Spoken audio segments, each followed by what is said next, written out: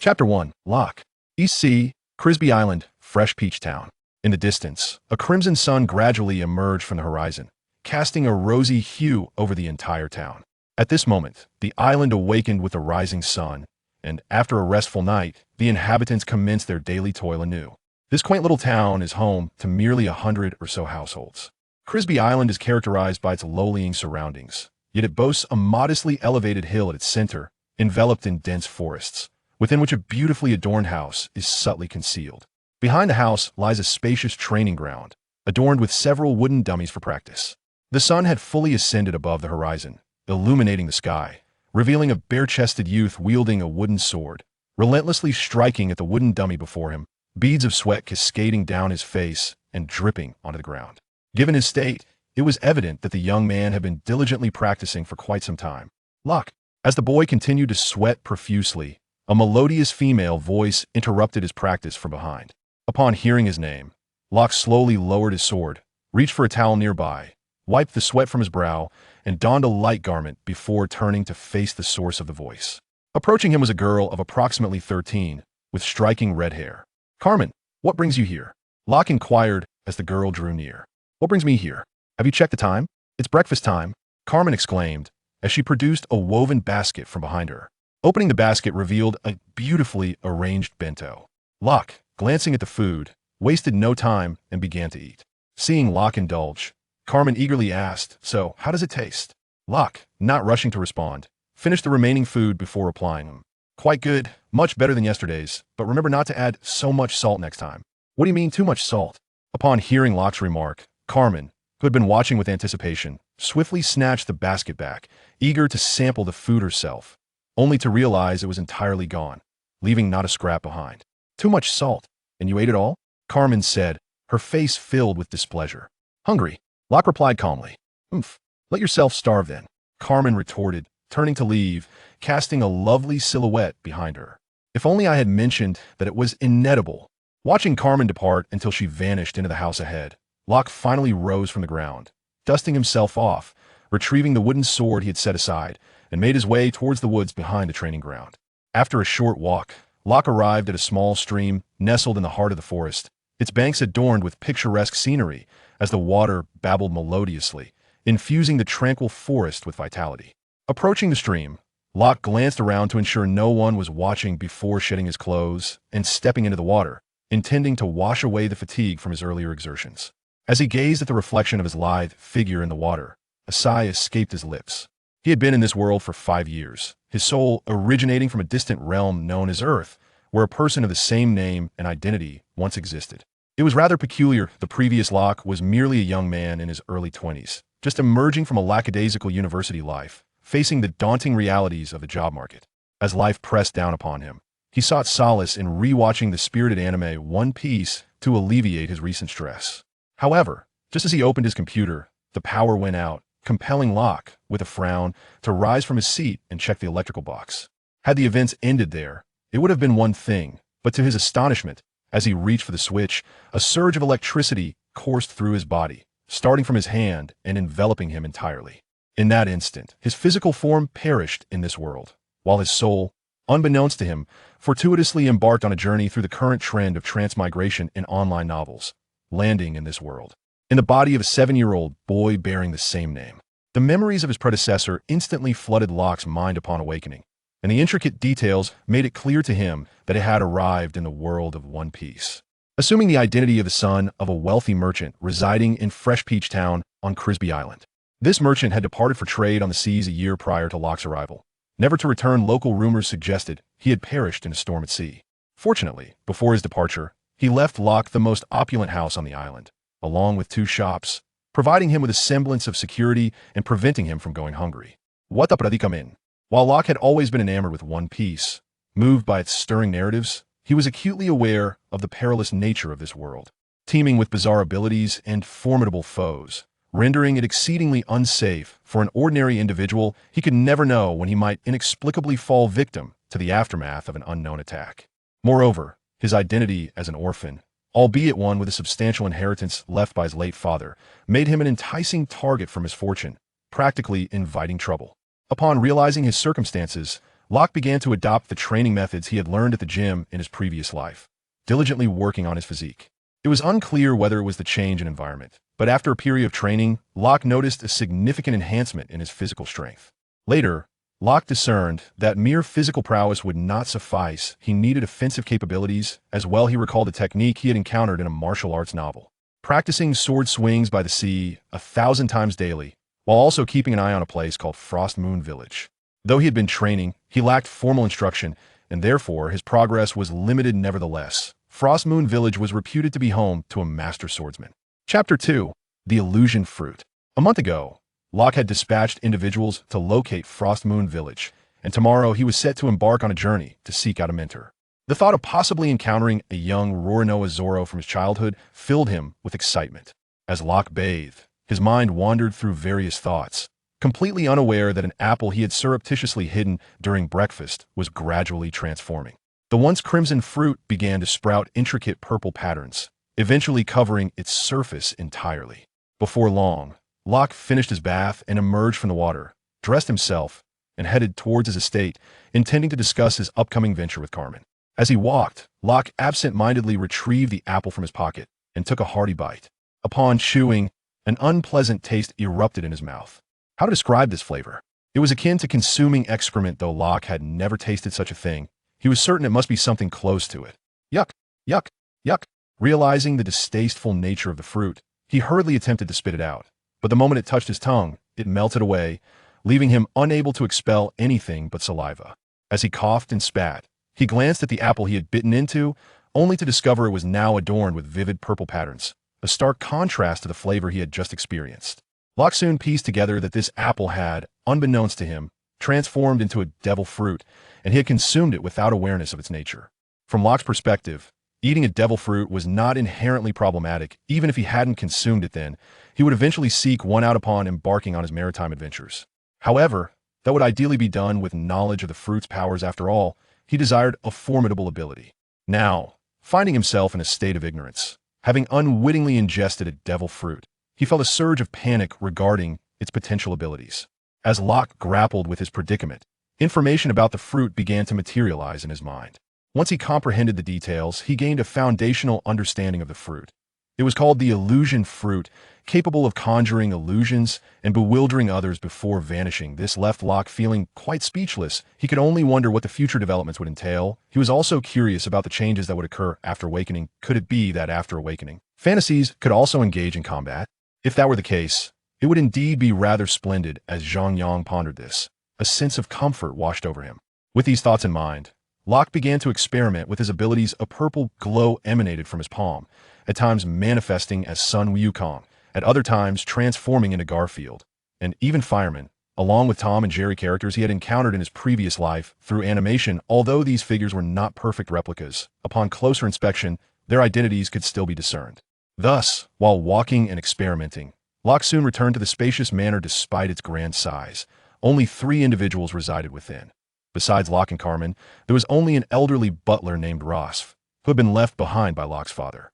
The old butler, who had served the Locke family since the time of Locke's grandfather, was nearing 70 years of age. Had it not been for Rosf's unwavering support in managing the island's affairs after Locke's father's unfortunate incident, Locke's life would have been far more burdensome. Rosf had a son, but he had set sail to become a pirate during the execution of Joel D. Roger, the Pirate King, and had not been heard from since the old man had never disclosed his son's name to Locke. Upon entering the manor, Locke spotted Rosf reclining on a sun lounger in the courtyard. Basking in the sunlight with his eyes slightly closed, he allowed the rays to envelop him, while his once dark beard danced gently in the breeze. "Grandfather Rosf, are you sunbathing again?" Locke called out.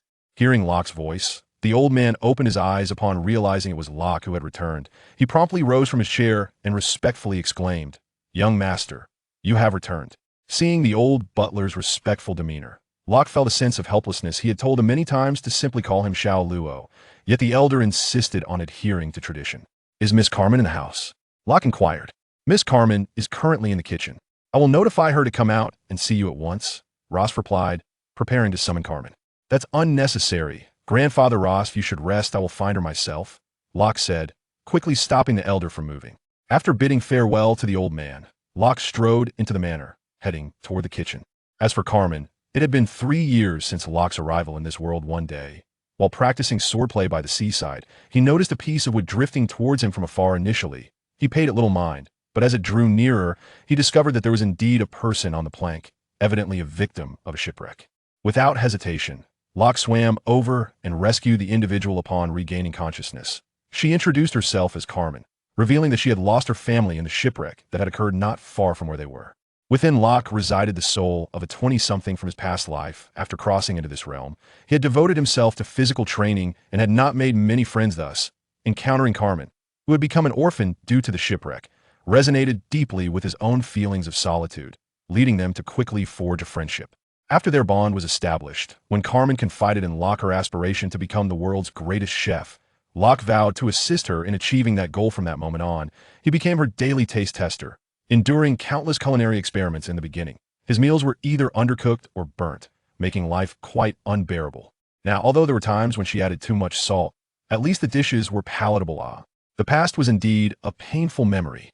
When Locke arrived at the kitchen, he found Carmen standing at the stove, diligently practicing her knife skills on a carrot. Observing her earnestness, a subtle smile crept onto Locke's face, and he chose not to disturb her, instead standing at the doorway and watching. Chapter 3. Setting forth.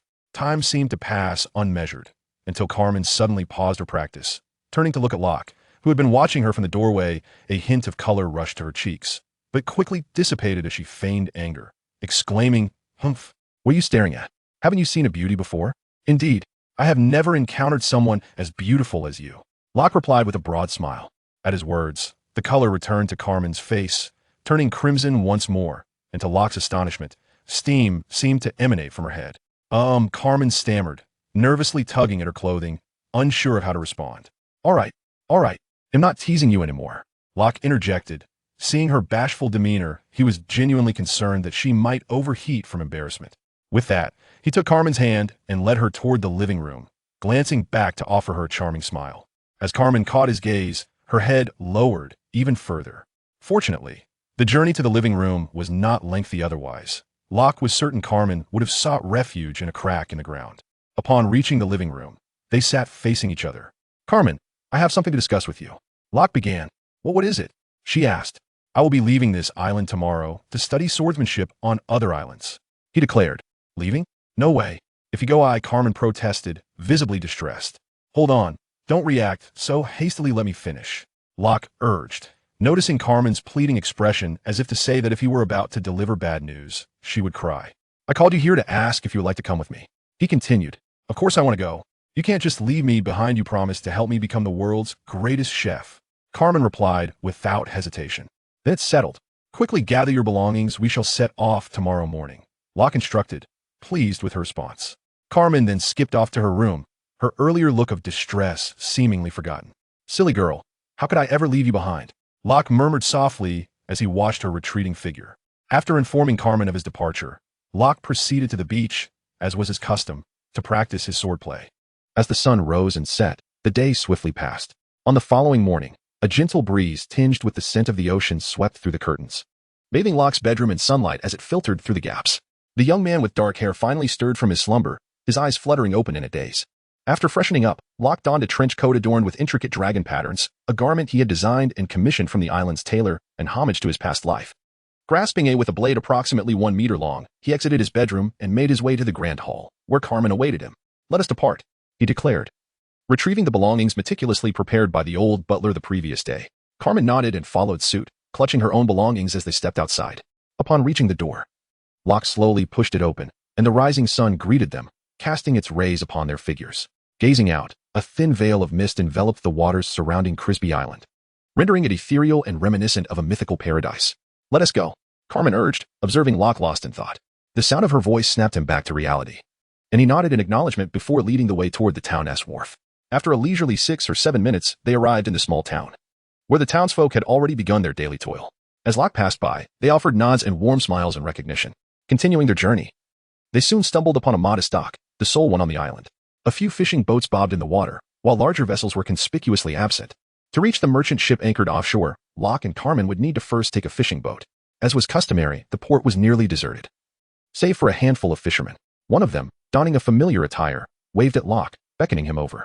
"Uncle Iron," Locke exclaimed as he approached. recognizing the town as only blacksmith, Uncle Tai, who had crafted his master lock. No need for pleasantries. Come, take a seat, Uncle Tai exclaimed, arranging for them to sit as soon as they boarded the boat. Once settled, he began to row towards the open sea. Locke glanced back at the receding island. An unexpected wave of melancholy washing over him. He wondered when he might return, as all his possessions had been entrusted to the old butler. Sensing Locke's contemplative mood, Carmen gently patted his shoulder in consolation. It's all right, we will return, Locke reassured her, turning to face her. Though it was unclear whether he spoke for her or for himself, Carmen nodded in response. Before long, a majestic merchant ship loomed on the horizon, towering over the water like a slumbering sea beast. Its sails were furled, leaving only a vibrant red flag fluttering atop the mast.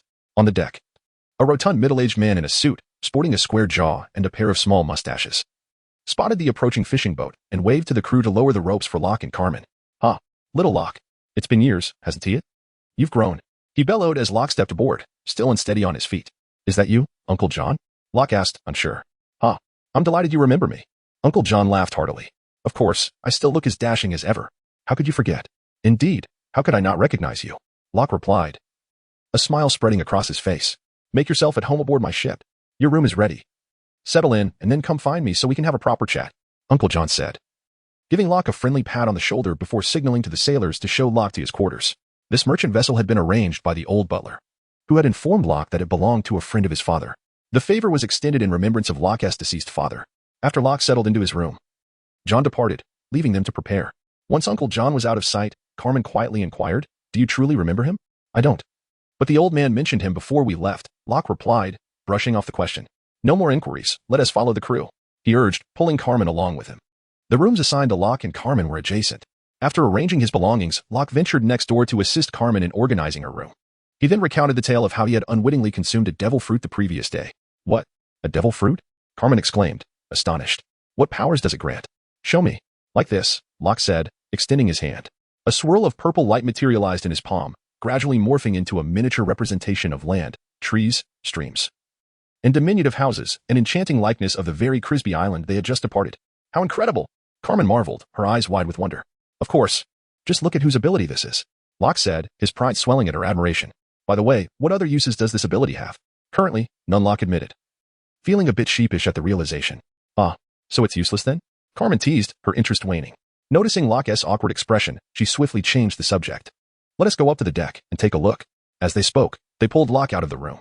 The two traversed the corridor and arrived at the edge of the deck, gazing at the azure sea before them, with white clouds lazily drifting across the sky.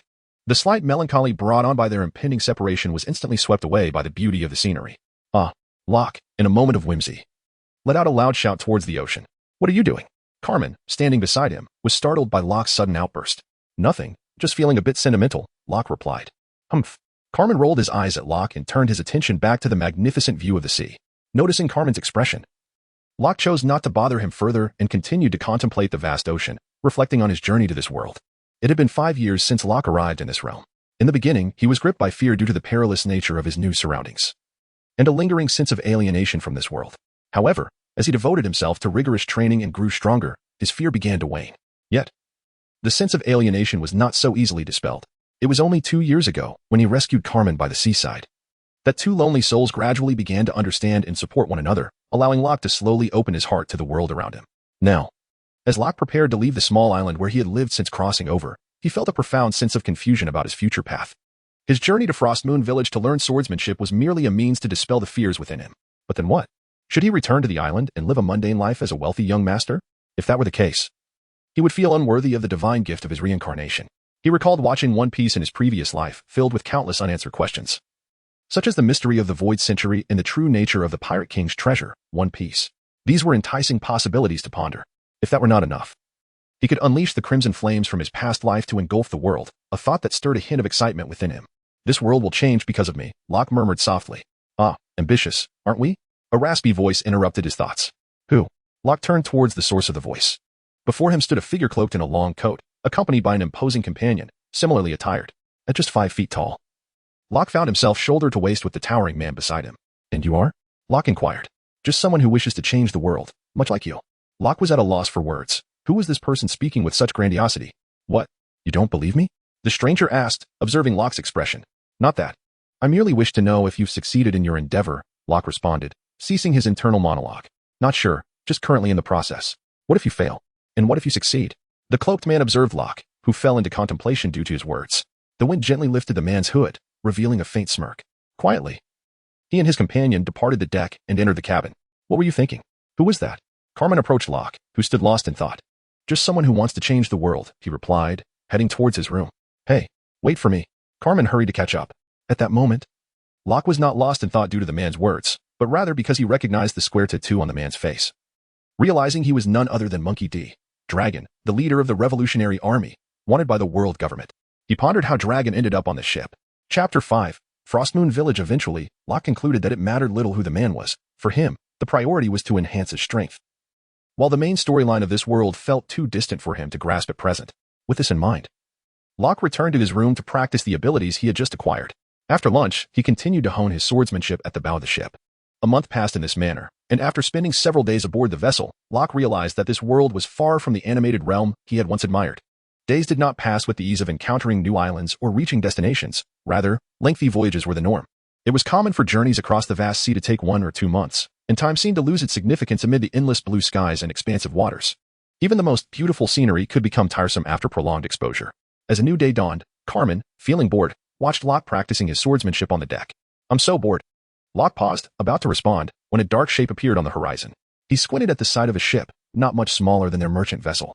Heading directly towards them, Locke's pupils dilated, and his gaze sharpened. The ship's mast was adorned with a billowing black sail, and a broad black flag fluttered high above. A pirate ship. Distantly, Locke could make out the faint outline of a white skull upon the black flag, and instinctively, he pulled Carmen behind him. His expression darkening. Pirates are coming. Just as Locke was about to alert the crew, a lookout from the crow's nest had already spotted the ship and was signaling the alarm. Upon hearing the warning, the previously lethargic crew sprang into action. Their spirits ignited as they readied their weapons. Although Locke had enjoyed the anime One Piece in his previous life, he understood that real-life pirates like Luffy were few and far between. Most pirates could be characterized as scoundrels, reveling in plunder, murder, and theft. For ordinary folk living in peace, the term pirate embodied a symbol of crime and disaster. The mere mention of a notorious pirate rising to fame would instill terror in their hearts. The old steward, whenever he brought up his son, who had become a pirate, would steer the conversation away, revealing how deeply ingrained the negative perception of pirates was in the hearts of ordinary people. With these thoughts swirling in his mind, Locke slowly grasped his tanto, which he had previously set aside. The imposing pirate ship drew nearer, and the crew braced themselves for battle. As the vessel closed the gap, its features became clearer. Locke and the others could see that the deck was riddled with holes, and several pirates lay scattered around, while the once mighty sails were tattered and worn. Look, there is another ship behind. A group of individuals gazed intently towards the rear of the pirate ship. To their astonishment, a naval vessel emerged behind it, remarkably adorned with the visage of a dog at its prow, exuding an adorable charm. What? It was none other than Garp. Upon observing the canine-headed warship, Locke swiftly deduced the identity of its occupant. The renowned marine hero, Vice Admiral Garp, known for his relentless pursuit of the Pirate King across the globe, stood as one of the most formidable figures in this realm. Fortunately, Locke found solace in the fact that his current allegiance did not place him in opposition to the Navy. However, an unsettling thought crossed his mind as he turned to glance at Dragon, who had just arrived on deck. He was eager to witness the confrontation between this father and son duo, especially since such a scene had never graced the anime. At that moment, the pirates, drawing closer to the merchant vessel, abruptly altered their course, gliding past the merchant ship's side and sailing towards the horizon.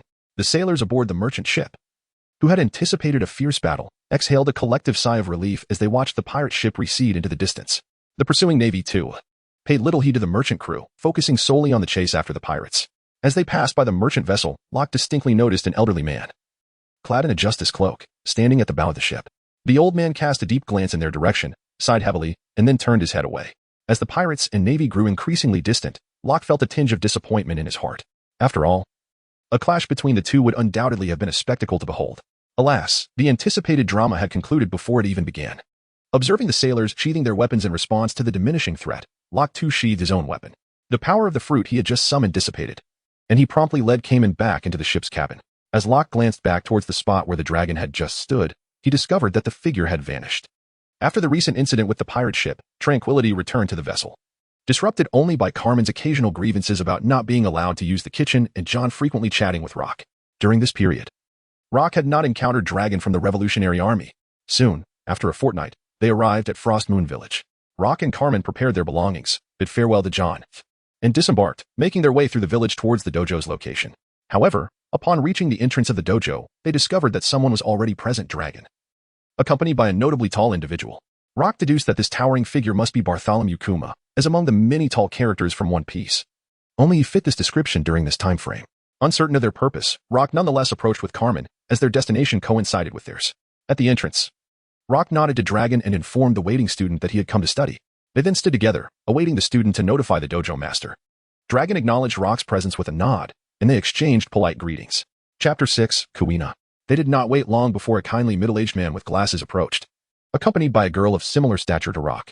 After nodding to Dragon, he addressed Rock, asking if they were the ones there to study swordsmanship. Not both of us. Only I am here to learn swordsmanship. Rock clarified. Very well, you may accompany Kuina inside the dojo to wait. I will come shortly to assess your swordsmanship level, he instructed, glancing at Kuina beside him. Follow me, Kuina said, leading the way indoors. Rock promptly followed, bringing Carmen along. After walking for a while, they arrived at a spacious courtyard adorned with wooden training dummies. Within the yard, several students practiced with wooden swords. However, Rock scanned the area but did not spot a green-haired boy he expected to see. Based on the timeline, that boy should have already been here studying. Why was he absent? While lost in thought, a figure suddenly appeared, blocking Kuina's path and proclaiming, Come on, Kuina, accept my 1888th challenge. Kuina did not respond but cast a glance at Rock and Carmen behind her. Recognizing the challenger, Rock realized this was none other than Roronoa Zaro, the very boy he had wondered about moments earlier.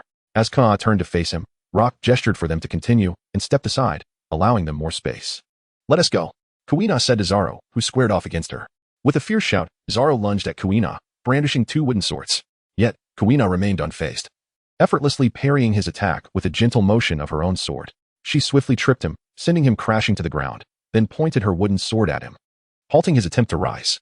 Well then, 1888 fights, 1888 defeats, Zaro conceded as he stood up after Kuina lowered her weapon. I will defeat you one day, he declared. Kuina, sheathing her sword, paid no heed to Zoro's words and turned to Rock, saying, All right, I've finished my business. Follow me. Rock nodded in agreement and trailed behind her. However, the recently defeated Zoro, still frustrated, exclaimed, Kuina, are you even listening to me? And who asked this kid? At this, Kuina remained stoic, while Rock responded, What do you want about? You should call me Big Brother, he retorted, not holding back as he towered over the still short Zoro. Cut it out, so what if you're taller? Zoro scoffed, rolling his eyes. Here we are, Kuina announced as they entered a spacious room. While Rock and Zoro bickered all the way. Upon hearing Kuina's voice, Rock ceased his banter and began to observe the room. It was expansive, with a large area covered in wooden flooring and weapon racks lining the walls, neatly holding various wooden swords. It seemed this was the dojo's training hall, while the previous courtyard was designated for student practice. Once inside, Rock and Carmen found a place to sit as instructed by Kuina, awaiting Yagyu-shiro's assessment. Zoro, eager to witness the prowess of this audacious newcomer, decided to stay as well, determined to challenge Rock if he proved formidable. They did not wait long before Yagyu-shiro arrived, though Rock noted the absence of any Revolutionary Army members, indicating their conversation had concluded. Taking his seat, Yagyu-shiro addressed Rock. You are Rock? Upon Rock's nod, he continued, A few months ago, I received your letter expressing your desire to study swordsmanship at my humble dojo. He glanced at Rock before asking, How did you come to know of my dojo? Rock began, but Yagyu-shiro raised a hand to interrupt him. No matter. What is important is that you are here, and I will certainly do my utmost to teach you. After a brief pause, he inquired, Now tell me, why do you wish to learn swordsmanship? To become stronger, Rock replied earnestly. Why the desire for strength? From a young age, I understood that in this world, only the strong can seize their own destiny and live freely. Besides, does one truly need a reason to seek strength? Rock countered, pleased with Rock's response. Yagyu-shiro nodded approvingly. You mentioned in your letter that you have practiced swordsmanship for some time. Would you care to demonstrate? Upon hearing Gung Siren's words, Locke stood up and retrieved the wooden sword he had crafted for practice from his belongings. This wooden sword, fashioned in the likeness of a Tang Dao, was a testament to Locke's admiration for its design, which had lingered in his memory even after his reincarnation. He had painstakingly carved it from wood and enlisted the local blacksmith to forge a blade from a piece of cold iron he had salvaged from the sea, inscribing the characters Xianhan upon it, a nostalgic homage to his past life. Guena, why don't you give it a try? Gung Siren suggested. Observing Locke as he brandished the Tang Dao, Locke noticed a slight narrowing of Gung Siren's pupils, though he quickly regained composure and directed his attention to Guena. Upon hearing this, Guena promptly grasped her bamboo sword and positioned herself opposite Locke. As he faced Guena, a flicker of nervousness coursed through Locke. After all, in the anime, this young girl was a prodigy in the art of swordsmanship. Could his rudimentary understanding of swordplay possibly measure up? Yet, this was not the moment for such doubts, especially as she had assumed an offensive stance before him. To falter now would render his earlier words a mere jest. Resolving himself, Locke tightened his grip on the wooden sword and advanced, swinging it toward Guena. The motion was fluid and swift, a result of his daily practice of over 5,000 sword swings for the past 5 years. Chapter 7. Apprenticeship. Guena, initially unperturbed by the rapidly approaching wooden sword, suddenly steeled her gaze. She raised her sword to parry the blow, then swiftly countered with a strike of her own aimed at Locke. Thus, the two exchanged blows, trading attacks back and forth for several exchanges, until Locke, lacking practical experience, was ultimately bested and felled by Guena's decisive strike.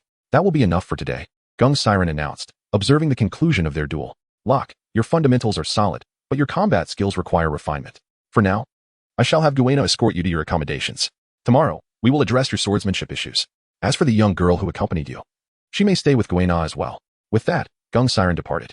Follow me, Guena instructed, turning to Locke as Gung's siren exited. She then led the way outside, with Zoro, who had been following closely, trailing behind them for reasons unbeknownst to Locke. Soon, they arrived at their destination, where Guena guided Carmen to her room, leaving Locke and Zoro alone. Upon entering the room, Locke was met with a reasonably spacious interior, featuring 2 beds, one of which was disheveled, indicating prior use by an unknown occupant. However, these details were of little consequence to Locke, who was more intrigued by Zoro's persistent presence. Did Zoro perhaps find himself captivated by Locke's striking appearance? Such a notion prompted a dilemma for Locke, as he had no interest in such affairs. As Locke busied himself with his belongings, Zoro watched intently from behind. What do you want, kid? Locke finally inquired, unable to withstand the scrutiny any longer. Nothing much. I just want to have a match with you, Zoro replied. Very well, once I finish tidying up, I shall duel you. But could you kindly refrain from staring at me like that? It's rather awkward, Locke remarked helplessly. Humph, Zoro huffed, displaying his characteristic pride before stepping outside to the small courtyard. Seeing Zoro standing there, Locke shook his head in resignation, reflecting on the boy's ardent dedication to martial arts. Once free from Zoro's gaze, Locke quickly organized the unoccupied bed. Then, noticing Zoro still waiting outside, he grabbed his wooden sword and stepped out. Zoro, who had been dozing off, instantly perked up upon Locke's emergence. Ready? Locke nodded. Then let us begin, Zoro exclaimed, moving to the center of the courtyard. Clutching the 2 bamboo swords he had been holding, his eyes bore into Locke with fierce determination. In response, Locke took his stance with the wooden sword opposite Zoro. No sooner had he settled than Zoro charged forward, and Locke, refusing to be outdone, met him with a strike of his own. After their clash, Locke realized that the strength of this little imp was not much inferior to his own. The sensation he experienced while sparring with him was entirely different from the one he felt when facing Guena. If one were to categorize swordsmanship into yin and yang, Guena's style just moments ago could be deemed yin, predominantly relying on skillful techniques to confront the enemy. In contrast, Zoro's approach was decidedly yang. The 2 bamboo swords in his hands relentlessly charged at Locke, akin to a rampaging bull. Here, yin and yang do not signify the magnitude of power, but rather describe the contrasting styles of their attacks. From Locke's perspective during the duel, he discerned that Guena's strength was quite comparable to his own, while Zoro, likely due to his tender age, possessed slightly less power. Although Locke had limited combat experience, dealing with a straightforward swordsman like Zoro was relatively uncomplicated, as his own strength surpassed that of Zoro. It wasn't long before Locke executed a horizontal slash, shattering the 2 bamboo swords in Zoro's grasp. Their first duel concluded with Locke's victory. Humph, if it weren't for my inadequate weapon, I would never have lost, Zoro declared defiantly, even as he gazed at the remnants of his shattered bamboo sword. Locke could only shake his head in response to Zoro's stubborn pride after defeat. Disregarding Zoro, Locke returned to his room to rest. He was still quite fatigued, primarily because he had been unable to sleep the previous night in anticipation of their arrival. Little did he know, the ship wouldn't reach its destination until the following afternoon. After disembarking, he had engaged in 2 consecutive matches, further exhausting himself. Just as Locke settled down, he noticed the door he had just closed swing open once more, and Zoro stood before him again. What do you want? Didn't you say you'd wait until next time to fight? Locke inquired, only to receive another eye roll from Zoro in response. Ignoring Locke, Zoro made his way to the bedside, placed his belongings down, and lay down. Observing Zoro's actions, Locke quickly grasped the reality of the situation. He had been pondering who his roommate was, only to discover it was this green-haired boy. Shaking his head, Locke decided not to dwell on it too much. Having a character he admired from his previous life as a roommate was quite pleasant. Accepting the situation, he succumbed to slumber, even ignoring Carmen when she came to call him for dinner. He was utterly exhausted and wished for nothing more than sleep. When Locke awoke again, it was already the next day. On this day, he officially became a disciple of Gung Shiro, assuming the role of elder brother to Guena and Zoro. After all, he was nearing 13 years of age, while Guena and Zoro were only 11 and 8, respectively. There was no way he could allow an 8-year-old to address him as elder brother. Furthermore, in this world governed by the law of the jungle, Locke's superiority over Zoro made it entirely appropriate for him to take on the mantle of elder brother. As for Guena not being referred to as elder sister, that was merely the preference of their master, Gungshiro. After becoming a disciple, Gung Silang corrected some of Locke's errors in swordsmanship practice and imparted his own experiences in the art of the sword. Subsequently, he instructed Locke to practice independently and then vanished without a trace, leaving no indication of his whereabouts. Before long, Locke arrived on the island, where he had spent over a month. During this time, he became gradually familiar with the dojo students, particularly with Zoro, as they shared a room. Each morning, after their training, they would engage in sparring matches, which Zoro invariably lost. Nevertheless, through this playful rivalry, their camaraderie deepened. As for Carmen, on her first day on the island, she became fast friends with Kuna, who assisted her in honing her culinary skills in the dojo's kitchen. Each day, Carmen also joined Locke and the others in their physical training. Locke's relationship with Kuina flourished as well, thanks to Carmen's presence. Chapter 8. Visitors from the sea. As dusk settled, the sun's fading rays cast a golden shimmer upon the ocean's surface, creating a dreamlike atmosphere along the village's seaside. Not far from the coast, in a grove of trees, 4 young individuals sat in a circle, intently gazing at a swirling purple orb of light, their focus unwavering. Where leaves danced in the air, flames ignited. The shadows of the fire illuminated the village, nurturing new growth. True strength would only manifest when one sought to protect what they cherished. This profound sentiment emanated from the purple glow. Why do these ninjas always have to engage in direct combat? A boy with green hair complained from the side. Zoro, could you please be quiet? Let a person enjoy this, all right? A girl with red hair retorted disdainfully. Indeed, the 4 were Locke, Kuina, Zoro, and Carmen. And what they were watching was an anime series called Naruto, conjured through Locke's fruit abilities. The peculiar scene stemmed from an incident half a month prior when Locke had developed his powers to the point where he could make illusions vocal. He excitedly showcased this to Carmen and the others, creating a segment from Naruto on the spot. Instead of being astonished by Locke's abilities, they found themselves captivated by the anime's storyline, leading to an uncontrollable fondness for the series. Initially, only Carmen and Zoro watched, but eventually, Kuina, having learned of it through some means, joined their viewing party. Thus, every evening after dinner, the group would gather, requesting Locke to conjure Naruto for their enjoyment. Locke found little to object to, as their delight also aided in his mastery of his powers. This nightly ritual continued seamlessly. They had progressed to the storyline where Naruto sought Tsunade to become Hokage. Locke interrupted the banter between the two, glanced at the darkening sky, and dispelled the illusion. All right, that's enough for today. What? We've barely seen anything. I want to keep watching. Carmen protested as Locke retracted the illusion. Look, it's already dark. We should head back, Locke replied, pointing to the pitch-black sky with a hint of exasperation. All right, fine. Accepting Locke's resolute words and acknowledging the late hour, Carmen reluctantly abandoned her desire to continue watching. While Locke was comforting the disappointed Carmen, Zoro had already issued his 1999th challenge to Kuna. Upon hearing Zoro's declaration of his challenge count, Locke fell into deep contemplation. He recalled that during his viewing of the anime, Kuina's demise seemed to occur right after Zoro had issued her a staggering 2,001 challenges. This moment was drawing near, and Locke yearned to alter the conclusion of the story. Each time he watched One Piece and witnessed Kuina's tragic fate, he couldn't help but feel that fate was cruel and the heavens unjust. While contemplating these thoughts, Rock realized that even if he did not seek to compensate for the regrets of his anime-watching days, he had come to regard Guena and the others as friends. Faced with the knowledge of what lay ahead, he could not remain indifferent and do nothing. Just then, as Zoro and the others concluded their match, it was evident that Guena emerged victorious once more. All right, let us head back, Rock declared, observing the two who had finished their duel. Humph, I will definitely defeat you, Zoro retorted, displaying his usual pride. Guena, however, remained silent, merely sheathing her bamboo sword and walking toward the dojo. At that moment, amidst the pitch-black sea, a shadow gradually emerged. As the shadow approached the dock of Frost Moon Village, it became apparent that it was a merchant ship. If Rock were to see it, he would certainly recognize it as the very vessel that had brought them here. Upon docking, 3 figures appeared on the quay, 2 cloaked in dark overcoats, while the third stood out, adorned in a peculiar short skirt and black stockings, her head disproportionately large compared to her body. Among them, the figure at the forefront cradled a child, battered and bruised. You've arrived.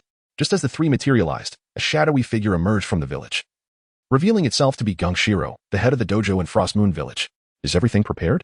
Dragon inquired directly upon seeing him. Follow me, Gungshiro replied, leading them deeper into the village. You take the bear there. I need to attend to the physician in the village first. Hearing this, Gungshiro glanced back at the child in Dragon's arms, then at Dragon, before nodding silently and continuing onward. Meanwhile, Rock and the others were on their way back to the dojo. Zoro and Carmen walked ahead, while Rock and Guena lagged a few paces behind. Rock, do you truly believe that girls cannot become the world's greatest swordsmen? Guena suddenly asked, breaking the silence. Why do you say that? My father believes that due to physical limitations, girls can never surpass men. That is simply not true. There are many powerful women in this world. For instance, one of the 4 emperors of the New World is a woman. Rock noticed Guena fall into silence after his words. He continued. While it may be true that women do not grow as quickly in strength during their development, that does not mean it is unchangeable. Upon hearing Rock's response, Guena gazed intently at him. What method? This, Rock proclaimed, extending his hand to reveal a shimmering purple glow in his palm. You mean, the devil fruit? Rock nodded and elaborated. In this world, there exists a myriad of devil fruits, categorized into 3 types. The Logia, which allows one to transform into elements, the Zoan, which enables transformation into animals, and the Paramecia, which grants a variety of peculiar abilities. These fruits can enhance one's physique and strength to varying degrees, with the Zoan fruits providing the greatest enhancement. Additionally, within the Paramecia category, I am aware of a particular fruit that allows men to become women and vice versa. As Rock finished speaking, Guena fell into deep contemplation. Chapter 9. Resolution. As they continued their walk, the group soon returned to the dojo, each heading to their respective rooms.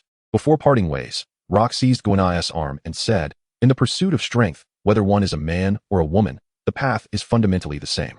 Do not be hindered by superficial appearances, as long as you strive toward your dreams, even if the outcome is not as desired. You can at least say, I have no regrets in this life. Hearing Rock's words, Guena regarded him seriously before making her way to her room, leaving Rock standing alone. In that fleeting moment, as she turned, she softly uttered a thank you, watching Guena disappear into the night.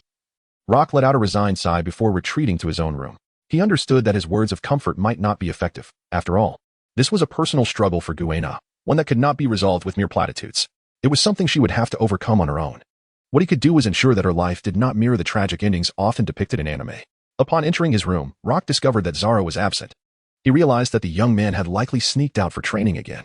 Previously, Zaro had aimed to defeat Guena, but with Rock's arrival, he had simply added another goal to his ambitions. For this reason, Zoro had been training tirelessly, day and night. Lying on his bed, Rock's thoughts meandered until he gradually drifted into slumber. After parting ways with Rock and the others, Guena did not return to her room with Carmen. Instead, she informed Carmen briefly before heading toward her father's quarters. Standing at the door, Guena hesitated for quite some time before finally knocking. Come in. Gung-Shiro's voice echoed from within the room. Upon opening the door, Guena realized that she was not alone. 2 hooded figures were present alongside her father. One with an obscured face and the other a physician from the dojo, tending to a child covered in wounds. Ah, Guena, why are you still awake? Gung-Shiro greeted warmly upon seeing her. Father, I have something I wish to discuss. Oh, what is it? Gung-Shiro inquired, rising to stand before Guena. Only then did she notice the injured child being treated by the physician. However, she was too preoccupied to focus on this detail and instead addressed her father directly. Father, I wish to set sail. As soon as Guena uttered this declaration, the previously indifferent figures turned their attention toward her. Why? Gung-Shiro asked calmly, his demeanor unruffled. I want to seek out the legendary devil fruit or find someone who can transform women into men, so that you will no longer look down upon me for being a girl. Then, I can become the world's greatest swordsman. Guena's eyes shone with determination as she awaited her father's response. When Guena declared her intention to seek out the individual who transformed women into men, the dragon and the bear, who had been watching her, turned their gaze towards the unusually large-headed man. However, Gung-Shiro did not look in that direction. Instead, he fixed his serious gaze upon Guena and asked, Are you truly serious? Yes, she replied. Very well, then return home for now. I will make the necessary arrangements. With that, he turned away. Observing her father turned back, she bowed respectfully before exiting the room and making her way to her own chamber. After the departure of Guena, the dragon in the room approached and gently patted Gung-Shiro's shoulder. Alas, it appears I have been rather stern with her lately. Observing the dragon standing beside him, Gung-Shiro sighed. Children, after all, possess their own thoughts and notions. This is hardly surprising. It seems I must rely on you all once more. You have already assisted us immensely. It is only fitting that we offer our aid in return. However, the dragon hesitated as it spoke. What is it? Gung-Shiro inquired, noticing the dragon's uncertainty. We are, after all, part of the revolutionary forces.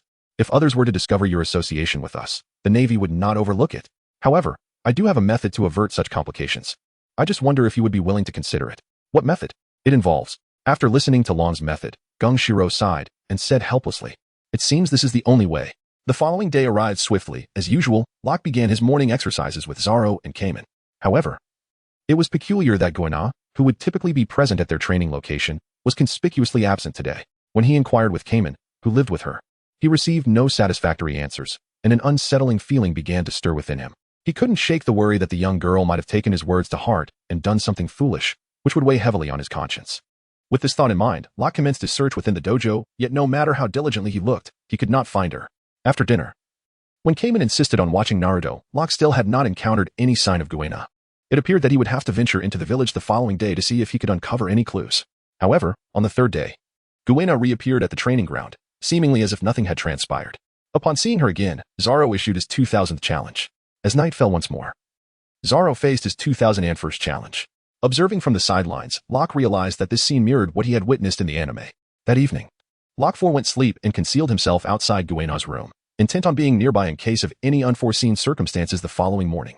As the moon hung high in the sky and the stars twinkled above, Locke heard footsteps approaching. He turned to see several dark figures advancing towards him. Upon closer inspection, he recognized them as Dragon and Gung Shiro of the Revolutionary Army. After a brief moment at the door, the room opened, and Guena appeared, carrying her belongings. Gung Shiro looked at his daughter and asked, "Have you truly made up your mind?" Guena said nothing, but her expression was resolute. "Very well, then let us depart," he declared, leading Guena and Dragon outside the dojo. They paused near the spot where Locke had been hiding, prompting Guena to express her confusion. "Come out. You should join us." Gung Shiro called towards Locke's hiding place. Realizing he had been discovered, Locke sheepishly emerged, scratching his head in embarrassment. "Well, what a handsome young man," exclaimed the larger of the group upon seeing Locke.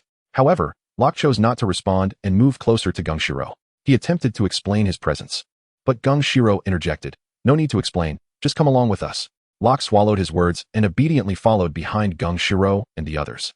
Dragon merely cast a deep glance at Locke, saying nothing as they continued on their way. Locke kept his head lowered, moving cautiously until he found himself beside Guena, who had been watching him intently since his arrival. "Where are we headed?" Locke whispered to Guena. She did not answer his question, but instead curiously inquired, "What brings you here?" "It's all because of you," Locke replied. Upon hearing this, Guena's previously cold cheeks flushed with warmth. "Of course. If you had been absent yesterday and then returned today with such an unusual demeanor, how could I not come to see what was amiss?" "Oh, is there more?" "More? Naturally, I am concerned for you." At this, Guena's face reddened further, but fortunately, it was night, and the lanterns were dim, allowing Locke to remain unaware of her embarrassment. "And you still haven't told me, what exactly are you doing?" Locke pressed, noticing Guena's sudden silence. "I am setting out to see. To seek the devil fruit that you mentioned could alter my physical condition." As Guena gradually regained her composure, she explained softly to Locke. Upon realizing that Guena was embarking on her journey now, alongside the Revolutionary Army, Locke was taken aback. Failing to notice the subtle transformation in Guena's tone, what once bore a hint of frost was now softened by an undertone of tenderness. "Isn't this a bit premature?" Locke hesitated. "My body has already begun to develop. If I don't address this issue soon, it will significantly delay my progress," Guena replied, casting a glance at her own developing figure. Thus, as the two conversed, they swiftly arrived at the dock, where a ship awaited them. As they approached, the rotund figure of John appeared, waving at them. Upon reaching the vessel, everyone halted. "All right, this is it. I assure you, I will take good care of your daughter. So rest easy," Dragon assured Gung Shiro. He then turned to Locke, saying, "Kid, I look forward to the day you change the world." Haha. With that, he laughed heartily as he led the two onto the ship. Left behind, Guena's face was streaked with tears as she gazed at her father. "Father, rest assured, I will become the greatest swordsman on the sea." With that, she bowed respectfully to Gung Shiro. He said nothing, simply waving his hand calmly. "Locke, I will be waiting for you on the sea." Without waiting for Locke to respond, she hurried onto the ship. Locke, hearing her say she would wait for him, mistakenly thought it was an invitation for a challenge. Calling after her retreating figure, "I will come find you." Once everyone was aboard, the ship's anchor was raised. Locke watched as the grand vessel slowly drifted away from the dock, assuring himself that they would meet again, and by then, he would not be defeated. "Let us return," Gung Shiro suddenly said, breaking the silence beside Locke. Nodding, Locke cast one last glance at the ship, which was now barely visible, and turned to follow Gung Shiro back to the dojo. Throughout their journey, the master and disciple exchanged little conversation, but upon reaching the dojo's entrance, Gung Shiro instructed, "Do not speak of tonight's events. The students must not know." Upon receiving a positive affirmation from Locke, Gung Shiro nodded and proceeded directly to his bedroom.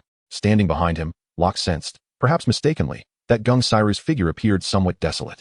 However, not dwelling on this notion, Locke shook his head and made his way to his own room. Upon entering, he discovered Zoro blissfully asleep on his bed, drooling onto the pillow. Such carefree oblivion is indeed enviable. When Locke next opened his eyes, a new day had dawned. After rising and completing his morning routine, a sudden commotion erupted outside. The door swung open, revealing a tearful junior disciple, sniffling as he appeared before Locke. "Brother Locke, Sister Guena fell down the stairs and has died." "Woe is me," he wailed, his sobs growing more intense. This could not be true. Only last night had he escorted Guena away. How could she possibly be dead? Was this some jest? Yet, upon deeper reflection, It dawned on him that the revolutionary army had taken Guena under the guise of death to spare the island from turmoil. With this realization, Locke let out a sigh of relief, though he understood the need to feign sorrow, lest he be exposed. As Locke and the junior disciple arrived at the training ground, they found it already teeming with people, each face etched with grief. In the center of the training ground lay a coffin, surrounded by a profusion of flower petals. At that moment, Zoro stood before the coffin, clutching a white sword, his anguished cries resonating in the air, while Carmen, standing nearby, wiped away her tears. Upon seeing Rock's arrival, Carmen threw herself into his embrace, sobbing uncontrollably. Why is this happening? Why? She questioned through her tears. This was her own choice. Rock whispered softly. What? Gazing at the tear-streaked face tilted up towards him, Rock yearned to reveal the truth, yet ultimately decided against it. With a resigned sigh, he replied, "It's nothing." Observing the sorrowful expression on Gung Shiro's face, Rock sensed that his grief was genuine, mourning the loss of his daughter. After all, who knew how long it would be until they met again? The funeral for Ka lasted merely a day, but as he watched the earth cover the empty coffin, an inexplicable haze enveloped Rock's heart. It felt as though this ceremony was held in remembrance of his past life, and in that moment, he envisioned a young man in his 20s being laid to rest within. His past was buried alongside him, and today marked the death of his former self, leaving only one Rock in this world from henceforth. Strangely, as the soil was placed atop the coffin, the once clear sky wept, as if heralding a new beginning. As a new day dawned, Rock awoke as usual and proceeded to practice in the morning. It was as if nothing had transpired the day before. He diligently honed his swordsmanship, preparing to alter the world in the future, while Zoro trained fervently to become the greatest swordsman. As for Carmen, since returning from the funeral, she had secluded herself in the kitchen of the dojo, avoiding all company. Rock sensed that, after yesterday's events, it was as if everyone had matured overnight. With relentless swings of the sword, Rock lost track of time, feeling his skills in swordsmanship steadily improve through perseverance. Kuina, wait for me. I shall find you. Chapter 11. The pirate assault on the vast, azure sea, waves ebbed and flowed. A ship adorned with a skull flag sailed across the water. How long until we reach the next island? Whitebeard, a man with a captain's hat and a scarred face, inquired of his companion. The one addressed as Whitebeard certainly lived up to his name, his face obscured by a bushy beard that concealed his mouth and nose. Captain, it won't be long. At our current speed, we should arrive by this afternoon, he replied, glancing at the nautical chart in his hands. I intend to make the people of that island experience the terror of the hairy bone pirates, the captain boisterously declared. The other pirates, busy with their tasks, raised their weapons and cheered in response. Meanwhile, in Frostmoon Village, half a year had passed since Kuina's funeral. During this time, Rock and his companions had continued to grow, their skills in swordsmanship significantly enhanced. Each morning began with training, followed by breakfast, after which Zoro would invariably challenge Rock. However, today, before Zoro could utter a word, Rock strode out of the house. Where are you going? Don't tell me you plan to sneak away, Zoro shouted at Rock, who had not waited for the challenge. Rock turned to give Zoro an exasperated glance before continuing on his path. Damn it, Zoro exclaimed, chasing after him. Upon exiting, Rock headed towards the kitchen, having promised Carmen he would accompany her to the village to purchase ingredients for her culinary practice. Thus, he paid no heed to Zoro's taunts. After having integrated the powers of the illusion fruit into his sword techniques last month, he knew he could easily best him. As Rock walked towards the village, he couldn't help but admire Carmen's increasing beauty, feeling a sense of contentment, though he wished that the green-haired boy wasn't by her side. Hey, are you really refusing a man's challenge just to accompany this woman to buy ingredients? Zoro complained. What do you expect? Why would I choose to accompany you? A mere child, when I have a lovely sister here. Rock replied, exasperated.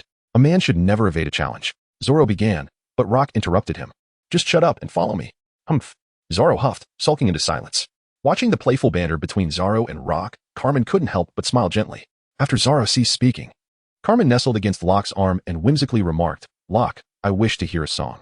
At that moment, a swirl of purple light manifested upon Locke's shoulder, revealing several stylish little figures within. Ding ding, dong dong. A melody began to resonate. One of the diminutive figures grasped a microphone, launching in a song. Love is like a vast blue sky and white clouds, suddenly a storm, nowhere to hide, always catching one off guard. Observing Carmen, who was enraptured by the music, Locke let out a sigh.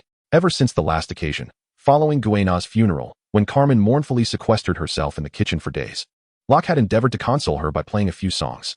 Since then, the young lady had come to regard him as her personal jukebox. Whenever she noticed him idle, she would insist on hearing a few more tunes. However, each time he witnessed her joyful expression upon hearing the melodies, Locke felt that his efforts were indeed worthwhile. The trio continued to listen to the enchanting music as they gradually made their way down to the village. Before entering, Locke took the time to remind Zoro to stay close, lest they find themselves unable to locate him once again.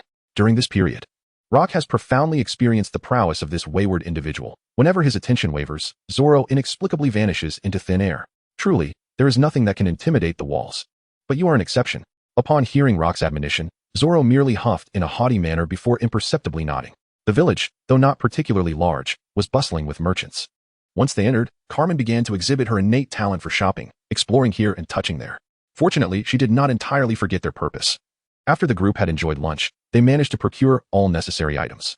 Just as they were preparing to return, a sudden cannon blast echoed from the direction of the dock. The group hurriedly turned their gaze towards the sound, only to witness a billowing cloud of smoke accompanied by cries. The pirates have arrived. Run. Don't kill me, ah. Upon hearing these desperate exclamations, Rock instinctively tightened his grip on the wooden sword in his hand. Given that this outing was merely to the village, he had not anticipated such an event and had left his katana behind. Zoro, lend me your sword, Rock implored, the only one among them who possessed a weapon. I want to go too, Zoro protested. Silence. Your task is to ensure Carmen's safe return to the dojo and to inform the master of what transpires here. Without allowing Zoro a moment to react, Rock swiftly seized the ever-present sword, the H-Moto Ikamanji, from him and dashed toward the dock. You scoundrel, come back, Zoro yelled, ready to chase after Rock to reclaim his sword. However, Carmen, realizing the urgency of the situation, grabbed Zoro by the collar and, abandoning their provisions, sprinted towards the dojo in the mountains. Let me go? Zoro shouted. Be quiet. What good would it do for you to go? We must return to the mountain swiftly and inform the master. Without regard for whether Zoro was listening, she pulled him along as they ran. Meanwhile, as Rock approached the dock, witnessing the frantic crowd fleeing towards the dojo, his anxiety escalated. In no time, he reached the dock, where he beheld the pirates had already landed, attacking those unable to escape and plundering everything in sight. Faced with this dire situation, Rock wasted no time. He drew his sword and charged towards the pirates. As Locke sprinted forward, he unleashed his fruit abilities. A flash of violet light enveloped him, and he vanished from his original position. At that moment, a pirate, poised with a blade aimed at a fallen mother and child, suddenly found a sword piercing through his chest. When the pirate collapsed, Locke emerged, having just extracted his weapon from the pirate's body. You must hurry, he urged, noticing the stunned mother and child. Without waiting for a response, he vanished once more, heading towards another group of pirates nearby. Chapter 12. The first battle. Each time Locke manifested, a pirate would fall. He mercilessly reaped the lives of these brigands. The pirate captain, having just felled an opponent, sensed something amiss. Nearly half of his crew lay defeated, yet he had yet to ascertain the source of their assault. Just as confusion clouded his mind, a nearby pirate was abruptly struck down, and a boy wielding a sword appeared behind him. Ah, it's you, boy. Stop right there, he shouted, lunging at Locke, who had just dispatched another pirate and had yet to catch his breath. As Locke registered the threat, the assailant was already upon him. With no other option, Locke rolled aside to evade the incoming strike. It was then that he discerned the attacker, a man adorned with a captain's hat and bearing a scar across his face, unmistakably a nefarious character. Who are you to slay so many of my crew? Do you wish for death? I am a pirate with a bounty of 8 million berries, he barked, pausing his onslaught to question Locke. 8 million, you say? What of it? Locke replied, gradually rising. After uttering his brief retort, a surge of violet light enveloped him, and he disappeared again. The pirate captain felt a pang of anxiety. The boy's speed was astonishing. He could barely perceive the boy's movements. A bead of sweat trickled down his cheek as a sudden rush of wind whistled from his right. Instinctively, he dodged to the left, narrowly avoiding the attack, though a small wound marred his right arm as the boy materialized in a spot that had just been vacant. After several exchanges, the captain realized something crucial. The boy's attacks were not as formidable as he had initially thought. It was merely his ability to vanish that was disconcerting. With this revelation, the captain began to steady himself. After another unsuccessful strike, Locke retreated to a distance. I concede. You have earned the right to know my name. Remember it well. The one who shall strike you down is Chris C. Locke. With that declaration, Locke charged towards the captain. Before he could close the distance, a swirl of violet light appeared before him, transforming into a purple slash directed at the pirate captain. Seeing the incoming strike, the captain dodged to the side but failed to evade Locke's subsequent attack, which left him with yet another wound. However, at that moment, he noted that the purple slash seemed to lack true power, as it had failed to sever the mask behind him, which remained unscathed. When Locke employed the same attack again, the captain did not attempt to evade the purple slash. Instead, he swung his blade toward Locke, who deftly avoided a fatal blow, leaving only a long cut on his arm. Ha ha ha, boy, I have seen through your attacks, the captain boasted, pressing forward with renewed vigor. Seen through? Have you? Locke scoffed at the captain's bravado, parrying the incoming strike. You are far from correct, he retorted, once again evading the blade. Phantasm, shadow trick. Suddenly Locke, who had been standing there, split into two identical figures. The captain, momentarily taken aback by the apparition of another Locke, quickly regained his composure. You think I fear an extra version of you? He scoffed, continuing his assault. Come at me. The two Locks exclaimed in unison, raising their swords to strike at the captain. One moved slightly slower than the other, and while the captain understood that one of the Locks was an illusion, he could not discern which was the real one amidst the chaos, forcing him to defend against both. In the midst of a frantic defense, the captain seized an opportunity and struck at one of the Locks, causing it to vanish into thin air. The remaining Lock capitalized on this moment to create distance from the captain. "It's over for you. You cannot escape." The captain laughed triumphantly, believing Locke was retreating. Yet, Locke stood his ground, disdainfully regarding the captain. "Indeed, it is time to conclude this." "Phantom, blade light," Locke shouted, as his sword shimmered with violet light from a distance. Suddenly, the blade elongated, shooting towards the captain. "Haha, I told you before, I have seen through your attacks."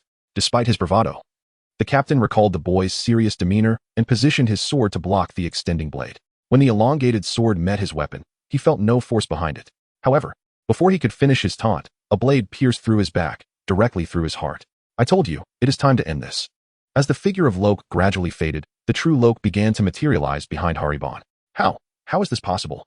"I am a pirate worth 8 million berries." Before he could finish his sentence, Haribon, standing in front, slowly collapsed. Witnessing Haribon's fall, Loke also sank to the ground. His body battered and bruised, particularly marked by a 20-centimeter gash on his chest, from which blood oozed profusely. This wound was a self-inflicted ruse to deceive Haribon, allowing him to strike and subsequently utilizing his fruit's power to achieve optical invisibility, vanishing from Haribon's sight to create an opportunity for a decisive blow. The commotion from their battle attracted nearby pirates, prompting Loke to prop himself up with his sword and prepare to face the approaching foes. Fortunately, he did not have to wait long, as Gungshiro arrived with disciples ready for battle. As he saw his master approach, Loke could no longer withstand the strain and collapsed, but was caught by Gungshiro before hitting the ground. Gazing at Gungshiro's stoic face, Loke succumbed to happiness and fainted.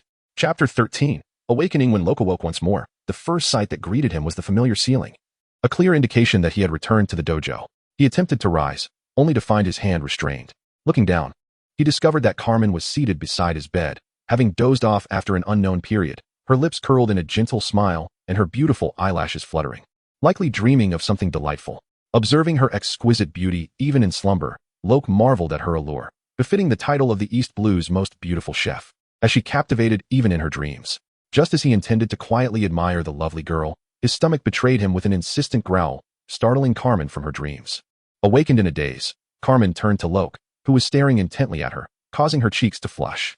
However, upon recalling something, her previously tender expression transformed into a playful scowl as she playfully punched Loke's chest, complaining, "Look at you, showing off. Do you have any idea how tense that made me?" The playful jab inadvertently aggravated Loke's wound, prompting him to grasp Carmen's small hand tightly. "Ouch," she exclaimed. "Now you feel pain? Let's see if you dare to show off again."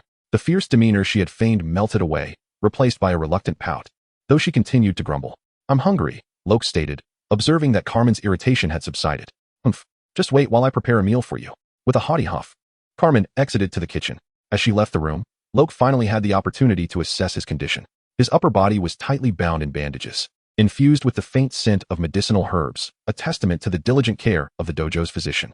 Slowly, Loke sat up in bed, gazing out at the bright moon. Pondering how long he had been unconscious, he resolved to inquire about the duration of his slumber when Carmen returned. It wasn't long before she reappeared at the door, accompanied by the green-haired boy, Zoro. "Loke, you're awake?" Zoro exclaimed upon entering. "What are you doing here, brat?" Loke grumbled, displeased that Zoro's presence threatened to disrupt his moment with Carmen. "I came to see if you were dead. If you were, I would have no opponent. Now that you've seen, you can leave." Loke retorted. "Humph, I'm not leaving. Let us see what you can do about it," Zoro declared, plopping down on a nearby stool. "All right, enough of this. Open your mouth," Carmen interjected, having prepared food, moving to Loke's bedside with a spoonful of rice. He complied, relishing her nurturing care. Watching Loke's obedient demeanor in front of Carmen, Zoro made faces, prompting Loke to resist the urge to throw his shoe at him. Time passed swiftly in this warm atmosphere, and Loke's injuries healed considerably within a mere 10 days. Except for the wound on his chest, the rest were nearly invisible. The gash almost fully mended. Once he recovered well enough, Loke resumed his regular training. It was then he found the time to reflect on the gains from that fierce battle.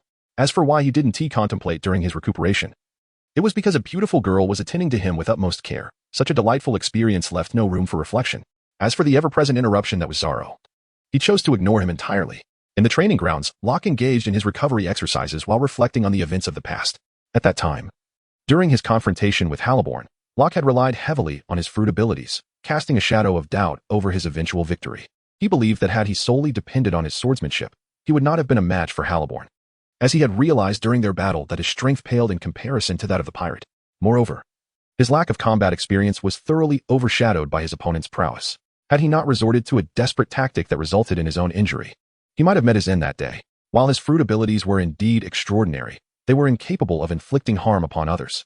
In the latter half of the Grand Line, a realm known as the New World, possessing the observation haki would render his fruit abilities ineffective.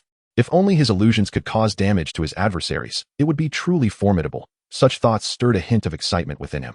However, dwelling on such aspirations was futile for now. His priority must be to continuously hone his strength and stamina. Locke had resolved that moving forward, he would primarily focus on perfecting his swordsmanship, using his fruit abilities as a means of unexpected triumph. If, in the future, his fruit could indeed inflict damage, he would then contemplate further possibilities. After determining his future direction, Locke devoted himself to training with unwavering focus. Each day, he savored the lovingly prepared breakfasts by Carmen, while also embracing the daily challenges presented by Zaro. During this period, Locke's swordsmanship flourished at an astonishing pace. On yet another sunlit morning, 3 years had elapsed since the pirate attack. Over the course of these 3 years, Rock has diligently honed his swordsmanship to the point where he can sever steel. As for the development of his fruit abilities, he has unconsciously approached the threshold of awakening. To his astonishment, his phantoms can now inflict some damage. However, the most remarkable transformation during this period has been Zoro. It seems he has consumed some sort of growth hormone, as he has shot up in height at an incredible rate. Now, he stands just a head shorter than Rock, who has reached an impressive height of 2 meters. After breakfast, Rock, having dealt with Zoro's daily challenges, promptly left the training grounds and made his way to his master, Gunshiro's room. This visit was intended as a farewell, for Rock is now 16 years old, and both his swordsmanship and fruit abilities have reached a certain plateau. Despite the guidance of his master in Frost Moon Village, the environment is too small for him to truly grow. He needs to engage in life and death battles to advance further. Chapter 14. Departure. Rock arrived at the door and knocked. Come in. Upon opening the door, he found Gungshiro seated on the tatami mat, leisurely brewing tea. Sit. Gungshiro gestured to the space opposite him for Rock to take a seat. Speak. What brings you here? Once seated, Gungshiro inquired again. Master, I have come to bid you farewell. Is that so? From the moment you set foot on this island, I knew this day would inevitably arrive. Gungshiro replied with a hint of nostalgia. Master. Rock, taken aback by his master's sentiment, struggled to find the right words. Enough. I understand. Frostmoon Village is indeed too small. If you wish to progress in your swordsmanship, venturing out to sea is the only path forward. When do you plan to leave? Tomorrow. Have you spoken to Zaro about this? Gungshiro asked once more. I wanted to inform you first before discussing it with him. Sigh. Although this dojo has many students, you and Zoro are the only ones I have taken as disciples. Given your close bond, he will undoubtedly be saddened by your departure. I will explain everything to him clearly. Go on. Life is your own journey. How far you go depends on your destiny. I have one more question to ask. What is it? I wish to know if you are familiar with hockey. Gungshiro, momentarily surprised, responded. How do you know about hockey? I read about it in ancient texts at home. Gungshiro regarded Rock thoughtfully before continuing. Indeed, I am aware of hockey's existence. Would you like me to teach you how to cultivate it? Yes, but given your current physical condition, you still have some distance to cover before reaching the threshold for training. Once you learn it, remember not to rush into practice. As Gungshiro spoke, he stood and walked into the inner room. Without delay, he emerged with a small booklet in hand. After handing it to Rock, he waved his hand, signaling for him to leave. Holding the booklet, Rock did not rush to examine it. Instead, he rose and bowed deeply to Gungshiro before turning to exit the room. Watching Rock leave, Gungshiro sighed softly. The child has grown. It is time for him to venture out. I wonder how Kuina is faring now. After departing from Gunshiro's room, Rock did not linger and headed straight to the kitchen. Inside, Carmen was still practicing her culinary skills. Over the past 3 years, her cooking has progressed remarkably. The dishes she has created are not only delicious but also visually appealing, and she has even managed to replicate some of Rock's described recipes. All with commendable results. Noticing Rock at the door, Carmen paused her practice and approached. Rock, I have informed my master about our departure. Please prepare. We shall set sail tomorrow. Understood. Carmen nodded. Then I shall prepare as well. I need to speak with Zaro about our plans. Go ahead. With Carmen's response, Rock left the kitchen and made his way to the training grounds. Upon arrival, he spotted Zoro, who was currently lifting a massive stone overhead while clutching another large rock in his mouth, performing squats. Hold on, I have something to discuss with you. Rock approached Zoro. At Rock's words, Zoro set down the stones and walked over. What is it? Seeing Zoro's cool demeanor, Rock chuckled, knowing that if he weren't familiar with Zoro's usual pride, he might mistake him for trying to show off. I will be leaving tomorrow. I came to inform you of this. Tomorrow? So soon? Zoro furrowed his brow at the news. Yes, I feel that my swordsmanship has reached a plateau, and I need to seek breakthroughs out at sea. Is that boasting I hear? One might say so. You jerk. I challenge you to a duel. With that, Zoro drew the sword he always carried and charged at Rock. Reacting swiftly, Rock unsheathed his own sword, the tang of which he had kept by his side since the pirate attack. The two clashed fiercely. In this duel, Rock refrained from utilizing his fruit abilities or any advanced sword techniques. He simply engaged Zoro in a raw exchange of strikes. He understood that this confrontation was less about rivalry and more about Zoro venting his frustrations. However, this suited Rock just fine, for he was not one to comfort others easily, and if a fight could soothe Zoro, then why not? Clang, clang, boom, boom. As the two battled, a burst of purple light enveloped them, summoning an ethereal band that began to play a rousing melody. Rock had discovered during his training that playing an invigorating tune during combat made him feel his strength magnified. To put it in terms from his past life, with my background music, no one can defeat me. The battle persisted for quite some time, accompanied by the music, until both combatants were left panting heavily, at which point they ceased their sparring. As they caught their breath, the energetic music gradually softened. Just you wait. I will defeat you one day. Zoro, still breathless, vowed to Rock. I'll be waiting. Once they had recovered, the two ascended to the mountaintop where they had previously watched Naruto together. They settled down on the ground, gazing out at the vast ocean beyond the island, lost in contemplation. One day, I too will set sail. After a moment of silence, Zoro spoke again. I know. We will meet again on the open sea. When we do, I will definitely defeat you. Very well. I eagerly await your attempt to best me. Locke gazed at Zoro with a broad smile, and Zoro, in turn, looked back at Locke with unwavering determination. After a brief moment of contemplation, both individuals burst into hearty laughter. The once tranquil forest was startled by their joyous mirth, sending countless birds fluttering into the sky. During this time, Locke and Zoro ventured into the village to procure some wine, and upon their return, they indulged in reminiscences of past adventures, while also envisioning their future encounters upon the vast ocean. As the moon ascended to its zenith, the two, somewhat inebriated, made their way back to the dojo. Chapter 15. The stranded the following day, before dawn had broken, and while the stars still twinkled above, two figures emerged outside the dojo. These were none other than Locke and Carmen, who were preparing to depart. Disliking the sorrow of farewells, Locke chose to set off with Carmen before the sun had risen. He had already bid adieu to all who mattered the previous day, casting one last glance at the place he had called home for nearly 4 years. Turning to Carmen, he said, "Let us go." Carmen nodded in agreement, following Locke toward the dock. At the dock, the vessel awaiting their departure was the same merchant ship that had brought them here. Unbeknownst to them, as they turned to leave, two figures appeared at the dojo's entrance. In the dim candlelight, one could discern that these figures were Gongshiro and Zoro, who watched as Locke gradually disappeared along the mountain path. Once they could no longer see the two, Zoro murmured, "When we meet again, I shall surely defeat you." To which Gongshiro replied, "To overcome him, you have a long journey ahead." "I know. I shall strive for it," Zoro affirmed. At this moment, Locke and Carmen had arrived at the dock, where John greeted Locke with an enthusiastic embrace, patting him on the shoulder. "You've grown stronger, lad. It's been years since we last met." Locke smiled politely. "Uncle John, you still radiate the same vigor." "Haha. Nonsense. I'm growing old." "Not at all. You look so youthful that anyone would mistake you for my brother. You sure know how to flatter. I merely speak the truth." "All right, enough of that. I must attend to the sailing arrangements. You two will stay in the same rooms as before. I want to accompany you this time." With that, John turned to the nearby sailors to make his arrangements.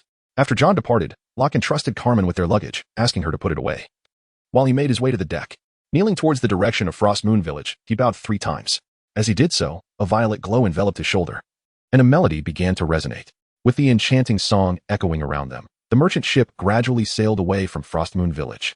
It wasn't until the island was no longer visible that Locke finally rose from the deck. He was unaware of the ship's ultimate destination, only knowing they would pass by Crisby Island, where he and Carmen would disembark. This journey had been meticulously planned.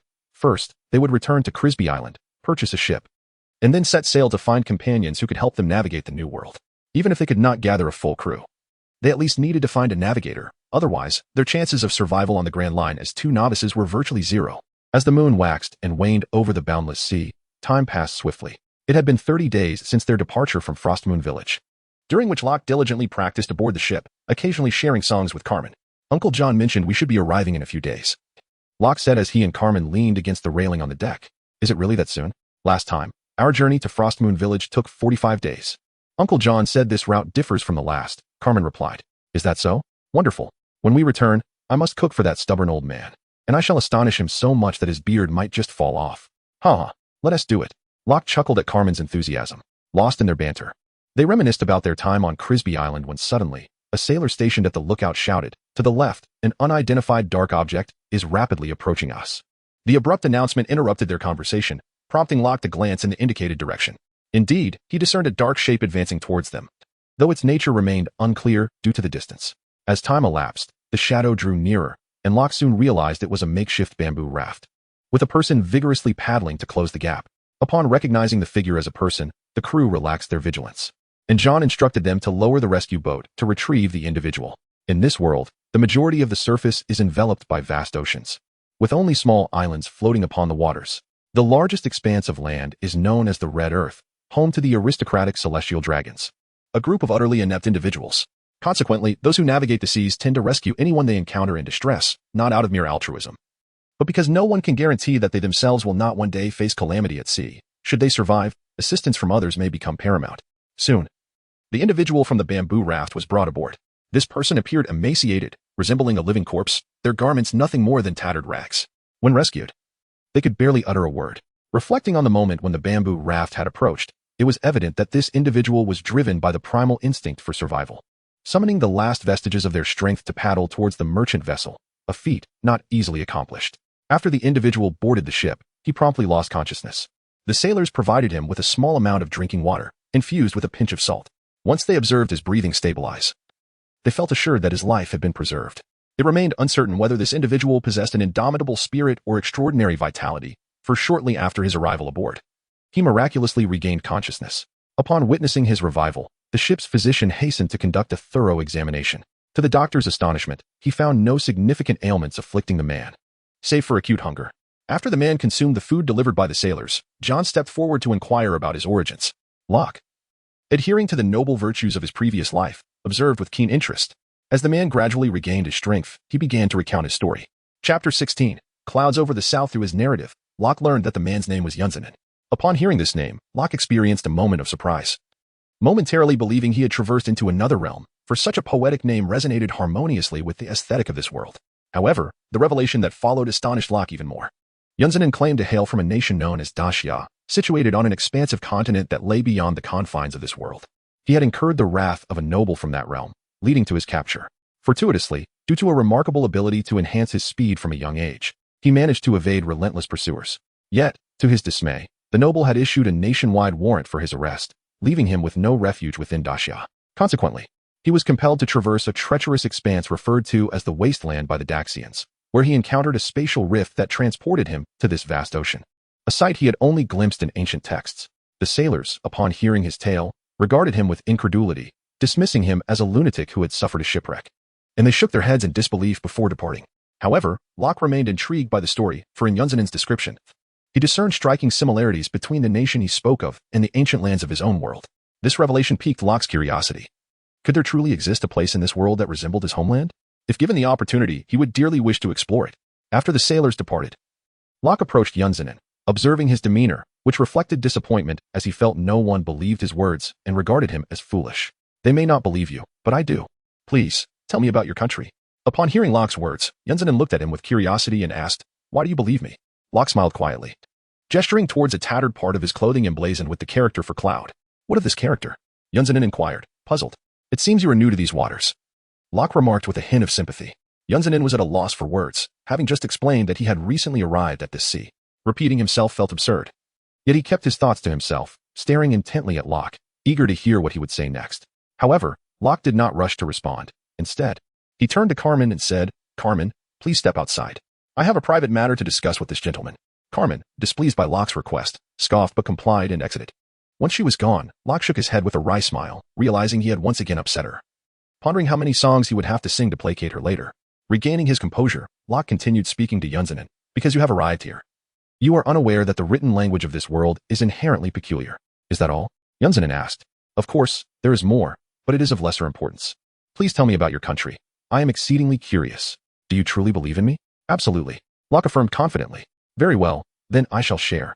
Through Yunzanen's detailed narration, Locke gleaned insights into that distant land. It appeared that this country existed in the world, but a millennium ago. Its king acquired the power to control space, claiming to have inherited the legacy of the god of time and space. Amidst the continuous warfare of that era, the king used his abilities to create a realm separate from the world, relocating his nation and continent within, leaving only one passage connecting to the outside. However, after the king's passing, while the realm persisted, the passage underwent a transformation due to the king's demise. becoming a turbulent void where anyone who ventured near would vanish without a trace. The nation had once dispatched its mightiest troops, known as the Wrath Army, to investigate. But they too disappeared into the chaos and were never seen again, leaving their fate uncertain. From that point onward, the place became a forbidden land, untouched by any soul. Yunzanin entered this forbidden territory only out of sheer desperation. Yunzanin revealed that he hailed from the Great Xia Kingdom, was 17 years old, and served as a steward from the Yun family. He had learned woodworking from his father, who was also a steward. One fateful day, after consuming a fruit adorned with patterns, he found his speed immensely enhanced. By a stroke of luck, he caught the attention of the family head, leading to a rapid rise in his fortunes. What followed was a rather tragic tale. Yunzanin arrived at the capital, where he fell deeply in love with a young woman.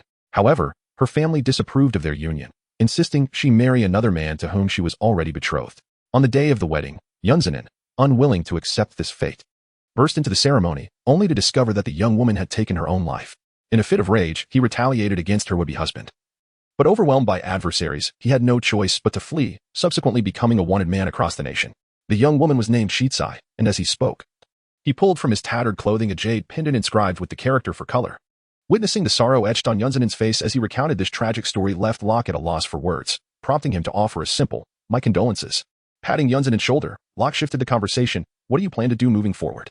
Having survived the Forbidden Land and returned to our ancestral homeland, I wish to take Shitsai on a journey to explore," Yunzanin replied, tenderly caressing the pendant. "Why not join us? I too wish to set sail and see the world," Locke suggested, his eyes alight with excitement. Having listened to Yunzanin's tale, Locke surmised that he had indeed consumed a devil fruit in his youth, likely one from the paramecia category, granting him enhanced speed. Furthermore, Yunzanin's woodworking skills, while perhaps not suited for shipbuilding, could certainly be honed, given his foundational knowledge. "Join you?" Yunzanin exclaimed, astonished. "Indeed, you are new to this world and possess limited knowledge of its intricacies." Locke then began to explain the various aspects of the world to him. In the days that followed, whenever Locke found a moment of respite, he would visit his room to discuss the world with Yunzanin. Before long, they arrived at Crisby Island, where Locke and Carmen needed to disembark. During those days of conversation, Yunzanin gradually came to understand the nature of this world and agreed to accompany Locke as a shipwright, eager to witness the wonders that lay beyond. Through their exchanges, Locke not only welcomed Yunzanin aboard his vessel but also uncovered a peculiarity about his own journey. Despite the stark differences in written language, the inhabitants of this world communicated in Mandarin.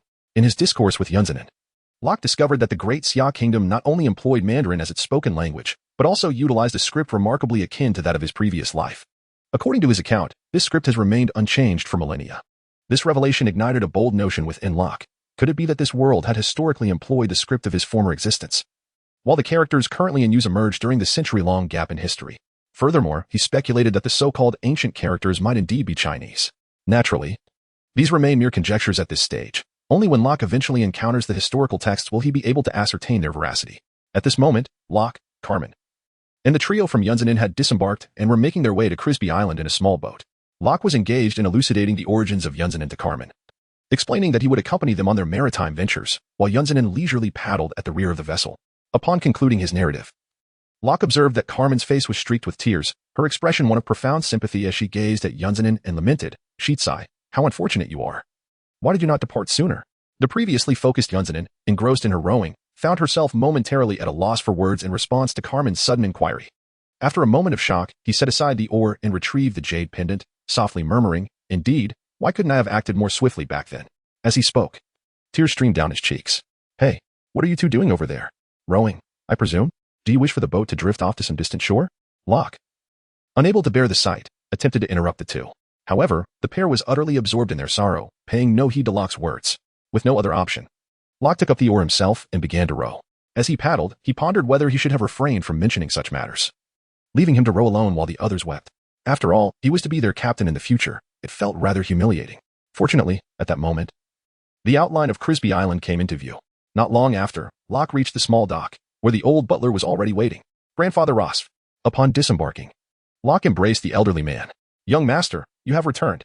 That is what matters," the old butler said with a warm smile, clearly delighted to see Locke. "What about me?" "Grandfather Rosf only has eyes for you, Locke." Not even noticing this beautiful young lady standing here, Carmen, emerging from her melancholic state, complained from the side. "I did see her. How could I possibly overlook such a lovely young lady?" "Miss Carmen," the old butler replied, perhaps buoyed by Locke's return, as he jested. "Now that is more like it," Carmen retorted with a hint of pride. Observing Carmen's sundry demeanor, Locke couldn't help but reflect on how Zaro had influenced her. She was once such a shy young girl. Now, witnessing her proud attitude, it was truly hard to approach her. Who is this youth? After all, he was relatively older and more reliable in his actions. Noticing Yunzanin standing quietly behind Locke and himself, he speculated that he must be a friend brought back by the young master, and he couldn't afford to neglect him. Thus, he directed the conversation towards him. Oh, I almost forgot to introduce you. This is my friend, Yunzanin, hailing from a mysterious land. Locke said, proceeding to introduce the elderly butler. This is the butler who has raised me since childhood. I have always regarded him as a grandfather. You may call him Grandpa Ross. Grandpa Ross.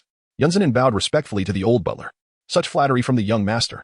The butler humbly replied, all right. No need for such formality. Let us return home. Locke stated after they had all exchanged pleasantries. Thus, along the way, Carmen skipped ahead, while Locke and the old butler lagged slightly behind. As they walked, Locke shared stories about his life over the past few years with the butler. Yunzanin walked at the rear, surveying his surroundings. After taking in the sights, he would gently touch the jade pendant on his hand, whispering something to himself. At that moment, Yunzanin was no longer the same as when Locke first encountered him. Though still slender, the past few days aboard the ship had ensured he had been well fed, and he had gained a little weight. There was a hint of flesh on his frame now. However, clad in the overcoat that Locke had lent him, his figure was barely discernible. Upon his recovery, Locke was struck by the extraordinary handsomeness of Yunjinan, who was only slightly less attractive than himself, coupled with the melancholic gaze born from a tragic romance. Yunjinan surpassed Locke significantly. As they passed through the small town, the young women there were captivated by his appearance and demeanor, completely disregarding even the more handsome Locke. To be candid, Locke felt a twinge of regret for allowing Yunjinan to accompany him, pondering how he could share a vessel with someone of greater charm. However, recalling his own words made it impossible to retract his decision, leaving him with no choice but to proceed as planned. Soon, the group returned to their villa nestled on the mountainside. After settling into their respective rooms, Carmen insisted on watching a play. Locke found himself somewhat exasperated, having traversed this world for nearly 9 years. He had nearly forgotten the anime and television series from his previous life, where he had completed 9 years of compulsory education. Now, as he presented these shows to Carmen, he could only supplement the stories based on his fading memories and personal interpretations, with the endings largely slipping from his recall. In an attempt to navigate this predicament, Locke devised a strategy. Whenever he could not remember the subsequent plot, he would orchestrate a cataclysmic event, like a Mars collision, to abruptly conclude the narrative. Though this approach left Carmen dissatisfied, there was little else he could do. Chapter 18, setting sail on the following day after their return. Locke instructed the old steward to procure a sizable ship from a nearby island. Young master, are you truly leaving? The steward inquired anxiously upon hearing Locke's words. Indeed. Grandfather Rosfu, Locke replied. As you can see, this world is rife with pirates. While some may possess noble intentions, the majority are merciless brigands. If I do not continuously strengthen myself, it is only a matter of time before I become their target, at which point I will lack even the slightest ability to resist. Very well, young master. As long as it is your decision, I shall support you. Rosfa said with a bow before departing to make arrangements. Watching the steward leave, Locke murmured, I understand your concern for me, but now that I am in this world, if I do not take action, what purpose does it serve? Before returning, Locke had already contemplated that if he were to change the world, he must first set sail and subsequently choose an identity, whether to be a pirate, a navy officer, or a bounty hunter. The role of a bounty hunter was the first to be dismissed. After all, from what he had seen in anime, there were hardly any formidable figures among them. While it was possible that strong bounty hunters existed in this world, Locke remained oblivious to their presence. Next, he considered the navy. Although the navy in this world prided itself on upholding justice, Locke, having watched the anime, was aware that only a handful of navy officers genuinely adhered to the principles of justice. Most were merely pawns of the world government. And being part of such an institution, rife with darkness, would mean sacrificing the very essence that Locke cherished most, his freedom. After much deliberation, Locke realized that he could only become a pirate, much like Luffy. By embracing the life of a pirate, he would find himself in direct opposition to the navy, thus simplifying his quest for change. After all, standing on the side deemed evil would make the pursuit of transformation considerably easier. Furthermore, once he became a pirate, freedom would become his guiding principle. In this world, a pirate's strength directly correlated with their freedom, and the choice between good and evil would rest solely upon one's own volition. Having arranged the purchase of a ship, Locke began to train at home while patiently waiting. Initially, he believed that his wait would be brief. However, to his surprise, he found himself waiting for an entire month. The ship acquisition process had only taken 10 days. But the delay was primarily due to Yunjinan. This young man had begun studying the language of the sea and ship repair upon arriving at Crisby Island. Upon learning of this, Locke decided to linger a bit longer on the island, considering that Yunjinan would be serving as the ship's carpenter.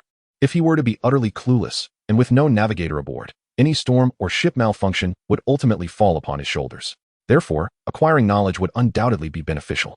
Thankfully, Yunjinan did not take long to learn. He grasped the language of this world in a mere 10 days.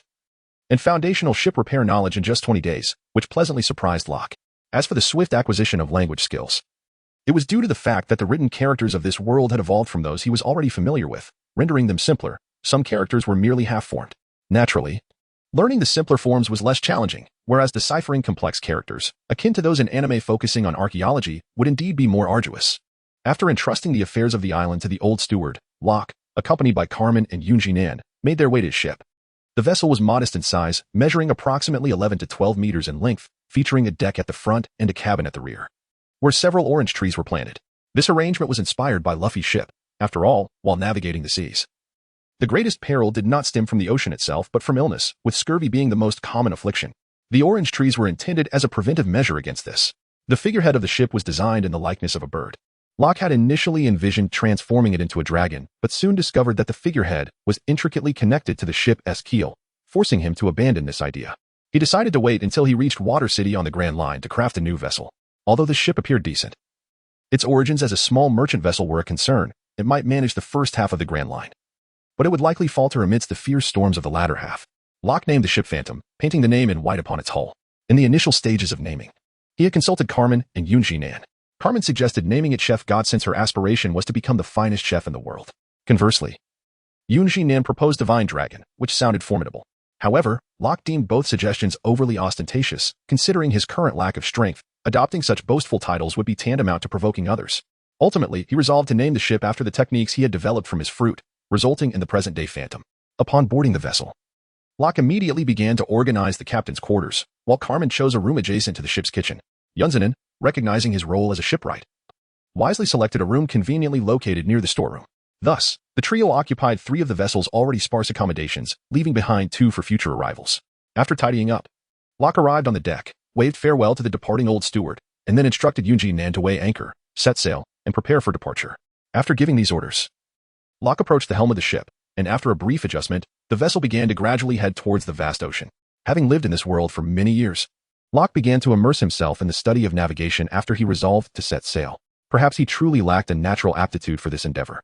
After several years of effort, he found himself barely capable of discerning directions at sea, while other aspects of navigation remained beyond his grasp. As the ship gradually departed from the harbor, Locke stepped away from the helm and summoned Carmen and Yunnan to the deck. Well, now that we are at sea, I shall outline the plans that lie ahead, Locke declared, observing the two as they encircled him on the deck. Noticing their nods of acknowledgement, he continued, first and foremost, as I previously mentioned, we must establish our identities. We shall navigate these waters as pirates, a notion I have already shared with you. Now, let us decide upon the name of our pirate crew. Do you think I am unaware? You've secretly prepared the pirate flag, so I speak of it now. Just tell us the name, Carmen retorted with an eye roll upon hearing Locke's words. Ahem, I merely wish to clarify. Locke responded, casting a glance at Yunnan. You may decide. After all, you are the captain, Yunnan replied, meeting Locke's gaze. Chapter 19. Graveyard Island. Very well, since there are no objections, from this day forth, our pirate crew shall be established, and we shall be known as the Phantom Pirate Crew. As Locke spoke, he retrieved a flag and unfurled it. On the flag, a crimson skull was depicted, flanked by crossed guns and knives, with an even more ethereal skull pattern lurking behind it. Yunnan observed Locke's enthusiastic display of the flag, momentarily speechless. Ignoring Carmen's slight irritation, Locke, in high spirits, proceeded to hoist the flag atop the mast. After completing all these preparations, Locke approached the two and proclaimed loudly, I hereby declare that today marks the official establishment of the Phantom Pirate Crew. Observing the lack of reaction from the duo, Locke sighed in resignation and added, well then, let me outline our upcoming journey. With that, he reached into his attire and retrieved a modest piece of parchment. What is that? Carmen inquired curiously, while Yunnan observed Locke's hand with intrigue. This, Locke began, I stumbled upon in my father's study long ago. After some research, I discovered it to be a treasure map. As he spoke, he unfurled the parchment slowly. A treasure map? I've never seen one, Carmen exclaimed, leaning closer to examine the open parchment. Let me see. Yunnan chimed in, pushing Locke aside to get a better look. After a brief moment of scrutiny, Locke inquired, so, what do you think? I can't decipher it. Carmen replied candidly, and Yunnan nodded in agreement, admitting his own inability to comprehend it. What the heck? If you can't read it, why did you push me aside? Locke retorted, exasperated, as he moved back to reclaim his space. Stowing away the treasure map, Locke addressed the pair, regardless of whether you can interpret it. I have already studied this location. It's just 5 days' journey from here. Our next destination is this very spot. Treasure. I wonder how much gold lies within, Carmen exclaimed, filled with anticipation at the prospect of their inaugural voyage targeting the treasure's location. I'm indifferent, You handle the arrangements, Yunnan shrugged nonchalantly. All right, lads. Let us set sail towards our treasure at full speed, Locke declared, rising and pointing ahead. As the two consented to his suggestion, Carmen rolled his eyes and departed towards the kitchen, while Yunnan silently retreated to the cabin to study the ship, hoping to align his theoretical knowledge with practical experience. Preparing for any unforeseen circumstances. Hey, what else with your attitude? I'm the captain, after all. Show me some respect, Locke called after them. But it seemed they were oblivious to his words as they continued on their way. In the East Sea, in an uncharted region, on a nameless small island devoid of human presence, not a single tree stood, nor was there a blade of grass. Instead, countless gravestones loomed ominously. The weather surrounding the island was peculiar, with a persistent shroud of dark clouds overhead that resisted even the strongest ocean breezes. Beneath the island, two voices emerged. Brother, when do you think we can leave this place? A youthful voice asked. Little four, how many times must I tell you not to speak so suddenly? Don't you realize it's frightening? A more mature voice chastised. Can I speak now? You already are. Oh, I just wanted to ask when we can finally leave this island. I miss home. I don't know.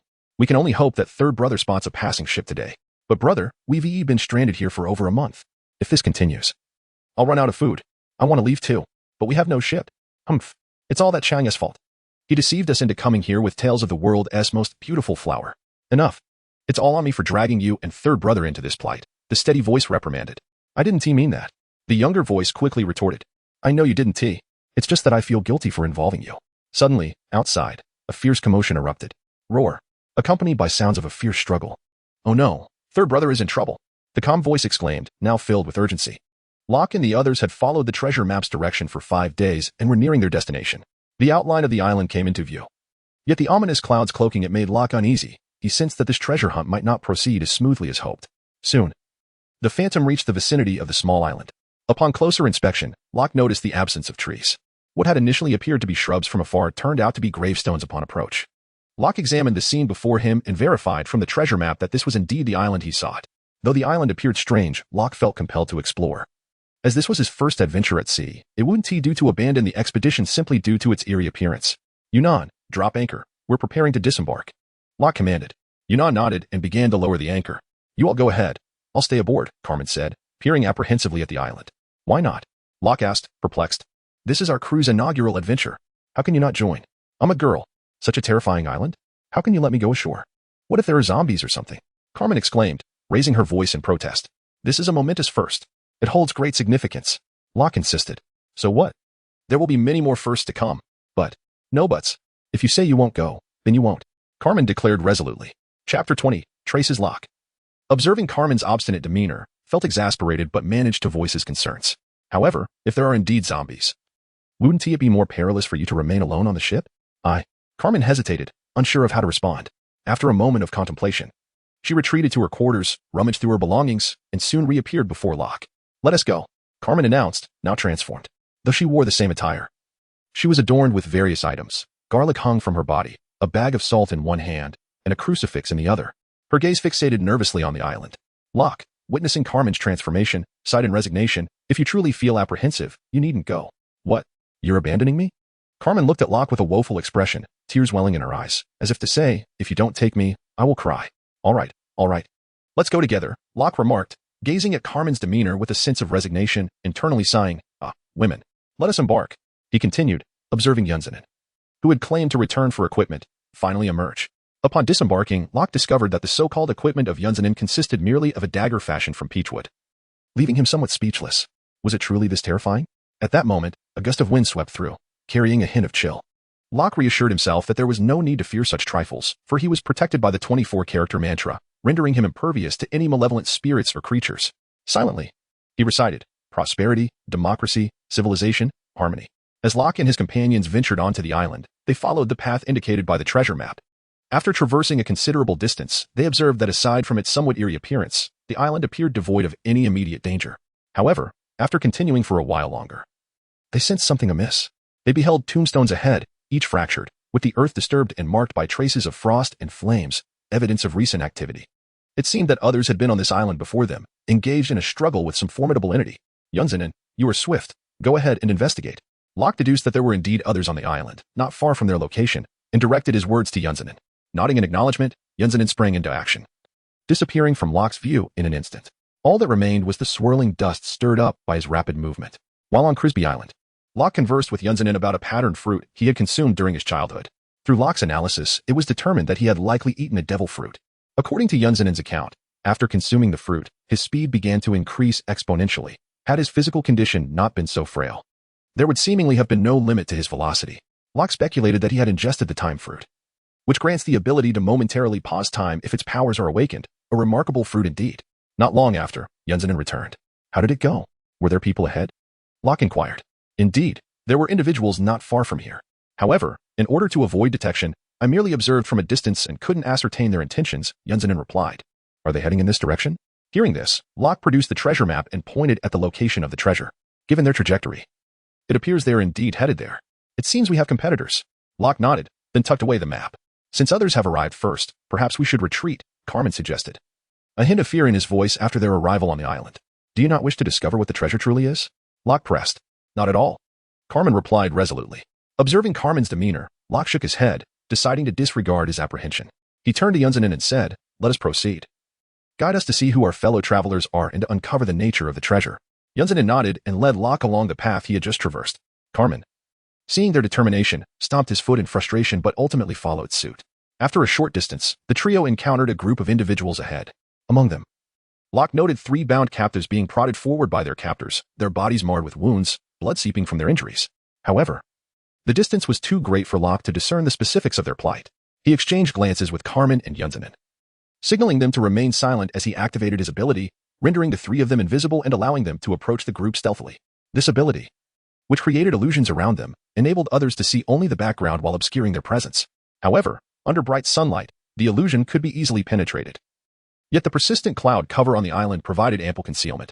As they drew closer, Locke instructed Carmen and Yunzanin to halt and listen to the conversation among the group. Curse you! How have you led us astray? After this long, where is the path? One of the men kicked the eldest of the bound trio. Do not harm my brother? The other 2, disregarding their restraints, shielded the older man. Fools! The aggressor sneered, drawing a knife, intent on eliminating the 2 defenders. Enough of this. A man in a red cloak interjected as the blade was drawn. Kirby, what are you thinking? Do you not realize they are our assets? He continued. Captain, I merely intended to intimidate them into compliance, Kirby retorted. You always overdo it, the captain replied. He approached the captives and warned, do not attempt any tricks.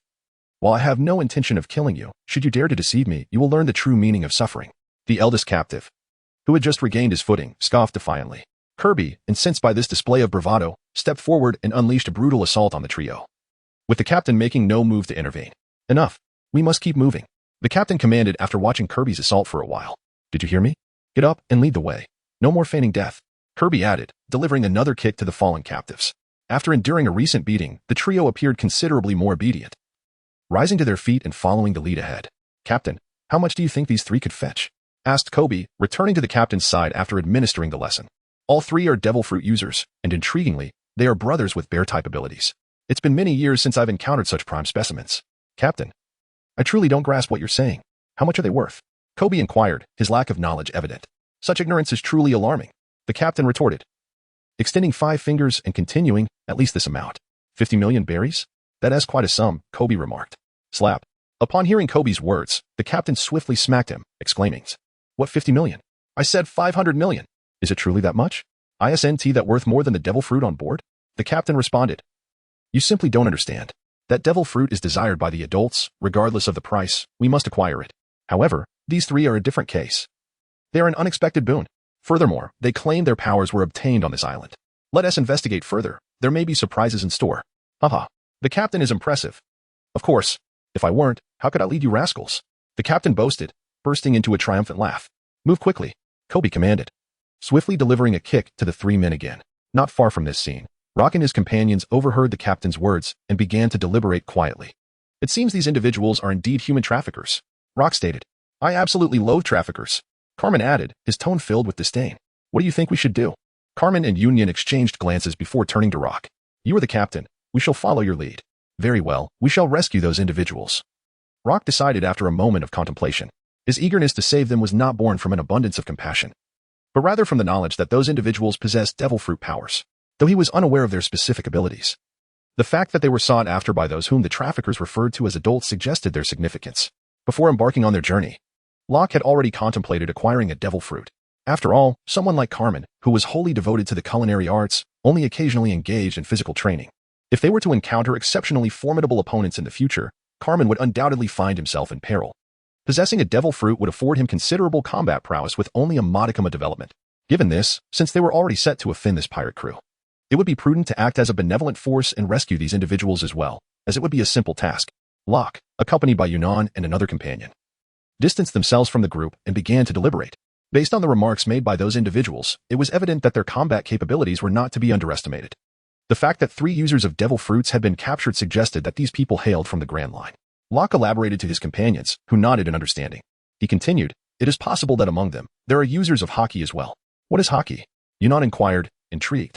"It is a power that enhances the user's offensive and defensive capabilities, proving particularly effective against devil fruit users," Locke explained. "But let us set this matter aside for now. Once this is over and we return to the ship, I will show you the methods of training, and you will soon comprehend." Locke then shifted the focus back to his plan. Observing the duo, who were once again captivated by his words, he continued, "I have just observed that these individuals are unarmed aside from their weapons. Their belongings must be left on their ship. Yunnan, you are the fastest among us. Please scout along the route they took to the shore and see if you can locate their vessel. If you do, and feel confident, it would be wise to secure their ship. Carmen will accompany you, as your speed will be an asset. If you encounter any adversaries aboard, you should be able to evade them, as there are likely only a few who could impede your escape. I will attempt to rescue these few individuals," Locke added, but was interrupted by Carmen. "No, it is too dangerous for you to go alone," Carmen insisted, cutting him off. "Do not worry, you are unaware of my abilities." "Are you?" "While my speed may not match Yunnan's, my capacity for evasion is equally formidable," Locke replied with a smile, gently ruffling Carmen's hair. "No, I want to go with you," Carmen pouted. "That is not an option," Locke stated firmly, his expression darkening. "Humph," Carmen huffed, turning her face away in a manner that suggested she no longer wished to engage. All right, trust me, I will be fine," Locke reassured her. "I do not want to talk to you. Please, how much longer will this take?" They have already moved far away. Yunnan, unable to bear the scene any longer, interjected. Coughing softly to mask his embarrassment, Locke said, "Enough of this nonsense. Let us proceed as I have suggested." With that, Locke stealthily made his way towards the direction of the departing individuals. As Locke distanced himself from the group, he deftly conjured a small-scale illusion, rendering the last of the human traffickers invisible amid the throng. He approached stealthily, clamping a hand over the man's mouth while drawing a dagger with the other, swiftly ending the man's life. Subsequently, Locke morphed into the guise of his victim and rejoined the ranks, all executed in under half a minute, unnoticed by the other traffickers. Thus, Locke obediently adopted the appearance of the slain man, positioning himself at the rear of the procession. Meanwhile, the 2 individuals who had recently parted ways with Locke were retracing their steps along the path taken by the group. "Humph, that scoundrel Locke dared to leave me behind," Carmen grumbled as they walked. "The captain merely cares for your safety," Yunzanin interjected, attempting to defend Locke, who asked for his concern. "Humph, I am quite capable, you know," Carmen retorted, raising her small fist as if to emphasize her point. Observing Carmen's demeanor, Yunzanin, typically reserved, found himself at a loss for words, merely shaking his head in resignation. Chapter 22. The slave ship. Before long, the duo arrived at the shoreline, where they spotted the trafficker's vessel. At this moment, Carmen ceased her complaints, much to Yunzanin's relief, who had been wearied by her grievances. After ensuring Carmen was hidden a short distance from the ship, Yunzanin took the opportunity to scrutinize the imposing vessel before him. It was significantly larger than their own ship, nearly twice its size. And while a handful of sailors wandered about, Yunzanin assessed that he could easily handle them. "Wait here, I shall investigate the ship," Yunzanin instructed Carmen before swiftly darting towards the vessel, arriving aboard in the blink of an eye. "Humph, they all disdain me for being too weak. I won't be cooking for you lot anymore," Carmen fumed, watching Yunzanin's swift departure. If Locke were present, he would certainly feel a sense of embarrassment. Once aboard, Yunzanin wasted no time. Aware that the sailors were no good, he unleashed his speed to swiftly dispatch those on the deck. "So weak. Yet you choose a life of trafficking. You truly do not know the meaning of death," he mused as he made his way toward the ship's hold. However, upon opening the hold's door, a rush of air heralded an incoming strike. Reacting instinctively, Yunzanin raised his arm to deflect the blow. With a resounding thud, Yunzanin was sent sprawling across the deck. "Who dares to cause trouble aboard my ship? The mistress of slaves. Do you wish to meet your demise?" As he gradually rose, Yunzanin beheld a muscular man standing before him, bare-chested save for a pair of gray shorts. Towering over 3 meters, even Yunzanin, who stood at 2 meters, appeared diminutive in comparison, especially with arms as thick as Yunzanin's waist. "Who are you?" Yunzanin inquired, regaining his composure. "I am Ham, the first mate of the ship." "State your purpose, or I shall not be merciful," the giant threatened. "So you are also a villain?" "Ah, indeed, I am," Ham confessed. "Then I have no choice but to ensure you join your brethren in eternal slumber," Yunzanin declared, launching a kick towards Ham. Yunzanin's speed was remarkable, and before Ham could react, the kick struck him. "Get lost." Ham's muscles bulged, effortlessly deflecting Yunzanin. Impressive speed, but lacking in power. He remarked as Yunzanin landed gracefully on his feet. Without hesitation, Yunzanin charged again. A series of resounding impacts echoed through the air as he relentlessly attacked Ham. However, despite his efforts, Ham seized upon any openings and retaliated with brutal force. After being sent flying once more, Ham proclaimed, "Enough, boy, the game is over." At this point, Yunzanin was battered and bruised, barely managing to stand as he coughed blood. "Indeed, it is time for this to end," he replied, adopting a more measured approach rather than rushing in as before. "Humph, you can hardly stand, yet you remain arrogant. Allow me to send you to hell," Ham declared, raising his fist and charging at Yunzanin. Yunzanin stood resolute, observing Ham's advance. "1, 2, 3, fall," he intoned. As Yunzanin uttered the final word, Ham abruptly collapsed, spewing blood and fragments of internal organs as he succumbed to the ground. After collapsing, blood began to seep from his eyes and nose. "When did I fall?" Ham inquired with great difficulty. "Have you ever heard of striking a cow from across the mountain? From the very first moment I attacked, I sensed that my limited strength would not suffice to injure you. Yet, your arrogance allowed me to assault you for so long without retaliation. I cleverly targeted your vital organs, and now they teeter on the brink of destruction. Coupled with your recent vigorous exertion, your already burdened insides have succumbed to complete rupture." It remained unclear whether Yunji Nan sought to boast or clarify matters, as he leaned against the railing nearby, elucidating the reasons to Ham.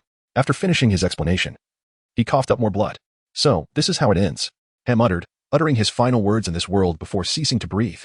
Observing Ham's lifeless form, Yunji Nan took a brief respite before rising and making his way into the ship's cabin.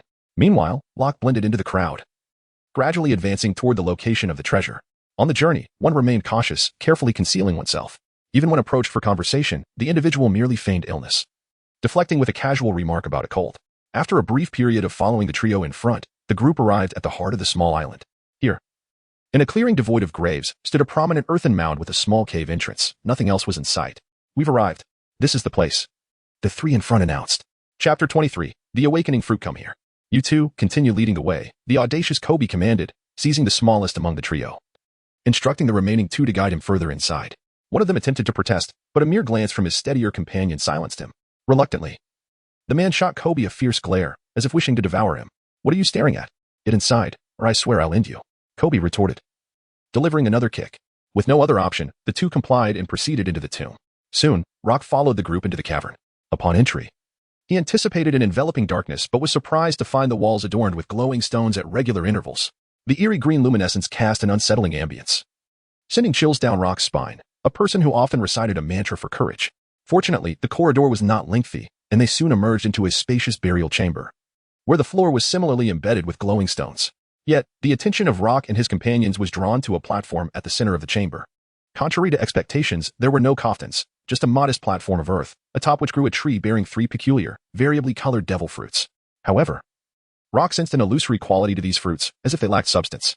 Before long, confirmation arrived from none other than the brash Kobe, who, upon sighting the fruits, dashed forward and attempted to grasp one, only for his hand to pass through it as if it were mere air. "Kobe, come back," the captain called out, witnessing the reckless act. "What is happening, Captain?" Kobe returned, puzzled by his failure to seize a fruit. The captain, instead of answering immediately, produced a book from seemingly nowhere and began to peruse its contents. "Indeed, it's true," he exclaimed after a moment of study. "What is it?" Kobe inquired, bewildered. "The legendary tree of devil fruits. I can hardly believe it exists." "What tree of devil fruits? I've never heard of it," Kobe insisted, but the captain, undeterred, dashed toward the tree and uprooted it with a single forceful motion. Beneath the tree's roots lay a radiant red fruit devoid of any markings. Yet it emanated a glow that transformed the previously green-lit chamber into a crimson spectacle. "Haha, it truly exists, the fabled awakening fruit." The captain laughed heartily upon discovering the fruit. "What is it, Captain? Is it valuable?" Kobe voiced the curiosity of the group below. "Valuable? This is a priceless treasure. Many possess devil fruit abilities at sea. Yet how many have truly awakened their powers? This fruit guarantees a complete awakening of one's abilities. Wouldn't you say that's invaluable?" The captain, in an unusually jovial mood, elaborated on Kobe's inquiry. "Does that mean we are about to strike it rich?" Kobe stammered, momentarily taken aback by the captain's response. "Of course.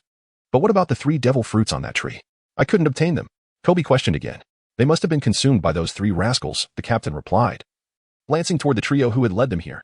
At that moment, the three, having noticed that all eyes were on the fruit in the captain's hand, hastily attempted to untie their bindings. However, as they prepared to slip away, the attention of the entire group suddenly shifted toward them. In an instant, their escape was halted. "Brother, I think we've been spotted." "I know. What should we do?" "Prepare to fight." The leader declared, assuming a combat stance, with the other two following suit. What? You three dare to flee? The captain roared as he noticed their defiance. What are you all waiting for? Charge. He bellowed to his crew. Kill. The mob shouted as they surged toward the trio. Unwilling to back down, the three charged forward as well. With a resounding roar, the trio transformed just before colliding with the crowd. The leader morphed into a black bear, the second into a polar bear. While the third's transformation was the most peculiar, he became a panda. Upon their transformation, the three individuals collectively expelled a mouthful of blood, indicating the severity of their injuries. As they bled, they surged into the throng, engaging in combat with the crew, and chaos erupted in an instant. Witnessing his crew being relentlessly hurled aside, the captain, now agitated, set aside the tree he had been clutching and charged forward, intent on swiftly neutralizing the trio. At this moment, Locke, who had been observing the spectacle from the sidelines, began to take action, charging directly towards the recently abandoned tree, narrowly avoiding a collision with the captain who was descending. Before the captain could fully comprehend the situation, he seized the tree and plucked the fruit from its branches. Astonishingly, as soon as the fruit was removed, the tree disintegrated into ash, vanishing from Locke's grasp. This bewildering occurrence left Locke in a state of confusion, utterly unaware of the implications. However, he had little time to ponder, for the captain, upon regaining his wits, launched a powerful punch toward Locke, enveloped in a dark, menacing aura. Locke had no opportunity to evade and was sent hurtling away. Yet, in that fleeting moment, he managed to shove the fruit into his mouth. With a resounding crash, Locke was propelled against the wall. Before he could assess the injuries upon his body, he realized that the fruit he had just consumed had mysteriously vanished. Chapter 24. The King of Flame Demons. At this moment, Locke felt a surge of energy from the fruit coursing through his stomach and radiating to his limbs. His body, during this transformation, began to strengthen remarkably.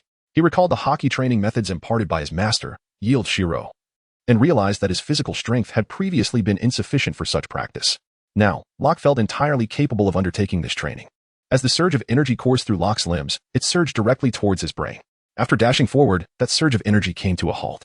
At that moment, Locke felt as if the barriers that had previously impeded his awakening were abruptly dismantled, leading to a profound enhancement of his abilities associated with the illusion fruit. If previously the illusions conjured by Locke were mere phantoms, now they could transcend into reality. These authentic illusions bore a striking resemblance to the shadow clones in Naruto. However, the paramount distinction lay in the fact that shadow clones could only wield their inherent abilities, whereas the illusions crafted by Locke could harness all conceivable powers that he could imagine, even those he himself could not perform. As for the offensive capability of the illusions, it was contingent upon Locke's own stamina. The greater the expenditure of his physical energy, the more formidable the illusion's attacks became. Currently, Locke had no means to ascertain the upper limits of this power, nor was he afforded the time to experiment, as his adversary did not grant him such an opportunity.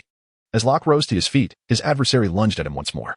With no alternative, Locke executed a swift roll to the side, narrowly evading the oncoming assault. Although he successfully dodged the attack aimed at him, it instead struck the wall of the tomb with a resounding crash, causing the entire chamber to tremble and debris to rain down from above. You stop right there, hissed Sis, furious at Locke for daring to seize what was rightfully his. He charged at Locke once again. Meanwhile, amidst the chaos, the crew members took notice of the unfolding situation, observing their captain in pursuit of an unfamiliar youth. And with the ominous red glow that had filled the tomb dissipating, they quickly comprehended the gravity of the situation. They abandoned the three brothers and surged towards Locke. At that moment, due to Sis's earlier punch, Locke's facade had been shattered, revealing his true form. Furthermore, the effects of the recently obtained awakening fruit had brought his abilities to a pivotal point of awakenings, leaving him unable to counterattack as he continuously dodged Sis's relentless blows. While preoccupied with his own survival, Locke noticed the approaching sailors and realized that what he needed most was time for his powers to stabilize completely. Thus, after evading another of Sis's strikes, Locke sprinted towards the exit of the tomb. After him, Sis bellowed to his crew as he pursued Locke. The sailors, heeding Sis's command, rushed towards the exit, leaving only the three brothers behind in the now desolate tomb. As the figures vanished beyond the exit, the transformation of the three brothers could no longer be sustained, and they reverted to their original forms. It was then that they noticed numerous wounds adorning their bodies. The recent chaos had taken a toll on them, and had it not been for the sudden intervention of Locke, it is likely they would have succumbed much sooner. Who was that person just now? The youngest, the panda, inquired. I do not know, but that individual has saved our lives. The elder brother, the black bear, replied. Indeed, my brother speaks the truth. The third, the polar bear, concurred. What shall we do now? The fourth panda asked once more. Let us tend to our wounds first, then venture out to see what awaits us, the eldest asserted. Let us proceed as our elder suggests. Both the third and fourth brothers nodded in agreement. Soon, the trio fashioned makeshift bandages from their clothing to address their injuries, and under the guidance of the eldest, they cautiously approached the entrance of the tomb. They moved with utmost care, fearing that the crew outside may have dealt with Locke and awaited their return to ensnare them. The path felt interminably long, yet they swiftly reached the exit. As they cautiously emerged, they were relieved to find no one waiting outside. However, not far from the cave's mouth, they observed the very person who had rescued them being cornered by a group of pursuers. Remarkably, instead of launching an immediate attack, the assailants appeared to engage in conversation. "Who are you, young man? Do you not know how to write death?" The menacing figure, Sis, demanded. Initially surrounded, Locke, still grappling with the instability of his internal energy, had braced himself for a counterattack. Yet, instead of being assaulted, he found himself conversing with Sis. "Do you not recognize me?" Locke replied, deliberately stalling for time. "Is he renowned? Have you encountered him before?" Sis's inquiry left him momentarily speechless as he turned to whisper to his companions. Upon hearing Locke's question, the crew began to murmur among themselves, soon realizing that none of them recognized him. "Seeing your bewilderment reveals that you simpletons are unfamiliar with me. Allow me to introduce myself. I am Locke, the captain of the Phantom Pirate crew." "Phantom Locke? Never heard of him," Sis muttered under his breath. "Very well, Phantom Locke. What is your bounty?" the previously arrogant Kobe shouted. Feeling the energy within him gradually stabilize, Locke decided it was time to cease his playful banter. "You inquire about my bounty? I have just set sail and have yet to receive one." He cast a mocking glance at his adversaries. "How dare you deceive us?" Kobe, incensed by Locke's words, charged at him. The surrounding crew quickly followed suit. "Perfect. I shall put my newfound skills to the test." Locke thought confidently as he prepared for the incoming assault. "Phantom, king of the flame demons." With that proclamation, Locke became enveloped in a swirl of purple flames, which grew in intensity until they coalesced into a towering figure of the flame demon, wielding a colossal hammer forged from fire. This manifestation of the flame demon was inspired by a formidable boss from a game Locke had played in a past life. In the game, this creature was entirely composed of flames, residing within molten rock, and each of its movements inflicted unparalleled devastation. While Locke's version was not entirely faithful to the original, his flames were purple rather than orange-red, and its power was diminished. He believed it would suffice against the likes of Sis and his crew. As the newly formed flame demon roared, it raised its hammer and swept it towards the advancing crew. A wave of purple flames erupted, and though not as potent as genuine fire, they still wreaked havoc. Those unprepared for the onslaught were knocked to the ground, and as the hammer swept past, the flames ignited the clothing of those caught in its path, engulfing them in searing fire. Panic ensued as the cries of the afflicted filled the air. Those who had narrowly escaped the flames felt a rush of relief, grateful for their quick reflexes. However, before they could fully appreciate their good fortune, the flame demon lifted its hammer again, preparing to strike once more. Bang, bang, bang. The sound of the hammer crashing against the ground echoed, sending sparks flying, prompting the once relieved crew to scatter in fear. "You have successfully incited my wrath." Sis, unable to bear witness any longer, stepped forward and caught the hammer of the flame demon with his bare hands. "Stand up." With a forceful heave, Sis executed a powerful throw, shattering the once mighty flame demon into a shower of sparks. Goodness, is he truly that formidable? With the demon obliterated, Locke was exposed. "You shall pay dearly for your recklessness," Sis warned as he approached Locke. "Oh, I am curious to see what price I must pay," Locke retorted, intrigued. "Prepare to die." Sis lunged at Locke. "Phantom, doppelganger." As Locke unsheathed his saber, he simultaneously conjured a perfect replica of himself, boldly confronting the advancing Sis. In no time, the two stood face to face, ready for the impending clash. Amidst the relentless onslaught, Locke discerned that his every attack was consistently thwarted by the opponent's formidable aura, rendering his efforts futile against their defenses. Had he not previously conjured a doppelganger to assist him intermittently, he might have already succumbed to defeat. As time gradually elapsed, Locke's stamina waned, and the frequency of his strikes diminished. During this interval, he suffered minor injuries from several lapses, resulting in attacks from Sis. However, Locke also observed that Sis, too, was beginning to exhibit signs of fatigue. Unlike at the onset, when Sis had nonchalantly relied solely on his aura for defense, he was now attempting to evade Locke's strikes, a subtle shift that did not escape Locke's keen perception. Yet, this revelation bore little significance, under the current circumstances. It was evident that he would be the first to falter unless he devised a strategy to avert his demise. Before Locke could ponder further, the 5 or 6 adversaries, whom he had previously overlooked, began to coalesce, poised to strike at him. Fortunately, the trio of brothers who had been idly spectating also recognized the impending threat. "Eldest brother, what shall we do?" The fourth sibling inquired once more, seeking his brother's counsel. "What shall we do?" "We must lend our assistance," declared the eldest, charging forth towards the gathering foes. The third and fourth brothers, inspired by their elder's resolve, followed suit, rushing to join him. In a fleeting moment, a skirmish erupted. However, due to the severity of their injuries, the brothers could muster only a fraction of their strength, yet their opponents were not particularly skilled, allowing for a competitive exchange in the ensuing fray. As Locke contemplated conserving his strength, his attacks gradually slowed, while evading his opponent's strikes. He pondered how to triumph over him. After Locke was once again sent flying by Sith, this time Sith did not pursue him with further attacks.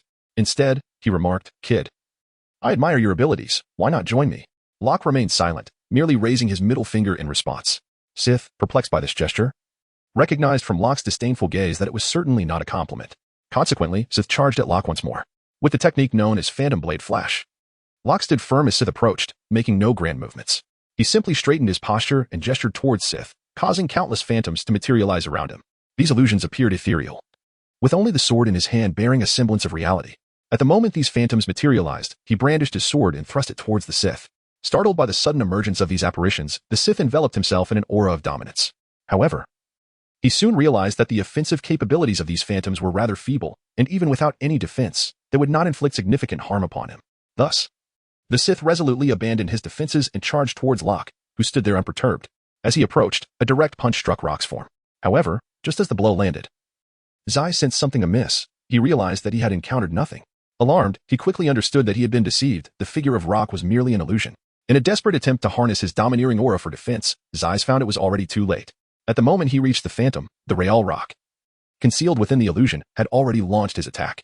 With a single thrust, Rock pierced Zai's shoulder. Had it not been for Zai's quick reflexes, the blade would have found its mark in his heart instead.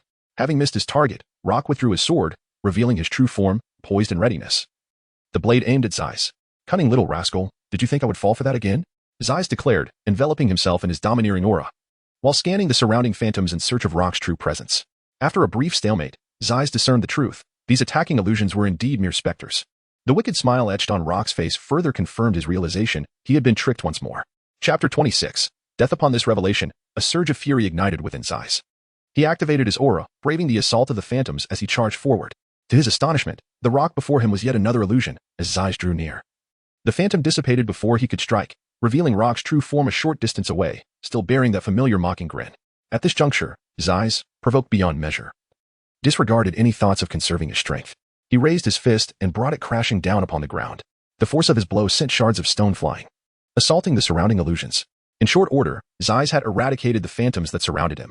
After the area was thoroughly cleansed, Zai's charged in the direction where Locke had just been.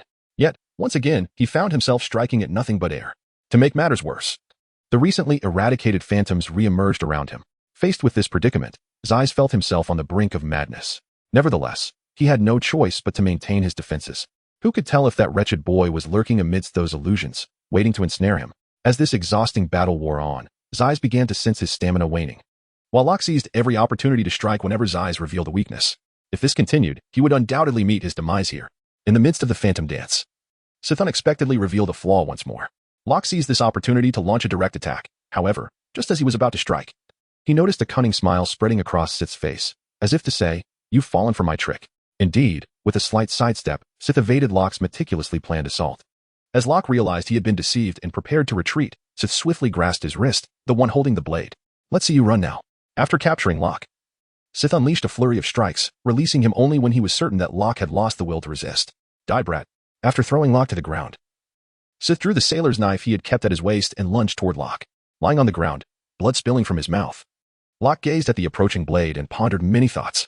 He had traversed into the world of pirates and had yet to embark on any adventures. Was he truly destined to perish here? Locke felt an unwillingness to accept his fate. In his previous life, he had read countless novels about protagonists who could conquer the heavens and earth effortlessly. Yet here he was, on the verge of an untimely demise before even beginning his journey. Just as Locke was lost in his thoughts, the knife swiftly approached his face, coming to a halt mere millimeters from his eye. Though confused by this sudden stillness, Locke had no time for contemplation. He hastily shifted his body away from the blade's point. It was only then that he noticed Sith, who appeared to be gripped by a terrifying vision, his eyes wide and trembling uncontrollably. However, Locke could not afford to dwell on this revelation. He quickly retrieved the Tang Dao he had dropped on the ground and lunged at Sith. "How dare you?" As Locke's blade pierced Sith's heart, the latter snapped back from his strange stupor, staring at the weapon embedded in his body, and emitted a furious roar before delivering a powerful kick that sent Locke flying. As Locke was propelled through the air, he witnessed Sith gradually collapsing. "I can't believe I'm going to die here," Sith managed to utter, his voice faltering. "The boss will not allow." Before he could finish, he ceased to breathe. Observing this scene, Locke felt a sense of relief before succumbing to unconsciousness. Meanwhile, the Bear brothers, engaged in their own battle, swiftly vanquished their opponents and rushed over upon witnessing the unfolding events. "Old 3, check on him," the eldest brother shouted at the second, who was lagging behind. "Got it." Old 3 hurriedly stepped forward to examine Locke's injuries. "He's not dead, just a few broken ribs, some internal damage, and a mild concussion. It's not life-threatening. With proper care he'll recover," he reported to the eldest brother. "Thank goodness." Although I don't know who he is, without him, we would have been enslaved. He is our benefactor. We must save him. Upon hearing Old Three's words, the eldest brother approached Locke but, after speaking, coughed up blood. Brother, you need to tend to your wounds too, and Old Four needs treatment as well. Old Three exclaimed, supporting him. No rush. We won't die yet. Let's take care of our benefactor first. All right, I'll get it done quickly, Old Three replied, compelled by his brother's insistence. Fortunately, Old Three was swift, treating Locke's injuries before attending to the eldest and Old Four. What should we do now, brother? Old Four inquired.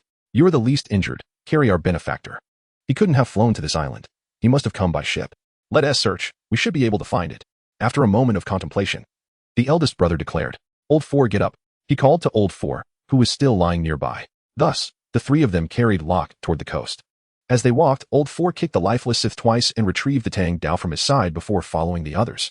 Meanwhile, aboard the slave ship, Yunji Nan, brandishing a dagger he had scavenged from the deck, braced for a last stand as crew members charged towards him. Fortunately, at that moment, Carmen, who should have been hiding, appeared on deck and positioned herself in front of him. Carmen, what are you doing here? Yunjin asked, astonished. Just rest easy. Leave the rest to me. Yunjin intended to say more, but the weight of his injuries overwhelmed him, and before he could speak, he collapsed. This girl is quite a sight. Did she come aboard to entertain us? The crew surrounded Carmen, leering at her with malicious intent. Chapter 27. Resolution. Observing the sailors encircling her, Carmen remained unperturbed, calmly stating, I would indeed like to, but I fear you may not get the chance. Haha. We're doing just fine. The sailors erupted in arrogant laughter at Carmen's retort. What? Don't believe me? Look behind you. What? The crew turned, bewildered, only to find a ragtag group of individuals brandishing wooden clubs standing behind them. As they turned to face the newcomers, these individuals raised their weapons and charged. Soon, the crew members were all knocked to the ground, yet the assault did not cease. The attackers continued their onslaught, surrounding each sailor with overwhelming numbers, while others outside the fray seized the opportunity to kick at them, determined to annihilate their foes.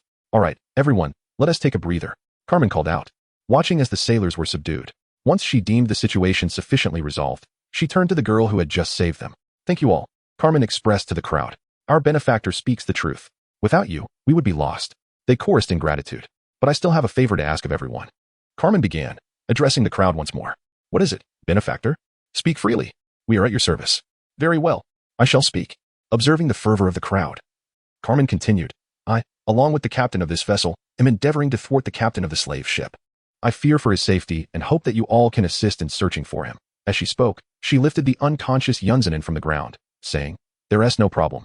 Miss Benefactor, leave this trivial matter to us. Another voice chimed in. By the way, what does your captain look like?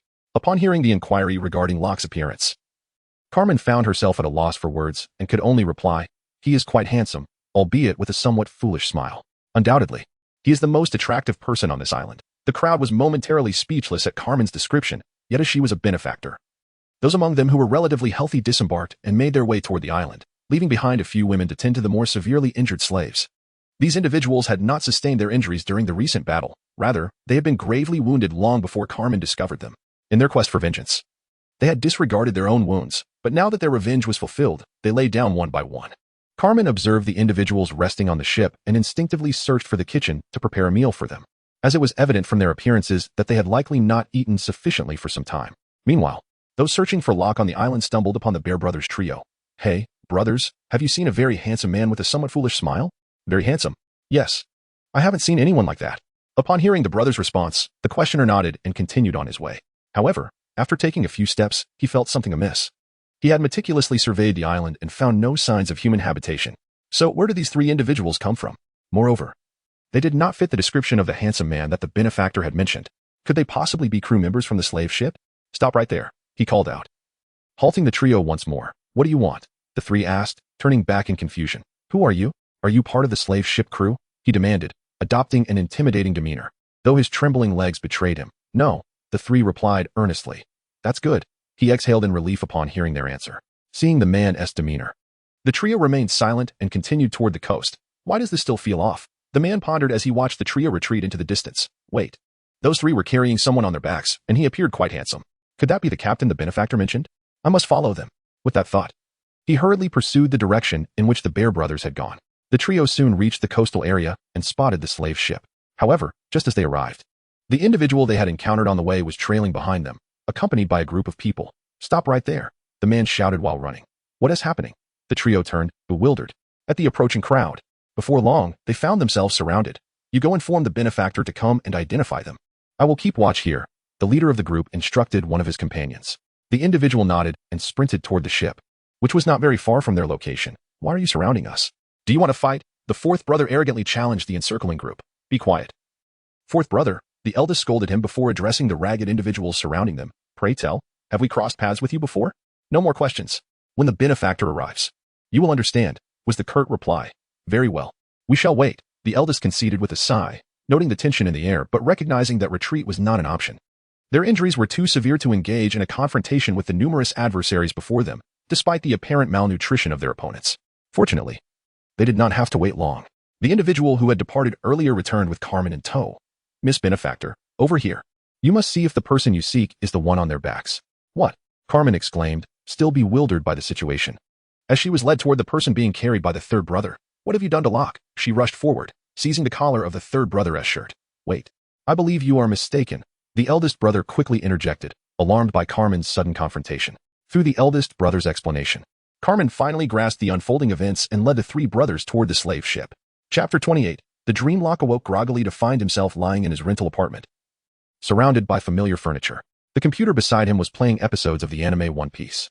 Everything around him felt familiar, a place he had longed to return to in his dreams. He had not anticipated that after a mere skirmish, he would find himself back here. Could it be that he had perished in some world and subsequently traversed back? As these thoughts swirled in his mind, Locke slowly rose from his bed, instinctively following the familiar yet strange routine of brushing his teeth and washing his face. After completing his morning routine, he picked up his phone, which lay nearby, and dialed his old college friend, Zhao Lei, intending to arrange a gathering for the evening. The call was connected swiftly. Hello. Hello. Brother Lei. Yes, it's me. What is up, Luo? Nothing much. I just feel like we haven't seen each other in ages and thought we could meet up. What do you mean we haven't seen each other? Didn't we just meet a week ago? Xiaoku, is something troubling you? Speak to your brother. I shall help you resolve it. Get lost. If anyone has issues, it's you. I genuinely just want to catch up. All right. Given your tone, it indeed sounds like there's nothing pressing. So let us meet tonight. Same old place at the school gate? Yes, the same. I will wait for you there at 6. Then it's settled. See you tonight. I must get back to my tasks. All right. See you tonight. After uttering these words, Locke hung up the phone, donned a casual outfit, and stepped outside, though he was uncertain whether he was ensnared in reality or a dream. The mere fact that he had returned compelled him to venture out. Even if it were merely a dream, he was reluctant to awaken. Exiting his rented apartment, Locke found himself on the bustling street, observing the array of vehicles, some opulent, others ordinary, passing by. The successful and the unsuccessful brushed past him, each engrossed in their own lives. At that moment, even the scent of exhaust fumes felt familiar to Locke. After aimlessly wandering the streets for a while, he resolved to visit his alma mater. Despite living relatively close to the school since graduation, he had not returned, primarily due to his struggle to secure a worthwhile job. Even though the venue for his gatherings with friends was conveniently located across from the school, he had never set foot inside. Now, inexplicably back, he felt an irresistible urge to revisit the place that had been the backdrop to 4 years of his laughter and tears. With these thoughts in mind, Locke began his walk towards the school. Although numerous buses passed along the route, he opted to trek on foot, yearning to reconnect with this long-forgotten world. After a leisurely stroll, he arrived at the school by midday. After enjoying a meal at a small shop near the entrance, Locke proceeded inside the campus. As he entered, he was greeted by the sight of younger students, chatting and laughing as they passed by. Locke couldn't help but marvel at the beauty of youth. He spent the entire afternoon within the school, wandering about, taking a seat here and there, reflecting on the vibrancy of his youth and the myriad moments that had unfolded within the hallowed halls of this institution. As the sun dipped below the horizon, Locke rose from his seat and departed from the school, making his way to the rendezvous he had arranged with Zhao Lei. Their chosen venue was a modest hot pot restaurant, known for its reasonable prices and generous portions. During their academic years, Locke, Zhao Lei, and 2 other comrades from their dormitory frequented this establishment, with a mere 20 yuan sufficing for a satisfying meal. However, following their graduation, the other 2 had left the city, returning to their hometowns, leaving only Locke and Zhao Lei behind. Initially, their stay was motivated by dreams, but now it was merely a result of their inability to leave. Every city is akin to a vast fortress. Those within its walls yearn to escape, while those outside long to enter. Yet, they remain unaware that once they have entered, departing is not as simple as it appears. Locke did not have to wait long before Zhao Lei arrived. Brother Lei, over here. Locke called out eagerly upon spotting Zhao Lei entering the restaurant. Hey, you rascal. Zhao Lei responded, approaching Locke and playfully thumping his chest. Boss, bring out the dishes. Locke called to the proprietor as Zhao Lei settled down. I say, how come you're suddenly so bold? You said you wanted to catch up after such a long time. Now, spill it. What is the matter? Nothing much. Just thought I'd invite you out for a drink. The dishes arrived promptly, and Locke requested the boss to bring over a crate of beer. Once the drinks were served, the two began to indulge, sharing stories of their post-graduation lives and reminiscing about some of their less-than-glorious moments in school. However, their conversation was abruptly interrupted when Zhao Lei received a phone call, claiming it was from a new girlfriend. With a sense of resignation, Locke found himself drinking alone. After leaving the restaurant, Locke wandered into the darkened streets, pulling out his phone as he walked. The call connected swiftly, and a gentle voice greeted him. Hello? Is this little Ka? Yes, Mom. Upon hearing the familiar voice, Locke's throat tightened with emotion. What's wrong, little Ku? Did something happen? Don't cry. His mother, sensing his distress, asked anxiously. Nothing, Mom. I just miss you. Oh dear, if you miss me, just come back, or... Listening to his mother's gentle nagging, tears streamed down Locke's face uncontrollably, a torrent of unspoken anguish that only he could comprehend. After conversing with his mother for over an hour, Locke reluctantly set down the phone. Standing at the street corner, he gazed at the starless night sky, obscured by pollution, and sighed deeply. Addressing the space behind him, Come out. I have long since discovered your presence. A melodious, childlike voice responded from behind him. Turning around, Locke beheld a delightful little girl of 7 or 8, adorned in a princess dress, her curious, wide eyes fixed upon him. Had he not known that his return to this place was due to this charming child, he would undoubtedly have been enchanted by her appearance. Return? What would that accomplish? Everything here is but an illusion. If you are aware of its falsehood, why not venture back to sea? Locke questioned. Because even if it is a fade, I do not know how to confront them, she replied, her innocence shining through. I don't understand. The little girl exclaimed sweetly. Enough about me. Pray, tell me about yourself. Who are you? Locke inquired. My name is Annie. Chapter 29. Annie? Why have you brought me here? Locke perceived that the girl bore no ill intent, prompting him to engage in conversation. I simply wish to find a place to talk with you. Upon uttering these words, Annie suddenly appeared shy. Want to talk with me? Then why did you hide behind me all this time? Locke pressed further. I was merely captivated by your dreamlike world. Annie replied bashfully. So that is your reason for lingering in the shadows? Locke remarked, amused. The adorable little Annie nodded earnestly. Well then, do enlighten me about your identity and what you wish to discuss. Unable to feel anger in the presence of her enchanting gaze, Locke listened intently as Annie began to share her story and the purpose of her visit. It turned out that Annie was a resident of this island. A time when it was not as it appears now. There were mountains, rivers, and forests inhabited by a simple folk. The islanders had long revered a tree they called the Divine Tree, which bore 3 demon fruits every 200 years, granting various powers to those who consumed them. When the Divine Tree bore fruit, the village chief would organize a ceremony, selecting children aged 6 to 12 through a lottery to partake of the fruits and become the guardians of the island. Annie, during one such ceremony, was chosen as one of the guardians. However, her fruit bore a unique consequence. Upon consumption, she found herself devoid of any powers. Though the villagers initially viewed this with discontent, believing Annie to be forsaken by the divine and unworthy of guardianship, the village chief intervened. 1 month after becoming the guardian, Anna, still tender in years and oblivious to the reasons behind the villagers' disdain for her newfound role, found herself wandering alone to the sacred tree, confiding her troubles to it. It was during this time that the village fell victim to a pirate raid. The other 2 guardians stepped forth to confront the marauders. Yet their brief acquisition of power rendered them ineffective, leading to their swift demise at the hands of the pirates. Following the guardian slaughter, the villagers who resisted were mercilessly annihilated as well. Eventually, when the pirates approached the sacred tree, they stumbled upon Anna, trembling in fear due to the horrific cries echoing around her. In their bloodlust, the pirates, upon spotting the adorable young girl, callously struck her down without a second thought, continuing their advance toward the tree, indifferent to her fate. Unbeknownst to them, a spectral blue radiance enveloped the fallen Anna, and in an instant, a translucent, azure version of her materialized above her lifeless form. The newly emerged ethereal Anna, her eyes clouded with confusion, was utterly unaware of the circumstances surrounding her. At that moment, the pirates had reached the sacred tree and were preparing to uproot it. Suddenly, Anna's eyes flared with crimson light, and in a fit of rage, she lost her sanity. When her clarity returned, she realized that a significant portion of the island had been submerged, leaving only what Locke now beheld. At this moment, Anna realized that the fruit she had consumed was, in fact, a spectral fruit. It was only through becoming a specter that one could attain power. Her abilities extended beyond merely entering the dreams of others. She could also bewilder their minds. This was strikingly similar to Locke's fruit abilities, both of which involved the art of deception and inflicted harm upon others.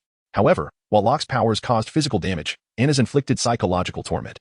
After transforming into a ghost, Anna discovered that her fears extended beyond the sea. She was particularly terrified of sunlight. Once she had buried all the inhabitants of the island, not a single living soul remained. Yet, she steadfastly remembered her mission to protect the sacred tree, and thus, she fell into a deep slumber within the confines of that altar. After Anna fell into slumber, the small island inexplicably transformed into its current state. Upon her awakening, Anna discovered that the divine tree had vanished.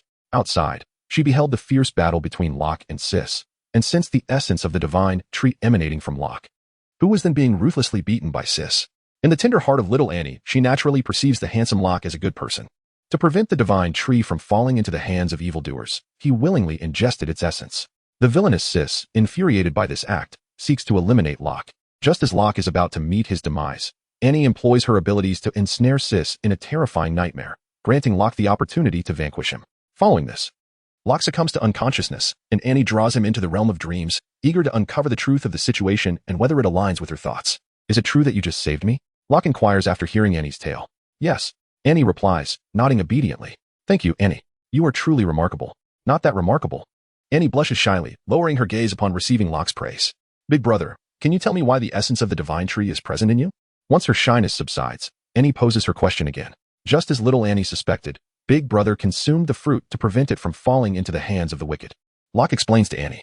While his intention was indeed to thwart Sis, the fruit's inherent power had also captivated Locke. However, he does not consider this a lie to Annie, but rather a partial truth. Indeed, Annie is truly clever, she exclaims joyfully upon receiving Locke's affirmation, jumping up in delight. Yes, Annie is the smartest. Locke responds in agreement. Hee. Of course. At that moment, Annie resembles a beautiful little swan, proudly lifting her head high. Can I accompany Big Brother in the future? After reveling in happiness for a while, Annie inquires. What? Do you wish to be with Big Brother? Locke asks. Yes.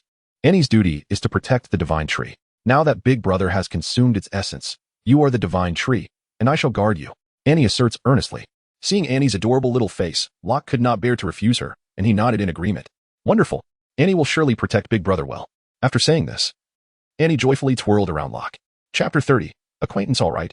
Annie, may we leave the dream now? Locke asks, observing Annie's happiness. Not yet. This is still Big Brother's dream. Generally, one can awaken at will, but your injuries are too severe, so it will take time for you to awaken, Annie replies. I see. Upon hearing Annie's words, Locke understands the gravity of his condition. Since that is the case, Locke does not press the matter further but takes Annie, who is quite intrigued by the city, to the amusement park. As for the affairs outside, Locke trusts that Carmen and Yunzanin will manage them well. When Locke awakens again, he finds himself in a spacious cabin rather than his former room. As before, Carmen sits beside his bed. But this time she is awake and carefully covering him with a blanket. You are awake? Carmen says gently, looking at Locke. Yes. Locke nods, attempting to sit up. But Carmen gently pushes him back down. You need to rest for a while, just lie still. I will fetch you something to eat. With that, Carmen rises and steps outside. Soon, she returns with a bowl of congee, attentively feeding Locke. This time, without the large presence of Zoran, the atmosphere is quite warm. Where are we now? Locke asks after finishing the comforting meal. We are currently on a slave ship. How long have I been asleep? Not long, just one night. Can you tell me about what has happened here? And what about Yunzanin? Carmen glances towards a corner of the cabin, where another person lies in bed. Only now realizing it is indeed Yunzanin. After a brief look, Carmen recounts to Locke how she secretly boarded the ship, freed the slaves, and led them in overcoming the crew members. By the way, how did I end up on this ship? Locke asks again after hearing Carmen's explanation. Do you remember the 3 individuals we encountered? Yes. What happened to them? I thought they had fled. I do not know if they escaped.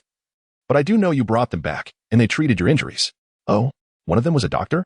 Indeed, there was a doctor among them. Upon hearing this, Locke ponders whether he could invite these 3 aboard, considering they are all capable of utilizing devil fruit powers, and one of them is a doctor. A much-needed addition to his crew. Can you summon them? I wish to speak with them. Humph. You awaken and immediately assign tasks. Although Carmen says this, she slowly exits the cabin to fetch the 3 individuals.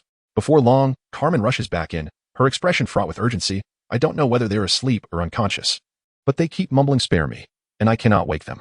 Asleep? And unresponsive? Locke immediately thinks of Annie upon hearing this. Annie, are you there? Come out. Locke calls out into the surroundings. Although he cannot be certain it was Annie's doing, the presence of such an ability aboard the ship, without detection, could only belong to her. Annie? Who is Annie? There is no one around. Carmen questions, perplexed by Locke's sudden call for someone named Annie. Big brother. What do you need me for? Before Locke can respond, a little girl shimmering with ethereal blue light appears beside Carmen. Ah, a ghost. Carmen screams at the sudden appearance of Annie, jumping onto the bed and positioning Locke's body as a shield in front of her. Ouch, that hurts.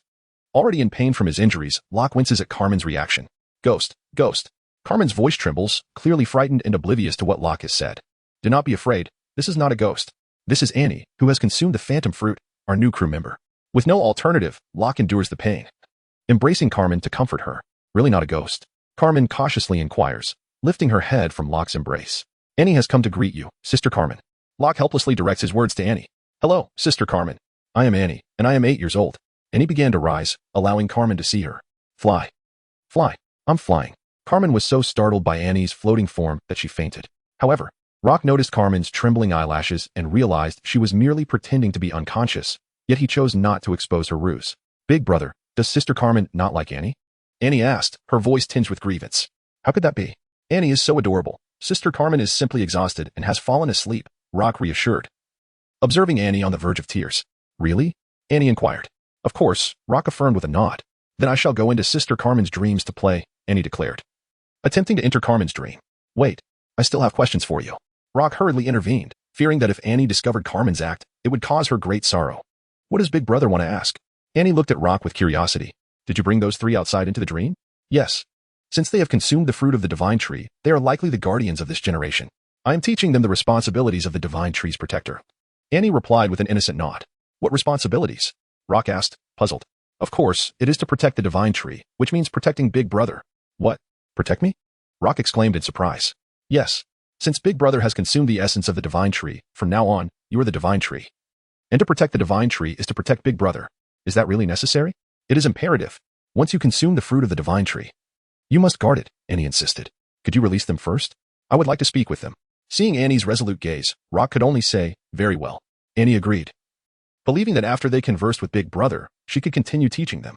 Chapter 31. The story after hearing Rock's words, Annie gradually vanished from the cabin. All right. You may rise. She has departed, Rock said to Carmen, who lay in his arms. Has she really gone? That's a relief. Carmen cautiously opened her eyes, glancing around to confirm Annie's absence before exhaling a long sigh. However, instead of hastily getting up, Carmen nestled deeper into Rock's embrace, seeking a more comfortable position. I say. Everyone has left. Why do you still linger? Rock remarked, noticing Carmen's continued repose. Although he did not mind her resting against him, her position pressed on his injury, causing him discomfort. What? Can't I lie here a little longer? Carmen complained.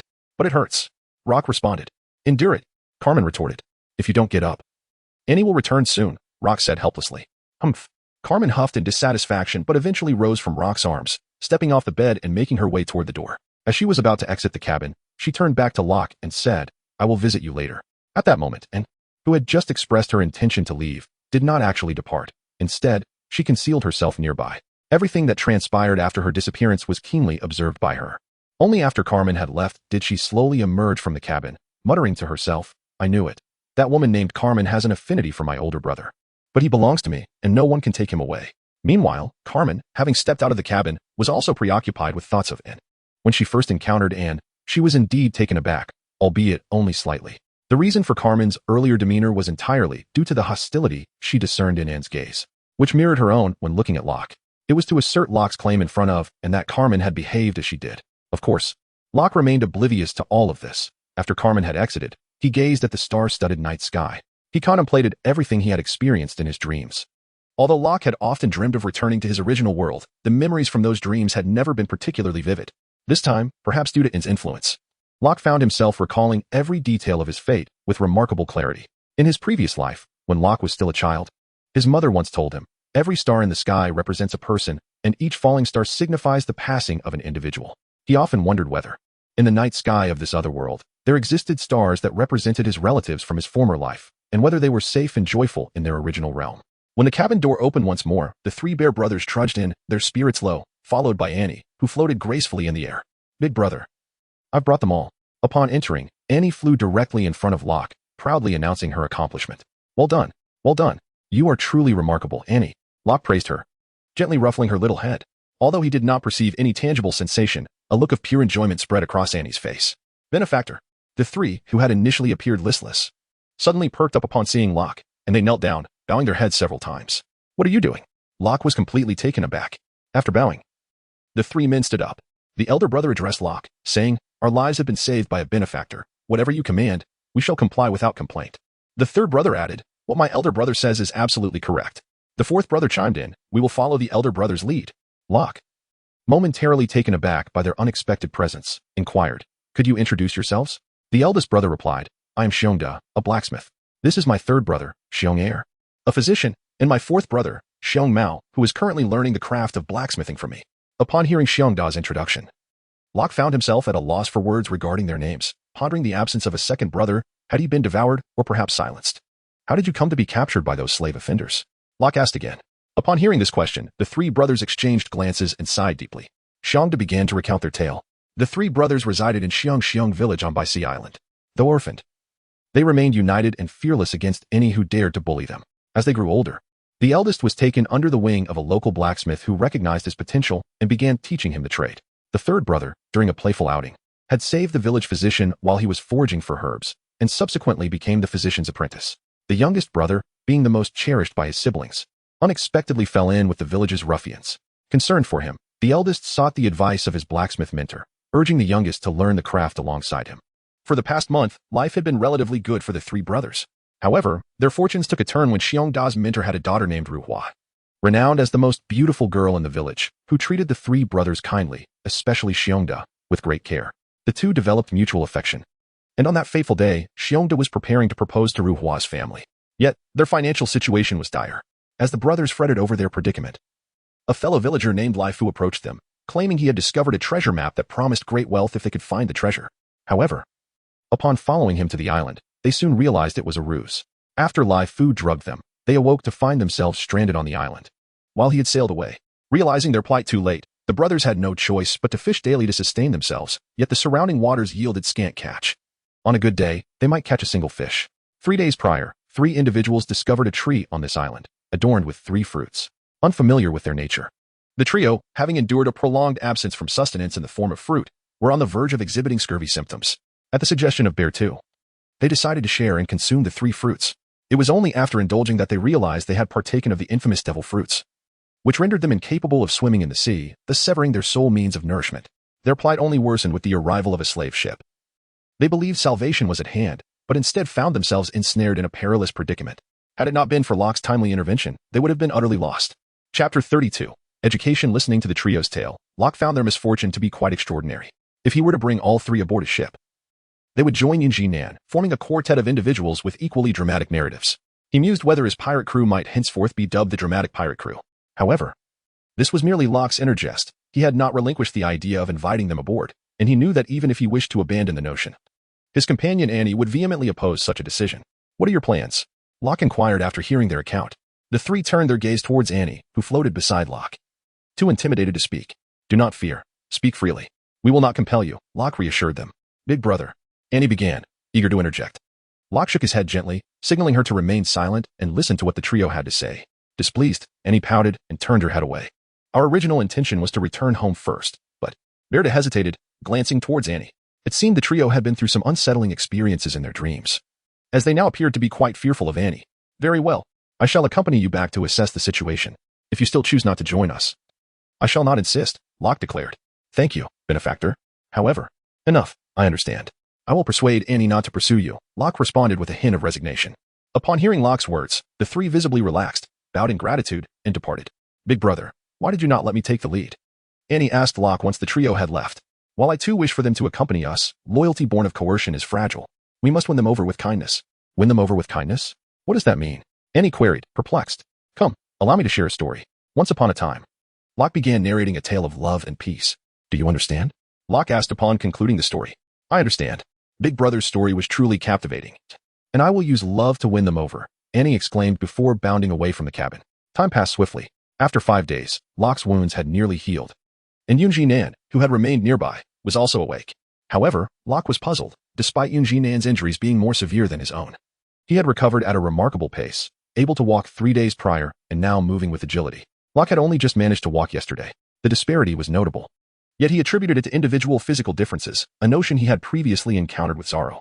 The following day after Locke awoke, he summoned the slaves and instructed them to organize themselves to return home, providing them with the means to navigate the seas by releasing the slave ship. Chapter 33. Departure. At this moment, Locke stood aboard his vessel, engrossed in a book, a diminutive puppet perched upon his shoulder, sharing in his literary pursuit. This little puppet was Annie, who, unable to walk in sunlight, could inhabit inanimate objects, thus alleviating her fear of the sun. Hence, upon awakening in Yunnan, Locke had crafted this charming puppet for her. "Dinner is ready," Carmen called from the kitchen. Upon hearing her voice, Locke set aside the demonic fruit illustration retrieved by Panda after the demise of the previous owner and ambled towards the kitchen. Upon entering, Locke discovered the dining table brimming with guests.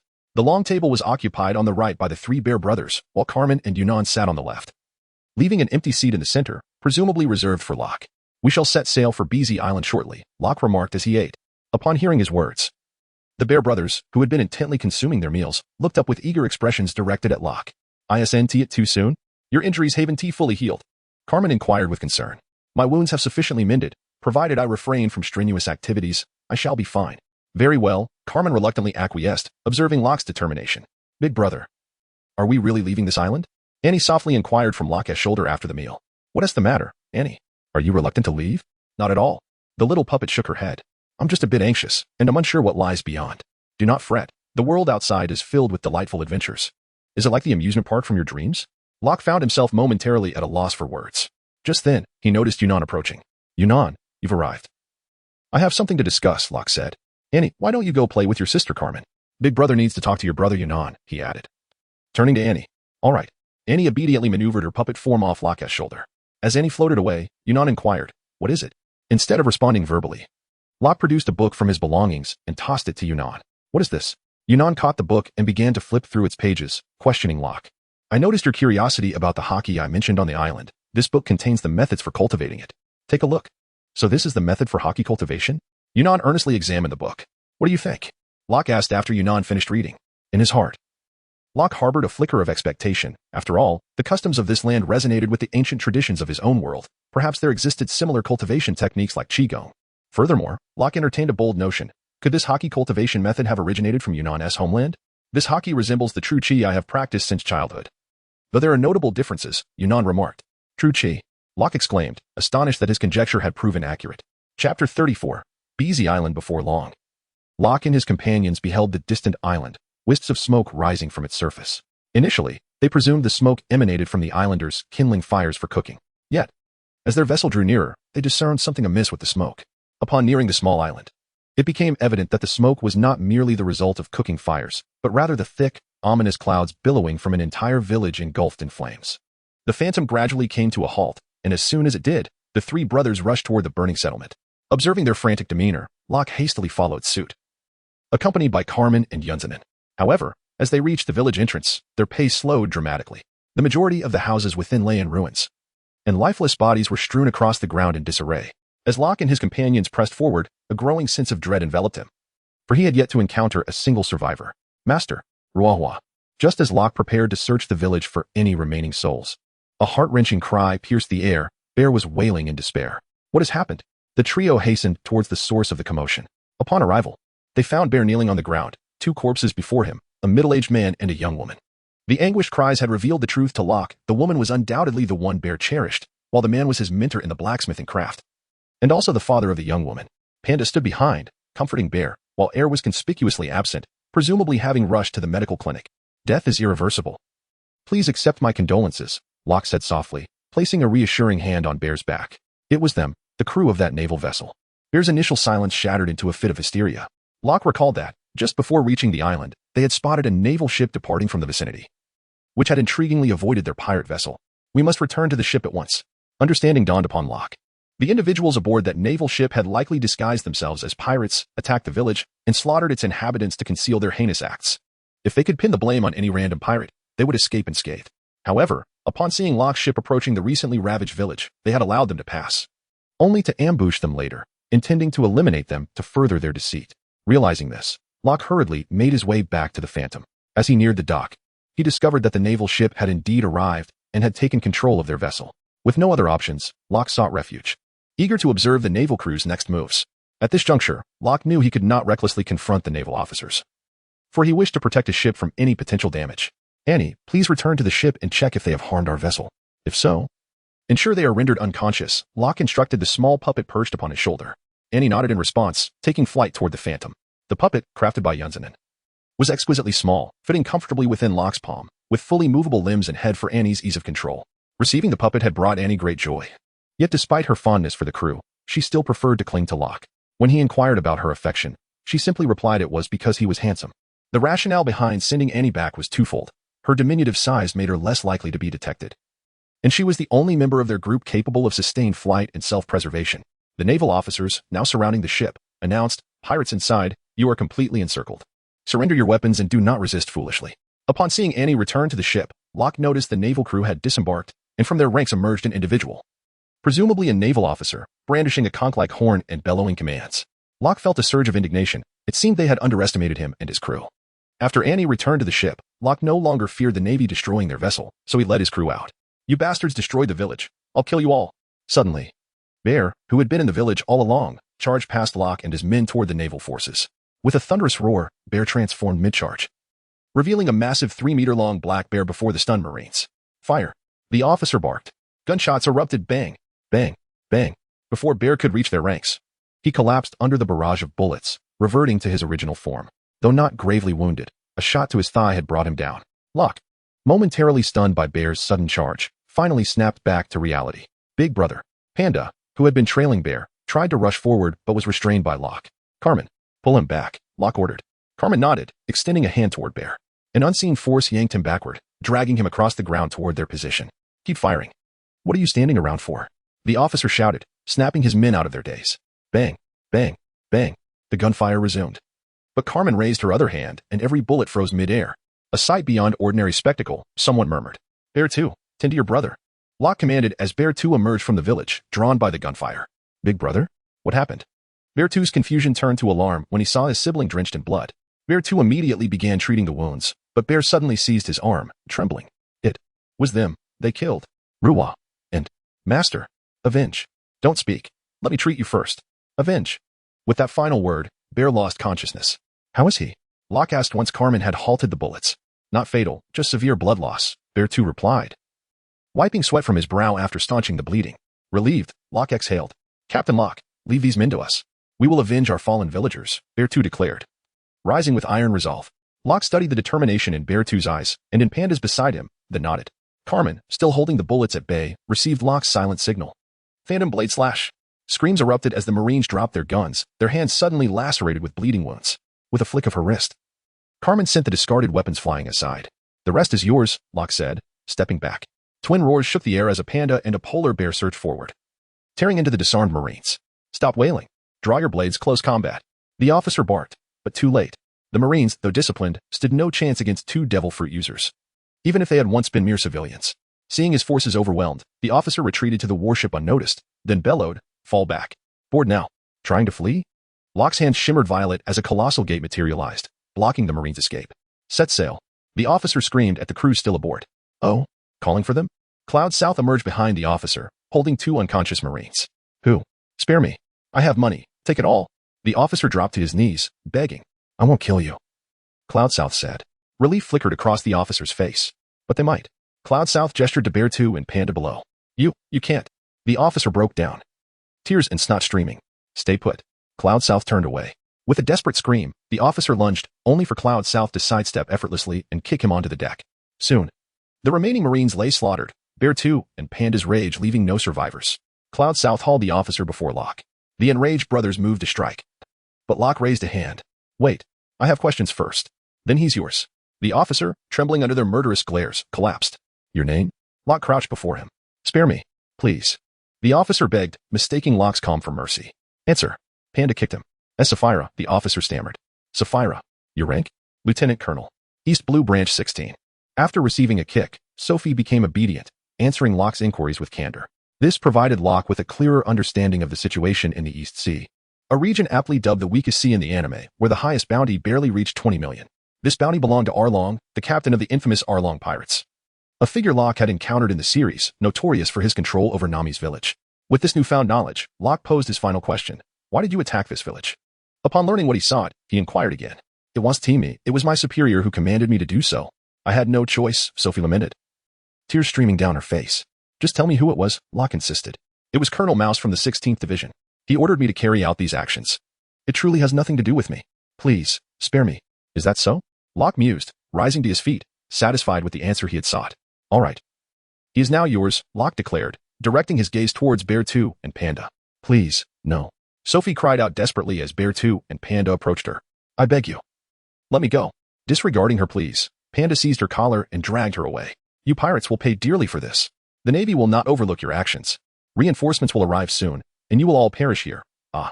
Sophie's words were abruptly silenced by Panda.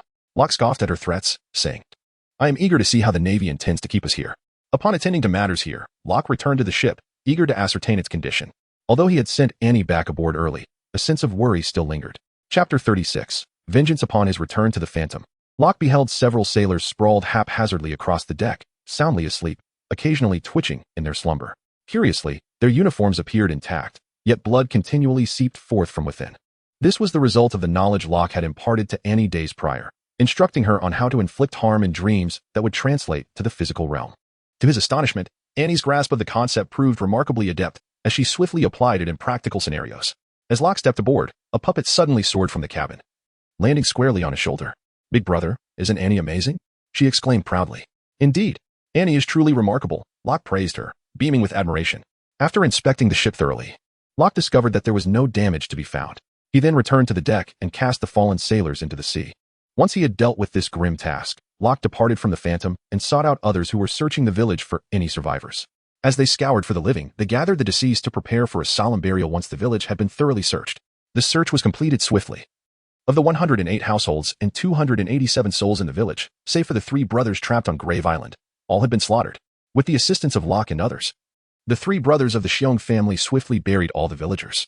At this moment, the awakened Xiong-da and Xiong-er knelt, weeping inconsolably for their fellow townsfolk. Locke approached, gently placing a hand on Xiong-da's shoulder as a gesture of solace. Unexpectedly, Xiong-da grasped Locke's trousers, demanding, "Why? Why must the Navy be like this? Should they not represent justice? Why? Alas." "My condolences," Locke replied, momentarily at a loss for words, letting out a resigned sigh. After a prolonged period of weeping, Xiong-da gradually quieted. Though Locke was uncertain how to comfort him, he remained by his side. "Captain, I seek vengeance." Xiong-da suddenly turned to Locke and declared. "I shall assist you," Locke responded, nodding at Xiong-da's despairing gaze. He then addressed Carmen and Yunji-nan, who stood behind him, saying, "Do not linger. Return and hoist the sails. We shall embark on our quest for revenge." Yunji-nan and Carmen nodded before making their way to the dock. "Let us depart," Locke urged the Xiong brothers. Slowly, they rose, casting one last glance at the graves before following Locke's lead towards the Phantom ship. Upon reaching the vessel, Locke summoned everyone. "Today, we welcome 3 new companions aboard, who shall join us in our adventures. Henceforth, I declare our first collective mission, to avenge our newly arrived crewmates." "Vengeance!" the 3 brothers of Xiong echoed fiercely. "Now, Yunji-nan, raise the anchor." We set sail towards the Navy SEC Division 16. Without uttering a word, Yunji-nan walked over and began to raise the anchor. Before long, the Phantom ship encountered 3 naval warships emblazoned with the prominent number 16. Locke, upon sighting the ships, remained silent, advancing to the bow as a radiant purple light enveloped the scene, revealing a colossal figure formed entirely of ice. With a thunderous roar, the ice giant charged towards the opposing warships. The Navy aboard the ships quickly recognized the threat, organizing their forces to fire upon the ice giant. However, due to its immense stature, the cannonballs merely splintered against its form, failing to impede its advance. In no time, the ice giant reached the warships and raised its fist, comparable in size to the vessels themselves, delivering a devastating blow. With a resounding crash, one ship was sent plummeting into the sea. It then swept its arm, sending the remaining 2 ships soaring through the air. Yet the assault was not over. As the ships ascended, the ice giant transformed into a massive sword, striking down upon the airborne vessels and cleaving them in twain. "Continue forward," Locke commanded, rallying those who had gathered in response to the Navy's appearance. During the battle between Locke and the Sith, Locke discerned that his combat prowess had ascended to that of a pirate valued at approximately 100 million. Although he might only be capable of evading encounters with the Marine headquarters majors, he believed he possessed the strength to contend with the Commodore-level Navy officers. Following his fruit's awakening on Grave Island, where his illusions gained offensive capabilities, Locke's approach to combat underwent a profound transformation. The flames and ice conjured from his illusions merely required him to imbue those characteristics into the phantoms he created. Their potency hinged on the extent to which Locke was willing to expend his stamina to enhance those traits. Previously, Locke relied on his fruit's abilities, nearly functioning as an assassin. However, upon awakening, he discovered that he had evolved into a warrior, moving away from the need for cunning tactics to allow his true self to strike. Now, he simply needed to conjure illusions and charge forth. Unless faced with an adversary significantly stronger, in which case he might be unable to breach their defenses. Otherwise, Locke found himself virtually invincible. Furthermore, he realized that he could replicate the techniques seen in the television shows, films, and anime of his past life through his illusions, and surprisingly, their offensive power proved to be quite formidable. As for how Locke retained such an abundance of knowledge from his previous existence, he glanced at the tiny marionette of the Deathwing he had conjured, now hovering on the ship as Annie approached. After and had entered her dreams several times, Locke discovered that her abilities within the dream realm could extract memories deeply buried within his subconscious. Remarkably, Even items that Locke had merely glimpsed could be summoned forth by and in her dreamscape.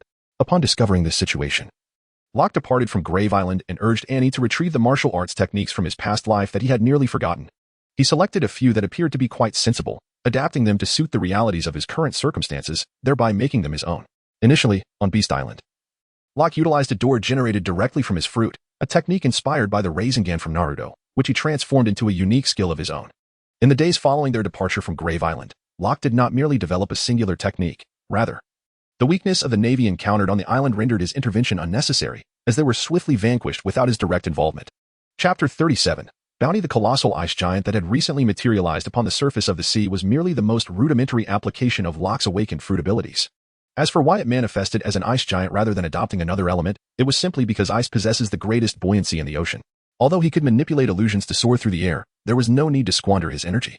Locke waved at the diminutive version of the Deathwing in the distance, and soon the creature, which appeared quite fearsome but was rendered adorable in its smaller form, glided towards him with Annie aboard. "Big brother, what's the matter?" Annie inquired curiously as they approached. "All right, Annie, you've played long enough. It's time to read," Locke responded gently. "Oh, very well," she exclaimed reluctantly as she dismounted from the back of the little black creature, which Annie had affectionately named the Deathwing, and began to float slowly towards her room. After departing from Grave Island, Locke busied himself with tasks for the crew, while Annie insisted on assisting him, demanding that he assign her some responsibilities. Reluctantly, Locke inquired about her skills, to which Annie revealed her ability to foresee the weather. Consequently, Locke entrusted her with the navigation books he had brought aboard, designating her as the ship's navigator. Initially, Annie approached her studies with great seriousness, dedicating her days to reading and visiting Locke in his dreams by night. However, being a child at heart, her focus waned over time. Though she continued to glance at her books daily, her diligence was not as steadfast as before. Interestingly, if one were to account for her sleeping hours, Annie would be the eldest among all the crew members. Even when combined, the ages of the others would not surpass hers. Yet, in terms of maturity, Annie was the youngest, merely around 10 years old. Thus, every time Locke observed Annie, he couldn't help but reflect on how, had he not traversed into this world, he too would have been a child. His demeanor towards her resembled that of a caring father towards his offspring, which elucidates why Annie and Locke shared such a close bond aboard the ship. As he watched Annie gracefully glide back to her quarters, Locke chuckled and shook his head before returning to his own room to continue his practice of the unnamed technique bestowed upon him by Yunzanin. This mysterious method proved to be remarkably potent. During its cultivation, not only did Locke's internal energy gradually increase, but his physical stamina also improved consistently. Although the progress was relatively slow, it surpassed the gains achieved through his previous training efforts. During their training in Frostmoon Village, Locke and Zaro engaged in the same intensity of exercise. However, Locke realized that his growth in stamina and strength was considerably slower than that of Zaro. As Locke departed from Frostmoon Village, he realized that Zaro's physical prowess had reached a level comparable to his own. However, due to his superior comprehension, which Zaro had yet to fully develop, Locke managed to avoid defeat. Moreover, Locke discerned that awakening was not merely the culmination of fruit abilities as depicted in anime. He speculated that there existed another realm beyond awakening, though he remained unaware of what that might entail. At Marine Headquarters in Marineford, Admiral Sengoku was diligently attending to his duties when an unexpected knock resounded from outside. "Report. Come in," Sengoku commanded without lifting his gaze. "Speak. What is it?" he continued, feeding documents to a nearby sheep while observing the messenger who had entered. "Admiral, we have just received a report from the East Blue 16th Division. A pirate crew has recently emerged, annihilating the inhabitants of an island. During the capture attempt, we have lost 4 warships, and all personnel aboard one of them perished. The division requests a bounty notice. Show me their photographs," Sengoku instructed, and the messenger promptly placed a photograph on the table before him. "What is this? I requested pictures of the crew members aboard the ship, yet you present me with an image of the vessel itself?" Sengoku exclaimed, his frustration palpable. "Report. According to the division's report, the warship was sunk before it could approach the pirate ship, hence no crew photos were taken," the messenger hastily explained, noting Sengoku's ire. "Useless. All of you are utterly incompetent. You cannot even procure a single crew photo, and still have the audacity to request a bounty? Then, I shall inform them that the bounty request has been denied." As Sengoku's fury intensified, the messenger seized the photograph, intending to exit. "Wait. Issue a bounty on all individuals aboard that ship, irrespective of their fate. Let them witness the consequences of challenging the Marines," Sengoku ordered. "What shall the bounty be? For the East Blue, let us set it at 50 million. Also, relay a message to Smoker, instructing him to proceed to Logtown and then visit the 16th Division to ascertain the situation regarding this pirate crew." "Understood, Admiral." The messenger saluted before exiting the room. "Humph. These pirates are becoming increasingly audacious," Sengoku muttered once the messenger had departed. 3 days have elapsed since Locke dealt with the 3 warships, and the Phantom is now merely 2 days' journey from the Navy's 16th Division. During this period, Locke and his crew would steer clear of merchant vessels or pirate ships, wishing to keep their destination concealed from prying eyes and avoid alerting the Navy. While they harbored no fear of the naval forces, they were wary of the potential consequences should the Navy be forewarned and manage to inflict damage upon their ship. After all, unnecessary losses were best avoided. Captain. Xiangda burst into Locke's quarters with palpable excitement. What is it? Locke gradually withdrew his focus, opening his eyes to regard Xiangda. Captain. We have been issued a bounty, Xiangda exclaimed, presenting a bounty notice to Locke. A bounty? Locke queried, perplexed. It was bewildering that they, who had maintained a low profile, would find themselves targeted in such a manner. Even though the Navy on BZ Island had encountered them, they had dealt with them decisively, leaving no room for anyone to capture their likeness. Could it be that the Navy reinforcements they encountered later had somehow issued a bounty, despite the fact that he had sunk their ships from a considerable distance, thereby ensuring that no one could have seen the crew aboard his vessel? How could a wanted notice be issued so swiftly? Upon picking up the wanted poster, Locke realized that it bore the bounty for their pirate crew. Strangely, the poster featured only a photograph of their ship, albeit with a few indistinct figures aboard, their features obscured by distance. The only clearly discernible detail was the word Phantom emblazoned upon the vessel. Amusingly, the bounty was set at a staggering 50 million berries. Did they not fear that someone might disguise a ship to claim such a reward? Chapter 38. Sanji, however, as Locke examined the wanted notice, he discovered that the reverse contained speculative information regarding the ship's current location. This led him to conclude that the Navy was aware of the potential for imposters to claim the bounty, prompting them to include a detailed description of the ice giant ability that Locke had previously exhibited. Forget about it. Let us press on, Locke declared, casting the poster aside as he addressed Bear. Despite having only embarked a few days prior, Locke assessed that Bear and the other two lacked significant combat prowess and had only recently acquired their fruit abilities. Therefore, he instructed Yin to conduct an intensive training session for the trio to prepare for the impending confrontation with the Navy. Due to Bear's injuries, his training intensity was less than that of the others, so Locke had urged him to remain vigilant regarding Navy activities, which explained Bear's arrival with news. Captain. There is something else, Bear continued, not in a hurry to depart. What is it? Locke inquired. We just spotted a restaurant at sea. A restaurant? Could it be the Bar Tai? Locke's immediate thought upon hearing of a floating eatery was the Bar Tai, the very establishment where Sanji resided. Tell Yin to cease training and steer the ship closer, Locke instructed after some contemplation. Initially reluctant to visit, he realized that Carmen's culinary aspirations stemmed from Sanji, and the prospect of reuniting with him would surely delight Carmen. With this thought, Locke followed Bear out of the room, making his way to the kitchen. Ever since Carmen consumed the telekinesis fruit, she had been eager to apply its powers in her cooking endeavors, practicing diligently in the kitchen. This, however, had been a trial for everyone else aboard, as they were subjected daily to the peculiar dishes Carmen crafted with her newfound abilities. While only Locke savored the delicacies she skillfully prepared, upon reaching the kitchen, Locke opened the door to find a knife chopping vegetables on the cutting board, operated by no visible hand. Carmen, meanwhile, sat nearby sipping coffee, absorbed in a newspaper. Carmen. Locke.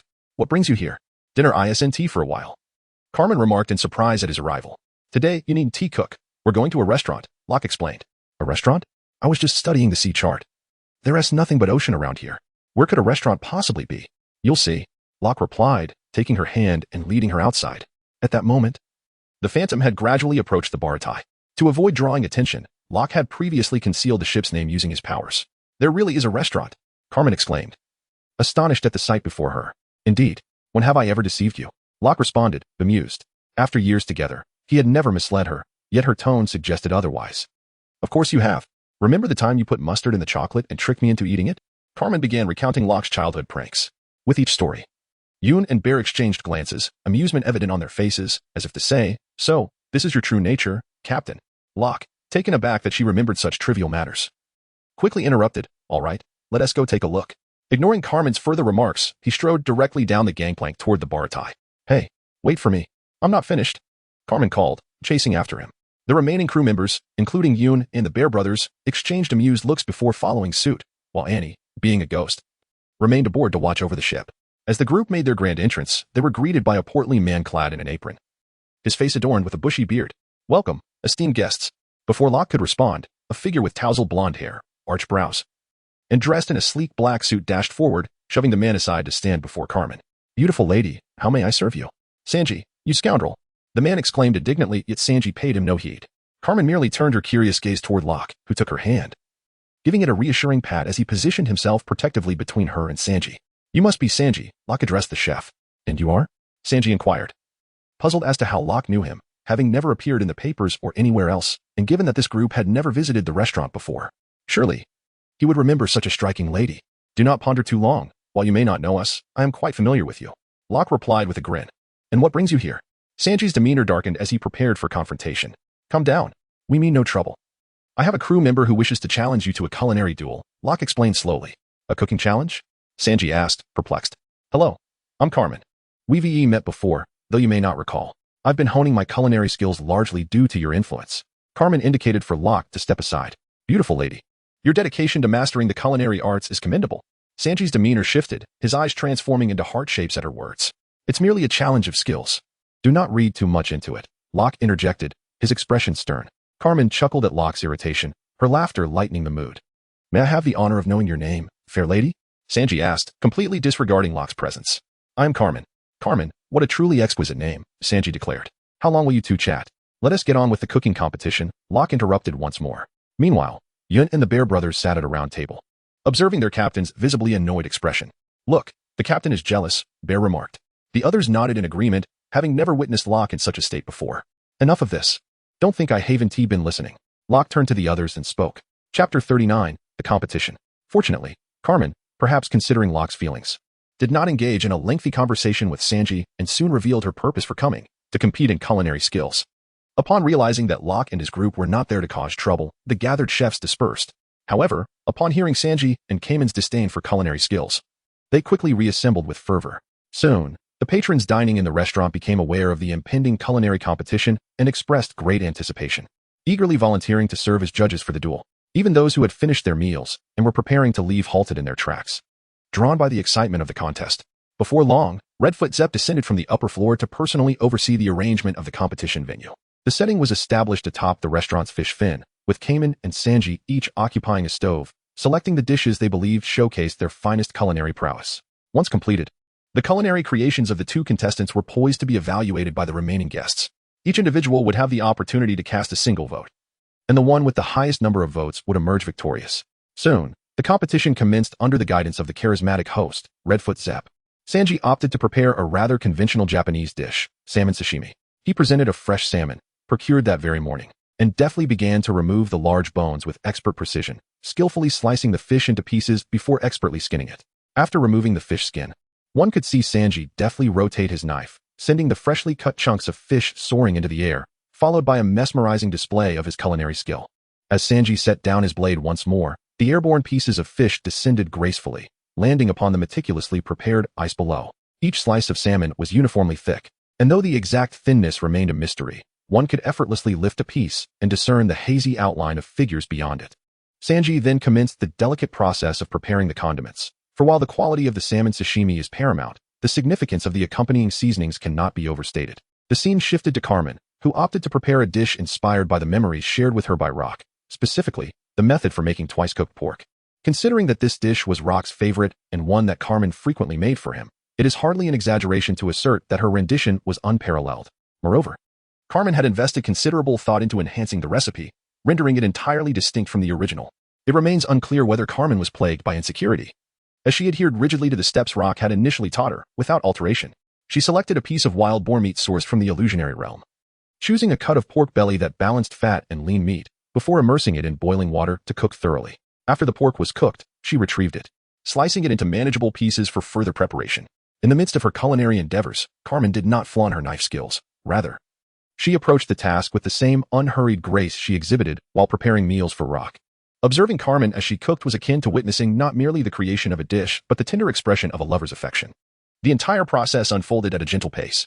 Once the meat was finely sliced, she poured rendered lard into the already heated skillet, and after the fat had fully melted, she meticulously added the meticulously prepared seasonings one by one. After the ingredients had been sautéed to perfection, the sliced pork was added for a quick stir-fry. Soon, an enticing aroma wafted from the pan, captivating the diners who stood nearby. Some even found themselves salivating. The two chefs worked swiftly, ensuring that the patrons did not have to wait long, and soon, two distinct dishes were presented before the guests. The diners gravitated toward the twice-cooked pork prepared by Carmen, as it was a dish they had never encountered before, coupled with its irresistibly fragrant allure. Consequently, it was evident that after indulging in the rich flavors of Carmen's dish, the subsequent taste of the comparatively mild salmon sashimi fell short of expectations. Although Sanji's dish was commendable, the choice had been ill-fated. Ultimately, the results revealed that Carmen had triumphed by a substantial margin over Sanji. Ha, ha, ha. Victory is mine, cheered Rock and the others as they flocked to Carmen's side to celebrate her triumph. However, Carmen's expression did not mirror the joy of victory. Instead, she appeared lost in contemplation, a sentiment that had lingered since tasting Sanji's culinary creations.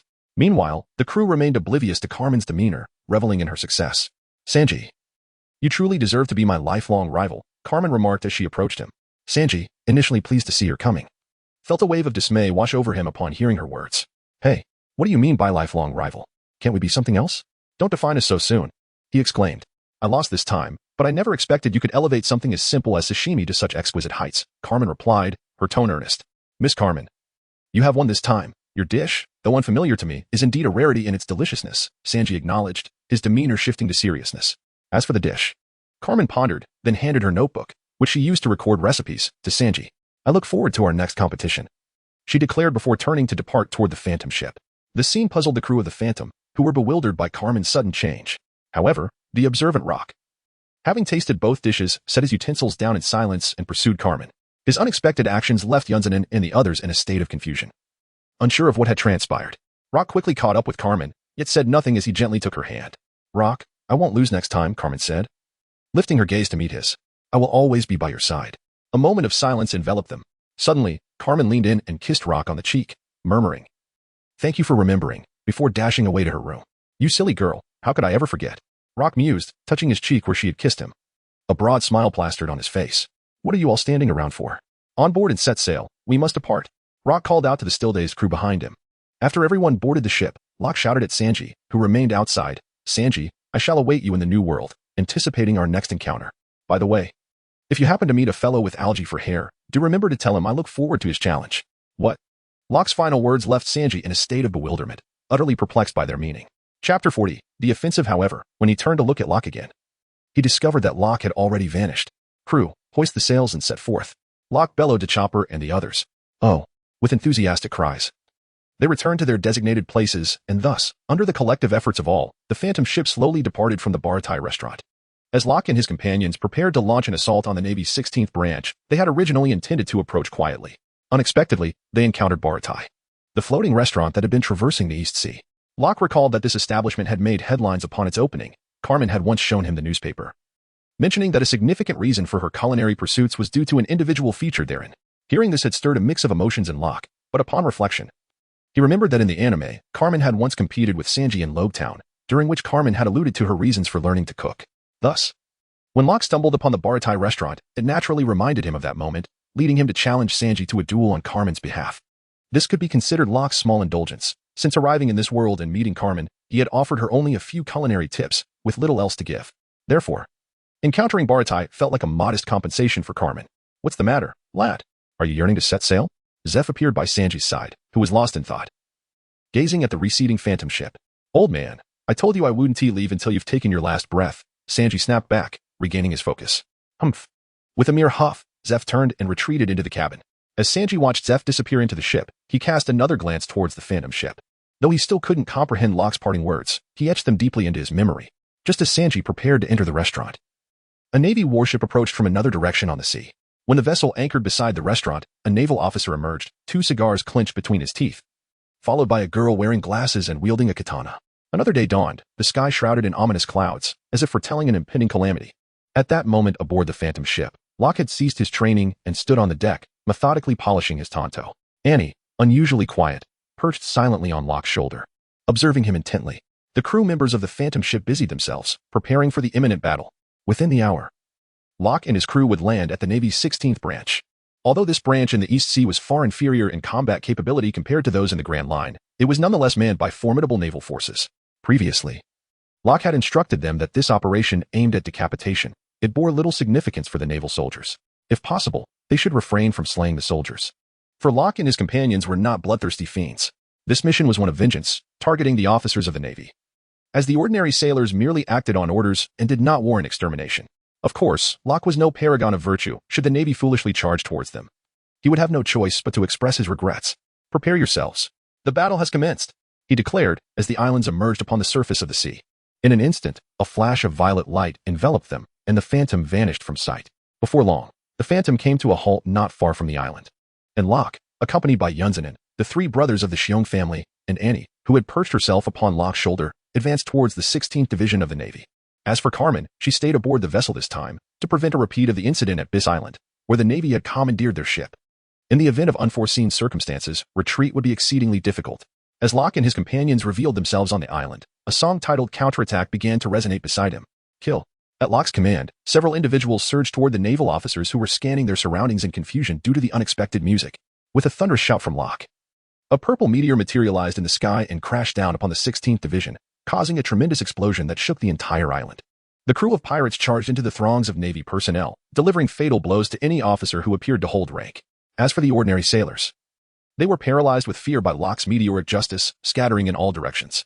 However, the trio at the forefront, Bear and his companions, were soon confronted by several majors, plunging them into a fierce struggle. After all, this was a naval division, and despite its weaknesses, there were still formidable opponents among them. Meanwhile, Unani, having moved at an astonishing pace, had already dashed through the naval base and caught sight of the gate where the Navy stood guard. As Unani prepared to demolish the gate with a kick, he was unexpectedly intercepted by a sentinel who thwarted his attempt and sent him flying. "Who are you?" Unani inquired, addressing the naval officer who had restrained him. "Me? I'm merely a humble gatekeeper. You may call me Old Sheen," the officer replied slowly, revealing his graying hair. Gazing at Old Sheen, Unani's expression grew increasingly serious. Meanwhile, Locke paid no heed to his comrades embroiled in combat. He continued to wield his powers to unleash widespread destruction, obliterating every naval structure within his sight, indifferent to whether anyone might be inside. The Navy personnel advancing toward Locke were swiftly incapacitated by Annie, who sat perched on his shoulder. These sailors collapsed to the ground before they could even approach Locke, succumbing to Annie's formidable ability. Her powers proved exceptionally effective against those of weak will, transforming her into a terrifying harvester of dreams, ensnaring anyone who ventured too close within an endless nightmare. Chapter 41. Naval Major. At the very moment Locke and his crew launched their assault, a warship appeared upon the sea, its deck occupied by a man smoking a cigarette. This was Smoker, dispatched to investigate the 16th Division. Initially, they had nearly caught up to Locke at Bartai. But due to Smoker's unawareness of Locke's audacity in attacking the Navy base, they had encountered a pirate ship en route, which delayed their arrival. "Captain Smoker, the 16th Division is under attack by pirates," a naval officer urgently reported. "What?" Smoker exclaimed, turning his gaze toward the distant island belonging to the 16th Division, where plumes of smoke were beginning to rise. "I'll check it out. You all hurry over." Without waiting for further input, Smoker transformed into smoke and sped toward the island. Captain Smoker Dasky, who had been standing behind him, began to speak, but Smoker was already far ahead. "Sometimes he can be reckless," she murmured. "Sergeant Dasky, what should we do now?" one of the officers inquired. "Accelerate toward the island," Dasky ordered with resignation. Not long after, as they neared the island, another naval officer appeared before Dasky. "Report. A pirate ship has been sighted ahead. Based on its characteristics, it appears to be our target, the Phantom Pirate crew, with a bounty of 50 million berries." The Phantom Pirate crew. Dasky gasped at the revelation. Could they be the ones attacking the naval base? "Open fire and sink them," she commanded swiftly, disregarding whether those on the island were indeed part of the Phantom crew. Their presence here meant they were not merely passing by. Boom, boom, boom. A volley of cannon fire erupted, sending several shells hurtling toward the distant Phantom ship. At that moment, the three brothers of the Bear family were confronted by four naval majors.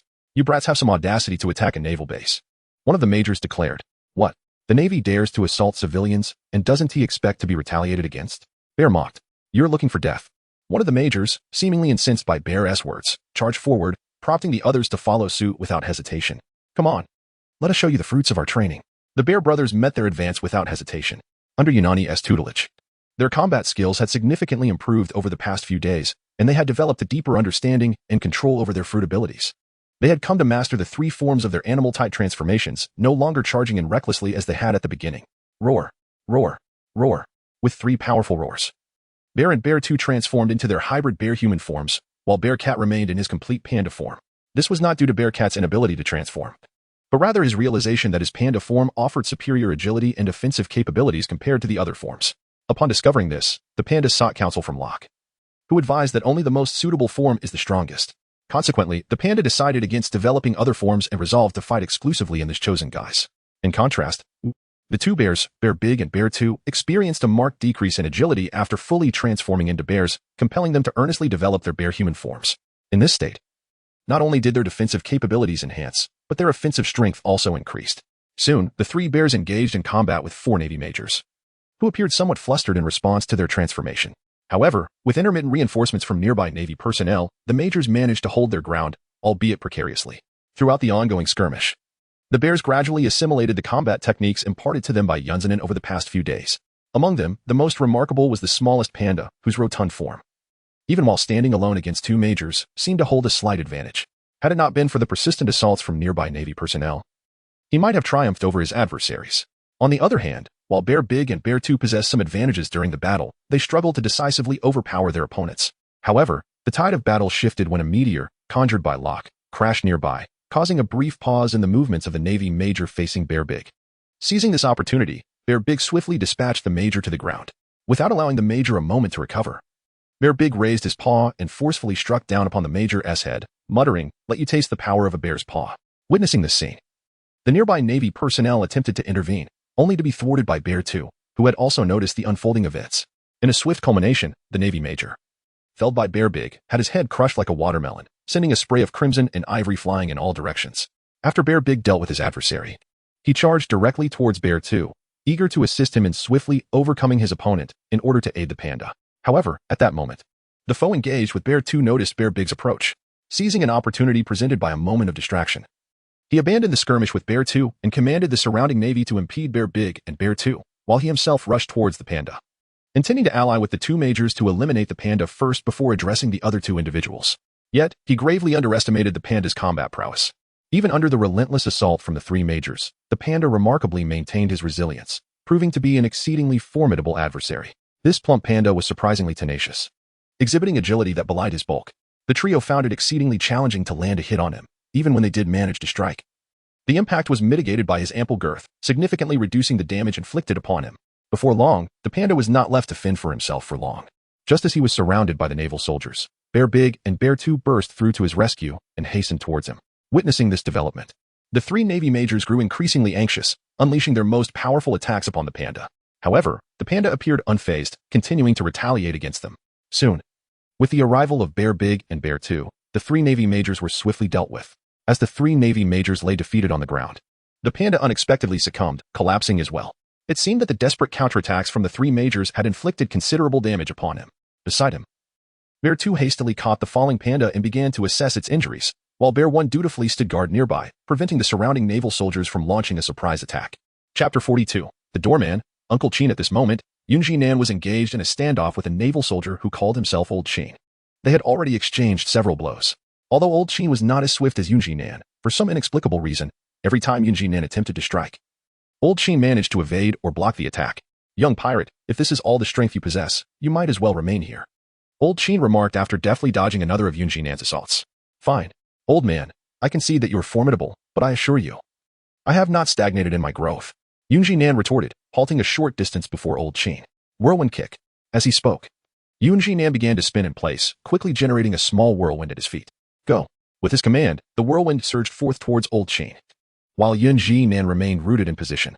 However, before the whirlwind could strike, Yunji Nan vanished from sight once more. An impressive attack method. Yet, it still lacks a certain finesse, Old Chin remarked as his muscles suddenly swelled, causing the loose military uniform he wore to tear, exposing his torso. Bang! The whirlwind and the suddenly reappearing Yunji Nan collided with Old Chin simultaneously. Although Yunji Nan landed a solid kick on Old Chin's back, it felt as though he had struck a slab of iron, yielding no reaction. The whirlwind, while not achieving much, managed to scrape the surface of Old Chin's skin. Quite commendable, but still a tad lacking. Finger gun. At the moment Yunji Nan's energy waned, Old Chin swiftly jabbed his finger towards him. Despite Yunji Nan's quick reflexes, he was grazed on the shoulder, causing a wound to open. Shave. Observing that Yunji Nan had vanished once again, Old Chin did not remain stationary but instead employed the shave technique to follow him. As Yunji Nan regained his footing, he was startled to see Old Chin materialize before him. "You have speed, young one, but it is insufficient." Old Chin again thrust his finger towards Yunji Nan. This time, however, Yunji Nan managed to kick Old Chin's hand aside. "Speed, you say?" After deflecting the attack, Yunji Nan murmured, "Old man, be warned. This next move is not so easily countered." Triple speed, wind god kick. Yunji Nan launched himself at Old Chin with an even swifter assault. "Now, that shows promise." Old Chin observed with a smile as Yunji Nan vanished once more, and he too activated shave to meet him. In an instant, the two engaged in a fierce aerial battle, the shockwaves from their conflict sending nearby naval soldiers tumbling away. "Haha, today's youth truly are remarkable, managing to hold their ground against an old man like me." After another separation, Old Chin, panting heavily, addressed the equally planted Yunji Nan. "Old man, you are impressive yourself, even at your age, yet you must be cautious now," Yunji Nan warned. Five-fold speed, wind god kick. With that declaration, Yunji Nan launched another assault against Old Chin. Is it significantly stronger than before? But the old man is no slouch. Old Qin grinned, keeping pace with him. However, it was evident that Old Qin struggled to match Yun Jinan's speed. Although he managed to keep up, Yun Jinan exploited openings and struck multiple times. This old man is indeed formidable, enduring Yun Jinan's strikes without issue. Haha, I acknowledge your speed, young one, but your power still leaves something to be desired. Old Qin stated while bracing himself for a counterattack. Humph. Yun Jinan responded with a disdainful snort. After another flurry of exchanges, Old Qin seized an opportunity and sent Yun Jinan flying with a powerful kick. Unlike Old Qin, Yun Jinan lacked the defensive skills of Iron Block. Even though he had recently learned to harness Haki, he was still inexperienced. The distinction between true energy and Haki was significant.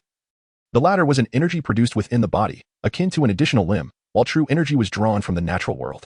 Although the effects of true energy could be more potent, it required rigorous practice to wield effectively. At this moment, as Yun Jinan was sent flying, he managed to mitigate some damage with true energy, but blood still trickled from the corner of his mouth. What's wrong? Have you reached your limit, boy? Old Qin taunted, observing Yun Jinan sprawled on the ground. Not by a long shot, old man. Yun Jinan slowly rose, wiping the blood from his lips. Ah. You are quite resilient. However, no matter how fast you are, without sufficient strength, you will not triumph over me. Strength, you say? Very well. Allow me to demonstrate if my strength can indeed surpass yours, Yun Jinan replied. Oh, I am eager to witness this. He continued, however. I cannot guarantee control over what comes next, for this technique is one I struggle to master myself. Tenfold speed. Wind God kick. In an instant, Yun Jinan vanished from sight, and the floor beneath him shattered from the force of his departure. Faster, you say? But that is of no consequence. Iron Block. Old Qin activated his defensive technique once more. Bang. Just as Old Qin initiated Iron Block, Yun Jinan's attack landed, sending Old Qin flying. What? The astonished Old Qin had not anticipated Yun Jinan's power would surge so dramatically. At this point, Yun Jinan's eyes were glazed over, appearing almost unconscious.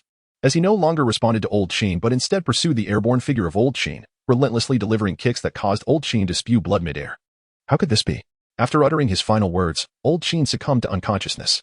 Yun Jinan, having regained his composure, expelled a large mouthful of blood and then collapsed to the ground.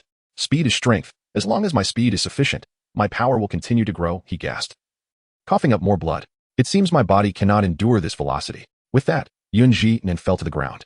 As those around him rushed to finish him off, Bear 1 and Bear 2, having just concluded their battle, arrived in time to shield him from the advancing naval soldiers. Chapter 43. Smoker. Meanwhile, Locke had completed his assault on the naval base and was now in search of their target, Captain Mouse, at the Navy's 16th Division. Haha. Found you. After navigating around a pile of rubble, Locke laid eyes on a naval officer clad in a justice cloak, whose demeanor suggested he was far from virtuous. Who are you? Observing the figure of Smoker blocking his path, Colonel Mouse inquired with a hint of bewilderment, Are you here to kill me? Without hesitation, Smoker unsheathed his sword and charged toward Colonel Mouse. You, stay away. The sight of Smoker rushing toward him left Colonel Mouse paralyzed in fear, collapsing on the spot. Just as Smoker's blade was about to strike the colonel, it was unexpectedly intercepted by a figure emerging from the mist. You are the one causing chaos on this island, aren't you? Smoker slowly regained his composure, positioning himself protectively in front of Smoker. Observing this obstruction, Smoker refrained from immediate attack and stated, Indeed, it is I. However, the moment Colonel Mouse, previously frozen in terror, saw Smoker blocking the way, he sprang to his feet and fled backward. Annie, go after him, Smoker commanded, glancing at the departing Colonel Mouse. Understood, replied Annie, detaching herself from Smoker's shoulder and sprinting after the fleeing colonel. Where do you think you're going? Smoker, although uncertain of the puppet pursuing him, attempted to hinder her escape. What is your intent? Yet before Smoker could act, Smoker boldly launched an attack against him, interrupting his efforts to stop Annie. It seems I must deal with you first. Smoker, left with no choice, turned his attention back to his opponent. Deal with me? Smoker appraised him from head to toe and continued, I believe you are mistaken. You cannot possibly defeat me. Underestimating me, are you? No matter, you shall find out soon enough. With that, he transformed his legs into smoke and charged at Smoker. I intend to make you aware of the gap between us. Smoker met him head-on with his sword. Although Smoker had only recently begun to cultivate his inner strength, he had managed to gather a modicum of true energy within him. While he could not envelop his entire body in it, he was capable of coating his weapon with a thin layer. While it may not possess the absolute restraining power akin to Haki against devil fruit abilities, it would at least allow him to inflict damage. For Smoker, as long as he could counteract Smoker's devil fruit powers, he felt entirely capable of overcoming his rudimentary martial skills. After Locke infused true energy into the Tang Dao, a faint layer of white light appeared upon the sword, allowing him to evade Smoker's incoming attack and strike at him with a swift slash. Observing the Tang Dao approaching, Smoker did not attempt to dodge. Instead, he prepared to elementalize at the last moment. However, an unsettling sensation gripped his heart, prompting him to instinctively sidestep. Fortunately, Smoker managed to evade the brunt of the blow. Yet not without consequence, a long gash marred his chest, though it was not particularly deep. "Do you wield hockey?" Smoker inquired, bewildered by the unexpected injury. "No, it is not hockey." He quickly dismissed, realizing that the blade's aura bore no resemblance to hockey, instead emanating a delicate white light so faint that, had he not been curious about how Locke had injured him, he might not have noticed it at all. "This is called true energy. You do not comprehend, do you?" Locke remarked, casting a look at Smoker as though he were a simpleton. "True energy? A genuine artifact that can harm a devil fruit user. Astonishing." Smoker exclaimed in disbelief. "There is much about this world that remains unknown to you," Locke declared as he conjured a clone to charge at Smoker. "Do you believe this will defeat me?" "How naive," Smoker retorted, eyeing the advancing Locke. Indeed, Smoker's martial prowess fell short of expectations. In the midst of Locke's relentless onslaught, he sustained several hits. Whether he had discerned that this was merely Locke's clone or not, he could only reflect on his predicament. Only the first strike had landed on his shoulder, while subsequent blows were delivered by the clone. Given that Locke had only recently begun to cultivate true energy, he was incapable of combining it effectively with his devil fruit abilities. Thus, Smoker managed to evade the majority of the attacks by elementalizing, save for the initial strike. "It appears your martial skills are not as lacking as I presumed," Locke proclaimed after yet another attack was parried. He retreated and dispelled his clone, addressing Smoker. "How do you know of my martial skills? Are you acquainted with me?" Smoker was taken aback, sensing an unsettling familiarity in Locke's words. "Perhaps one could say so." "You are among the few individuals I admire within the Navy," Locke admitted, as his dwindling true energy began to replenish. "Admire?" Smoker questioned, perplexed. "Indeed, I admire you. You are one of the few within the Navy who embodies justice in action," Locke responded while regaining his strength. "Every Navy member stands for justice," Smoker asserted fervently, his excitement rising. "Are you certain?" Locke observed Smoker with a hint of amusement. "Though there may be a few corrupt individuals, the majority of the Navy embodies justice." Smoker conceded hesitantly. "The current Navy resembles a table surface. No, more accurately, the world government, riddled with holes. All we can do now is remove it and replace it with a new one," Locke remarked with a beaming smile. "What do you intend to do?" Smoker queried loudly. "Nothing, just as you might imagine. It seems I must detain you today." Smoker once again brandished his weapon and charged at Locke. Locke faced Smoker unflinchingly as they clashed anew. This time, he abandoned his devil fruit abilities in favor of pure swordsmanship, opting to infuse true energy into the Tang Dao only at the moment of impact. Smoker found himself at a disadvantage, despite his efforts to evade Locke's strikes. He was frequently struck. Yet, amidst the chaos, he discerned that Locke's true energy effectively countered his devil fruit abilities. If he elementalized just as Locke's blade approached, he could mitigate much of the damage, though some still lingered. Chapter 44. Encounter with Dasky. "Let us conclude for today," Locke declared, observing Smoker, who was now riddled with injuries and struggling to maintain his elemental form. "Are you attempting to flee?" Smoker rasped, his voice faltering from blood loss as he coughed, staining the ground. "I simply have no desire to kill you," Locke replied, pursing his lips. "I do not require your pity," Smoker retorted, disregarding his injuries as he lunged at Locke once more. Locke sidestepped Smoker's attack, countering with a decisive strike to his side neck. Smoker collapsed without resistance. "Remember my name, Locke. I look forward to our next meeting," Locke whispered as Smoker fell unconscious. Raising a small cloud of dust, Locke smiled, shaking his head at the downed Smoker before pursuing the direction in which Annie had vanished. Before long, Locke caught up with Annie, who was perched atop the head of Colonel Mouse, who knelt on the ground, eyes shut, his face contorted in terror, shaking uncontrollably. "Big brother," Annie exclaimed, leaping towards Locke, her puppet body landing on his face. With his vision obscured, Locke had no choice but to lift Annie onto his shoulder for better visibility. "Big brother, this Navy colonel is a bad person. He has committed many wrongdoings," Annie declared, now comfortably seated on Locke's shoulder. "If he were not a villain, we would not be here to capture him," Locke explained. Yes, we are the good ones, and we must punish the bad." Annie nodded in agreement, understanding Locke's reasoning. "Big brother, I'm impressive, right? I caught the villain in one go," Annie boasted, her excitement palpable even through her puppet guise. "Indeed, our Annie is the most remarkable," Locke praised, ruffling her hair. Upon hearing Locke's words, Annie joyfully soared around him, giggling with delight. "All right, settle down. We must prepare to leave." Locke gently placed Annie back on his shoulder. After receiving her nod of approval, he approached where Colonel Mouse knelt and lifted him as if he were refuse. "Let us depart, everyone." A purple phantom materialized behind Locke, calling out loudly before dissipating into thin air. Onward, to the ship. After completing their tasks, Locke, accompanied by Annie and carrying Colonel Mouse, made their way towards the Phantom. At that moment, Bear 1 stood alone, confronting the advancing Navy forces. Behind him, Bear 2 had placed the recently treated Panda aside and was attending to Yunzinen's injuries. Suddenly, Locke's retreat command reached their ears, accompanied by the familiar purple apparition. Bear 1 and Bear 2 exchanged a glance, and Bear 1, having repelled the oncoming Navy soldiers once more, joined Bear 2's side and hoisted the panda onto his back. Bear 2 swiftly concluded Yunzanen's treatment and carried him as well. Once both individuals were secured, they wasted no time and hastened towards the Phantom. Meanwhile, the Phantom was under heavy bombardment from Smoker's warship. However, Carmen, stationed aboard, adeptly deflected the cannon fire using his telekinetic powers, occasionally rebounding the incoming projectiles. Aside from the initial onslaught, Carmen had not noticed the subsequent Navy attacks, resulting in a few holes appearing on the ship. Once he realized the threat, Carmen quickly established a telekinetic shield to prevent further damage to the Phantom. Eventually, as the Navy recognized the futility of their cannon fire, they ceased their bombardment and began maneuvering their vessel closer to the Phantom. Undoubtedly, the powers of the telekinesis fruit are formidable. Its capabilities are straightforward yet immensely powerful. Even though Carmen had only recently acquired the fruit, he was already able to unleash significant strength. As the warship approached, the naval officers leapt from the vessel, poised to board the pirate ship.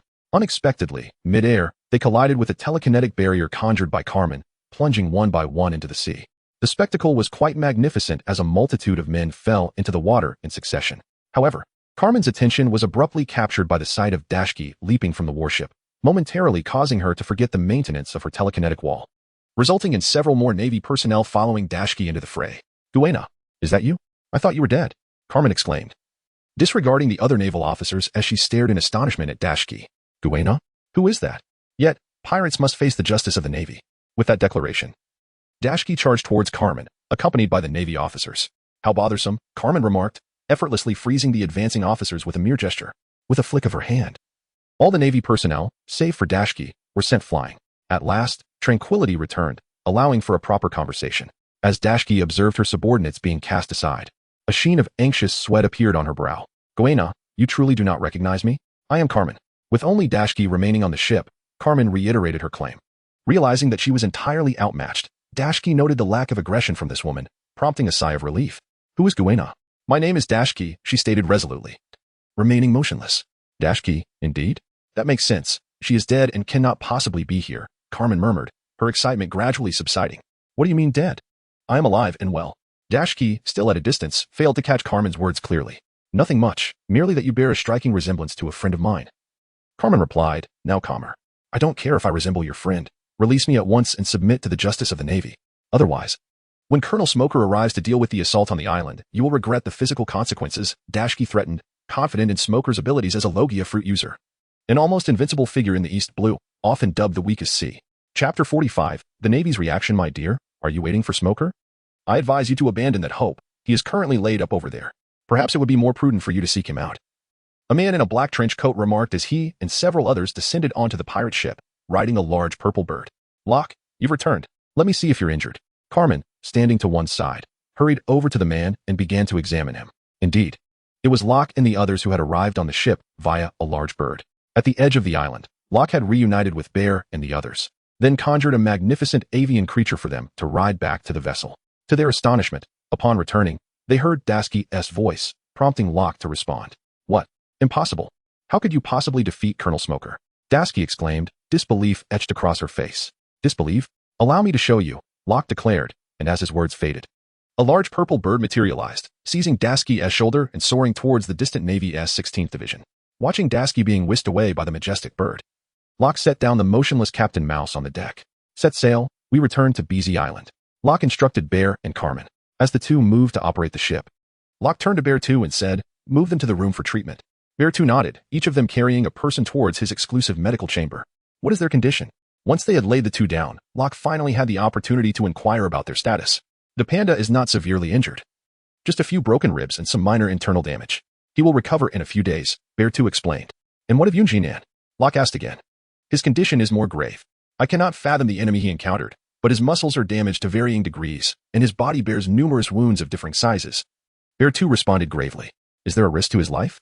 Locke's concern escalated upon hearing the severity of the situation.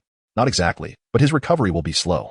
Even with his physical resilience, it will take at least a week before he can walk, and he must refrain from any intense activity for a month." Bear 2 reassured Locke, noticing his sudden anxiety. Upon hearing Bear 2's words, Locke exhaled a sigh of relief. After instructing Xiong Air to take good care of the two individuals, Locke departed the room and made his way to the deck. At that moment, the ship had begun to set sail slowly, and as he gazed at the naval base receding into the distance, Locke felt an untroubled calm within. Although he had anticipated a confrontation with the Navy one day when he ventured out to sea, he was surprised by the swiftness of this encounter. Nevertheless, He held no regrets. Since Xiongda and the others had boarded his vessel, they had become his comrades. Was there truly a need for time to avenge one's companions? Resolutely. Locke turned his back on the nearly vanishing naval base and sought a length of rope in the cabin, binding the unconscious Colonel Mouse to the mast. Their intention was not to kill him immediately, but rather to transport him to Beezy Island, where Xiongda and the others would personally settle the score on their loved ones' graves, granting peace to their spirits. Meanwhile, at the Marine headquarters in Marineford, Fleet Admiral Sengoku was diligently attending to his duties in his office, accompanied by another individual. This person, wearing a comical dog-headed hat, with graying whiskers protruding, lounged on a nearby sofa, feet propped up on the coffee table, casually indulging in donuts, entirely disregarding the decorum befitting the office of the Marine Fleet Admiral. Garp, enough. If you have something to say, do it directly. Stop disturbing my work. Sengoku bellowed in exasperation. Ah, I'm merely enjoying some donuts. How am I disturbing you? Garp replied, popping another donut into his mouth. Before Sengoku could retort, the phone snail suddenly rang. Uru. Uru. You answer it. Garp gestured towards the phone snail, directing Sengoku's attention. Who is it? Sengoku inquired as he picked up the phone snail. Report, Admiral. This is Marine Colonel Smoker. Smoker's weary voice came through the device. Oh, Smoker. What's the matter? Sengoku responded. Admiral, the 16th branch of the East Blue has just suffered a severe attack from the Phantom Pirate crew, with devastating losses. What? Sengoku exploded upon hearing the news, crushing the phone snail in his grip. Soldier, bring me another phone snail. Sengoku commanded a soldier standing outside the door. Realizing the gravity of the situation, Garp remained silent, continuing to savor his donuts. Soon, the soldier returned with another phone snail, and Sengoku re-established contact with Smoker. What on earth happened? Give me the details, Sengoku demanded. Not long ago, the Phantom Pirate crew attacked the 16th branch without any known reason, destroying all structures on the island. I arrived just in time to confront their captain, but I was overpowered and knocked unconscious. For reasons unknown, they subsequently retreated. Smoker recounted the situation succinctly. What about casualties? Sengoku pressed, his expression darkening. Excluding personnel on duty outside, there were 2,000 personnel remaining, 400 dead, and the rest injured. One veteran, named Old Sheen, suffered multiple fractures. 15 officers above the rank of captain were killed, leaving only 5 survivors. Colonel Mouse was captured, and the reasons remain unclear, Smoker detailed. Damn it. Sengoku refrained from crushing the phone snail again, opting instead to smash the paperwork on his desk in half. Very well, I will handle the remaining matters. You must hasten to Lowtown, Sengoku ordered Smoker before abruptly ending the call. Was that Old Sheen you mentioned? Garp interjected suddenly. If you hadn't spoken up, I would have almost forgotten.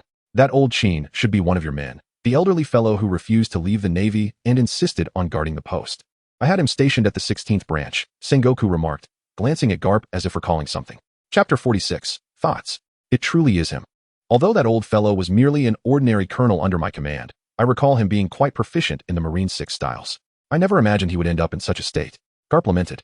What exactly is the Phantom Pirate crew's background? Sengoku pondered aloud. By the way, what brings you here? Sengoku suddenly recalled and asked Garp. If you hadn't mentioned it, I would have almost forgotten. I came to request leave. My grandson is turning 17, and I need to bring him to join the Navy, Garp explained, remembering his purpose for being there. Sengoku rolled his eyes at Garp, continuing, there's no need for formal leave. You should head to the East Blue to capture the Phantom Pirate crew. Fine, it's along the way anyway. Garp said nonchalantly. All right, be on your way. And have someone bring me a new desk, Sengoku instructed, as he reached for a material that had fallen to the floor, currently being chewed by a nearby sheep. TCH, just get it yourself. Garp retorted, taking his donuts and leaving. Old rascal. Sengoku muttered angrily before commanding the soldier at the door, go, and bring me that desk.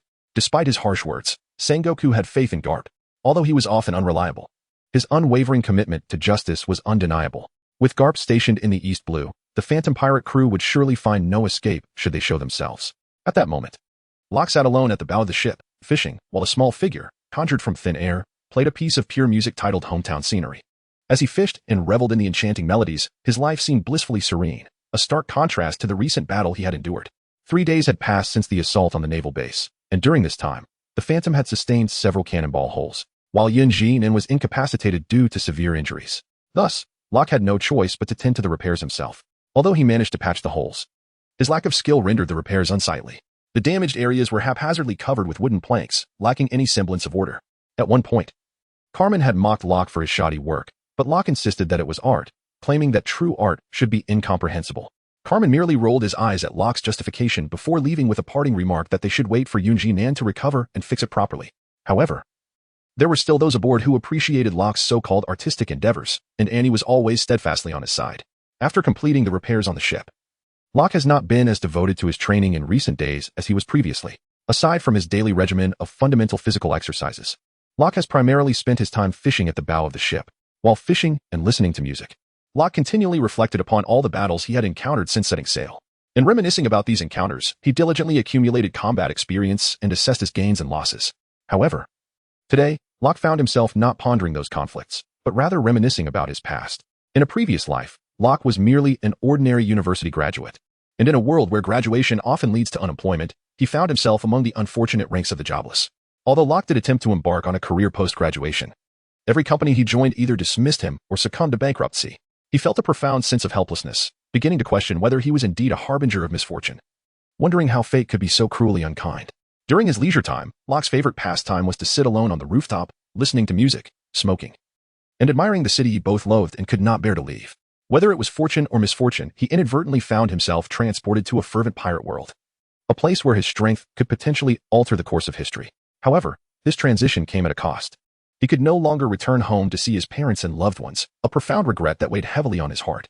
Fortunately, he still had a younger brother at home, ensuring that at least one person remained to support their family in the future. Locke's desire to change the world in this new realm stemmed from a sense of ordinariness in his previous life, and the ambition to strive for a grand goal provided an avenue for escape from his past. "Big brother, what are you thinking about?" and suddenly appeared, having flown onto Locke's shoulder.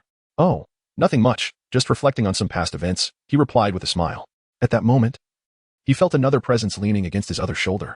The familiar scent of hair confirmed it was Carmen, who had quietly joined him, holding a fishing rod and resting her head gently against him. This scene brought back memories from his time on Crisby Island, where he often sat atop a hill, watching the sunset, accompanied by Carmen's silent company, which alleviated his loneliness in this world. Unbeknownst to him, Carmen had stealthily woven herself into his heart, becoming an inseparable part of his life, even at the tender age of 12.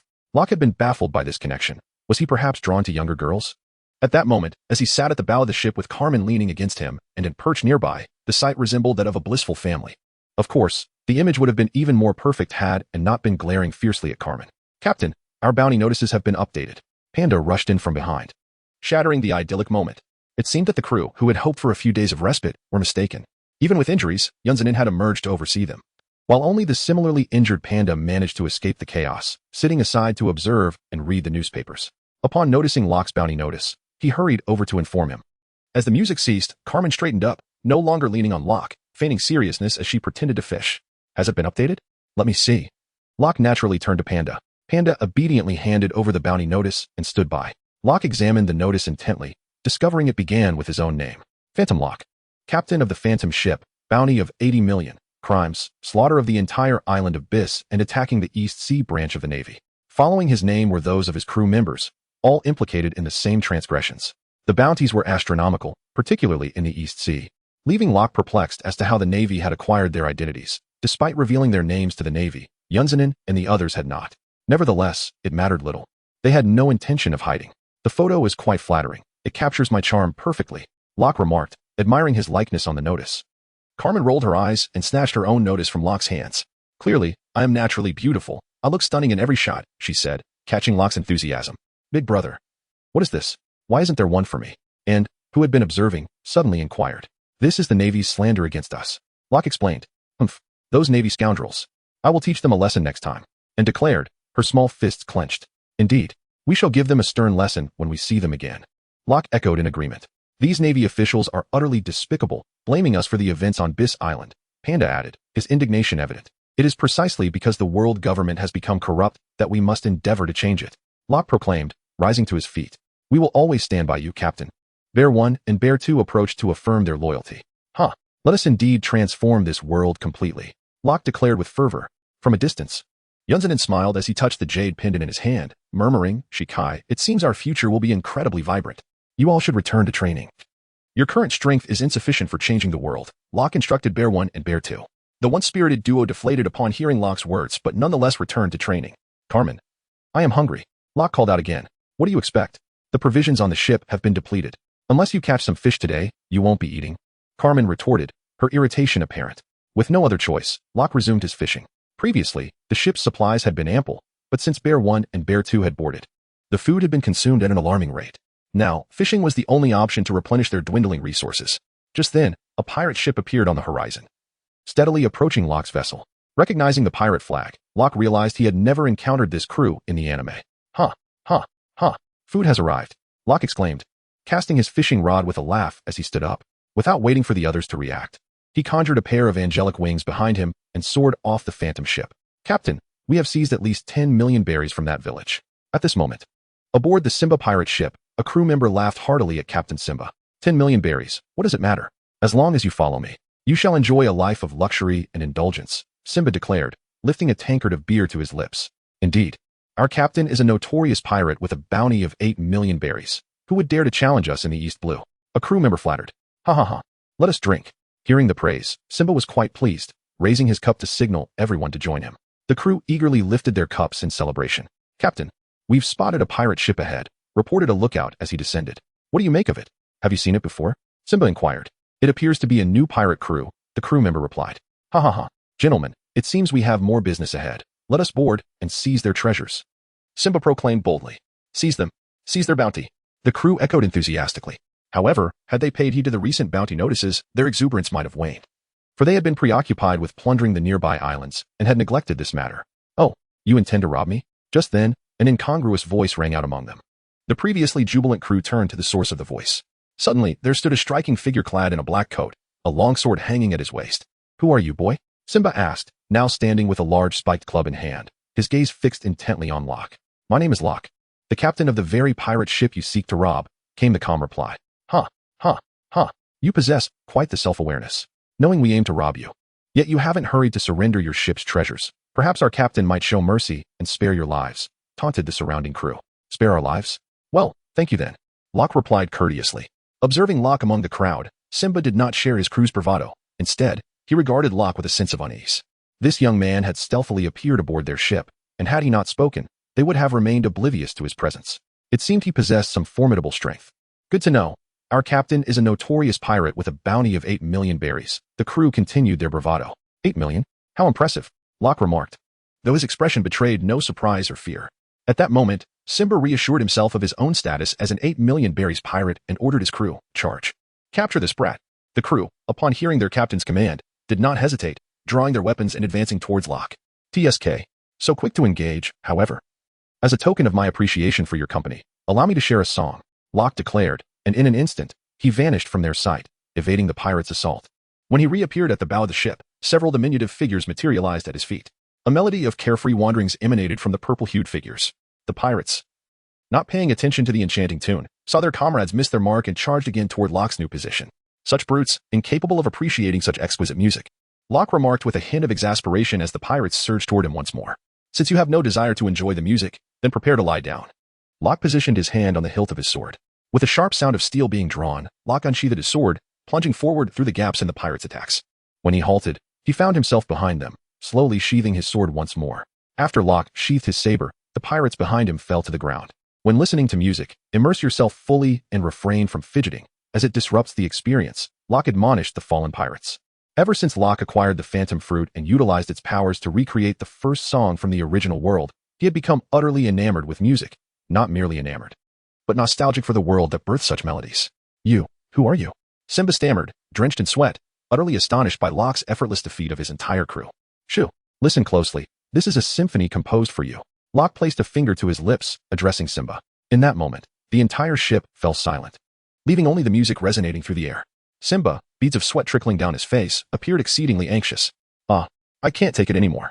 I'm not someone you can toy with, he bellowed, raising his spiked club and charging at Locke. Such impatience, you can't even endure the duration of a single song, Locke remarked, effortlessly evading the swing of the club. With a resounding crash, the missed strike impacted the ship, leaving a gaping hole in its hull. Kid, if you have the guts, don't dodge, Simba shouted, preparing for another attack. Enough, it's your turn to lie down. Locke evaded Simba's strike once more, then unsheathed his saber, swiftly delivering a lethal blow to Simba. After the encounter with Simba, Locke found himself aboard the ship, casually lifting a barrel of wine while indulging in music and drink. Soon, Phantom arrived, and when Carmen, accompanied by Bear Big and Bear 2, boarded the pirate vessel, they were greeted by the sight of a group of pirates sprawled on the ground, with Locke seated among them, lost in his melodies and libations. Carmen did not inquire further. With a mere wave of her hand, she swept the fallen pirates into the sea, indifferent to their fates, for she had faith in Locke. The act of violence against these pirates indicated, in her mind, that they were undoubtedly scoundrels unworthy of sympathy. After sweeping away all the pirates, Bear Big and Bear 2 were assigned to remain on the ship, transporting their provisions and beverages. Upon searching the ship, Locke discovered that this pirate vessel was indeed affluent. The provisions alone were sufficient to sustain Locke and his companions, including the portly Xiongda, for 10 days. Furthermore, they uncovered treasures amounting to nearly 30 million berries aboard. The group transferred all the ship's belongings to the Phantom and, after tossing a barrel of liquor aboard, ignited the pirate ship with a torch, setting it ablaze. "Let us continue our journey," Locke declared to his companions after completing these actions. As he returned to his quarters while the once mighty pirate ship succumbed to the flames he had ignited. Reflecting on the past, he recalled how the Pirate King, Roger, ventured forth with the ideal of changing the world, ushering in the era of great pirates. Indeed, he transformed the world, albeit not as thoroughly as one might hope. In the early days of the Grand Pirates, it resembled the darkness that precedes dawn, as various nefarious pirates emerged upon the seas, seizing everything within their sight. Simultaneously, this turmoil dealt a blow to the world government, which had existed for centuries, inciting an increasing number of individuals to challenge their authority. Now, these individuals fought independently as pirates. However, to truly transform this chaotic landscape, the seas required a king, and Locke harbored aspirations of becoming that very entity, if fate permitted. As their subsequent voyage unfolded without incident, Locke and his companions swiftly returned to Biss Island. On that particular day, whether it was the heavens that perceived the sentiments of the Phantom pirate crew or merely a coincidence, the previously clear skies suddenly became shrouded in ominous clouds as Locke and his crew disembarked. Carmen and the Bedridden Cloud of the South gazed at the ship, while Locke accompanied Big Bear and the others toward the cemetery. Big Bear led the way, carrying the Captain Mouse who had been trapped aboard the ship, followed closely by Little Bear and Panda, with Locke trailing behind them. During the recent voyage, Colonel Mouse occasionally regained consciousness, yet each time he awoke, Bear and his companions merely provided him with a sip of water before rendering him unconscious once more, evidently unwilling to entertain his words. Soon, the group arrived at the gravesite, where Bear and his companions knelt solemnly. "Dear departed," Bear began, "today we present to you the very fiend responsible for your demise. We shall offer his head as a tribute in your honor, and we hope you find peace in your journey ahead." With that, Bear bowed 3 times before the grave, followed closely by Bear 2 and Panda. After the kowtow, Bear dragged Colonel Mouse to the grave and forced him to kneel there, then fetched cold water to awaken the unconscious colonel. "Behold, these are the souls you have condemned. Today, I shall honor them with your blood," Bearda proclaimed as he watched the colonel regain consciousness. "And no, please, don't kill me," the mouse pleaded weakly. Bearda seized the colonel's hair, pressing his face against the gravestone, and said, "Look, did you ever hear their pleas for mercy as you took their lives? Answer me." Chapter 49, The Cabin Pleas. "I beg you, spare me. I do not wish to die." The mouse's voice wavered. "Spare you? Impossible. Today, your life shall atone for the deeds you have committed." Bearda commanded Colonel Mouse to kneel once more, then raised the knife in his hand, bringing it down upon the colonel's head. With a dull thud, the head rolled away, and blood splattered. After dealing with Colonel Mouse, Xiongda returned to the village, holding a cauldron of molten iron. He then poured the molten iron over the corpse, swiftly creating a kneeling, headless iron statue. Once this was accomplished, Xiongda and Xiong'er knelt before the grave, silently maintaining their solemn posture. Locke, observing this scene from behind, felt no sympathy for Colonel Mouse. Instead, he was filled with a profound sense of lament for the world. In this realm, before the arrival of change, life held the least value. Locke's aspiration was not to follow the simplistic dream of becoming a pirate king like Luffy from the original pirate tales. Rather, he sought to bring an end to this era and usher the world into a genuine new age. The events unfolding on Biscuit Island were merely a reflection of what transpired in every corner of this world, perpetrated by either the Navy or the pirates. And such tragedies would persist until Locke intervened. A gust of wind rustled the cherry blossom tree nearby, showering delicate petals that danced through the air, landing upon the gravesite of the villagers. The kneeling naval statue stood as a poignant satire of this era. Suddenly, a rumble of thunder echoed from the sky, followed by the gentle descent of raindrops. The rain fell upon the 3 kneeling figures of Xiongda and upon Locke, who stood behind them. Yet they seemed oblivious to its presence, as if time had momentarily frozen. After an indeterminate period, the 3 stood up, and Locke nodded to them before leading them back to the ship. Upon their return, Locke commanded the vessel to set sail, leaving the island behind, a decision that resonated with both him and Xiongda, as none wished to linger in this sorrowful place any longer. As the tempest approached, it was indeed ill-advised to venture out to sea. However, the crew aboard the vessel understood the gravity of the situation and refrained from dissuading one another, instead choosing to set sail with a measured resolve. No matter how fierce the storm, nothing could deter Locke's unwavering determination to alter the course of the world. Navigating through the storm was perilous, and losing one's way in the vast ocean was all too easy. On that fateful day, Locke and his companions braved the torrential rain, Once the downpour subsided, they discovered that the phantom had become disoriented amidst the endless waters, utterly oblivious to their whereabouts. Ahead lay an island. Yun Zinin, who had regained the ability to move, stood atop the lookout, peering through a telescope at Locke, who was seated at the bow, fishing. Upon hearing these words, Locke sprang to his feet, exclaiming with fervor, "Ha! Ha! Ha! At last, land is in sight." It was no wonder Locke was so elated. He and his companions had been at sea for over 10 days, their provisions entirely depleted, relying solely on fishing to sustain themselves.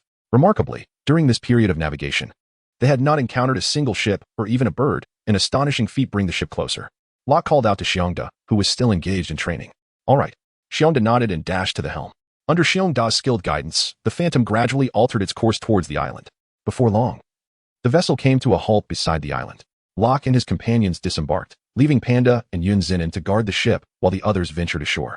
"Let us each take a different direction and reconvene here at sunset," Locke suggested, glancing at the blazing sun hanging high in the sky. The disembarking crew nodded in agreement and set off towards the island. "Annie, why aren't you coming?" Locke inquired, noticing Annie still perched on his shoulder after they had disembarked. "If I go alone, I might scare others." Annie pouted. "Very well, you may accompany Carmen." "I am not at ease with her alone," Locke replied after a moment's contemplation.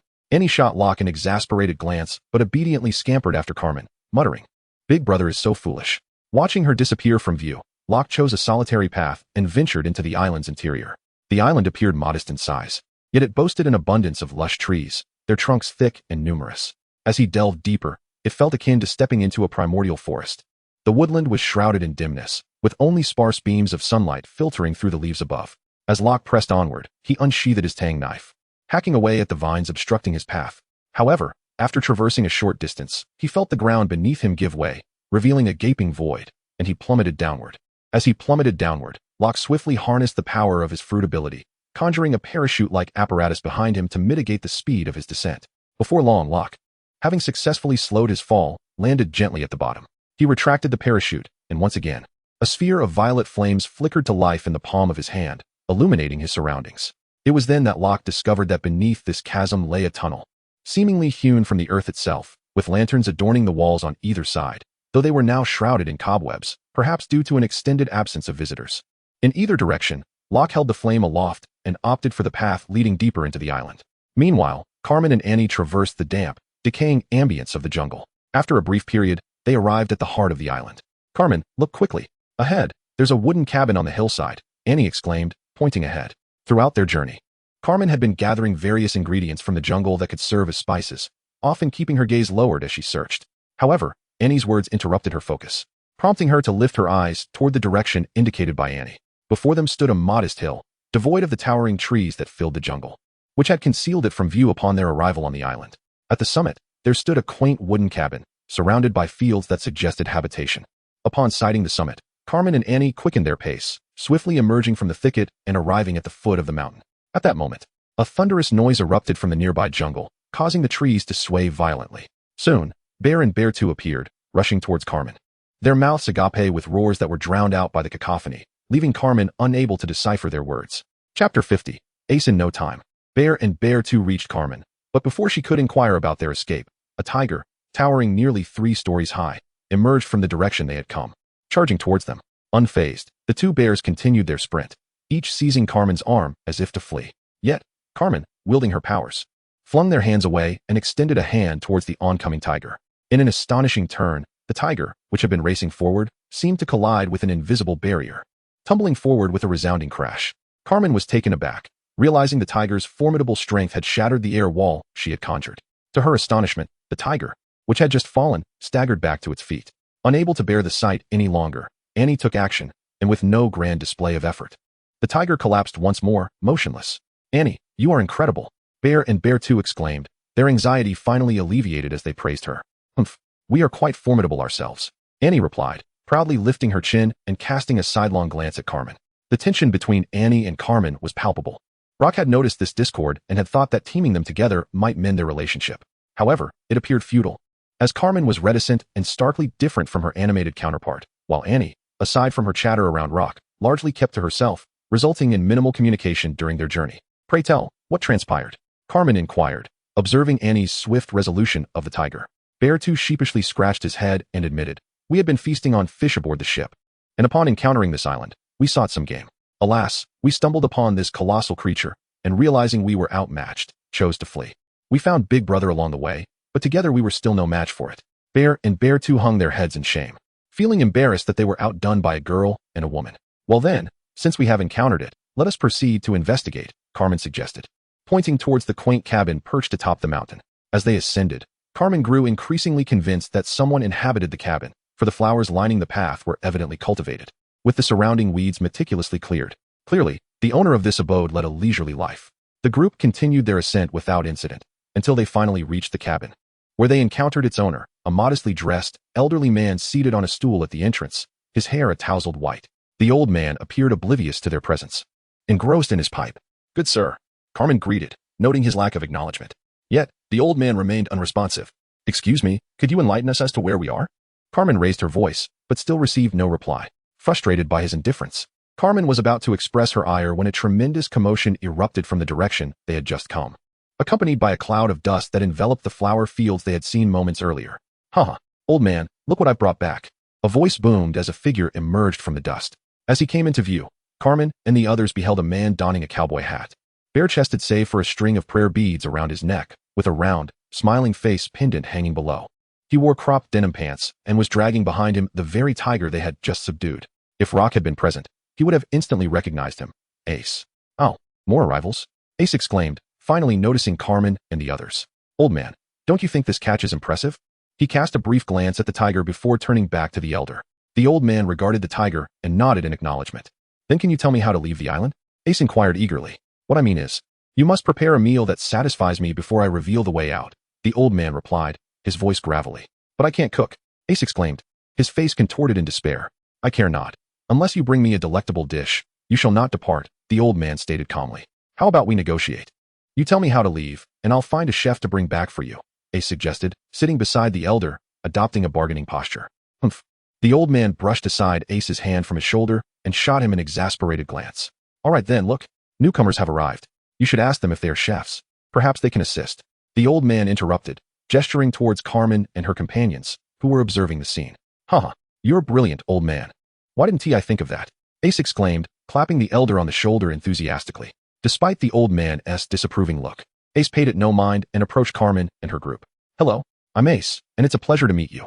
Once quite flamboyant, Ace approached Carmen to greet her with unexpected politeness, to the extent that Carmen could not associate this individual with the one who had just been causing a ruckus in front of the old man. Chapter 51. The Method of Leaving the Island. "Hello, my name is Carmen.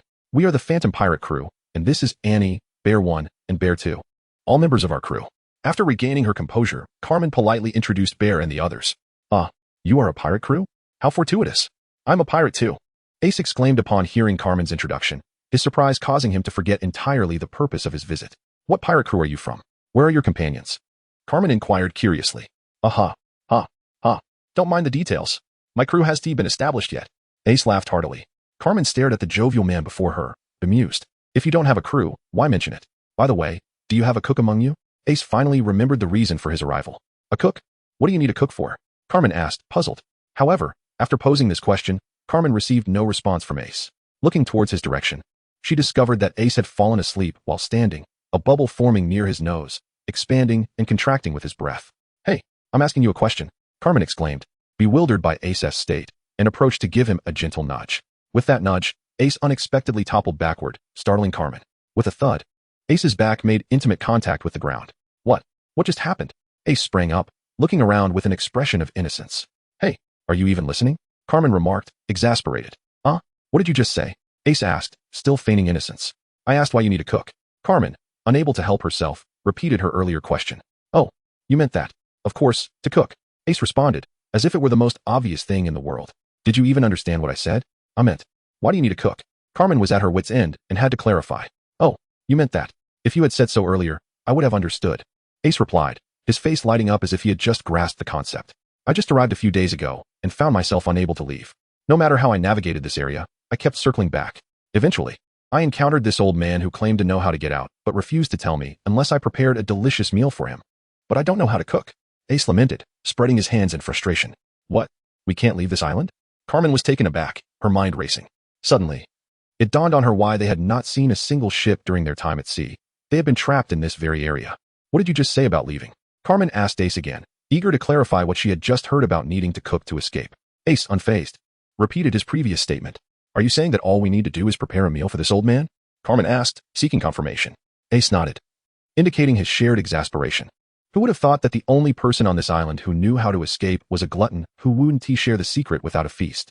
If we cook him a good meal, he will really tell us how to leave? Carmen reiterated the question, but this time directed at the old man who had been sitting quietly. The old man nodded, saying, Indeed, but it must meet my satisfaction. That is simple.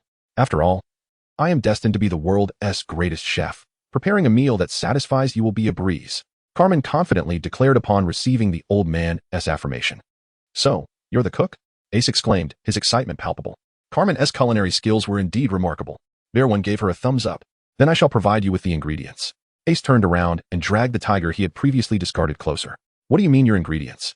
That was clearly the tiger I just defeated. Annie, indignant, flew up to Ace, her cheeks puffed in annoyance. A puppet? The puppet is speaking. Ace gasped upon seeing Annie hover before him. What puppet? My name is Annie. Annie retorted, visibly annoyed with Ace's misunderstanding. So you are Annie. I see now why there were 3 of you yet 4 names. Ace finally connected the dots. How can you be like this? I told you she is not a puppet. Her name is Annie. Annie reiterated, exasperated. All right then, Puppet Annie. Ace responded earnestly. It's Annie, not a puppet. Yes, Annie the puppet. It's Annie. Annie tirelessly explained herself, but no matter how she clarified, Ace insisted on adding the word puppet each time he mentioned her name. Thus, they continued their pointless exchange until Ace once again stood and dozed off, bringing their futile argument to an end. I'll enter his dreams and tell him my name is Annie, not some puppet. Annie declared stubbornly to Carmen and the others before flying into Ace's dreams. Forget them for now. Bear 2, go back to the ship and inform them of our situation. When Locke returns, bring them along, Carmen instructed Bear 2. Bear 2 nodded in agreement and headed towards the phantom ship. Bear 1, gather some wild vegetables from the forest. I need to prepare, Carmen told Bear 1. I'll accompany Bear 2 back first, then I'll gather them on the way back. With a resolute statement, Bear Big set off in pursuit of the recently vanished Bear 2. Observing the retreating figure of Bear Big, Carmen merely shook her head, entirely oblivious to any misstep in her previous utterance. Ignoring Annie, who was engrossed in introducing herself amidst a dream, Carmen turned her attention to the majestic tiger, pondering how to approach this formidable creature. Meanwhile, Rock had been traversing the underground passage for some time, noticing that the further he ventured, the lower the terrain became. At last, after walking a considerable distance, he emerged not into another lengthy tunnel, but into a grand hall. Chapter 52. Sparring. This hall was spacious, featuring a steep staircase that ascended straight up, reaching nearly the height of the ceiling, which was impressively over 100 meters high. Rock was astonished by the sheer scale of his surroundings, wondering where he had found himself. Without further contemplation, he intensified the flames in his palms and began to ascend the staircase, eager to uncover what lay above. It wasn't long before Rock reached the top of the staircase, where he encountered a small altar adorned with a vividly red fruit, intricately patterned. What is this devil fruit doing here? He murmured to himself, captivated by the sight before him. Without hesitation, Rock reached out and took the fruit from the altar, disregarding the mystery of its presence, prioritizing the acquisition above all else. After removing the burning fruit, Rock finally had the opportunity to thoroughly observe the surroundings of the altar. To his surprise, he discovered a passageway behind the altar, the destination of which remained a mystery. Nevertheless, undeterred by uncertainty and emboldened by his skills, Rock ventured into the passage without a second thought. Throughout his journey along the corridor, he encountered nothing of significance, and soon found himself emerging from it. Upon exiting, Rock realized that this location was surprisingly close to the sea. He had traversed the island through this hidden tunnel. It was puzzling to consider the intentions of those who constructed this passage, as it served little purpose beyond the altar, leaving one to wonder about its significance. Once outside, Rock conjured a pair of formidable wings of death, albeit in a grander form, and took flight, intending to survey the island from above. He sought to ascertain whether anyone inhabited this isle, and if not, he would return to regroup with Bear and the others. Shortly after ascending into the sky, Rock spotted a small wooden cabin nestled in the heart of the island, a conspicuous sight amidst the dense foliage that blanketed the rest of the terrain. After Rock discovered the wooden cabin, he took control of Deathwing and flew over. As he drew closer, he noticed a tiger being processed nearby, along with Carmen, who was attending to the creature. How did Carmen end up here? Rock mused curiously upon seeing her. The old man, who had been sitting at the door smoking, also noticed the flying Deathwing. A dragon, huh? I wonder if it's palatable, he muttered, making a slight gesture with his smoking pipe towards the approaching dragon, sending a white slash toward it. Rock, who had been preparing to descend upon seeing Carmen, suddenly found himself dodging an incoming attack. He deftly maneuvered Deathwing to evade the strike. So, there is someone up there. As Deathwing evaded the attack, Locke became visible, catching the old man's attention. After enduring the first attack, Locke entered a state of heightened alertness, prepared for another potential strike. However, after a period of vigilance, he realized the anticipated attack did not come. With cautious control, he guided Deathwing closer to the wooden cabin, eager to uncover the situation, why Carmen was there, and what had just transpired. As Locke approached the cabin, Carmen, who was handling the ingredients, spotted him. "Locke, you're here too," she exclaimed joyfully, unaware of the earlier attack on him. Upon seeing Carmen, Locke dismissed his illusion and instinctively positioned her behind him, scanning the surroundings for threats. "What is going on?" Carmen asked, bewildered by Locke's sudden actions. "Stay quiet. There are powerful beings nearby." "I was attacked on my way down," Locke warned, maintaining his guard. The old man, having observed the exchange, cleared his throat to draw Locke's attention. "Who are you? Were you the one who attacked me?" Locke inquired, his demeanor tense. Despite the old man's unassuming appearance, Locke recalled from his past experiences that those who seemed ordinary often possessed extraordinary capabilities, especially the elderly. Thus, he remained on high alert. "It was merely a wild beast that flew by. I wanted to see if it was worth tasting," the old man replied nonchalantly. "So it was you. Speak. What are your intentions?" Locke retorted, drawing his Tang Dao in a defensive posture. "Locke, don't be rude to the elder. We need his assistance," Carmen interjected, finally understanding the situation. "Leave? What do you mean?" Locke asked, his expression puzzled. Carmen briefly explained the events occurring on the island and the current predicament. "So, we can't leave?" Locke queried after hearing her account. "Not exactly. It's not that we can't leave. We just don't know how. Only this old man knows the way out, so it would be wise not to offend him," Carmen advised. Upon hearing this, Locke gradually sheathed his sword, his previously tense demeanor easing slightly. "Elder, could you kindly share with us the method of exiting the island?" Locke asked politely after sheathing his weapon. "Not a chance." The old man retorted curtly, returning to his smoking. "Please, esteemed elder, don't make it difficult for us younger ones." Locke responded, exasperated. "Given your politeness, I might share." The old man's gravelly voice resumed. "In my life, I only desire two things. If you can accomplish one of them, I shall reveal the way to leave the island." "What are those things?" "I shall procure them, as long as it doesn't involve my demise," Locke declared confidently. "Let us not dwell on death. It's rather ominous. The first thing I seek is a formidable opponent with whom I can spar for hundreds of rounds," the old man stated. "You needn't search further. I am the one capable of defeating you," Locke replied with assurance. "Be careful, old man," he added, drawing his Tang Dao and charging toward the elder, enveloped by an illusory protective barrier. The old man observed Locke's approach and chose not to waste words. He vanished from sight and reappeared behind Locke, delivering a swift strike to the back of his head with his smoking pipe. Bang! The impact sent Locke sprawling to the ground, a sizable lump forming on his head. Though he had sensed the old man's presence, the elder's speed had caught him off guard, resulting in the abrupt blow. "Clearly, you are not," the old man remarked, glancing at the fallen Locke as he took a couple of puffs from his pipe. "Big brother, what happened to you?" And, who had been dreaming of sparring with Ace, awoke to Locke's cry and hurried to his side, concern etched on her face. Though Locke had not sustained serious injury from the old man's attack, a peculiar pain radiated through him, making it difficult for him to rise. However, as it approached, the sensation gradually subsided, allowing him to stand and wave to her, signaling that he was all right. "All right? Look at your head. It's swollen," Carmen exclaimed, her heart aching as she noticed the bruise, gently massaging it. "Don't touch. It hurts," Locke protested, swatting her hand away. "What should we do then?" Carmen asked, her concern deepening upon hearing Locke's discomfort. "It's fine. I can handle it," Locke assured her, conjuring an ice pack to alleviate the swelling. "Elder, I concede that I am not your match. Please present the second condition." "The second? Aside from my fondness for strong opponents, I also relish good food. If you can prepare a dish that satisfies me, then we can discuss further," the elder stated, releasing a cloud of smoke. "That is simple. I have the best chef from the future aboard my ship," Locke declared with renewed confidence, turning to Carmen. "This daunting task is entrusted to you. Little puppet, what was that delicious thing from the dream? It filled me right up." Ace, having awakened without and to sustain the dream, rushed to her side with eager curiosity.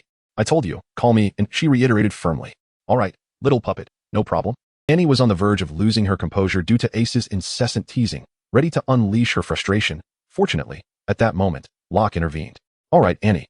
Names are merely code names. He can call it whatever he wishes." However, Annie still wanted to say something. Locke, with a gentle smile, shook his head in refusal and placed her on his shoulder.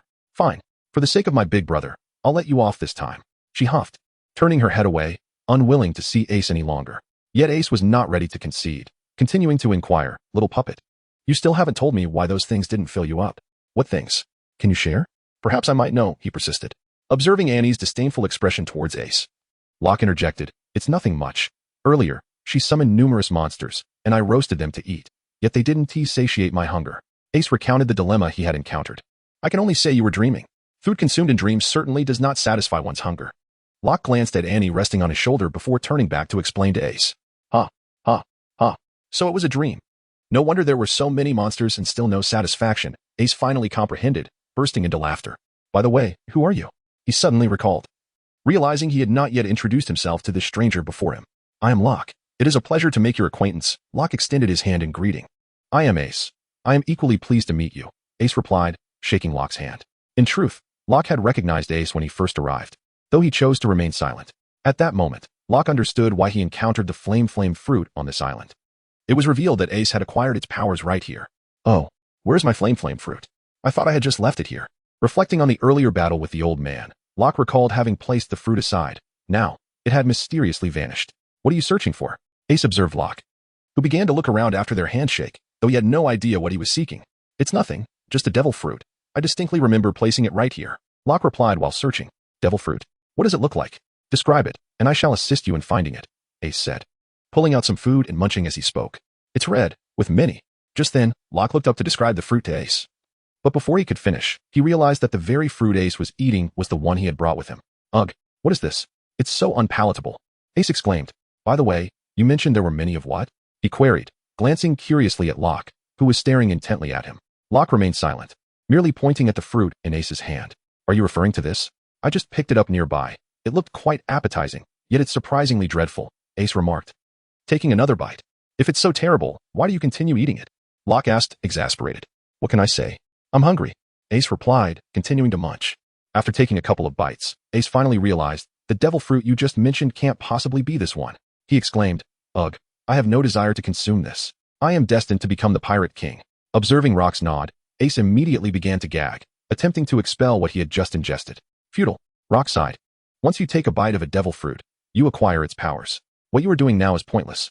It seemed that this particular devil fruit was fated to belong to Ace. Even though Rock had obtained it first, it ultimately ended up in Ace's possession. Suddenly, Ace exclaimed, I'm on fire. I'm on fire. As he choked himself, flames erupted from his body, startling him. Chapter 54. Hot Pot. Witnessing Ace's frantic attempts to escape the flames enveloping him, Rock could only shake his head in resignation, uncertain whether this was merely an accident or if some unseen force was orchestrating these events. If it was simply a coincidence, there was still hope for Rock's dream of altering the world. However, if this was indeed the work of fate, then what significance did Rock's actions hold? Yet, upon glancing at Carmen, who was diligently occupied, Rock's faith was restored. If Carmen's destiny could be altered, then surely that of others could be as well. What had just transpired might truly have been a mere accident. All right, stop jumping around. That's just the power of the fruit. It won't harm you, Rock reassured Ace. Really? It doesn't hurt at all, Ace responded, finally coming to terms with the fact that although flames were blazing on his body, he was completely unharmed. After Ace gained control over the flames enveloping him, he approached Rock once more and gracefully bowed at a 90-degree angle, expressing his gratitude with a simple thank you. What followed? Rock, anticipating further dialogue, was taken aback when Ace, after bowing, simply walked away to delve into the newfound powers of his fruit, completely disregarding Rock's unvoiced inquiries. What a lucky lad, muttered the old man watching the scene unfold. By the way, Senior, I haven't yet inquired about your name, Rock said as he settled beside the old man, seeking conversation. Did you not just mention that names are mere aliases? Why pursue such clarity? The old man replied leisurely. Very well, I shall call you old man then, Rock retorted, feeling quite displeased after having just been struck by the elder. Since he had said it was acceptable to call him old man when unhappy, Rock naturally complied. He was a man of straightforwardness. The old man merely cast a sidelong glance at Rock without further comment. You claim to be quite the gourmand? Rock inquired bluntly. The old man nodded, having previously made that assertion. However, he was momentarily puzzled by Rock's intentions with his question. What a coincidence. I too am fond of food. Let us exchange culinary insights, Rock continued, eliciting a lively discussion about gastronomy. To Rock's surprise, the seemingly reticent elder became quite loquacious when the topic of food arose. Rock, a connoisseur in his previous life, held his ground in their culinary discourse. Their conversation traversed from the depths of the ocean to the heights of the sky, covering every conceivable edible item. Eventually, the old man's extensive experience in this world allowed him to keep pace with Rock's enthusiasm. Fortunately, just as Rock was explaining the 108th way to prepare insects, Carmen's feast was ready. Meanwhile, Bear and Bear 2 arrived at the mountain's base, hauling freshly foraged wild vegetables. All right, tonight we feast on tiger meat hot pot, Carmen announced, glancing at Rock and the old man as they ascended the mountain. Hot pot? You mean to say the very dish you just mentioned? The old man remarked, recalling Rock's earlier mention of such a preparation.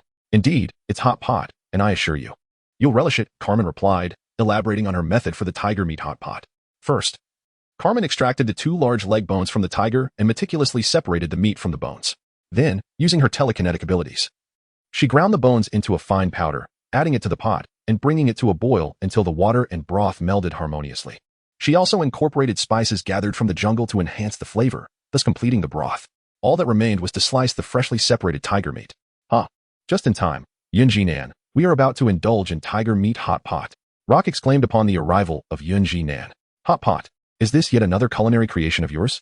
She asked curiously, as since boarding Rock's vessel, her meals had been predominantly his verbal recipes, skillfully executed by Carmen, all of which had been delightful.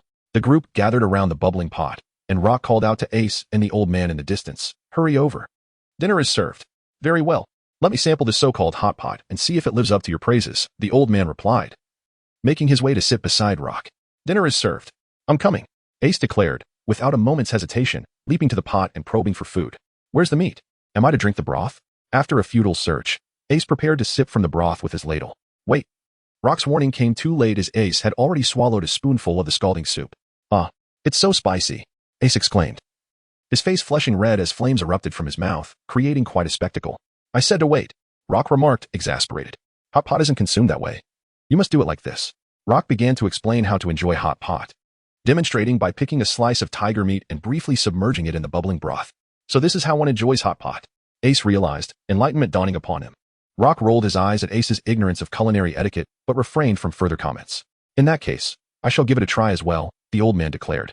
Mimicking Rock's earlier actions, he lifted a piece of tiger meat, waited for it to cook appropriately, and tasted it. Quite delightful. The essence of the tiger bones has infused the broth beautifully. The cooking time can be tailored to one's preference. This is an extraordinary method of dining. He evaluated as he savored the meal. Hot pot is best complemented with this. It is simply divine, Rock observed as the old man relished the hot pot, then retrieved a jug of wine, offering it to him. Chapter 55.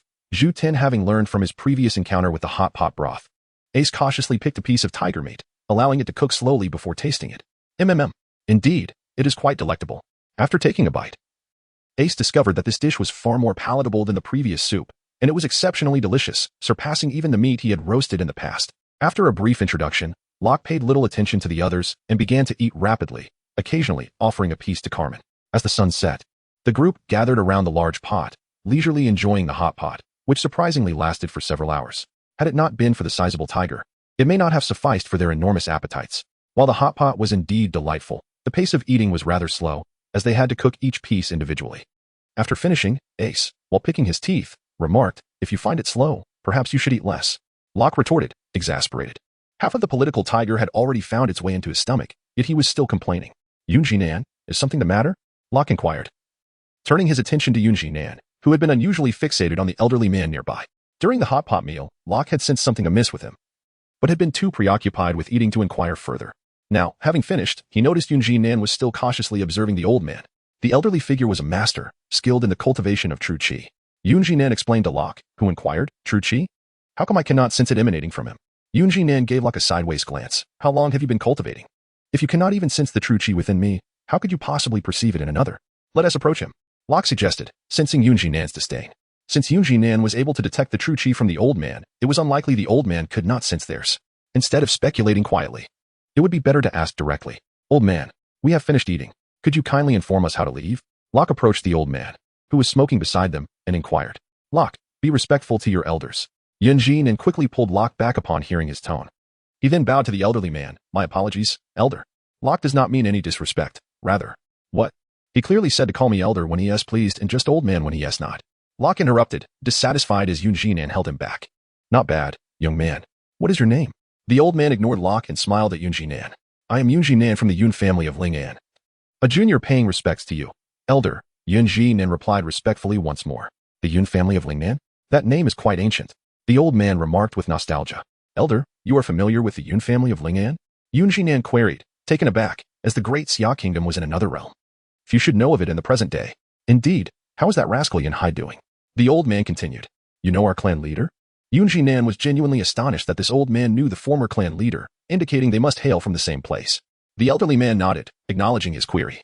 "The clan leader has abdicated. He entered seclusion 2 years ago. When I left, I was unaware of his current circumstances. Alas, time has aged us. I never expected that rascal to retire as well. The old man sighed, listening to his words. Yunjin felt he must be quite familiar with his family's elder, prompting him to ask, "May I know your esteemed name?" Peach and Plum Spring Breeze. A cup of wine, rivers and lakes, night rains, 10 years of lanterns. If one were to ask the essence of life, it is but for a morsel of food. The old man responded with an eloquent phrase, sidestepping Yunjin's inquiry. A morsel of food? Yunjin pondered the phrase before exclaiming in surprise. Could it be that you are the legendary food deity, Zhu Shi, who caused a stir in the capital decades ago? What did you say his name was? Locke, who had been watching from the back, was taken aback by the sudden name drop. Zhu Shi? You mean this is Zhu Shi? Haha. Locke burst into laughter. Bang. Ouch. Locke was abruptly silenced as the old man struck him on the head with his smoking pipe. Honorable duel? An ambush is not the mark of a true hero. Locke protested after being hit. Who would have thought that after all these years, there are still people in the martial world who remember me? The old man stood and gazed at the sky at a 45-degree angle, reflecting on his past. In that moment, the old man exuded an air of nostalgia. As if to convey, though I may no longer roam the martial realm, my legends endure. Uft. Locke rolled his eyes dramatically, while Yunjin couldn't help but twitch at the old man's sudden philosophical stance. Big brother, what did that elder mean by that phrase? Andon, who had been perched on Locke's shoulder, asked in a whisper. It means nothing. He is just putting on a show. Ouch. Elder. Why did you hit me again? Locke attempted to explain but was interrupted as the old man struck him once more. However, the old man's movements were too swift. By the time Locke looked at him again, he had resumed his previous posture. Fine. Regardless of whether it's pig food or cow food. Can you now tell us how to leave the island? Locke, wanting to retort, realized he was no match for the old man and could only voice his frustration. Fortunately, the old man did not hold it against Locke, but replied, wait for 5 days. The currents surrounding this island will dissipate once every month. And the next disappearance will occur precisely in 5 days, allowing you to depart. Having said that, he paid no further attention to Locke and the others. Making his way towards his small wooden cabin, Elder Yunjin disregarded Locke and hurried after the old man, eager to ask more questions, such as how to return to the Great Xia Kingdom. Did you find out how to leave? Ace, who had been observing from the side, approached and asked. Yes. The currents will vanish in 5 days, and then we can leave. Locke relayed the information he had gathered from the old man to Ace. 5 days? That is quite a wait. Ace expressed his dissatisfaction. Locke, feeling disgruntled, didn't he respond to Ace but called over Carmen and Bear Big to help tidy up the area. Preparing to return to the ship and wait for Yunjin to emerge before departing. Where are you all headed? Ace inquired, puzzled by their actions. Back to the ship. Where else? Locke countered. I meant, can I stay on your ship for a few days? Ace asked, a bit shyly. Of course, no problem. Just make sure to bring your ship over here, so we don't lose it later. Locke readily agreed, adding a reminder. Ha ha ha, no worries. My ship broke down when I arrived on the island, Ace replied. Then where have you been staying these past few days? Locke, filled with curiosity, inquired. Ace merely gestured towards the spot where they had just enjoyed hot pot. You can't be serious. Have you really been sleeping outside these past few days? Locke asked incredulously, gazing at Ace. I would prefer to sleep indoors. However, I cannot contend with that old man. Ace lamented, displaying a sense of helplessness. Locke nodded in deep sympathy regarding the old man, and for a moment, a bond of mutual understanding seemed to form between him and Ace. Before long, Yunjin emerged from the old man's dwelling, bowed respectfully towards the interior, and then closed the door behind him. All right, now that everyone is here, let us return to the ship, Locke stated as Yunjin approached. He then conjured a magic carpet with his abilities, beckoning everyone to board. What is this all about? What will happen once I get on? Ace asked, inspecting the magic carpet curiously as he stepped aboard. Locke merely smiled at Ace's remarks. And once everyone was settled, he joined them on the carpet, controlling it as it ascended into the sky, heading towards the illusionary ship. Impressive. It can actually fly, Ace exclaimed in astonishment. Your abilities are not to be underestimated either. Locke replied with a grin. After all, receiving compliments is always a delightful experience. You seem quite familiar with my abilities, Ace remarked curiously upon hearing Locke's statement. However, it seemed he quickly pieced together the answer himself, not waiting for Locke to respond. Oh, I remember now. This fruit originally belonged to you, so it's only natural you would know about it. Hearing Ace's response left Locke speechless. It turned out Ace had never truly regarded his devil fruit with the seriousness it deserved. Take a look, Locke exclaimed, tossing the diagram of the devil fruit he had obtained on Grave Island to Ace. What is this? Ace asked, receiving the diagram. A devil fruit diagram. Impressive, he exclaimed, marveling as he examined it. The speed of flying through the sky undoubtedly surpasses that of walking on land. Initially, it took Carmen and the others nearly 3 hours to reach the cabin, while this time, with Rock guiding the group, they returned in just over 10 minutes. It was quite a swift journey. All right, everyone is tired today. Let us head to our rooms. Ace, you'll share a room with Kuma and the others. Make do with it, Rock announced as they returned to the ship. Haha. Sorry for the inconvenience, Ace replied, casually linking arms with Kuma and the others as they made their way to their quarters. It was surprising how familiar they had become. Could it be that bonds formed at the dining table were so easily established? Rock, I have something to discuss with you. Yunzanin, who had been silent during the journey, spoke as the rest departed the deck. Oh, what is it you wish to say?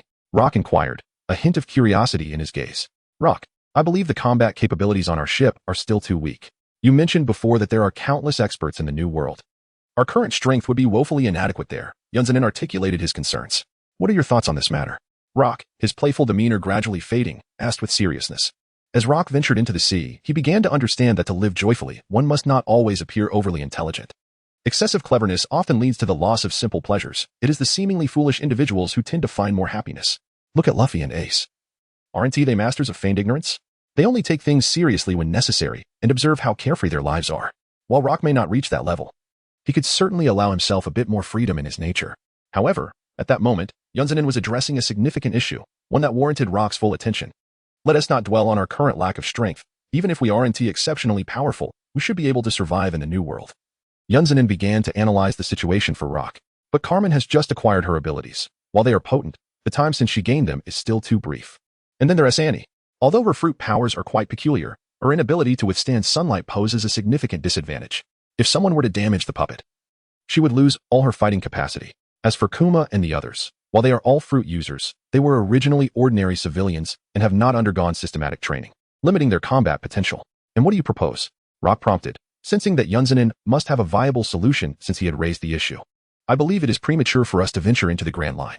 We should at least wait until we enhance the combat capabilities of Kuma and the others, ensuring they possess the means to protect themselves, Yunzanin continued. Upon hearing Yunzanin's words, Rock fell into deep contemplation.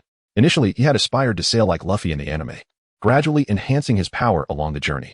However, Yunzanin's reminder made him realize that such an approach was impractical. First and foremost, he was not Luffy, lacking the protagonist's aura. Rushing into the Grand Line without sufficient strength would undoubtedly lead to trouble.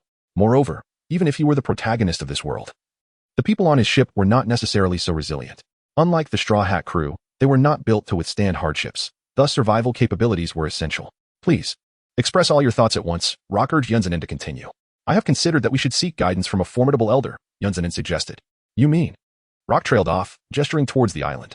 Yunzanin nodded affirmatively, stating, I spoke with Elder Zhushur and informed him about our ship's circumstances. He has graciously agreed to assist us, considering our family ties. Chapter 57. Ace's decision. Upon hearing Yunzanin's words, Rock felt a mix of dissatisfaction towards the elder. Yet he could not deny the elder's prowess. If receiving his guidance were indeed an option, it would be a wise choice. Since it's settled, let us proceed accordingly. Rock agreed, acknowledging Yunzanin's arrangements. Then tomorrow, we shall depart. Yunzanin replied, pleased with Rock's consent. All right, we will go tomorrow. You should rest now. I will sit outside for a while. Okay. You should also get some rest, Yunzanin responded, turning to head to his room without further ado. Soon, Yunzanin returned to his quarters, leaving only Rock and Annie on the deck. Rock strolled to the bow of the ship, taking his usual seat, and pulled out a cigarette. Inhaling deeply, a purple glow flickered at his feet, and soon, enchanting music filled the tranquil atmosphere of the small vessel. Big brother, what are you thinking about? Annie, perched on Rock's shoulder, inquired. Nothing much. Just gazing at the stars, Rock replied softly. Gazing at the stars? What is so fascinating about them? Annie asked, puzzled. Do you know, Annie? Each star in the sky represents a person, and when a star fades away, it signifies that person as passing. Rock shared a tale he had heard in his previous life. Is there a star for me up there? Annie asked curiously. Of course. Every individual has one. Rock smiled. Which one is it? Annie continued to inquire. That, you must discover for yourself. But there are so many stars, how can I find it? Annie looked up at the starry night sky, conflicted. That's why you must search slowly. The one that resembles you most is yours. Rock explained. Oh, I will definitely find it. Annie declared with determination. Good. We shall search together. Rock smiled at Annie's adorable enthusiasm. In truth, Rock was quite intrigued by Annie's soul fruit. Her ability allowed her to enter the dreams of others directly. Why was it labeled as the soul fruit rather than the dream fruit? Was it merely because the power could only be wielded posthumously? These questions remained unanswered for Rock, as the devil fruit illustrations provided only superficial descriptions of their appearances and basic effects, leaving much to be desired. The night, like water, flowed swiftly by. And soon the dawn arrived. Rock was groggily pulled from his slumber by Carmen. Stop pulling me. You go out first. I'm not dressed. Unfortunately, Rock's protest came too late, as Carmen had already yanked him from the bed. How could you do this? Rock exclaimed, finding himself in a state of undress. only covered by the blanket held tightly in one hand to shield himself from Carmen's view. TCH, what are you covering for? It's not like I haven't seen before. Carmen feigned indifference as she released Rock, though the blush on her cheeks betrayed her. What? You've seen? When? Rock was taken aback by Carmen's revelation. Wasn't it that time you were bathing? Carmen began, but midway through, she realized her slip, covering her face and fleeing the room. Hey, clarify your words. What happened while I was bathing? Locke shouted, but no matter how loudly he called, Carmen did not reappear. I can't believe that little Carmen saw me naked. I must find an opportunity to turn the tables. I cannot allow myself to be at a disadvantage, Locke thought as he dressed. Typically, Locke would rise before Carmen. So she was unaware of his habit of sleeping in the nude. Little did she know that the night before, he had been on the deck gazing at the stars and listening to music, eventually indulging in some drink, which led him to oversleep. When Locke finally made his way to the kitchen, most of the crew was already present, but Carmen, who had just woken him, was nowhere to be found. Where's Carmen? Locke inquired of Bear and the others. Sister Carmen just mentioned that we were out of spices, and without even eating, she dragged Annie out. Bear replied, Is it really that serious? Being this shy? Locke thought, feeling exasperated with Carmen. He glanced at himself. He couldn't say much about it either. Perhaps just demand to see her again. Of course, these thoughts remained unvoiced. He dared not mention them to Carmen, uncertain of how she might react. Once Locke understood Carmen's intentions, he chose not to dwell on the matter and simply sat down for breakfast. While eating, he shared his decision, made with Yunzanin, with Bear and the others. What? You're not planning to leave? Ace, sitting nearby, asked in surprise. Indeed, that old man has promised to help us train. So I have decided to stay on this island for a while, Locke affirmed. We will follow the captain's lead. Bear and the others had no objections. They understood their current lack of strength and welcomed the opportunity to grow stronger. What about me? I wanted to go with you and have you take me to an inhabited island. Ace lamented, torn between his desires. 2 options. Locke raised 2 fingers and addressed Ace. First, you can wait for us. Once we finish training, we will set sail again. Not a chance. After finally turning 17. I refuse to waste my time here. Ace rejected the first option outright. Secondly, we could help you build a small boat. If fortune favors you, it should hold up until you reach the next island. Locke proposed without hesitation. Really? You can help me get a boat? Ace, hearing Locke's offer, became ecstatic. Forgetting everything else. That's not a problem. But are you truly sure you don't want to wait for us? After all, sailing in a small boat isn't very safe, Locke cautioned. Haha, that's fine. I can't wait to set sail. Ace replied nonchalantly. It was understandable, after all. Ace had only been at sea for less than a month before being blown to this island by a storm, and now that he finally knew how to escape, how could he possibly hold back? Since you insist, we will craft a small boat suited for you, Locke decided, seeing Ace's determination. Thank you. You are my best friends, Ace exclaimed, slapping Locke on the back. At this moment, Carmen was walking along the beach with Annie, having not gone to the forest to gather spices as she had claimed. Carmen, why did you bring me here? Didn't you say you were going to the forest to find spices? Annie, who had just been dragged out by Carmen, complained, completely shedding her charming demeanor from before Locke. Oh, I accidentally pulled you along. Carmen seemed distracted, kicking at the splashing waves while lost in her thoughts. Responding to Annie's inquiry casually. What do you mean accidentally pulled me? Annie retorted angrily. I just didn't see you when I left. And I was worried you'd be upset. Carmen attempted to explain. Upon hearing Carmen's words, Annie became even more upset and lunged towards her, ready for a playful fight. All right, stop. I was just joking. Carmen realized her mistake just in time, grabbing Annie to prevent her from charging. Let go of me. I'm going to fight you. Annie struggled. Okay. I apologize. Is that enough?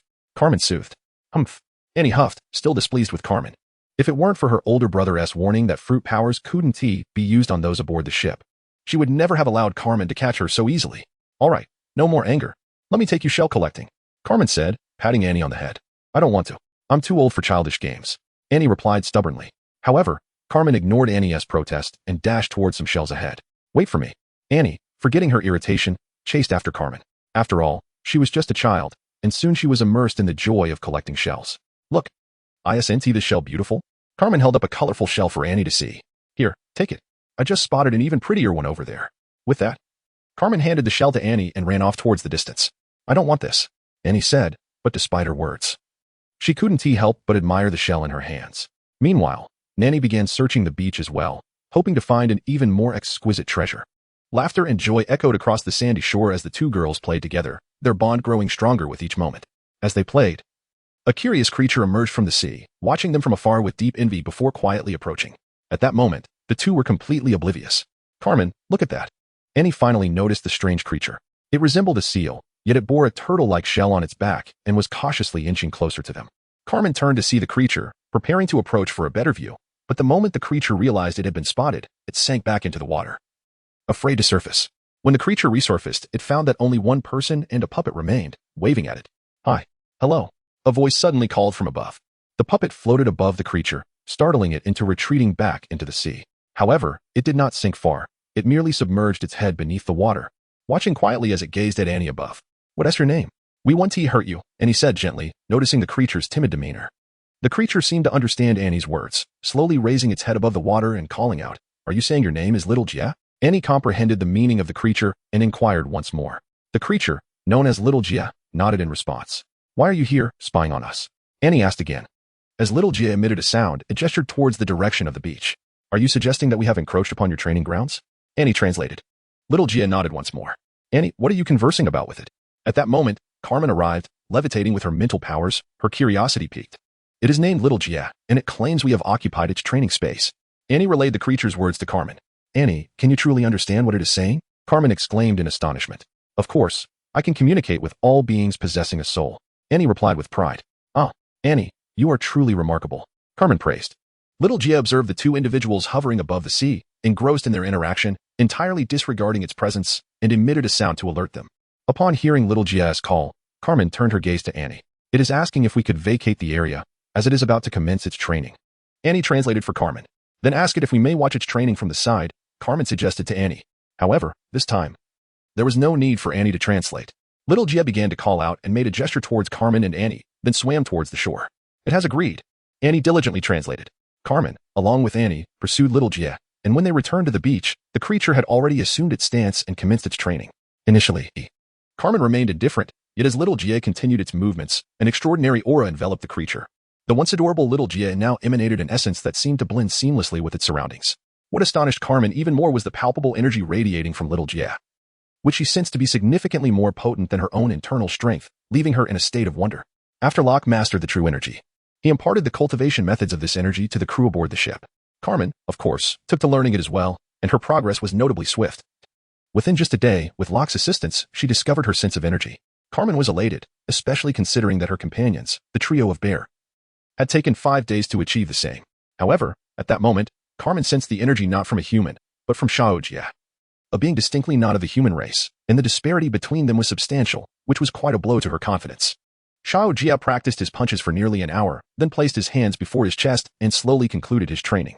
After finishing, he called out to Carmen and the others, inquiring if he could join them in play. Annie once again acted as the translator, and Carmen quickly responded, affirmatively. Chapter 59. Watching the drama at that moment, after finishing their meal, Locke and the others were making their way toward the small wooden cabin. Hesitant to use his abilities to fly, Locke hoped to encounter Carmen in the forest to clarify the events of the morning. However, upon reaching the elder's door, they found no sign of Carmen. Senior, we have arrived. Yun approached and greeted the elder, who was already at the door. Since you're here, let us begin. First, show me your horse stance. The elder wasted no time, directly addressing Bear and his companions. Bear and the others were taken aback by the elder's straightforwardness. Glancing at Locke, who had already taken out seeds and was preparing to snack. What are you staring at? For the time being, you only need to listen to this elder, Locke said, munching on the seeds. This flavor is delightful, Ace remarked, grabbing a handful of seeds and sitting beside Locke, snacking as he spoke. Of course, these are all specially prepared for me by Carmen. Locke boasted proudly. It's decided then. My pirate ship must have an exceptional chef, Ace declared grandly. Realizing they were now at the mercy of the elder, Bear and his companions obediently assumed the horse stance. This stance is acceptable. Maintain it for 2 hours so I can assess your foundational skills. With that, the elder disregarded Bear and his friends and approached Locke, grabbing a handful of seeds to enjoy. Hey, those are mine, Locke protested as the elder helped himself to his seeds. What, are you unwilling? The elder shot Locke a sideways glance, slowly retrieving his smoking pipe from his waist. Not at all. How could I be? We are all friends. Would I say few seeds? Locke laughed nervously at the elder's actions. Humph. The elder snorted disdainfully, ignoring Locke and finding a spot to sit, continuing to snack on seeds. After finishing the ones in his hand, he shamelessly reached for more from Locke, treating himself as if he belonged. Forget it. I won't bother with you, Locke thought, feeling a mix of frustration and helplessness toward his old friend. With nothing else to do, and seeing that Yun had already taken Ace into the forest to build a boat, Locke was left sitting idly with the elder, watching Bear and his companions in their horse stance, which grew rather tiresome. Thus, Locke decided to use his abilities to conjure a replay of demigods and semi-devils. As Locke immersed himself in his ability, a 3D version of the drama materialized on the ground before him. This technique is not utilized correctly. At some point, The elder appeared beside Locke once again, watching the drama and providing commentary on the fight scenes. What do you mean it's not right? Locke asked, puzzled. Knowing that most of his techniques were inspired by these dramas, the elder's assertion implied that his own techniques were flawed. It should be done this way, that way. To hit the opponent. The elder explained the previous moves, gesturing as he spoke. Initially, Locke didn't perceive anything amiss, but after the elder's remarks, he began to doubt the effectiveness of his previous methods. Is that so? Following the elder's guidance, Locke replayed the segment, modifying the moves to align with the elder's suggestions. The elder first scrutinized Locke for a moment, then nodded in affirmation. Thus, Locke and the elder continued to watch the drama, while Bear and his companions maintained their horse stance nearby. This dragon-subduing palm technique is commendable. Though with a few modifications, it could be even better. Per Duanyu, why is his sister always around? This Tianshan sect's martial arts has its charm. As the elder critiqued the martial arts displayed in the drama, he shared his own martial arts experiences, and Locke diligently adjusted the techniques according to his guidance. Throughout this process, Locke gained significantly. His techniques became more refined, and his application of them improved greatly. While they were engrossed in the drama, a voice called out from a distance. Locke looked up to see Carmen and Annie, accompanied by a turtle-shelled seal, making their way toward them. Hey, what are you watching? Hurry and play the next scene after Qiao Feng arrives at Jushuan Manor. The elder urged impatiently, noticing that Carmen had arrived and the illusion before them had frozen. Drawing his discontent, Locke waved at Carmen, then helplessly resumed playing the subsequent scenes for the elder, unable to suppress his smile. It was unclear whether he was happy to see Carmen or simply delighted at the prospect of extracting more knowledge from the elder. Carmen ignored Locke and turned to Xiao Jie, asking, "Is that elder your master?" Xiao Jie nodded and called out to Annie. "He says the master is very powerful." Annie translated. Carmen nodded and led Xiao Jie and Annie over. Upon approaching, Annie noticed Bear and his companions, who had been holding their horse stance for almost 4 hours, drenched in sweat, with the ground beneath them soaked from their perspiration. Yet, they dared not move, despite the elder's apparent focus on the drama. Any slight movement would result in a barrage of seeds flying toward them, which, while harmless, would leave painful marks for quite some time. Under such intense pressure, the 3 individuals dared not move. Upon seeing Carmen arrive, they merely blinked in acknowledgement. As soon as Momo Xiao Jie spotted the old man, he rushed over and embraced his neck with joy, exclaiming, "Master, I am back." Annie dutifully translated. "You go play for now. Don't disturb my viewing." The old man casually lifted Xiao Jie off his neck and set him aside, not even sparing a glance. Observing the old man's demeanor, Xiao Jie was not upset. He simply called out to him a couple of times before heading towards the small wooden house. "Master, you busy yourself. I will prepare dinner." Annie continued to translate. "What did you say? Xiao Jie can cook?" Carmen was taken aback by this revelation. "It was not I who said it. It was Xiao Jie." Annie clarified. Just as Carmen was processing this surprise, Xiao Jie had already retrieved a pot and was now preparing to start a fire. "Xiao Jie, what are you doing?" Carmen queried, puzzled, as he noticed the absence of any ingredients. What was he trying to do? Cook himself? Chapter 60. The apprentice Momo Xiao Jie called out twice and then reached into his shell to pull out 2 fish, placing them into the pot. "Ah, so he is cooking fish." Carmen sighed in relief upon seeing the fish. As long as he wasn't cooking himself, everything was fine. At that moment, Yun Jinan returned with Ace, carrying a wild game. Carmen finally snapped out of his astonishment at Xiao Jie's culinary skills and quickly took the food from Yun Jinan's hands, joining Xiao Jie in the cooking process. "What are you watching?" Ace curiously approached Locke, eager to see what they were up to. "Watching a show. Join us." Locke replied without looking up, shifting aside to provide Ace with a better view. "Wow, this dragon-subduing palm is so cool. I want to learn such a technique too," Ace exclaimed. Watching the scene where Qiao Feng single-handedly defeated everyone in Jushin Zhuang, filled with envy, Locke shot him a glance, dismissing him without a word, and continued to watch the show. Thus, Locke and his companions watched the show while Xiongda and his team practiced their stances. Time slipped away unnoticed, as the old man had completely lost track of it. Most absurdly, he did not allow the 3 to rest the moment they moved. A handful of sunflower seeds would inevitably soar towards them, causing them considerable distress. Meanwhile, during the show, the old man would frequently point out the flaws in their techniques. While Ace would comment on how impressive this or that move was, eager to incorporate them into his own techniques, creating quite a lively atmosphere. Fortunately, Carmen and Xiao Jie worked swiftly in the kitchen, and before long, they called everyone to the dining table. "You all come over too." The old man finally remembered the trio of Xiongda, who had been practicing their stances at the side. Upon hearing the old man say it was time to eat, the 3 of them collapsed, their legs too weak to support them, and they slowly crawled towards the dining table. "Humph, truly useless," the old man remarked, observing their state. In a moment of concern, Locke conjured 3 figures to assist his companions, guiding them to the dining table. "Carmen, might you introduce our new friend?" Locke inquired, glancing at Little J. "This is Little J. He claims to be the apprentice of this esteemed elder." Carmen quickly realized and began introducing Little J to everyone. Upon hearing Carmen's introduction, Little J promptly stood, clasped his hands together, and bowed gracefully to the group, his demeanor quite endearing. Indeed, the moment Little J appeared, Locke had felt an urge to greet him, for he instantly recognized this creature from an anime, specifically as the manatee who became Luffy's apprentice, a being of considerable intellect, having mastered the art of haki.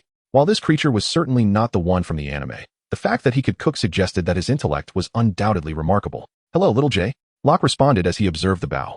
"Moo moo," Little J exclaimed, expressing his delight in meeting Locke, and who had comfortably perched on Locke's shoulder. Translated, "He is also very pleased to meet you." Locke found it hardly surprising that, and could comprehend animal speech. After all, during their time aboard the ship, he had inquired about her devil fruit abilities, and she had candidly shared her powers with him. "I wonder how it tastes." At that moment, Ace noticed Little J, the cooking manatee, fixating on him with drool trickling down his chin, and murmured quietly. However, his whisper was somewhat loud, catching Little J's attention, who had been smiling but suddenly grew anxious.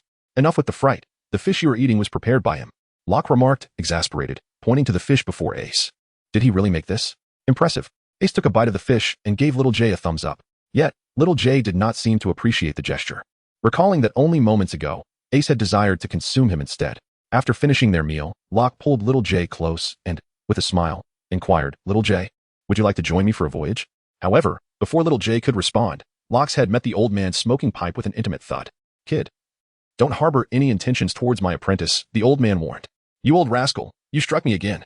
Be careful, or I won't let you watch the show," Locke threatened, rubbing the spot where he had been hit. "If you don't want to watch, then take your 3 crew members back. I shall cease my teachings," the old man retorted, unfazed by Locke's threat. At that moment, the trio of Bear Big, who had just been sent to Chopwood by the old man, turned their gazes towards them. "All right, you're tough." Seeing the trio's innocent expressions, Locke had no choice but to relent. "What are you staring at? If you don't finish chopping the remaining wood today, don't expect dinner." The old man smirked as he observed Locke's concession, then bellowed at the trio who were chopping wood with their bare hands. The 3, intimidated by the old man's demeanor, could only continue their task with a sense of grievance. "Locke, hurry up. I want to see what happens next," Ace urged from the side. "I'm coming. Why the rush? Aren't you supposed to be focusing on building your ship?" Locke replied, exasperated. "No need. I trust Yunzanin's craftsmanship. Just hurry up and reveal the next part," Ace declared, displaying utmost confidence in Yunzanin's abilities. "Trust? Trust what? This is Yunzanin's first time crafting a ship.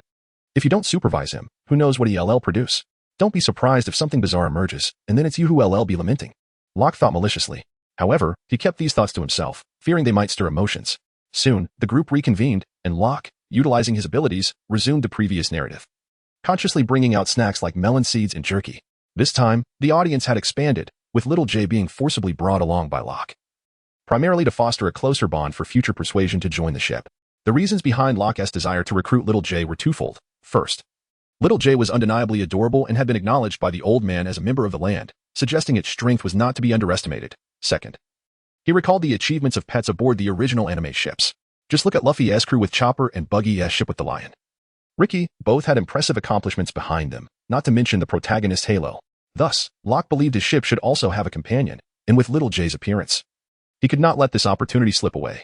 As for Carmen, having just finished her meal, she swiftly retreated to the forest, leaving Locke no chance to discuss the morning's events with her. Chapter 61. Captured in the early morning, warm sunlight spilled over the shimmering sea. "I'm off. Looking forward to meeting you all on the Grand Line." At this moment, Ace stood on the small boat crafted by Yunzanin, waving goodbye to Locke and the others. With that, Ace ignited his flames, propelling the small vessel forward across the water. This propulsion system was designed by Locke based on the appearance of Ace's boat from the anime. As long as Ace activated his abilities, the boat would speed ahead. The small vessel lacked sails, adorned only with a pirate flag crafted by Ace himself, fluttering in the breeze. As Ace's boat grew smaller, eventually vanishing from view, Locke called out, "All right, let us head back." He gathered the others, preparing to return to their cabin for the upcoming training. In recent days, the progress of the 3 bears under the old man's training has been quite evident. Moreover, after becoming familiar with him, Locke and Yunzanin have also received his guidance to varying extents. "Do you think we will see him again?" Carmen inquired as she approached Locke on their way back. "Absolutely," Locke replied with certainty. "Haha, here I come, Rog Town." Ace has been separated from Locke and the others for 15 days now. After departing from the small island, Ace spent merely 3 days traversing the vast ocean before discovering another island, where he unexpectedly encountered a merchant ship bound for Rogue Town. Through a forceful persuasion, the ship's captain consented to take Ace to his destination. As Rogue Town drew nearer, Ace erupted into joyous laughter. "Thank you for your hospitality during this journey. he exclaimed, bowing deeply to the captain. With that, he embraced the small vessel crafted by Yunzanen, leaping onto the water's surface and propelling himself towards Rogue Town with flames. Has that troublesome fiend departed? The captain inquired cautiously after Ace had jumped off the ship, turning to a nearby sailor. Indeed, Captain. Haha. He has finally left. I was on the verge of being financially drained by his appetite. The captain chuckled heartily. Change course. We shall not proceed to Rogue Town. Let us seek another island instead. After a moment of mirth, the captain seemed to recall something and promptly instructed the crew. Upon reaching the shore, Ace made his way towards the town without lingering by the coast. Once in town, he bypassed the site where the pirate king had been executed and headed straight for a nearby restaurant. Owner, bring me 100 portions of your signature dish. He bellowed without a care for his surroundings. Coming right up. The restaurant proprietor quickly complied, delivering the requested bounty. Ace gazed at the array of food before him and began to devour it voraciously. Halfway through his feast, he suddenly collapsed and fell asleep. At that moment, the restaurant door swung open once more, and a naval officer clad in a justice cloak entered, taking a seat beside Ace. Owner, 100 portions of your renowned mixed rice. The officer commanded. However, the proprietor seemed oblivious, fixated on the unconscious Ace, fearing he had succumbed to food poisoning. The officer followed the owner's gaze and turned to see Ace. Ace, he exclaimed, giving Ace a hearty slap on the back, waking him from his slumber. Dazed, Ace resumed eating, only to sense the peculiar attention directed at him. Ha! This time, you can't escape. The naval officer laughed upon seeing Ace awake. Old man, Ace, hearing the familiar voice, turned to discover it was Garp, and he leapt up in astonishment. Thank you for the meal, he said, bowing to the still-dazed owner before making a hasty retreat. Where do you think you're going? Come back and join the Navy, Garp exclaimed, seizing Ace as he attempted to flee. Ace, feeling the grip tighten around his wrist, contemplated transforming to escape, but as flames flickered to life, Garp swiftly extinguished them. Let me go? Ace struggled to break free from Garp's grasp. Still trying to run? Behold my love fist, Garp declared, raising his massive fist and delivering several playful blows to Ace's head. After enduring several painful bumps on his head, Ace finally ceased his struggles. Ha! What a stroke of luck. I was initially headed to Windmill Town to find you, but unexpectedly encountered you here, saving me an extra trip. Garp dragged Ace out of the restaurant and made a beeline for the naval base. Hey, you haven't paid yet. The owner finally realized what was happening and shouted after them. The Navy personnel stationed outside, seeing the owner rushing out, quickly pulled him aside and covered Ace's bill. Old man, can we strike a deal? Ace, resigned to his fate and being pulled step by step toward the naval base, inquired. What do you wish to say? Garp replied with a smile. If you let me go, I'll become the king of the pirates. Garp did not respond to Ace's declaration, merely waving his fist in front of Ace's eyes. All right, forget I said anything. Ace conceded. Upon returning to the naval base, Garp found a pair of sea stone handcuffs in the storeroom and secured Ace's wrists. Old man, what are you doing with those? Ace asked, exasperated, as he looked at the cuffs binding him. I didn't intend for this, but I had no idea when you devoured a devil fruit. To prevent your escape, I had to restrain you for the time being, Garp explained with a grin. Ace was left utterly speechless. Once the cuffs were locked around his wrists, he felt completely powerless. He could hardly walk, let alone escape. A sense of despair enveloped him. Was he destined to become a naval officer? However, attempting to reason with the utterly unreasonable Garp seemed futile before he even opened his mouth. As for the notion of quietly slipping away while Garp was distracted, the sight of the handcuffs turned all his plans into a mere sigh of resignation. All right, old man, what exactly are you hoping to achieve by returning to the East Blue? Ace asked desperately as he sat on the ground, directing his question at Garp, who was leisurely seated on the sofa, indulging in donuts.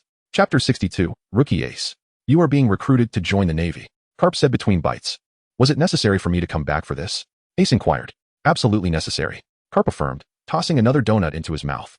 At that moment, Ace could only wonder what he had done to deserve this. He had barely set sail and had already found himself trapped on a small island. He had just managed to escape, yet the future king of the pirates hadn't even gathered his crew before being captured to join the Navy. In truth, it's not solely for you, though you are indeed a primary focus, Garp reassured him, noticing Ace's despondent demeanor. I returned to carry out a mission to capture some pirates who attacked the East Blue S-16 branches. You just happen to be a part of it. Garp elaborated. Who are these formidable individuals that dared to assault a naval division? Ace asked, his interest piqued as he quickly shook off his gloom. There's a kid named Rock. I can't fathom why so many youngsters aspire to be pirates nowadays. Garp rummaged through his clothing and produced several bounty notices, tossing them to Ace. Rock, huh? Ha! I knew they were no ordinary bandits. He is a notorious pirate worth 50 million. Ace exclaimed upon seeing the photograph on the bounty notice. Oh, you recognize them? Garp inquired, intrigued. Not at all, Ace replied, shaking his head decisively. You're lying, Garp insisted, giving Ace some more bumps on his head. Regardless, you want to be able to find them now. They are currently training on an isolated island. They probably won't emerge for months. Ace remarked while rubbing his sore head. Is that so? Carp mused, considering Ace's words before promptly retrieving a transponder snail. Brew. Hello, Carp, you old scoundrel. Have you captured them yet? A voice boomed through the transponder snail. Upon hearing the roar, Carp abruptly hung up, only to ask again when the call was reconnected. What were you about to say? You rascal. How dare you hang up on me? The voice thundered again. Carp simply cleared his ears and hung up once more. What did you say? Carp asked when the call was re-established. Fine. I wanted to ask if you have captured them yet. This time, the voice was calmer, no longer roaring. Oh, that. Not yet, Carp replied nonchalantly. Then what did you call for? The frustration in the voice was palpable. I wanted to inform you that I received some intel. That pirate named Rock has gone into hiding and won't be surfacing for the time being. Carp finally shared the purpose of his call. Where did you get this intel? If you have it, why not capture them? The voice pressed. Where the intel came from is none of your concern. I simply cannot locate that pirate crew. Carp feigned ignorance. You enough. We'll discuss the rest when I return. Carp interrupted before hanging up the phone. Observing all of this, Ace found himself at a loss for words regarding Carp's behavior. Is it truly possible for the Navy to behave in such a manner? Perhaps joining the Navy might not be such a bad choice after all. Ace shook his head, dismissing the fleeting thought. After all, he aspired to become the pirate king. And such notions were utterly inconceivable. After Carp concluded the call, he headed directly to the entrance and instructed his subordinate to prepare for departure, returning to the Navy headquarters. He then turned back, hoisting Ace and following suit. Regardless of Ace's loud protests along the way, it proved futile. Carp brought him aboard his warship. Once Ace was unceremoniously tossed onto the deck, Carp commanded everyone to set sail for the Navy headquarters. Old man, my ship is over there. Ace, abandoned on the deck, had resigned himself to his fate and helplessly addressed Carp. Where? Ace pointed in the direction of his vessel. And Carp promptly ordered several sailors to retrieve Ace's small boat and hoist it onto the warship. Is there anything you haven't brought? Carp inquired again. Ace, devoid of hope, shook his head. Very well. Set sail.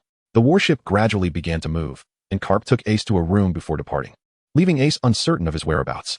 Upon reaching the deck, Carp's previously nonchalant demeanor gradually faded, and his gaze deepened. Roger.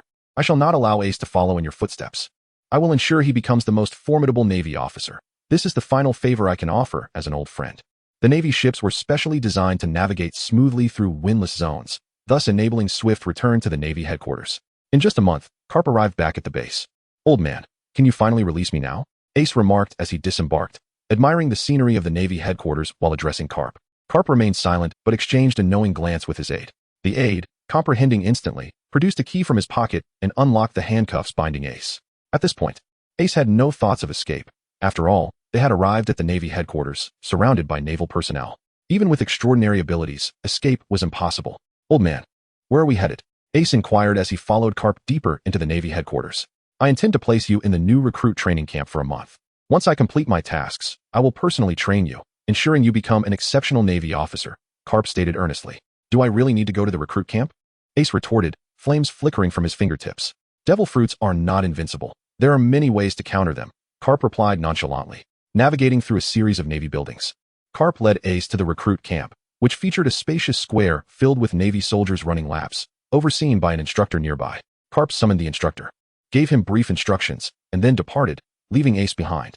At that moment, despite his reluctance, Ace had no choice but to comply with the instructor's training demands, as he was still too inexperienced, unable even to best the instructor in combat. As a trainer at the headquarters, wielding hockey was merely a fundamental requirement. Thus, even the instructor at the recruit camp administered a thorough lesson to the initially defiant Ace, compelling him to comply. As the saying goes, if you cannot change something, you must endure it quietly. Chapter 63. Farewell on a nameless island. The air around Locke was filled with the ethereal presence of blossoming peach trees, their petals dancing gracefully in the gentle breeze. At that moment, Locke pointed his Tang Dao forward, and the petals, seemingly responding to an unspoken command, swiftly surged toward their target. The massive boulder ahead was struck by the petals, which disintegrated into dust in the blink of an eye. After completing all that, Locke slowly sheathed his Tang Dao, observing the results of his strike with a satisfied nod. At this moment, Locke's phantom pirate crew had resided on this island for over 6 months. During this period, the old man not only engaged with Locke in watching performances and training with the bear, but he also occasionally offered guidance to Locke. This mentoring led to the remarkable fusion of Locke's fruit abilities with his swordsmanship, culminating in the creation of a unique style of swordplay. Locke named this technique the Phantom Blade technique, and the move he just executed was one of its key applications. Furthermore, over the past 6 months, there has been a notable enhancement in the vital energy within Locke. If it could be likened to a trickling stream 6 months ago, it has now transformed into a small lake. Moreover, Locke has successfully integrated this vital energy into his fruit abilities, ensuring that each of his strikes now resonates with this potent force. During this period, the most significant progress was made by the trio, who each learned a martial art from the old man. It was not that the old man was unwilling to teach more, but rather that the trio's comprehension was somewhat lacking. In the span of 6 months, they only managed to master one complete martial art.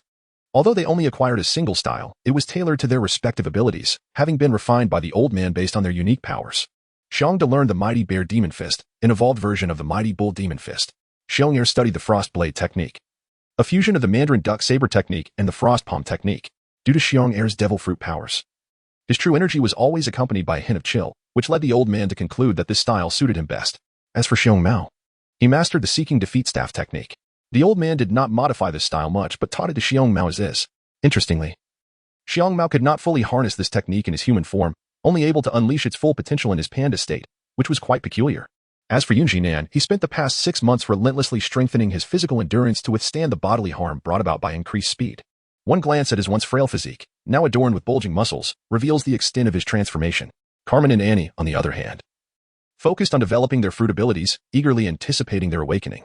The remainder of their time was spent in playful camaraderie with Xiaojie. Speaking of Xiaojie, it must be noted that this kung fu manatee is quite different from those depicted in anime. While he also loves martial arts, he does not roam around challenging others like his animated counterparts. Instead, he prefers to engage in playful activities with Carmen and the others. Initially, Locke found this puzzling, but after Annie discreetly informed him of Xiaojie's gender, he understood. It is quite normal for girls to play together. After all, with the impressive strength of Xiaojie, even now, after training, the trio of Xiongde could only manage a draw against him. Rock, it's lunchtime. Let's head back. Carmen's voice rang out from behind. Rock turned around, smiled at Carmen as she approached, and naturally took her small hand in his. Their relationship had finally solidified over the past 6 months.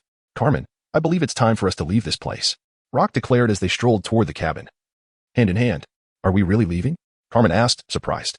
What's wrong? Are you reluctant? Rock inquired. Well, a little. Mainly because I'll miss Xiaojie. Carmen nodded. If you're reluctant, why not take him with us? Rock suggested, smiling. Are you serious? Carmen asked, her eyes wide. Of course. I thought about it when I first met Xiaojie, with the fact that we all possess devil fruit abilities. If an accident were to occur and we fell into the sea, there would be no one to rescue us. Xiaojie could perfectly fill that gap, Rock explained earnestly. But what about Senior Zhu? He probably wouldn't agree. Carmen expressed her concern. Don't worry, I have a way to persuade him. Rock assured her with a reassuring expression. The two continued their conversation as they made their way back to the cabin, where the others, including the old man and Xiaojie, were already seated around the dining table, waiting for Rock and Carmen. Old man, I have something to discuss with you. After finishing their meal, Rock called the old man aside. What is it? The old man asked, sizing Rock up. I've come to bid you farewell. Rock stated directly, revealing his intention. I thought you would say this last month. I didn't expect you to wait until now. You must really want to leave. Rock retorted. You and your group come to my secluded path every day, making a racket and completely disrupting my peaceful life, the old man complained, eyeing Rock disdainfully. Don't say that. We've prepared so many delicious meals for you on the island. Rock defended himself. If it weren't for the food, I would have kicked you out long ago. The old man responded with a scoff. Come on, you're being unreasonable, Rock exclaimed. The old man, with a huff, turned away and began gazing at the sky at a 45-degree angle. All right, I want to hold this against you, but I have something else to discuss, Rock said, observing the old man's sporadic stargazing with exasperation. What is it? The old man asked, his tone cautious. Let me make it clear. I want to allow Xiaojie to leave with you, he warned, eyeing Rock suspiciously. Don't be so quick to refuse. Let me explain my plan to you, Rock replied, eager to share his thoughts. After Locke shared his plans with the old man, the latter hesitated. Are you truly serious? The old man inquired, uncertainty lingering in his voice. Absolutely. I, Locke, am a man of my word, Locke asserted confidently. The old man pondered for a moment, then looked at Locke earnestly and said, very well. I can agree to let little J accompany you on your voyage, but you must adhere to your promises. Rest assured. During this time, your guidance has been invaluable to me. Though I may not express it, I have already come to regard you as my mentor. How could I possibly deceive you? Locke replied sincerely. I have never had a disciple like you, the old man remarked, turning away with his hands clasped behind his back as he slowly departed. Chapter 64. Arrival at Rogtown. The afternoon swiftly passed, and during dinner, Locke announced to everyone the news of their departure the following day, along with the formal induction of Little J into the Phantom Pirate crew. Upon hearing this news, Little J initially felt elated, but soon a thought crossed his mind, and he fixed a penetrating gaze upon the old man. Upon witnessing the old man's affirmative nod, Xiaojie was finally filled with immense joy. On this evening, Locke had Carmen prepare a modest banquet, and everyone reveled in merriment. Upon awakening the following morning, Locke discovered that the revelers had indulged too deeply the previous night, finding them sprawled on the ground in a makeshift slumber. The crew remained in their slumberous state. Yet Locke noticed the absence of the old man. Only a piece of paper, held down by a stone, remained in his stead.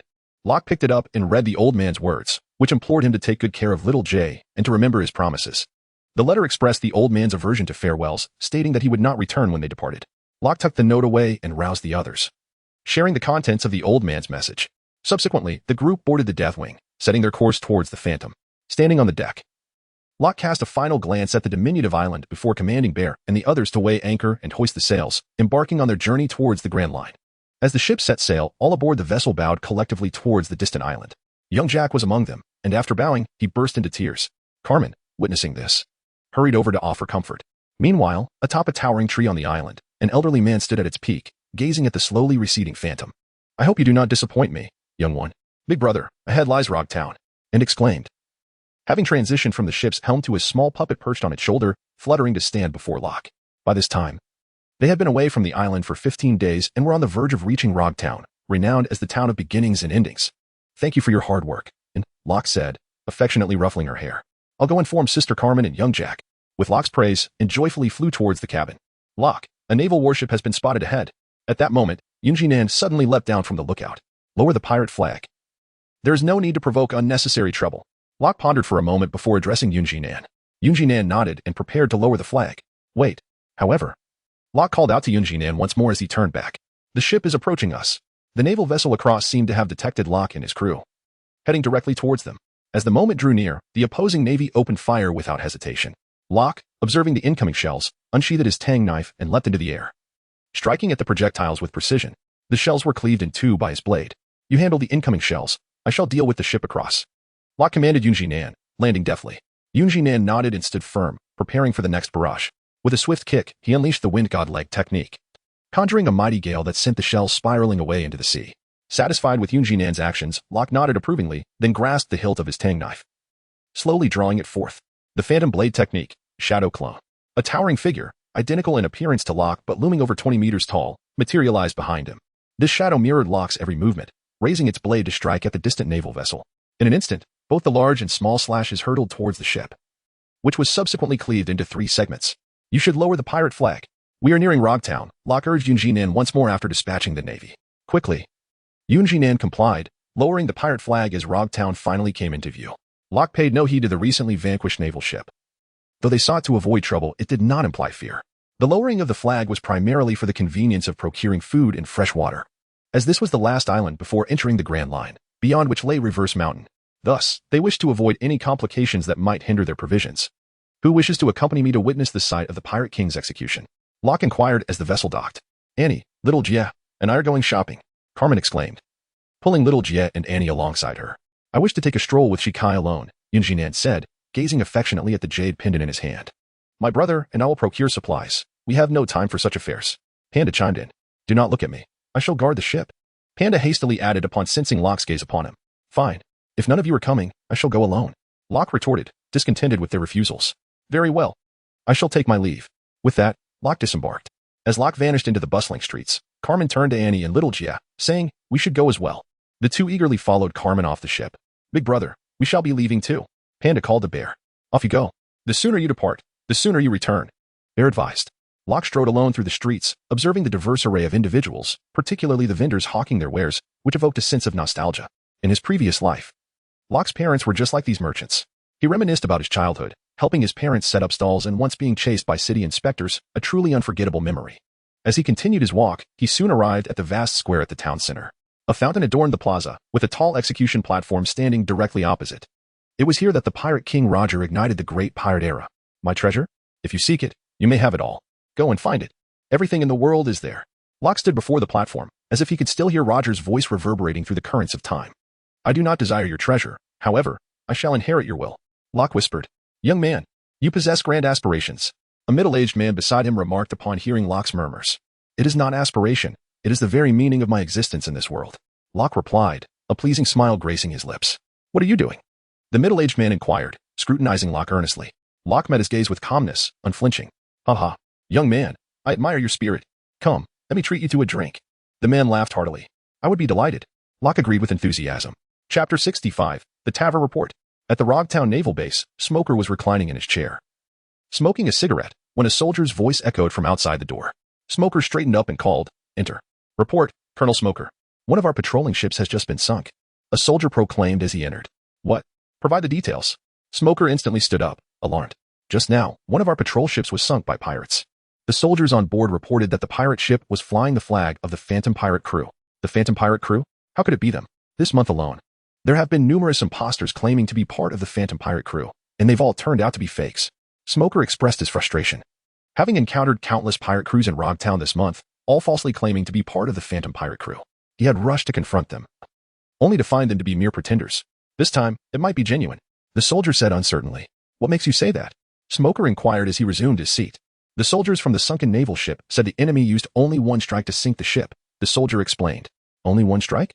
Smoker questioned, his expression turning serious. The soldier nodded affirmatively. "Gather the troops. Let's investigate," Smoker commanded after a moment's thought. "Colonel Smoker, where are you headed?" Dasky asked, noticing him preparing to leave. "I just received a report that a patrol ship was sunk by the Phantom Pirate crew. I believe this time it may be authentic. So I intend to check it out," Smoker replied, exiting his office. "Wait for me. I'm coming too." Dasky hurriedly followed. Meanwhile, Locke and the middle-aged man had entered a quaint tavern. Perhaps due to the time of day, the establishment was relatively empty. It is worth noting that Locke was not unfamiliar with this middle-aged man. However, the man did not recognize him. This gentleman had appeared once in the anime. Known for selling swords in Rogtown, speculations had circulated in Locke's previous world that this man possessed considerable strength, owning the Autumn Water and the third generation of ghost cutting swords, and having operated his shop in Rogtown for over a decade without being robbed, an indication of formidable prowess. Seizing the opportunity, Locke was eager to discern whether the theories from his past life held any truth. "Xiaoxi, bring me 2 bottles of rum." The middle-aged man called to a young man behind the bar as they settled down. "Mori uncle, you're back again. Does your wife know?" The young man, evidently familiar with the middle-aged man, teased while fetching the drinks. "Go away. You know nothing. I'm the one in charge at home. Even my wife must heed my words." The uncle hastily defended himself. "Auntie, you have arrived." Suddenly, Xiaoxi called out towards the doorway. "Wife, I was wrong. I shouldn't have hidden my savings." Once Xiaoxi finished speaking, the uncle, without even a glance back, immediately knelt down. The proficiency of this motion suggested it was a routine practice. "Boy, is it appropriate to deceive your uncle like this? Such disrespect." At that moment, the uncle realized that no one had entered the tavern, and he promptly stood up, addressing Xiaoxi with dissatisfaction. "Ha." The few patrons in the small establishment erupted in laughter. Locke, observing the scene, joined in with the others, reflecting on the humor. "What is so funny, boy? When you find yourself a wife, you'll understand," the uncle remarked, standing and noticing Locke still chuckling beside him, his expression filled with disdain. "All right. I shall cease my laughter. I shall cease." Locke waved his hands repeatedly, though the mirth on his face was impossible to conceal. "Humph." The old man let out a cold snort at Locke before returning to his original seat. "All right, Uncle Maoli, do not be angry. It was indeed the boy's fault. Today as drinks are on me," said Xiaoxi, who had approached the bar with 2 bottles of liquor. "That is more like it. Come, boy, you too shall drink," the uncle declared, handing a bottle to Locke. "Well then, I shall graciously accept." Locke took the bottle and took a swig. Seeing this, the uncle also lifted his drink to partake. After satisfying his hunger and thirst, the uncle began to converse with Locke. "Young man, let me tell you, I am acquainted with Roger," the uncle proclaimed while sipping his drink. Locke, perplexed, inquired, "You know Roger?" "Indeed. Roger was quite the notorious little rascal on the island during his youth. I used to run with him," the uncle boasted, his face flushed from the alcohol. "So the uncle is quite impressive?" Locke asked. "Absolutely. My swordsmanship was personally taught by Brother Roger. In this town of Rog, I am the finest," the uncle exclaimed, punctuating his statement with a belch. "The uncle is truly remarkable," Locke praised, giving a thumbs up. "Ha. Of course." The uncle laughed heartily. "Could you share more about Roger with me?" Locke eagerly pressed. "Ha. All right, let me tell you about Roger." Fueled by the drink, the uncle regaled Locke with tales of Roger's childhood. The patrons of the tavern, who had been drinking, were drawn in by the uncle's stories. "Certainly, I, Maoli, never tell lies," he declared loudly, having had a bit too much to drink when he suddenly heard someone questioning him. "Is that so? How come I never knew of your prowess?" Just then, a plump woman appeared in the tavern and approached the uncle. "Indeed. I am someone who wields a knife and has cut through 18 streets." Without even glancing at her, the uncle continued to boast. "Oh really? You must tell me more," the woman said, seizing the uncle by the ear. The familiar gesture and voice made the uncle realize his predicament. "Wife, I apologize. I will refrain from boasting in the future," he quickly pleaded. "What? You think there will be a next time?" The grip on his ear tightened. "There will be no next time, absolutely none." "Humph, I doubt you would dare," she retorted, pulling him out of the tavern by the ear. Easy now. I will go. The uncle protested as they walked away. Next time, we shall drink again. He shouted back at Locke just before they exited. Chapter 66. The disturbance observing the uncle being led further away by his wife. Locke smiled faintly, shook his head, and raised his drink, indulging in solitude. During a conversation with the elder, Locke gained some insight into the youthful exploits of the pirate king, Roger. This revelation fortified Locke's resolve to alter the world, after all. If Roger had already initiated a transformation, what purpose would it serve for Locke to merely traverse this world without affecting profound change? As Locke contemplated these thoughts while sipping his rum, a few individuals entered the tavern once more. Barkeep, bring me 2 barrels of your finest. The newcomers commanded the tavern owner upon entering. Welcome, gentlemen. Are you planning to enjoy your drinks here, or take them away? Asked Xiao Si, approaching them. To go. Hurry up and fetch the liquor. The leader barked. Very well. It will be ready shortly. Xiao Si promptly turned to retrieve the drinks. Esteemed patrons, your beverages have arrived. Not long after, Xiao Si emerged with the drinks. Ha! Excellent. Let us be on our way. The newcomers grabbed the liquor and headed toward the exit. Wait a moment. Esteemed guests, have you forgotten something? Seeing them attempt to leave, Xiao Si hurriedly stepped in their path. What? What do you want from us? The leader sneered at Xiao Si's obstruction. Kind sirs, you have yet to settle your bill. Xiao Si replied respectfully. Hey, ha ha ha. Upon hearing Xiao Si's words, the group burst into laughter, as though he had uttered something particularly amusing. What are you laughing at? Xiao Si inquired, perplexed by their mirth. Humph. Do you know who I am? How dare you demand money from us? The leader retorted with disdain. I care not who you are, if you dine here. You must pay. Xiao Si replied, summoning his courage in response to their refusal. I am the notorious pirate, Phantom Locke, with a bounty of 50 million. Do you dare ask me for money? The burly man boasted arrogantly. Locke, who had been quietly observing the scene, suddenly spat out his drink upon hearing the man's declaration. What? You look down upon me, Phantom Locke? The burly man said, turning to Locke. Cough, cough. I beg your pardon. Locke choked on the liquor, waving his hand and repeatedly insisting he meant no offense. Humph. I doubt you would dare. The man scoffed. Once Locke finally regained his composure, he began to scrutinize the group of individuals before him. The man at the forefront bore a striking resemblance to him. Were it not for the excessive facial hair, one might even say they shared a resemblance of 7 or 8 parts. I don't care who you are. You take something. You pay for it, insisted Xiao Si. And what if I refuse? The man, Noya, retorted, placing his hand ominously on the knife at his waist. I've already summoned the Navy. If you don't comply, prepare for them to deal with you. Xiao Si threatened. You insolent brat. Do you think I fear the Navy? I have attacked Navy outposts before. The man declared, drawing his long knife and swinging it towards Xiao Si's head. Just as the blade neared Xiao Si, a sheathed sword intervened, blocking the strike. Who is it? Following the direction of the sword sheath, they discovered it was none other than Locke, the very individual who had been drinking earlier. At that moment, Xiao Si collapsed onto the ground, for although Locke had blocked the blade, the overwhelming sensation of impending death was utterly terrifying.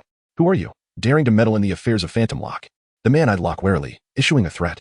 I certainly do not meddle in the affairs of Phantom Locke. However, your situation is another matter entirely, and I am more than willing to intervene. Locke replied, gradually retracting his sword sheath and standing tall. What? You dare question that my brother is not Phantom Locke? The man's followers, overhearing Locke's implication, expressed their discontent. Could he have seen through their ruse? The man, now sweating profusely, thought to himself as he regarded Locke. Brother Locke, what are you waiting for? Let us take care of this brat together. He wouldn't be serious, would he? No way, my brother is not Phantom Locke. Could that brat be? The nearby followers chattered among themselves. You lot, attack. Cut him down. Seemingly provoked by their words, the man resolved to charge at Locke with his knife. Unbearably weak, Locke scoffed as the group charged towards him. Without much ado, Locke simply snapped his fingers, and a purple hand materialized before the group, grasping their throats and lifting them effortlessly into the air. With a mere wave of his hand, the group was hoisted outside the tavern. Observing Locke's effortless dispatching of the group, Xiao Si hurried over to express his gratitude. You are indeed Phantom Locke. As soon as Xiong finished his words, a multitude of Navy soldiers suddenly appeared on the shore, led by Smoker. Navy, I did not anticipate your swift arrival, Xiong remarked. Regarding the vigilant forces on the coast, your timing is impeccable. It presents the perfect opportunity to test the fruits of our training over the past 6 months, Panda declared, brandishing a 2-meter-long iron staff and eyeing the Navy with eager anticipation. Brother, Navy ships are also emerging from the sea, Xiong observed, pointing at the vessels steadily approaching. Fire. The Navy ships had made their presence known, prompting an immediate order to open fire on the Phantom. Boom, boom, boom.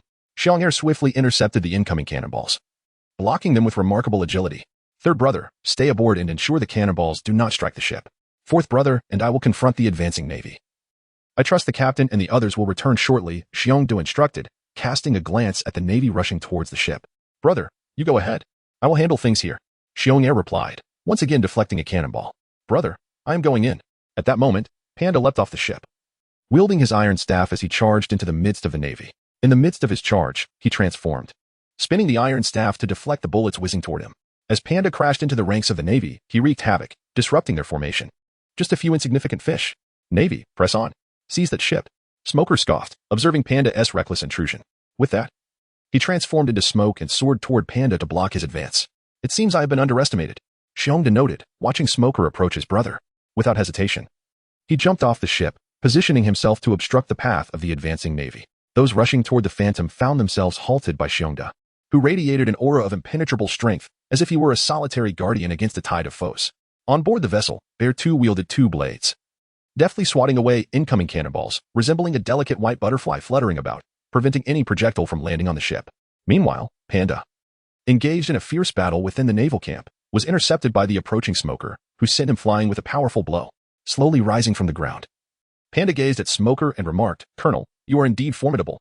Without uttering another word, Smoker transformed his legs into smoke and circled Panda, seeking to envelop him within the fog. However, Panda was equally adept. With a wild flourish of his energy, he dispersed the smoke that had encircled him. Realizing the futility of his smoke attack, Smoker ascended into the air and dove down, thrusting his jutty towards Panda's chest. Panda swiftly raised a metal rod to block the strike. Although he managed to deflect the attack, he was still sent reeling backward. Fortunately, his robust physique rendered him unscathed from the fall. Rising once more, he brushed off the dust and declared, "Humph." Smoker merely snorted, refusing Panda a moment's respite as he launched another assault. Facing Smoker, Panda found himself bereft of any offensive opportunities, forced to rely solely on defense. Despite his efforts, his injuries continued to accumulate, and defeat was merely a matter of time. Meanwhile, in the bustling streets of Rogue Town, Carmen and Annie observed the panicked crowd fleeing in their direction, seemingly escaping from some imminent danger. "Sir, what is happening?" Carmen inquired, stopping a frantic passerby. "The Navy is apprehending the Phantom pirates up ahead. It is perilous. Young lady, you should hurry home," the man exclaimed before continuing on his way. "Annie, Xiaojia, it seems our shopping excursion has come to an abrupt end," Carmen stated, grasping the gravity of the situation. Chapter 68, Rainfall Bang. Panda was once again sent flying by Smoker. At this point, Panda was battered and bruised, yet his ample physique mitigated the severity of his injuries. "Panda, you all should return to the ship. Leave Smoker to me." Locke appeared, positioning himself in front of Smoker and turning to address Panda. "Captain, you have returned," Panda exclaimed, rising while wiping the blood from his mouth. "Yes. Head back to the ship and prepare to set sail. I will join you shortly," Locke said, casting a glance at Carmen and her companions, who were swiftly approaching. "Understood. I will return at once." Panda nodded, unwilling to linger in battle, and dashed back toward the ship. "Phantom Locke, we meet again," Smoker remarked, not rushing into combat but instead eyeing Locke. "Indeed, it has been a while. Yet it seems you have made little progress," Locke taunted. "Humph. Progress can only be gauged through battle," Smoker declared, fully transforming into smoke. As the smoke surged toward him, Locke shook his head and sent a burst of purple light soaring into the sky, which then morphed into dark clouds, enveloping a 1-kilometer radius centered around him. However, at that moment, Smoker's smoke had already reached Locke, engulfing him entirely. "Prepare to face justice." Smoker's figure materialized behind Locke, raising his jetty to strike. "Your speed is lacking. It appears you have truly made no advancement," Locke retorted, pivoting to block the fierce attack with the sheath of his sword. Seeing Locke thwart his assault, Smoker chose not to linger and vanished into smoke once more. "Do you think that will suffice?" Locke scoffed. As Locke's words fell, the clouds that had just descended began to pour down rain. The raindrops fell one by one, initially unnoticed by Smoker, who was concealed within the fog. But as the downpour intensified, he soon realized something was amiss. Amidst the rain, there exists a force that curtails his elemental transformation, although it does not significantly restrain him.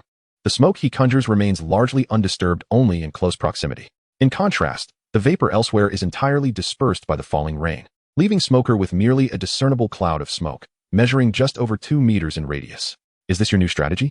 Smoker, enveloped in his dwindling smoke, feigned indifference, remarking, "It's nothing remarkable. Do you believe this is the end?" Locke, unfazed by Smoker's disdain, gazed at the now human-like silhouette within the smoke. A playful smile gracing his lips as he replied, "Not so fast. This is merely the beginning." Smoker, unwilling to await Locke's subsequent maneuver, once again summoned smoke and charged towards him.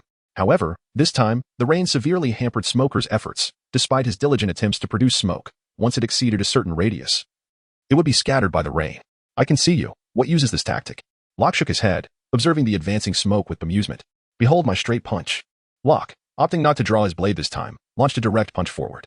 After the punch was thrown, a purple fist, roughly the size of a smoke cloud, charged towards Smoker. Bang!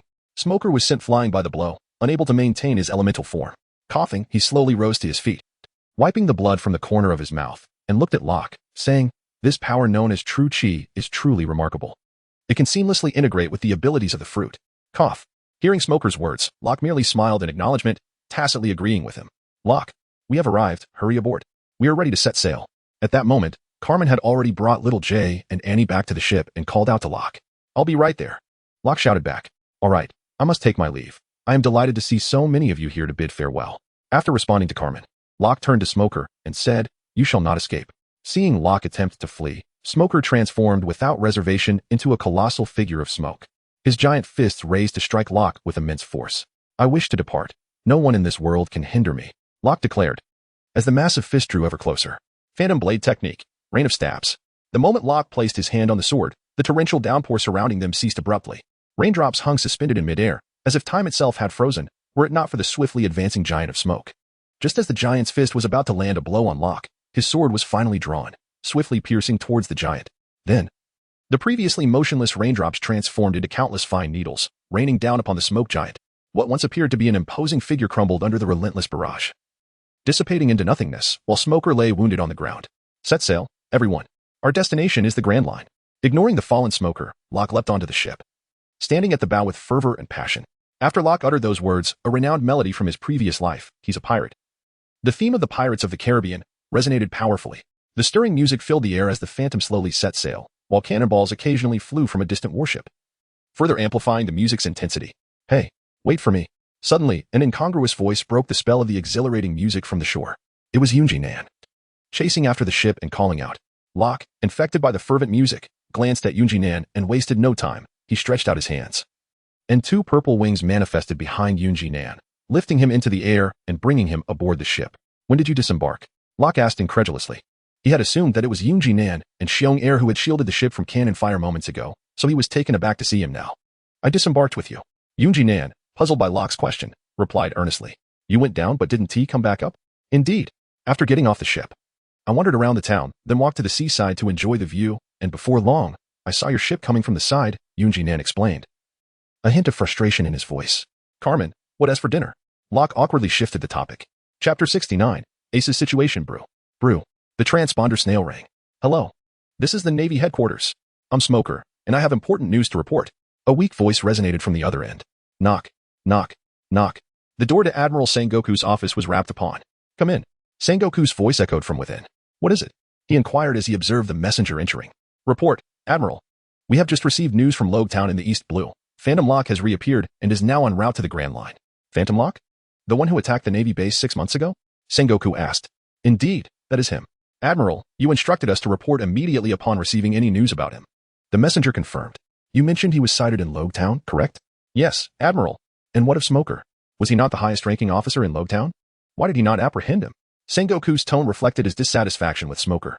"Admiral, according to Colonel Smoker, Phantom Locke's strength is even greater than last time, with special mention of a power he refers to as true chi."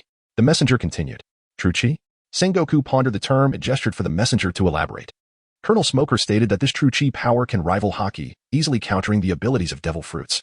Moreover, this power, which Phantom Locke calls true chi, can seamlessly integrate with devil fruit abilities, enhancing their effectiveness. Humph. It seems he wishes to evade the consequences of his defeat. Sengoku scoffed. "Go. Order Smoker to pursue Locke with full force. We must apprehend him before he enters the Grand Line or eliminate him." Sengoku commanded decisively. Why are you still here?" he asked the messenger, who remained before him. "Report, Admiral. Colonel Smoker engaged Phantom Locke before this report and was severely injured. After relaying the situation, he fell unconscious." "Humph. Have him returned to headquarters." As an officer dispatched from the Navy headquarters, how can he suffer defeat at the hands of the same individual twice? He needs to train in the rookie camp. Sengoku expressed his frustration. It was no wonder Sengoku was enraged. Smoker, having consumed a Logia-type devil fruit, had been considered for promotion to the next generation of admirals. However, Smoker had relied too heavily on his devil fruit powers and had approached hockey training with a lackadaisical attitude, showing no ambition. Thus, he had been sent to the East Blue to hone his resolve. Yet, in a mere 6 months, he had been bested twice by a young man, a disgrace indeed. This presented a perfect opportunity to bring him back. Surely, the lessons from his defeats would encourage him to train diligently thereafter. After receiving Sengoku's orders, the messenger bowed and prepared to leave but was halted at the door. "Wait, go fetch that old rascal Garp and his grandson." Sengoku, seemingly struck by a thought, added, "Yes, Admiral." The messenger promptly saluted and exited the office. Before long, the previously closed door was kicked open from the outside. "What do you need?" Sengoku. "I'm in the middle of teaching my grandson," Garp exclaimed, entering in full military attire, dragging along Ace, who was clad in a training uniform but still wearing his original jeans. However, his once handsome face bore bruises around his eyes, perfectly matching the size of Garp's fists. "Could you knock next time you come in?" Sengoku remarked, looking at the door that lay on the ground. "Oh." Garp tossed Ace to the floor and pulled out a donut from somewhere, leisurely munching on it, completely ignoring Sengoku's comment. One glance at Garp's absent-minded demeanor made it clear that his words were utterly futile. Sengoku sighed in exasperation. "Old man, can you refrain from hitting my face next time?" Ace grumbled as he slowly rose from the ground. "I didn't tee at your face. I only struck your head," Garp retorted, unrepentant. "Look at my eyes. Look at my once handsome visage. What has become of me?" Ace pointed at his eyes, lamenting to Garp. "I said I only hit your head. Are your eyes not part of your head?" Garp defended himself. The two began to bicker, completely oblivious to Sengoku's increasingly darkening expression, which was nearly as ominous as the storm clouds outside. "Enough, you two. Do you think this is a marketplace?" Sengoku finally roared in frustration. "TCH." Ace shot Garp a disdainful glance and turned his head away. "It seems that loving education is insufficient," Garp remarked, gazing at his own fists. "All right, you two. Look at this." Sengoku, exasperated with the pair, handed them 2 reports from Logtown that had just been copied by the guards. "Haha. Locke and his companions are truly remarkable." Ace laughed heartily at the report, completely oblivious to Sengoku's ire. "Now, tell me, how much do you know about them?" Sengoku interjected, cutting Ace off. "Why do you ask?" "I want to betray my friends." Ace regarded Sengoku with a vigilant expression. "What do you mean by that? As a Navy officer, how can you befriend pirates?" Sengoku bellowed, though his gaze shifted to the side, landing on Garp. "I never intended to join the Navy. It was that old man who dragged me into it," Ace retorted, visibly displeased. It seemed he had yet to come to terms with Garp's decision to enlist him in the Navy. "You, get out of here and run 10 laps around the island," Sengoku exclaimed, his patience wearing thin. "Humph, I'll run if I must, but I shall never betray my friends." With those words, Ace stormed out of the Admiral's office. "What do you think, Garp?" Sengoku inquired, shaking his head as he watched Ace flee. "Ace has the potential to be a fine Navy officer. I will ensure he receives proper guidance," Garp replied earnestly. Chapter 70. Journey to Reverse Mountain. "That's not what I meant. I was referring to the document concerning true energy," Sengoku corrected. "What document?" Garp asked, his face a mask of confusion. "I'm not angry. I'm not angry." Sengoku reassured himself internally as he observed Garp's bewilderment. Once he had regained his composure, Sengoku continued, "It is the document you are holding. Take a look." "Oh, you mean this?" Garp finally grasped what Sengoku was referring to. As Garp finished reading, Sengoku inquired, "What are your thoughts on the chi mentioned in the documents?" Garp, astonished that such power truly exists in this world, reflected on the contents. At that moment, the air of nonchalance that had previously adorned Garp's face vanished entirely. Indeed, according to the report, the characteristics of that power aligned perfectly with what we discovered in the ancient texts on that island, Sengoku remarked earnestly. However, Garp analyzed, without witnessing it firsthand. "We cannot be entirely certain." Sengoku resumed his seat, stating, "This is precisely why I summoned you. If that phantom rock indeed wields such power, I hope you can apprehend him." "That is no problem, but may I bring Ace along?" Garp asked. "No, do not presume I am unaware of his lineage." Sengoku flatly refused. "You know?" Garp exclaimed in surprise. "Humph, did you think your little antics would escape my notice?" Sengoku retorted with a scoff. "So you wish to know why I still allow him to remain in the Navy, correct?" Before Garp could finish, Sengoku interrupted, "Having his son in the Navy, even without publicizing his identity, significantly mitigates the threat he poses to us." "Absolutely not. The world must not learn of his identity," Garp shouted, visibly agitated at the thought of revealing such information. "That depends on his conduct." Sengoku disregarded Garp's fervor and continued, "If he genuinely wishes to join the Navy, I shall not disclose this information. However, should he persist in his current behavior, I will not hesitate to act." "Isn't doing well? He is training diligently in the recruit camp," Garp defended. 20 escapes in a month. You call that diligence?" Sengoku replied, incredulous as he regarded Garp. "He's young. Isn't it normal for him to be a bit restless?" Garp insisted. At this point, Sengoku had ceased to pay Garp any heed and proceeded to address the unfinished paperwork. "If you do not allow him to accompany me, I shall not go." Garp began to sulk, plopping down on the office sofa and indulging in donuts. The sound of crunching echoed through the office, with each bite tightening the furrows on Sengoku's brow. "Enough. Stop distracting me. I will allow you to take Ace." Sengoku, exasperated by Garp's antics, conceded. "Really? You truly agree?" Garp paused his snacking, eyeing Sengoku with delight. "Yes, I agree, but..." Sengoku hesitated momentarily. "But what? Speak," Garp urged. After a glance at Garp, Sengoku continued, "You must take Rear Admiral Weasel with you." "What for?" Garp questioned, perplexed. "To keep an eye on Ace, of course." I do not trust your judgment. Sengoku replied earnestly. What is wrong with my handling of matters? Carp protested. Humph. Do not forget how Ace came to be. Sengoku's remark left Carp momentarily speechless. Then just send that little weasel fellow in my stead. I refuse to go. Carp pouted, attempting to withdraw from the mission. No, you must go, and you must take Ace with you. Sengoku firmly dismissed Carp's suggestion. In truth, Sengoku was reluctant to allow Ace to leave the Navy headquarters. Considering he is the son of the pirate king, Roger, the mere hint of him being labeled a pirate could deter many who set sail due to Roger's words, thus potentially reducing the number of youths who might choose the path of piracy in the future. However, upon reflection, Sengoku recognized that despite Ace's frequent escapes during his 6 months at the Navy base, it was evident he did not harbor a strong disdain for the Navy. Moreover, as a user of the flame fruit, he lacked formidable adversaries among the younger generation of the Navy. Thus, allowing Carp to take Ace along served as a test of Ace's true sentiments towards the Navy. As for involving Rear Admiral Weasel, it was merely a precaution in case Carp became forgetful. All right, prepare yourself. Sengoku instructed Carp. Humph. Carp huffed, turning to exit the office. Watching Carp leave, Sengoku shook his head in resignation. Meanwhile, as Locke and his companions departed from Logue Town, they ventured toward Reverse Mountain. In the distance loomed the crimson-hued peaks, with a slender river meandering through, its waters flowing upward like a swarm of bees. Nearby, several pirate ships were poised to embark on the Grand Line. On one of the vessels, a man adorned with a captain's hat cast a glance at the approaching phantom pirate ship in the distance, then turned to his crew with a commanding voice. Prepare yourselves, for we are soon to embark on the Grand Line. Upon hearing the captain's orders, a resounding cheer erupted from several ships as they gradually steered towards the river that flowed towards the mountain's peak. Captain, look! On the ship named Locke, the formidable bear pointed towards the pirate ship ahead and exclaimed, We did not expect to encounter fellow travelers. Pay them no mind. Let us ready ourselves for the Grand Line. Locke continued addressing the large puppet at the helm. Annie, maintain our course. We are preparing to ascend the mountain. Understood. Big brother, came the youthful voice of Annie from within the large puppet. Set the sails and adjust the starboard 30 degrees. We are ready to enter. As the inverted mountain loomed ever closer, Locke shouted with authority, sails hoisted. Course adjusted. Everyone, hold on tight. We are ascending. Upon the utterance of these words by Locke, the phantom vessel surged forth into the ascending current, steadfastly making its way toward the summit. The crew, clutching on to whatever they could grasp, rapidly ascended alongside the ship. Locke, securing himself at the prow with the aid of the phantom, bellowed toward the approaching peak, the Grand Line. We have arrived. Chapter 71. The 13-colored rainbow in no time. The crew swiftly reached the pinnacle. Upon their arrival, Locke and his companions beheld a vast expanse of lake, its surface shimmering with glimmers of light, as tranquil as a mirror. The vessel, Phantom, glided smoothly across the water, gently parting the surface and creating ripples that spread outward in graceful circles. Surrounding the lake are 5 waterways, 4 of which flow upwards, channeling seawater from the East Sea, West Sea, South Sea, and North Sea. Apart from the Navy, all vessels aspiring to navigate the Grand Line must embark from these designated points before proceeding through another waterway to reach their destination. Similarly, to exit the Grand Line, one must also pass through here, but only during the full moon when the waters of the 4 seas reverse, returning to their origins, while the entrance to the Grand Line transforms into an exit.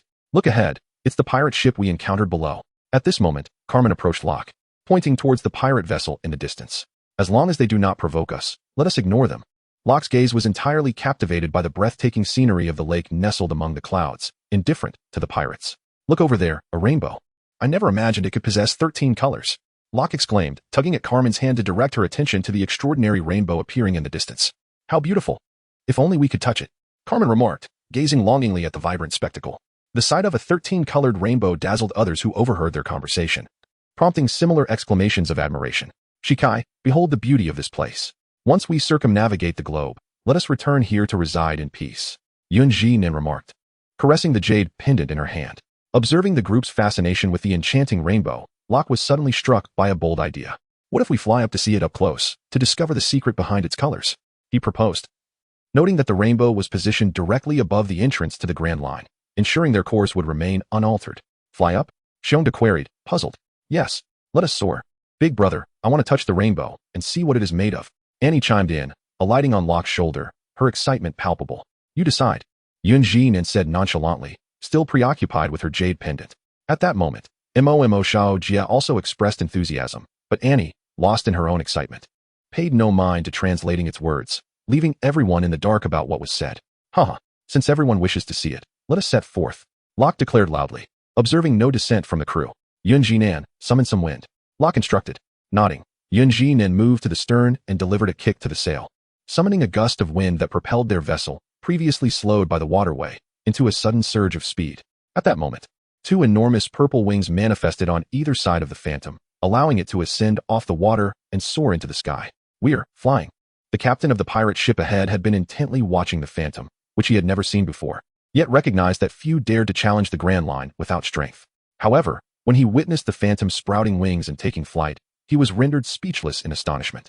"Ah, Captain, wake up. We are about to crash into the wall ahead," a sailor shouted, jolting the captain into action, who swiftly steered the ship away from danger. Meanwhile, Locke and his companions aboard the airborne Phantom raced toward the Rainbow. To their surprise, the Rainbow was not far from the lake's surface. In just about a minute, they found themselves enveloped by its colors. Upon closer inspection, they discovered that it was not a rainbow at all, but rather 13 threads intertwining in the sky, forming a massive lock symbol at their center, resembling an enchanting seal. "Let's crash through." Locke felt no sense of imminent danger and confidently voiced his intent to the others. Ever since he had achieved a certain level of mastery over his abilities, he had developed a perception akin to Kinbunchika Haki, allowing him to sense whether his actions would bring peril. With a resounding crash, the Phantom barreled through the vibrant spectacle, shattering it into countless fragments that cascaded downward. "Look, the pirate crew below has vanished." At that moment, Panda pointed downward. The group turned their gaze to find the pirate crew had indeed disappeared, along with the vast red continent that had once been visible. "It is a spatial phenomenon. We just traversed a barrier of sorts," Yunjin suddenly exclaimed. Among the crowd, he was the only one who had encountered anything reminiscent of a spatial phenomenon.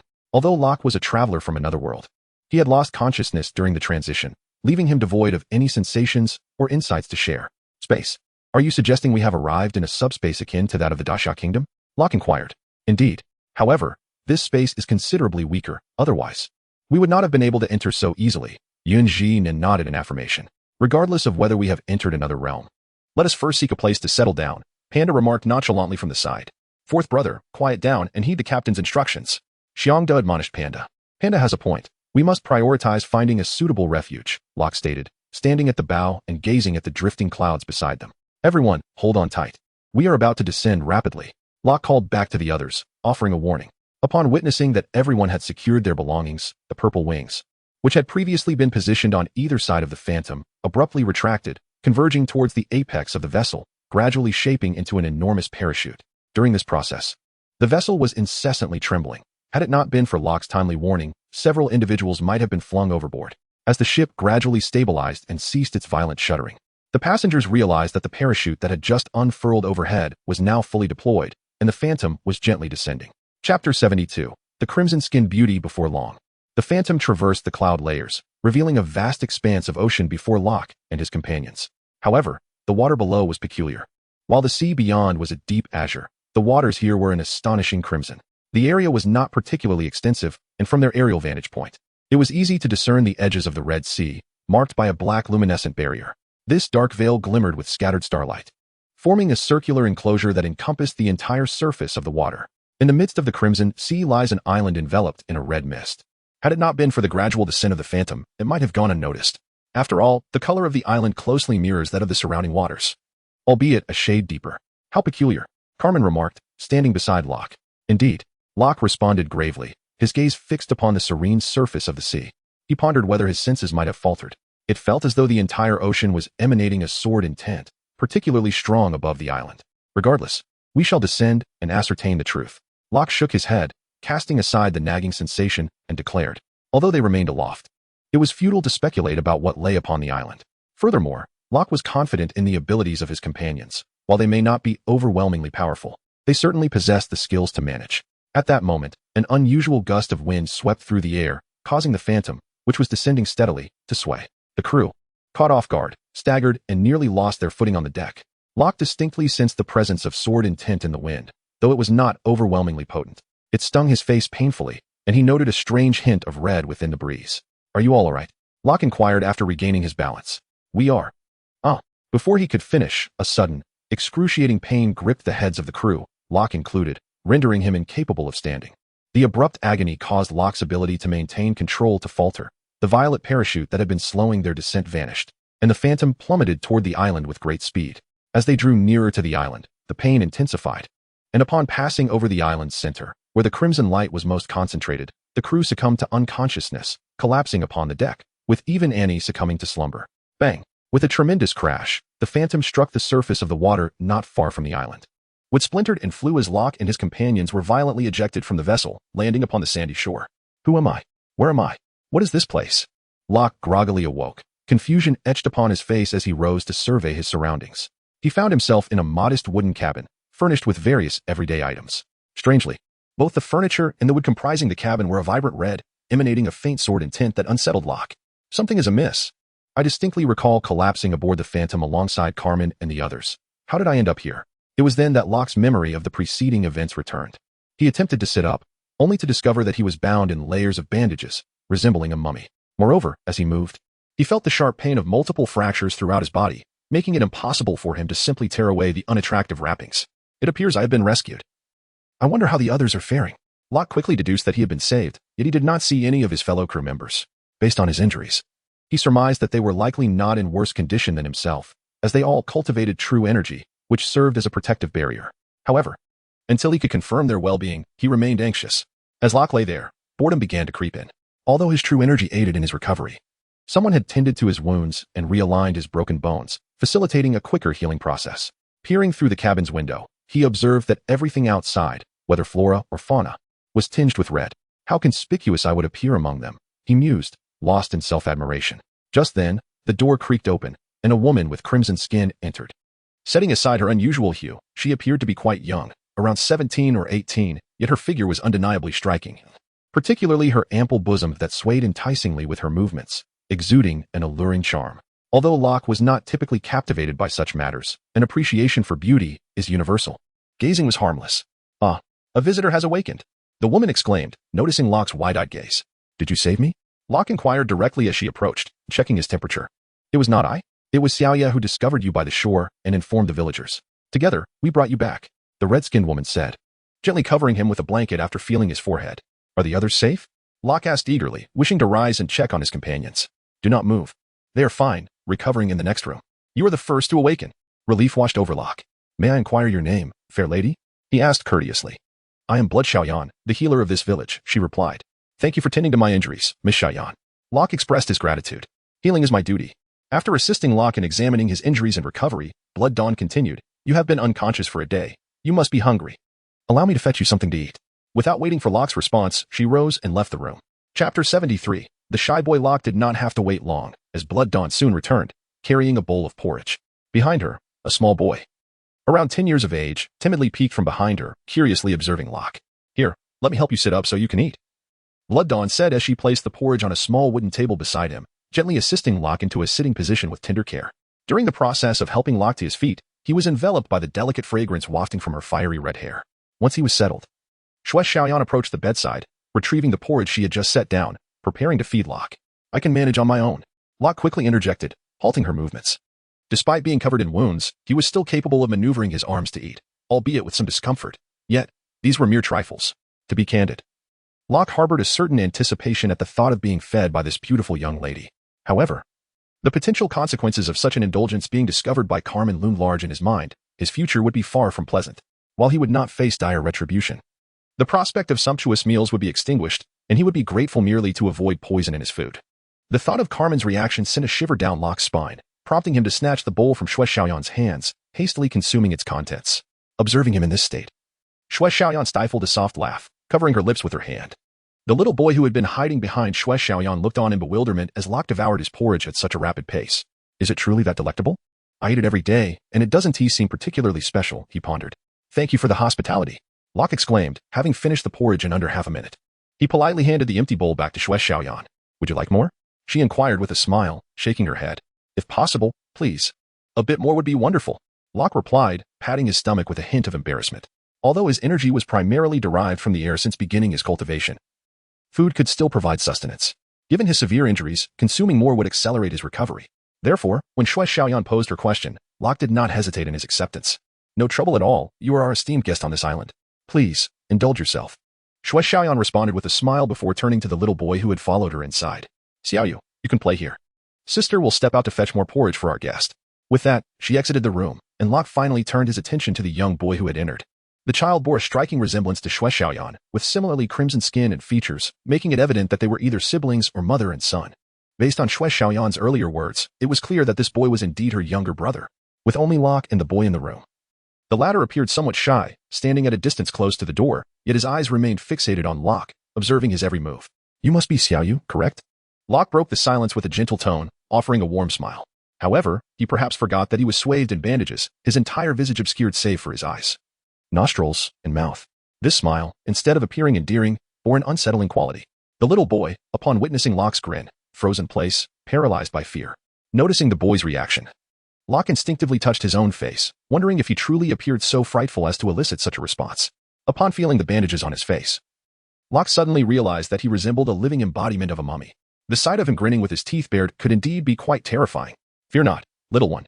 I am not a villain, Locke awkwardly proclaimed, intending to smile habitually, only to quickly retract the gesture upon remembering his appearance.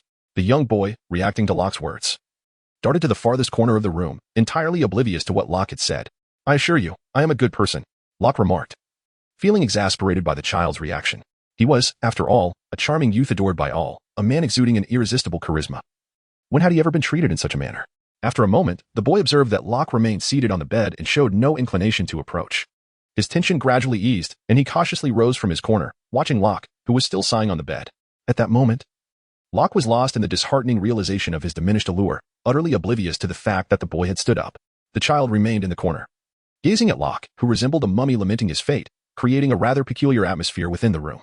Fortunately, at that moment, Shui Xiaoyan returned with a bowl of congee, breaking the awkward silence that had enveloped the room.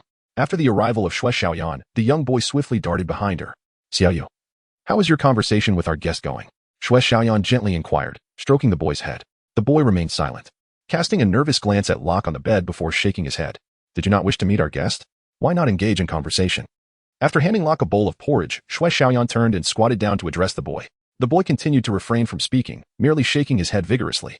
Sighing, Shui Xiaoyan observed the boy's demeanor and said, Since you seem disinclined to chat with our guest, perhaps you should venture outside to play. Upon hearing her words, the boy nodded and made his way toward the door, but not before casting a lingering glance at Locke. Locke, watching the boy depart, shook his head in bemusement. Unsure if it was merely his imagination, but he had sensed a subtle warning in the boy's eyes. Who was this child? Despite the boy's apparent timidity and shyness, that final look he cast at Locke piqued his curiosity. Thus, while sipping his porridge, Locke turned to Shui Xiaoyan and inquired about the mysterious child. Upon hearing Locke's question, a flicker of concern crossed Shui Xiaoyan's face. Perhaps it was true that during times of sorrow, one truly needs someone to confide in. Without further contemplation, she began to recount the story of the boy. Chapter 74. The question. As Shui Xiaoyan gradually unfolded the tale, Locke gained a deeper understanding of the child. The narrative was not intricate. It revealed that the boy's name was Shui Xiaoyu, the younger brother of the enchanting red-skinned beauty, Shui Xiaoyan. Tragically, their parents had passed away shortly after Xiaoyu's birth, leaving him to be raised by Shui Xiaoyan all these years. In his childhood, due to the absence of his parents, the children in the village seldom played with him, which led to an exceedingly reclusive disposition and an aversion to venturing outside or engaging in conversations with others. However, during that time, although Shui Xiaoyu was not particularly fond of socializing, he would still converse with his sister. It wasn't until a year ago that Shui Xiaoyu consumed a devil fruit in the forest, and due to his inability to control its power, he accidentally caused the death of a small dog that had accompanied him. Since that incident, he had ceased to speak. Locke, upon hearing this, was puzzled. He couldn't see the connection between the inability to control the fruit's power and the silence that followed. What did that fruit look like? Do you know? Locke inquired. His curiosity piqued. He ate half and gave the other half to me. It was exceedingly unpleasant. Do you know what it was? Shui Xiaoyan replied, bemused by Locke's question but nonetheless shared the details with him. Perhaps I can assist you, but first, I need to ascertain what that fruit truly is and what abilities it possesses. Locke responded uncertainly. You can help me? Shui Xiaoyan expressed her skepticism. Based on what you just said, the fruit your brother consumed is likely what is known as a devil fruit. As long as he learns to control its abilities, he should no longer need to fear harming others, Locke explained to Shui Xiaoyan. Is it really that simple? She questioned, still somewhat doubtful. Of course. Just watch, Locke declared. And a swirl of purple light emanated from his hand, forming an illusion based on his original appearance. Ah, what is this? Shui Xiaoyan exclaimed in astonishment at the figure crafted from the purple light. To enhance her understanding, Locke allowed the illusion to remain somewhat translucent, shrouded in the purple glow. Yet it still left Shui Xiaoyan in awe, covering her mouth in surprise. You see, this is also a manifestation of the fruit's ability. Once you discover how to control it, accidental harm can be avoided. Locke patiently elucidated, observing Shui Xiaoyan's astonishment. Please tell me how to help Xiaoyu control his abilities. Shui Xiaoyan, suddenly exhilarated, grasped Locke's arm tightly. Ouch! Be gentle, Locke yelped, feeling the pain shoot through his arm. having only recently healed from an injury. He winced at her grip. "Oh, I'm so sorry. I got too excited and didn't realize. Are you all right?" Shui Xiaoyan quickly released him, her voice filled with concern. "It's fine," Locke reassured her as he adjusted the slightly misaligned bones in his arm. "I truly apologize. But please, tell me how to help Xiao Yu gain control over his abilities." Shui Xiaoyan implored softly, her face a mask of regret. "Of course, it's no trouble at all. You are my savior." Locke nodded affirmatively, pausing before continuing. "In truth, mastering the abilities is not overly difficult. It merely requires finding the right methods and diligent practice. However, before we proceed, we must first determine precisely what fruit your brother consumed. Can you recount how he ended up harming that small dog?" Locke finally voiced the question that had lingered in his mind since he had heard the story. "I'm not entirely sure. After he ate the fruit that day, he took the dog out to play, and before long, he returned in tears, claiming he had killed the dog. Since then, he has not uttered a single word." Shui Xiaoyan recalled. "We should consult the fruit compendium. Did you not mention you had seen the fruit before?" Locke said as he began to search his belongings, only to realize with embarrassment that he had nothing on him, as it had all been taken during his bandaging. "Why are you searching? Where's the compendium?" Shui Xiaoyan asked, noticing Locke's sudden halt in movement. "Did you help me with the bandaging? Do you know where my things are?" "I apologize. I was so excited that I completely forgot. I placed your belongings in the adjacent room until you were healed." Shui Xiaoyan admitted sheepishly. "I'll go retrieve them," she exclaimed, swiftly exiting the room. Once outside, Shui Xiaoyan felt a surge of joy, initially seeking someone to confide in about her troubles, only to discover that the person had a solution. What a delightful surprise. Meanwhile, Locke, observing Shui Xiaoyan rush out, shook his head in resignation, reflecting on how astute she had seemed, yet how clumsily she had acted in that moment. Shui Xiaoyan returned promptly, cradling a collection of items in her arms. Locke immediately recognized them as his own belongings, including 2 books, several articles of clothing, and a tang knife. It dawned on him that she must have tended to his injuries, leaving him vulnerable to her gaze. This thought stirred an impulse within him to rise and demand her accountability, for aside from her strikingly red skin, he found her quite beautiful, especially her face. However, thoughts of Carmen swiftly quelled that impulse. "Indeed, in my eyes, Carmen remains the fairest, gentle, and an excellent cook. I adore her." Locke reminded himself fervently to stave off any unwarranted distractions. "I've brought all your belongings. Please verify if these are correct." Shui Xiaoyan placed the items beside the bed and turned to Locke. "Yes, these are indeed mine." Locke nodded, then picked up the devil fruit compendium resting atop the pile, handing it to Shui Xiaoyan. "This is the compendium of devil fruits. Please peruse it and see if you can locate the fruit you once encountered." "Certainly. I'll take a look." Shui Xiaoyan accepted the compendium, flipping through its pages one by one. Silence enveloped the room, save for the sound of Shui Xiaoyan turning pages, while Locke, eyes closed, focused on channeling his internal energy to heal his body. "I found it." Shui Xiaoyan's voice echoed moments later, prompting Locke to open his eyes. "Did you find it? Please show me." As Locke opened his eyes, he extended his hand towards Blood Dawn Flame, who promptly handed him the book she was holding. Within its pages lay a devil fruit that was strikingly dissimilar to ordinary devil fruits. Its true nature was not immediately discernible from its appearance. The fruit was predominantly spherical, adorned with intricate black patterns, and most peculiarly, 2 horns protruded from either side of the fruit's body, gently curving upwards. From a distance, the fruit bore an uncanny resemblance to a demonic visage. Truth be told, the fruit appeared rather grotesque, leaving Locke to ponder how Blood Dawn Flame had dared to consume it. Nevertheless, he considered this a matter of lesser significance. Shaking his head, he continued to examine the text, which detailed the fruit's abilities. Blood Dawn Flame observed Locke anxiously, hoping he might devise a solution for Blood Dawn language. Although she had perused the introduction herself, its meaning had eluded her understanding. When Locke abruptly shook his head after a brief glance, her heart sank, fearing he would declare his inability to assist. Fortunately, this grim scenario did not unfold. After shaking his head, Locke resumed his reading. However, upon finishing the description, a look of astonishment crossed his face. "What is it?" Blood Dawn Flame inquired, her anxiety palpable. "Nothing of great concern. Merely a surprise to discover such a fruit exists in this world." Locke hastily reassured her, noting her heightened tension. "That's a relief. So, what should we do now?" She pressed on, visibly relieved yet still anxious. "Do not rush me. This fruit is indeed peculiar. I need to contemplate the best course of action. For now, you should rest. I shall inform you once I have devised a plan." Locke comforted her. Blood Dawn Flame's heart raced at his need for contemplation. After all, her brother had not communicated with her in a year. Despite her numerous attempts to reach out, despair loomed large. Unexpectedly, while playing on the beach, Blood Dawn language had saved a few individuals, one of whom claimed to possess a solution for her brother's predicament. She had nearly clung to Locke as her last hope, fearing what she would do if he ultimately declared himself powerless. Since the passing of their parents, only Blood Dawn Flame and Blood Dawn language remained in their household. His sudden affliction left her uncertain about his future. "Very well. I shall return after preparing lunch." She finally conceded, exiting to grant Locke some time for reflection. Watching her slowly depart the room, Locke sighed in resignation and turned his attention back to the fruit's description. Fruit name: Curse fruit. Taste: Utterly repugnant. Fruitability. The user can impose a curse upon others through their spoken words. While these details did not initially seem insurmountable to Locke, believing with practice he could surmount the challenges, the subsequent annotations regarding the fruit's abilities delivered a heavy blow. It stated that the curse manifested randomly within the user's speech, beyond their control. Locke was left speechless. How could one practice with such a capricious ability? Despite his frustrations, Locke remained undeterred. Just because he was momentarily stumped did not signify he would not eventually find a solution. After all, solutions were born from human ingenuity, and nothing was absolute. Thus, Locke continued to ponder the intricacies of the cursed fruit, the hours swiftly passing until midday, when Blood Dawn Flame re-entered the room. He had yet to arrive at a conclusion. This time, she was not alone. Carmen followed closely behind her. However, Carmen was not in much better condition. Her hands and feet wrapped in bandages, though her head was only lightly bound. Moreover, she floated into the room, levitating gracefully. Have you discovered a solution? Blood Dawn Flame inquired eagerly upon entering, her voice brimming with anticipation. Not just yet, Locke replied awkwardly.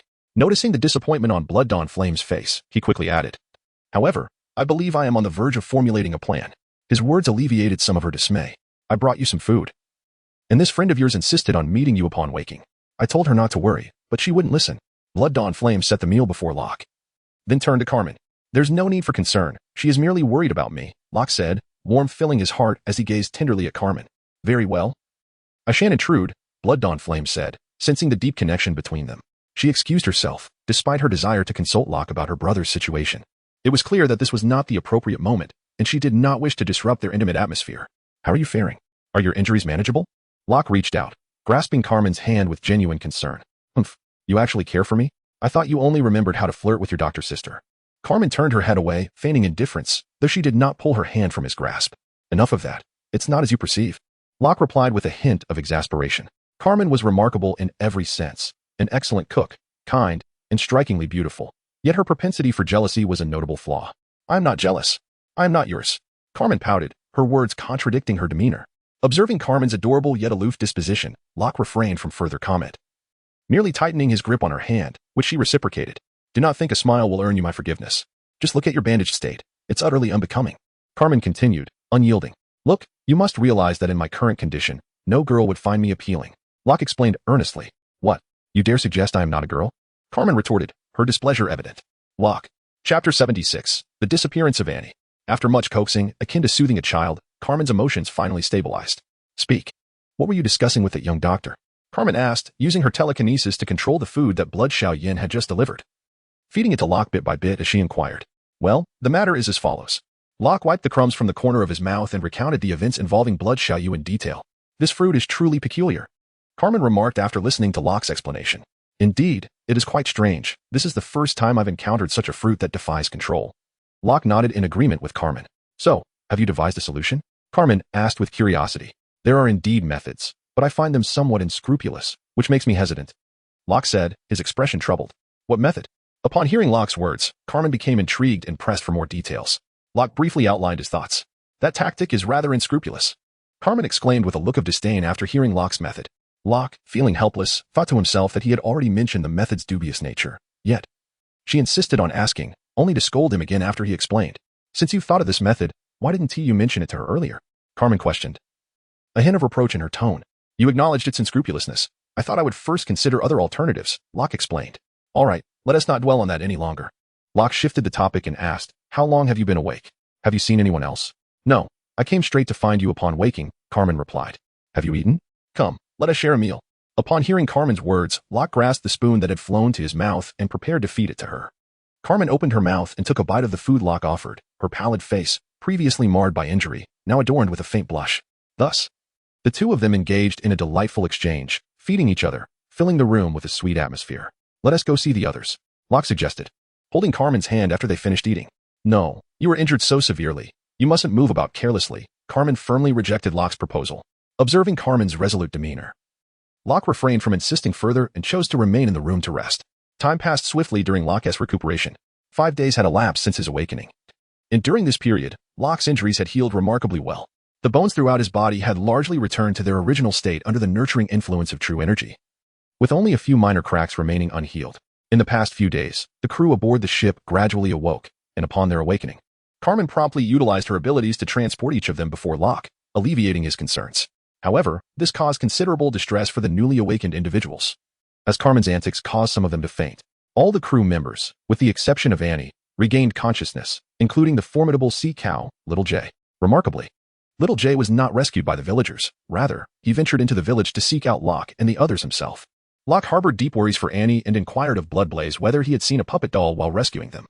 The response revealed that by the time they were saved, their ship had already been destroyed, and the villagers had carried them out from the ruins, thus failing to notice any puppets or toys. Locke even requested Bloodblaze to assist in searching for them at the location where they had fallen, yet unfortunately, the results were not as he had hoped, leaving him empty-handed. Faced with such disappointing outcomes, Locke found himself restless. On the 5th day since their awakening, which is today, after Bloodblaze had finished unwrapping his bandages, Locke urgently requested her assistance to take him to the site of their initial descent.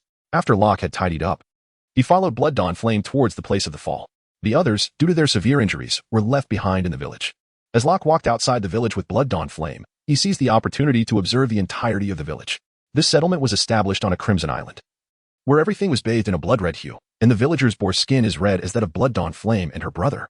The architecture within the village was also red, blending seamlessly with the island. From a distance, it was nearly indistinguishable. Additionally, nearly every villager was armed with a sword, which reminded Locke of the land of Wayno in the New World, where the same could be observed, yet it was evident that this could not possibly be Wayno. After all, Locke and his companions had flown in from the upside-down mountain, heading towards the Grand Line, not the New World. However, Locke had little time to ponder these details, as his mind was preoccupied with the peril facing Annie. Annie was not a typical human with flesh and blood. She was a spirit, and one would assume that falling from such a height would not harm her. Yet, they had been recuperating in the village for 5 days. And even the small Jack, who had initially been thrown into the sea, had managed to find his way back, while Annie, being a spirit, surely must have known their whereabouts. The fact that she had not come to them filled Locke with dread. Here we are, just ahead. Blood Dawn Flame suddenly halted, pointing to a large pit. Locke reacted swiftly, darting to the edge of the pit as she spoke.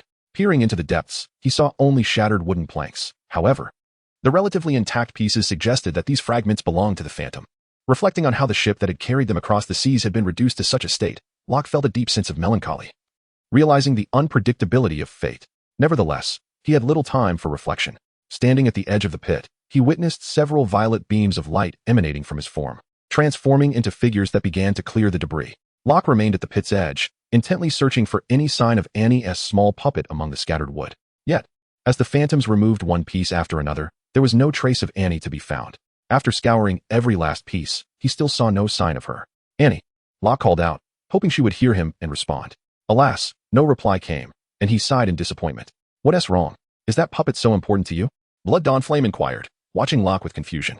"Annie is not merely a puppet. She is my companion," Locke replied, his emotions rising. "A companion? Are you suggesting that this puppet named Annie is alive?" Blood Dawn Flame asked, astonished. "Of course. Annie is our ship's navigator. How could she possibly be dead?" Locke continued his search as he spoke. But didn't you say she was just a wooden puppet?" Blood Dawn Flame stammered, her previously red face paling to a shade of pink, even causing her to falter in her speech. When Locke had asked her to search, he had only mentioned that Annie was a puppet, never implying that it was a living entity. Indeed, Annie is a user of the soul fruit. She possesses no physical form and merely inhabits the puppet, Locke said, puzzled by Blood Dawn Flame's fragmented responses. You never mentioned that," she replied, her voice barely audible. However, as she spoke, Locke had already turned away, continuing to call Annie's name while searching. "There is no use in calling. She will not respond to you." After a moment, Blood Dawn Flame finally emerged from her earlier confusion and spoke to the still calling Locke. "What do you mean by that?" Locke turned back, his face a mask of bewilderment. "I mean, calling out like that is futile. Why? There is a mysterious power that envelopes this island. All beings with souls, unless they possess a soul pearl, will remain in a deep slumber," Blood Dawn Flame explained. "Soul pearl? What is that?" This was the first time Locke had encountered such a peculiar notion regarding the island. "It's the pearl around your neck." Blood Dawn Flame pointed to the gem adorning Locke's neck. "Wait, how did I end up with a pearl around my neck?" Locke was surprised to discover a transparent red bead, roughly the size of a glass marble, hanging from his neck without his knowledge. "That was placed on you when we rescued you. I thought you would have noticed it by now," Blood Dawn Flame said, exasperated. "Ah, I see." Locke sheepishly scratched his head. "By the way, you mentioned that all beings with souls need to wear this to avoid falling unconscious. What is the reason behind that?" he asked, fiddling with the soul pearl that was threaded onto a cord around his neck. "I'm not entirely sure. It has been this way since I was born," Blood Dawn Flame admitted, uncertain. "However, if you truly wish to know, you might ask the village chief," she added. But just as Locke was about to say something further, a faint crimson slash suddenly appeared behind Blood Dawn Flame. "Watch out." Locke reacted instantly. pulling blood dawn flame behind him as he swiftly drew his saber to block the incoming strike. After Locke successfully deflected the attack, a peculiar sound echoed from the direction of the recent strike. Locke, ever vigilant, turned his gaze toward the source. To his astonishment, a monkey appeared, its fur ablaze in a fiery red hue. What was most remarkable, however, was that this monkey donned a pair of trousers, with a small-sized katana sheathed at its waist, brandishing the sword in its hand as if to challenge Locke with a series of indignant chattering. Behind it, there was a small wooden puppet dressed in clothing. The elusive Annie. You wretched monkey, release Annie at once. Upon catching sight of Annie on the monkey's back, Locke charged toward the creature. The monkey, noticing Locke's approach, appeared quite exhilarated, brandishing its small saber in greeting. Initially, Locke dismissed the monkey as a trivial foe. However, upon clashing blades, he realized that the monkey's swordsmanship was surprisingly on par with his own. Without employing his abilities, he found himself unable to subdue it. A surge of violet light erupted from Locke's body, manifesting into a flurry of longswords that shot toward the monkey. At this moment, the monkey seemed startled by Locke's display, swiftly turning and leaping onto a nearby tree, fleeing toward the island's center. The long swords Locke conjured struggled to keep pace with the monkey's speed, ultimately being evaded as the creature vanished into the forest. Don't run, you insolent beast. Return Annie to me. Seeing the monkey escape, Locke sprouted a pair of wings and soared in pursuit of the creature. As he departed, he called back to Bloodblaze. Wait here for me. I shall return shortly. Locke, wait. Don't go that way. It's dangerous. The previous skirmish had transpired too swiftly for Bloodblaze to react. And by the time she regained her senses, Locke had already dashed off. With no other choice, she stomped her foot in frustration, gritted her teeth, and followed Locke toward the heart of the island. As the monkey raced ahead, it frequently glanced back at Locke, taunting him with mocking chattering sounds. You wretched monkey. If I catch you, I will surely roast you for your insolence. Locke growled, channeling his abilities with great effort as he pursued the taunting creature. Strangely, upon awakening, Locke had sensed a faint suppression of his powers on this island. While in the village, the effect was quite noticeable. However, after departing with Bloodblaze, the suppression intensified, particularly during the chase. As Locke exerted himself, using his abilities became increasingly laborious, and due to his still healing injuries, he dared not rely solely on physical prowess. Approaching the island's center, Locke found himself unable to harness his abilities entirely. Although not akin to being submerged in water and rendered powerless, he nonetheless could not summon his powers. If it weren't for my injuries, I would have caught you. Locke gradually slowed, watching the monkey grow ever more distant. Sighing in resignation, Locke, where are you? After a brief respite, Bloodblaze's voice called from behind. Next time, I will capture you. Locke cast one last glance toward the direction in which the monkey had disappeared before turning to rejoin Bloodblaze. I'm here, he replied, relieved to see him unharmed.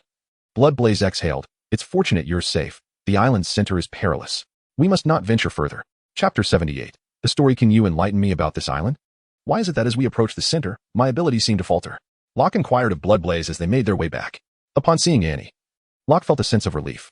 Although Annie remained in the grasp of the monkey, he was at least reassured that she had not fallen into the sea from the island.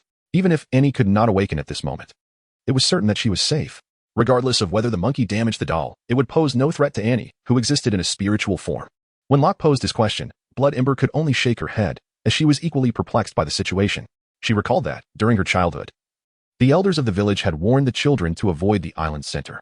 However, the reasons behind such caution were never disclosed by the village elders. After observing Blood Ember's response, Locke understood that he could not obtain answers from her. Thus, he resolved to seek out the village elders, hoping they would provide the clarity he sought. On their journey back, Locke and his companion encountered no unforeseen events and swiftly retraced their steps to the village. They arrived just as noon approached, coinciding with the time when those working in the fields returned home to prepare their meals. Wisps of smoke began to rise from every household. Xue Xiaoyan led Locke to the largest dwelling in the village and knocked on the door. Is Grandpa Qin home? Not long after Blood Xiaoyan knocked on the door, an old man emerged from within the house, stooped in posture and adorned with a face lined with wrinkles. He held a smoking pipe in his hand, puffing away as he walked out. Ah, it's Xiaoyan. What brings you to your Grandpa Qin today? He greeted, his voice resonating with the distinctive rasp of the elderly upon seeing Blood Xiaoyan standing at the entrance. This time, Grandpa Qin, it's not me looking for you. But he has some inquiries. Blood Xiaoyan gestured toward Locke. Hello, Grandpa Qin, Locke said politely. Indeed. A spirited young man, Grandpa Qin remarked, appraising Locke with keen interest while offering compliments. Not at all. It is you, Grandpa Qin, who remains robust, Locke replied, eliciting a hearty laugh from the old man. Haha, the lad knows how to flatter. I find you quite charming. Grandpa Qin chuckled in response to Locke's compliment about his vitality, feeling slightly embarrassed by the old man's praise. Locke smiled awkwardly, sensing the warmth of his enthusiasm, though he noted a hint of a northeastern dialect in the elder's speech. Speak up. What questions do you have for this old man? After exchanging pleasantries with Locke, Grandpa Chin inquired. Grandpa Chin, I wish to understand what is happening on this island. Why do I feel a force pressing down on me as I approach the center of the island? Locke voiced his curiosity. You wish to know about that? Upon hearing Locke's question, Grandpa Chin paused before continuing. This story begins with the island's origins, approximately 1,000 years ago. Back then, the island resembled any other in the sea, nothing out of the ordinary. However, one day, a sword suddenly descended from the sky, landing right in the heart of the island. The young men of the village rushed to investigate, only to discover that while the sword appeared unremarkable, anyone who dared to touch it would be met with a deadly force emanating from within. Consequently, the center of the island gradually became a forbidden zone.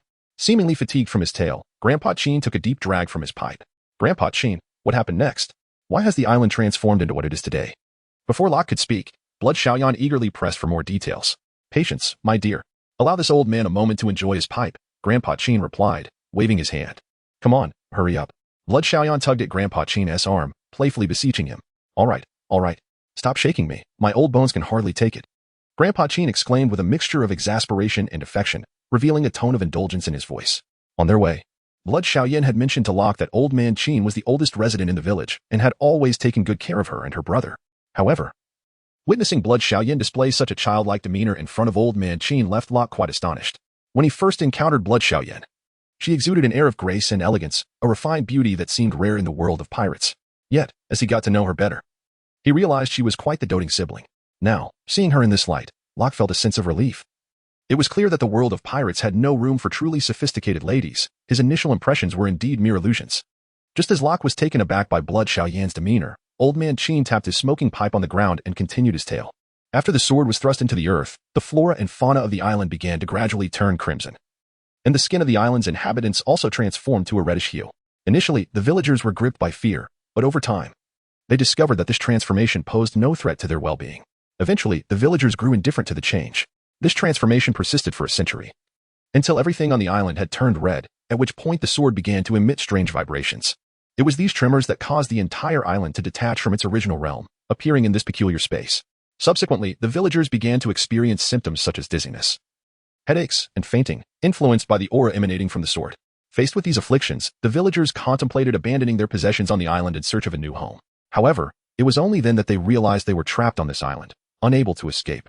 As their headaches and dizziness intensified, despair began to envelop the villagers. It was during this bleak time that they discovered peculiar round orbs among the island's vegetation. Holding these orbs alleviated their symptoms, allowing them to remain unaffected by the sword's influence and continue living on the island, but they still had to keep their distance from the sword itself, or the orb's effects would wane. Trapped, you say? Locke exclaimed upon hearing Old Man Chin's words, feeling disheartened. What misfortune have I encountered since setting sail? We had set off in high spirits aboard the Phantom, heading towards the New World, only to stumble upon an island where escape is said to be impossible. How could you wish to leave? It is inconceivable. I have lived my entire life on this island and have yet to see anyone escape, Old Man Chin responded, dispirited. Inconceivable? That word does not exist in my vocabulary. I am destined to change the world, Locke declared with youthful fervor. Vocabulary? What is that? Blood Xiaoyan inquired, puzzled. A vocabulary as well. Never mind that. Just know that for me, nothing is impossible, Locke retorted, initially intending to explain but ultimately deciding against it, realizing they might not comprehend his explanation. You have ambition, young man, and I support you. In my youth, I too yearned for the outside world, yet was unable to break free, Old Man Chin reminisced, puffing on his pipe. Back then, I was 18, and she too was 18. We promised to explore the world beyond. Old Man Chin trailed off, lost in his memories, his face reflecting a myriad of emotions. At this moment, Blood Xiaoyan quietly approached Locke, tugging at his sleeve, signaling him to follow her away from this place. Although Locke was uncertain of her intentions, he mimicked her movements and followed suit, leaving the scene behind. After distancing themselves from the Old Man Chin's residence, Shui Xiaoyan cast a glance back toward the elder's direction, only to find that he remained oblivious to their departure. With a sigh of relief, she patted her lofty peak and murmured, "Fortunately, he did not notice." "What is the matter?" Locke inquired, puzzled. "You cannot fathom it. Every time Grandpa Chin recounts tales from his youth at 18, he can ramble on for an entire afternoon, insisting you listen to the end before allowing you to leave," Shui Xiaoyan explained. "Is that so?" Locke responded, astonished. "Where shall we go next? Are we still searching for that monkey? Let us return first. As long as I know where Annie is, I shall be at ease. Regarding that monkey, I will seek it once my injuries have fully healed and bring Annie back," Locke contemplated aloud. "Agreed. However, do put an extra effort regarding my brother." Shui Xiaoyan nodded in affirmation. "Rest assured, I already have some leads on your brother's situation. Once we return, I shall have a thorough discussion with him," Locke assured her. "Thank you so much." Shui Xiaoyan expressed her joy upon hearing Locke had a plan. It is only proper. You are the savior of us all. I will certainly fulfill your wishes, Locke affirmed confidently. The distance from Shui Xiaoyan's home to the old man's was not substantial, and soon they arrived at her quaint courtyard. Upon their return, they observed Xiao Jie joyfully playing with Shui Xiaoyu in the yard, their faces beaming with delight. Despite one being unable to speak and the other reluctant to do so, they appeared quite content in each other's company. Meanwhile, the others aboard the vessel remained indoors, presumably still recuperating. According to Shui Xiaoyan, Locke had sustained the most severe injuries among them, yet he was recovering at a remarkable pace. Locke too found this perplexing but chose not to dwell on it. After all, a robust recovery was hardly a misfortune. Locke, you have returned. Have you found Princess Annie? Just as Locke was observing Xiao Jie and Xiaoyu frolicking, Carmen floated out from the kitchen, a bowl of freshly prepared dish accompanying her. Why do you keep wandering about? Do you not realize your injuries are still healing? Locke remarked, his tone tinged with reproach as he regarded Carmen. You know I feel uncomfortable if I do not cook for a day. Carmen pouted playfully as she hovered before Locke. However, Locke could not shake the feeling that Carmen, while feigning innocence, was casting glances at Shui Xiaoyan standing nearby. Fine. Just remember, you cannot use your hands while cooking. Rely solely on your abilities. Understood? Locke conceded with a sigh. Yes, yes. Carmen obediently nodded, winking her beautiful eyes at Locke afterward. Come, try this. I made a hodgepodge with the ingredients I found in the kitchen. Carmen proudly floated over the dish that had been trailing behind her. Ah, it smells divine, exclaimed Shui Xiaoyan, drawn in by the aroma. Indeed, Carmen, your culinary skills have truly improved. Just the fragrance alone promises deliciousness. Locke praised her as well. Of course, I am destined to be the world's greatest chef, Carmen declared, head held high in pride. Absolutely, the world's greatest chef. I shall fetch the others. And then we can feast, Locke said indulgently before turning toward the other rooms. Before long, several mummies seated in wheelchairs were wheeled out by Locke, one by one. Must you always disturb my rest? One mummy lamented from his wheelchair, revealing himself to be Yun Ziyuan by the tone of his voice. Your incessant chatter is the issue. Look at how Whitebeard and the others are. Getting some sunshine will aid your recovery, Carmen retorted as she set the dining table in the courtyard. Responding to Yun Ziyuan's complaints. Enough bickering. Let us eat, Locke interjected, bringing the exchange to a close. Humph. Carmen obediently refrained from further comment, merely casting Yun Ziyuan a significant eye roll. Captain, have you found Princess Annie? Once everyone had settled, Bear, with his bandaged hands, struggled to bring food to his mouth before speaking. Indeed, I located her, though we encountered a few complications along the way. Locke then recounted the events of the day, including what he had just learned from the old man Chain. Carmen interjected, what kind of sword-fighting monkey? Yun Ziyuan added, another island we cannot leave? Bear and his brothers chimed in. Captain, just tell us what we should do next. After listening to Locke's words, the group began to speak. Yet their points of focus diverged entirely. As for the three brothers, they had not expressed their opinions since boarding the ship. They merely followed Locke's directives and endeavored to fulfill them. The prowess of that monkey swordsmanship was indeed formidable, but once my injuries are fully healed, dealing with it should pose no challenge. After placing a piece of red fish meat into his mouth, Locke remarked, then turned to Yunzanen. Continuing, regarding the matter of leaving the island, there is no need to rush. With the Phantom ship destroyed, we need to construct another vessel here on the island. So I entrust this task to you, Yunzanen. Chapter 8, The Curse. Soon enough, lunch was consumed amidst Locke and the others' lively conversation. After the meal, Locke escorted everyone to their respective rooms. Although Carmen expressed her discontent during this process, Locke firmly insisted that she lie down on the bed. Returning to the courtyard, Blood Dawn had already tidied up the dishes, while Blood Language and Little Jia, unbeknownst to where they found them, played joyfully with two sword dust pearls. Xiaoyu. Locke called to Blood Language, waving his hand. Come. Your big brother wishes to talk with you. Hearing his words, Blood Language lifted her head, gazing at Locke with a look of confusion, uncertain of his intentions, exhibiting a hint of hesitation. Xiaoyu, hurry over. Blood Dawn, realizing Locke's intention to discuss the devil fruit abilities with her sister, urged her on seeing her reluctance. Upon hearing her sister call her, Blood Language reluctantly approached Locke. However, on her way, she gestured to Little Jia, who also looked up, signaling him to continue playing while she would return shortly. Come, Xiaoyu.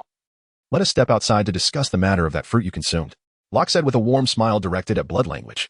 Upon hearing Locke's words, Blood Language glanced at her sister, and after receiving an encouraging nod from her, she obediently followed Locke outside the small courtyard. Not long after stepping out, Locke found a secluded spot and paused. After ensuring the ground was clean, he sat down and pulled Blood Language beside him. Xiaoyu dear, your big brother has learned from your sister the reason behind your silence. Locke spoke softly, striving to infuse his voice with warmth. The reason for your silence stems from the fruit you inadvertently consumed, and I believe you have already grasped some of its fundamental abilities. Blood Language nodded in acknowledgement.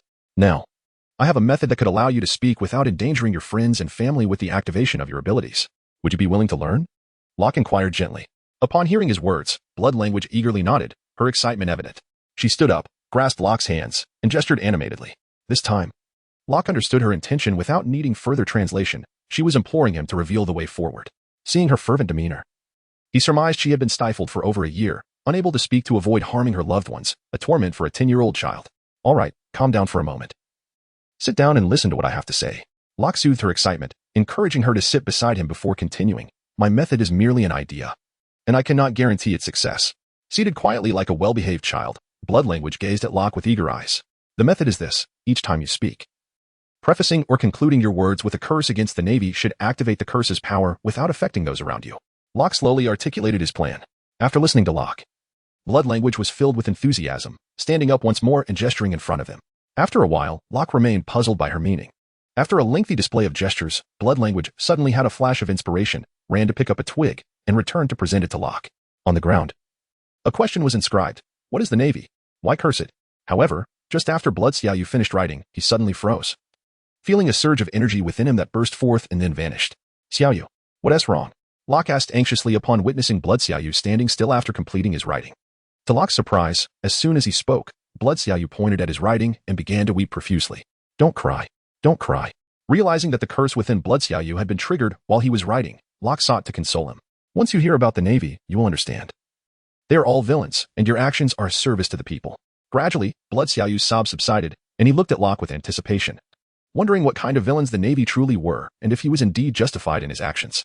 I must tell you, the world beyond this space is governed by the world government, comprised of those who proclaim themselves as the nobility, the celestial dragons. Locke slowly elaborated on the realities of the outside world to Blood Xiaoyu. Meanwhile, aboard a warship in the doldrums, two sailors stood chatting on the deck, oblivious to their surroundings. Nearby, another sailor was cleaning the deck with water that gradually approached the two conversing.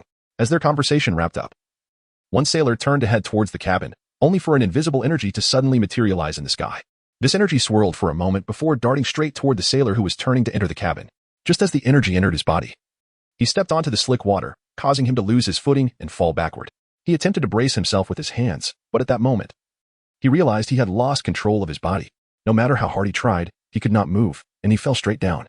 With a thud, the sailor hit the deck, his eyes wide open, and he lay motionless thereafter. Tom, what's wrong? The sailor who had been chatting with him rushed over, pulling Tom up in alarm. However, upon lifting Tom, he noticed something was amiss. His hand became stained with blood, and upon looking at the spot where Tom had fallen, he saw a nail protruding from the deck. Corporal Jerry, what happened to Corporal Tom? The sailor who had been cleaning the deck also approached, anxiously inquiring. Upon seeing Jerry's bloodied hands, he exclaimed, I'll fetch the ship's doctor, and hurriedly retreated to the cabin. Chapter 81. The Curse of the Navy. Now do you understand what the Navy is like? Locke recounted the various opinions he had heard about the Navy from the world of One Piece to Blood Xiaoyu. He also shared his thoughts on the celestial dragons and the world government, hoping Blood Xiaoyu grasped it all, for he had done his utmost. After Locke finished speaking, Blood Xiaoyu gestured to him with an intricate sign, which left Locke puzzled as to its meaning. Xiaoyu seemed to be asking what would happen if this method did not work, expressing concern about potentially harming many people. At that moment, Blood Xiaoyan's voice unexpectedly emerged from nearby. When did you arrive? Locke awkwardly asked, startled by her sudden appearance. He felt embarrassed, having just encouraged her younger brother to confront the Navy, unsure if she had overheard. If she had, it would surely be an uncomfortable situation. As he was clearly leading a child astray, Blood Xiaoyu ran up to his sister and hugged her tightly around the legs. Blood Xiaoyan patted her brother's head and, looking earnestly at Locke, stated, Though I do not know if the Navy is truly as you say, as long as my brother can return to his former self, nothing else matters. Locke stared in astonishment at Blood Xiaoyan. He had long recognized her deep affection for her brother, but he hadn't anticipated it to be so intense. Was she not afraid of seeking help from a dubious source? Oh, it seems she truly is unafraid, given that this world lacks such concerns. Locke inwardly ridiculed. Hearing his sister's words, Blood Xiaoyu tightened his embrace around her. It appears you have been here for quite some time. Locke chuckled, trying to lighten the mood. You still haven't explained if this method is reliable. Blood Xiaoyan urged Locke to clarify the situation. I am uncertain, but we shall discover its efficacy through trial. Locke responded without further ado, turning to lead them outside the village. Trial? How do we do that? Blood Xiaoyan, confused about Locke's intentions, followed him along with Blood Xiaoyu. Soon, Locke brought them to the beach, where he found a sizable rock and gestured for them to come closer. What I mean by trial is this, he declared, pointing at the rock. A rock? What purpose does this serve? Blood Xiaoyan questioned, increasingly perplexed. This is to establish a connection. Although I am unsure of the success rate of this method, as long as the subject of conversation is a rock, the people on the island should remain unaffected, right? Locke explained his reasoning. Is this truly effective? Blood Xiaoyan was skeptical. While she had not witnessed her brother utilize such abilities, The thought of a power capable of rendering him too frightened to speak was daunting. I cannot say. Locke shrugged, then continued, however, we can take some precautions. Precautions? What do you mean? Blood Xiaoyan, growing more bewildered by Locke's ideas, decided to adhere to the noble tradition of asking questions when in doubt. Just a moment. Locke instructed her to hold her tongue as he began to search his belongings. Soon, he produced a bounty notice and a pen from an unknown place. Phantom Locke. Bounty of 50 million berries. Blood Xiaoyan read aloud from the notice, astonished. You are a wanted criminal? That is of little consequence. Please wait. Locke waved his hand dismissively, indicating that the details were not important. He then flipped the bounty notice over, placing the blank side on the rock, and began to write upon it. What are you writing? Blood Xiaoyan leaned in, curious to see what Locke was inscribing. Just a moment. It will be ready shortly, Locke assured her, indicating she should remain patient. In the vicinity of Rock, after a graceful flourish of a vertical curve, he stood and proclaimed, all right, take a look. Upon uttering these words, Rock directly handed the bounty notice to Blood Dawn, who had approached him from behind. What have you written? Blood Dawn inquired, perplexed, as she accepted the notice. Its reverse side filled with Rock's scrawled text. These are the words that Xiaoyu will recite to this stone in the upcoming period, Rock elucidated. At that moment, Blood Dawn leaned closer to the paper and observed the contents. Curse the Navy, blisters on their feet. Curse the Navy, stumble when they step out. Curse the Navy. 2 centimeters shorter down there. After perusing the bounty notice, Blood Dawn felt a wave of discomfort wash over her. The text commenced with curses directed at the Navy, sending shivers down her spine. Although the curses were minor and unlikely to be fatal, Rock had inscribed over 20 of them on the parchment. Had Rock been aware of Blood Dawn's thoughts, he would have assured her that cursing is indeed an art form. Not everyone is capable of it. The phrases were derived from a plethora of derogatory expressions from his previous life. Were it not for the limitations of space on the page, Rock believed he could have penned even more. Is it truly acceptable to say such things? Blood Dawn pondered, feeling a twinge of hesitation after examining Rock's writings. Following what was inscribed could lead Xiaoyu astray, if not outright ruin him. Yet, glancing at her younger brother who was firmly grasping her hand, Blood Dawn nodded and handed the paper to him. I hope this proves effective and does not harm anyone in the village. She expressed her concerns. Rest assured. Based on my understanding of the devil fruit and profound study of curses, I deduce that when a curse is invoked, if a name is uttered alongside it, the curse will target the individual represented by that name, even if my deduction is flawed. The subsequent phrases I've written are trivial enough not to inflict significant harm on anyone mistakenly targeted, Rock stated, albeit with a hint of self-doubt. But these are merely your conjectures. What if the powers of this fruit manifest randomly? Blood Dawn's anxiety was palpable, her demeanor tense. Do not fret. The first page of the devil fruit diagram states that there are no worthless fruits in this world, only those who lack the skill to wield them. Rock replied, flipping open the diagram to the first page. Let us hope all is well. Blood Dawn felt a lack of better alternatives. Although this course of action bore risks, as long as her brother could speak normally, the risk seemed worthwhile. Xiaoyu begin. Perhaps his guess is correct. With determination, Blood Dawn urged Xiaoyu to start. Chapter 82. The loss of a brother this time. Xiaoyu did not heed his sister's words. Instead, he shook his head vigorously while gesturing. Do not worry. Sister will be fine. Brother Rock will protect me. Right? Blood Dawn reassured her brother, casting a glance at Rock. Indeed, you need not worry. I will ensure your sister's safety. Rock interpreted Blood Dawn's gaze and affirmed Xiaoyu's trust. Xiaoyu regarded Rock skeptically, unsure of his capacity to safeguard his sister, harboring doubts about him. Observing the child's mistrustful expression, Rock chose not to elaborate further. Instead, he conjured an illusion, creating a violet protective barrier around himself and Blood Dawn. How about now? Do you believe? Rock raised an eyebrow at Xiaoyu after the shield was formed. Xiaoyu gazed in astonishment at the protective barrier, curiously prodding it with his finger. Realizing he could not breach it, he nodded in reassurance. He then approached the rock, retrieving the paper his sister had given him, and began to recite slowly. Curse the Navy, blisters on their feet. Curse the Navy, stumble when they step out. Curse the Navy, 2 centimeters shorter down there. As Locke practiced with Blood Dawn, he enveloped himself in his true energy. Locke believed that no matter the type of devil fruit, it represented a form of energy. Whenever used, energy fluctuations would occur. Fruits like the cursed fruit, which had an outward projection, should exhibit even more pronounced energy reactions. Therefore, Locke spread his true energy around Blood Dawn, intending to sense where the energy from the fruits would go when he activated his abilities. If it all surged outward, it would indicate the efficacy of his method. If it merely returned to the island, he would immediately halt the practice. Before long, Locke felt a surge of energy emanating from Blood Dawn's body, shooting outward toward the Crimson Sea. Blood Dawn sensed her ability had activated, then paused to turn and check on her sister to see if she was unharmed. It's fine, continue your practice. Locke reassured her after he sensed the energy departing his range. Since Brother Locke says to continue, I shall. Blood Flame replied, understanding the situation as she turned to Locke. Seeing him encourage Blood Dawn, she did not hesitate and urged her sister to proceed. Blood Dawn nodded and resumed her incantation. However, each time she activated her energy, she would glance back at her sister, ensuring her safety before continuing. Meanwhile, Locke released all his true energy, striving to track the trajectory of the energy that had flown from Blood Dawn. Thus, when Blood Dawn paused for the 10th time, Locke was finally convinced of his method's validity, as the energy from Blood Dawn was clearly directed toward a specific location. You needn't keep looking back at your sister. I just sensed it, and all your curses are flying outward, so my approach is indeed correct, Locke stated to Blood Dawn, who had turned back once more. Really, Mr. Locke, does that mean Dawn will be able to speak normally in the future? Blood Flame exclaimed, gripping Locke's arm in excitement. Not just yet. Locke shook his head, contradicting Blood Dawn's statement. Didn't you say your method was correct? Why now say it's not possible? Blood Flame questioned, confusion evident in her eyes. Tears welling as if to say, if you dare deliver bad news, I shall cry. No. What I mean is that until Dawn masters this speaking method, she cannot speak normally. Once she becomes accustomed to it, there will be no issues, Locke quickly clarified, noticing Blood Flame on the verge of tears. Is it really just temporary? Blood Flame sought confirmation from Locke. Locke nodded affirmatively. Then, Dawn, you must persevere. Once you have mastered it, you need not fear harming me while speaking, Blood Flame encouraged her brother. Blood Dawn turned back, nodding earnestly, and continued her incantation, now with even greater focus, knowing that what she practiced would not endanger her sister. Meanwhile, aboard the naval vessel, the injured sailor named Tom had been confirmed dead. All the crew members emerged from the ship, preparing to hold a sea burial for him. The highest-ranking officer aboard was a brigadier general, whose countenance had darkened. He had followed orders to complete a task in the windless zone, and the operation had gone smoothly, with no losses among the crew. However, he was furious that they suffered casualties upon their return for such a ridiculous reason. He believed this incident stemmed from the recent lack of training among the sailors, and upon returning, he would ensure they underwent rigorous drills. At that moment, the deceased sailor was placed in a small skiff, adorned with wreaths, as two sailors slowly maneuvered the oars to lower the boat into the sea. Suddenly, the previously solemn sailor handling the ropes contorted his face, beads of sweat forming as if he were enduring great discomfort.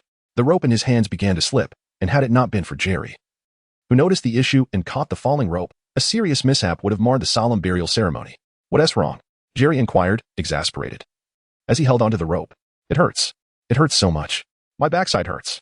The sailor was too preoccupied to heed Jerry's words, clutching his rear.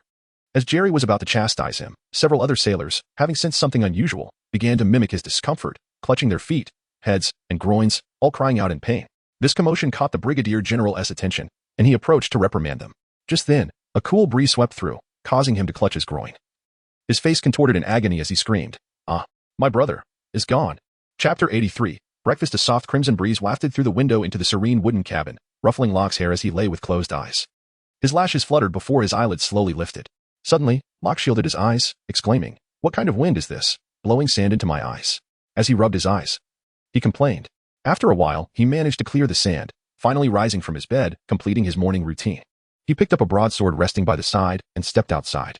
5 days had passed since Locke encountered that monkey, during which time the injuries of the crew had healed significantly and their bandages had been removed. Throughout this period, Locke had been using his true energy to expedite his recovery, and by yesterday, all his wounds had healed completely. In the courtyard, the trio of Bear and his friends were training shirtless, while Carmen busied herself in the kitchen preparing breakfast. However, Locke did not see Yunji Nan in the courtyard. "Captain, you're up." Bear and his companions greeted Locke as he emerged. "Where's Yunji Nan?" Locke inquired, having searched the courtyard without finding him. He just stepped out, saying he wanted to check if the trees on the ship were suitable for shipbuilding. Bear replied, lifting 2 training stones as he spoke. Yunji Nan is indeed a reliable one. Locke felt a sense of comfort in his heart. Just as he was about to speak with Xiongda, Yunji Nan appeared at the doorway. "You're back. How was it?" Locke hurriedly approached Yunji Nan, eager to inquire. "I circumnavigated the island and discovered that the trees suitable for crafting the keel are primarily located in the center of the island. After you described the situation here, I refrained from venturing forth." Yunji Nan recounted the findings from his morning excursion. The center of the island? Upon hearing Yunji Nan's words, Locke displayed an expression of realization. Indeed, when he contemplated shipbuilding, he had already conducted a preliminary observation of the island's layout. The periphery lacked substantial trees capable of forming the keels of vessels.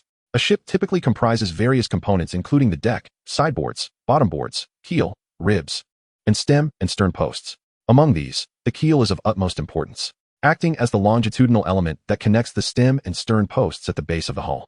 It primarily bears the longitudinal bending moments of the vessel's body, necessitating the selection of straight-grained, not free timber with a rectangular cross-section, and it must be a single piece. Thus, the selection of the keel represents a critical step in shipbuilding. On this island, Regardless of tree species, all presented a reddish hue. Locke had assessed the tree's sturdiness, confirming their suitability for ship construction. However, the island's periphery, likely due to persistent human activity, harbored no notably large trees, while the center, according to old Qin's tales, had remained undisturbed for nearly centuries. Hence, when Yun Jinan mentioned the need to source keel timber from the island's center, Locke felt no surprise. You should recuperate in the village for now. After we have our meal, I will venture to the island's center, Locke stated, nodding in affirmation. Yun Jinan offered no further remarks, merely nodding slightly before seeking a quiet corner in the courtyard to sit cross-legged and quietly channel his inner energy to heal his injuries.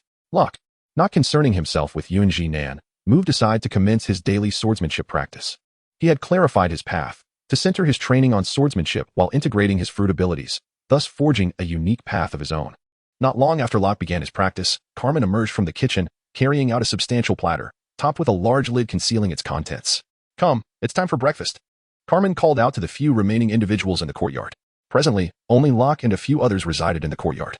The siblings Xue Xiaoyan had relocated due to space constraints, a fact that made Locke feel somewhat embarrassed. However, Xue Xiaoyan insisted it was her duty, as they were esteemed guests of the village and had aided in resolving her brother's speech issues, thus deserving of better accommodations. What as for breakfast today? Xiongda and the others hurried over, discarding their belongings as they gathered around. Don't touch that. Carmen swiftly swatted away the hand of the panda, reaching for the freshly served breakfast. It smells so good. Let me see what's inside. The panda, upon the lid being lifted, began to act adorably. One could only imagine the sight of a 2-meter-tall muscular man acting coy, truly an eye-watering spectacle. Get lost. Don't ruin my appetite. Locke, having just walked over, promptly kicked the panda aside, who looked at him with a face full of grievance. Rubbing the spot where Locke had made contact. Captain, how could you treat me like this? The panda lamented. Ah, it smells delightful. I bet today's breakfast is soup dumplings, right? Locke, undeterred by the panda's complaints, leaned in to inhale the aroma of the meal Carmen had brought forth. Speaking with confidence. You know me well. Carmen praised Locke, then lifted the lid from the breakfast platter, revealing charming little dumplings. Try them and see if they taste as delicious as I promised. Carmen looked at Locke with eager anticipation. Without haste, Locke picked one up, placing it in his mouth and savoring it slowly. Delectable. After swallowing, Locke gave Carmen a thumbs up, eagerly reaching for more dumplings. We want some too. Xiongda and the others, noticing Locke devouring the dumplings, quickly joined in to partake. Meanwhile, Yun Jinan, after Locke had finished his first dumpling, appeared beside him, quickly indulging in the feast. Don't hog them. There is plenty for everyone. Carmen felt a surge of joy at her culinary creations receiving such approval from the crew. Chapter 84. The Peculiar Monkey. As Locke and the others finished the first platter of dumplings, Carmen re-entered the house, returning with a second platter just as Xue Xiaoyan and Xue Xiaoyu arrived at the courtyard entrance. Come, breakfast is ready. Carmen's dumplings are absolutely delicious. The panda enthusiastically called out. In this world, there indeed exists a food known as baozi. However, the method of crafting Xiaolong Bao is unparalleled, a technique conceived through the persistent experimentation of Carmen. Today marks the first occasion on which Carmen shares this delightful creation, garnering abundant praise from all. Curse the Navy. Xue Xiaoyu skillfully recited the prelude.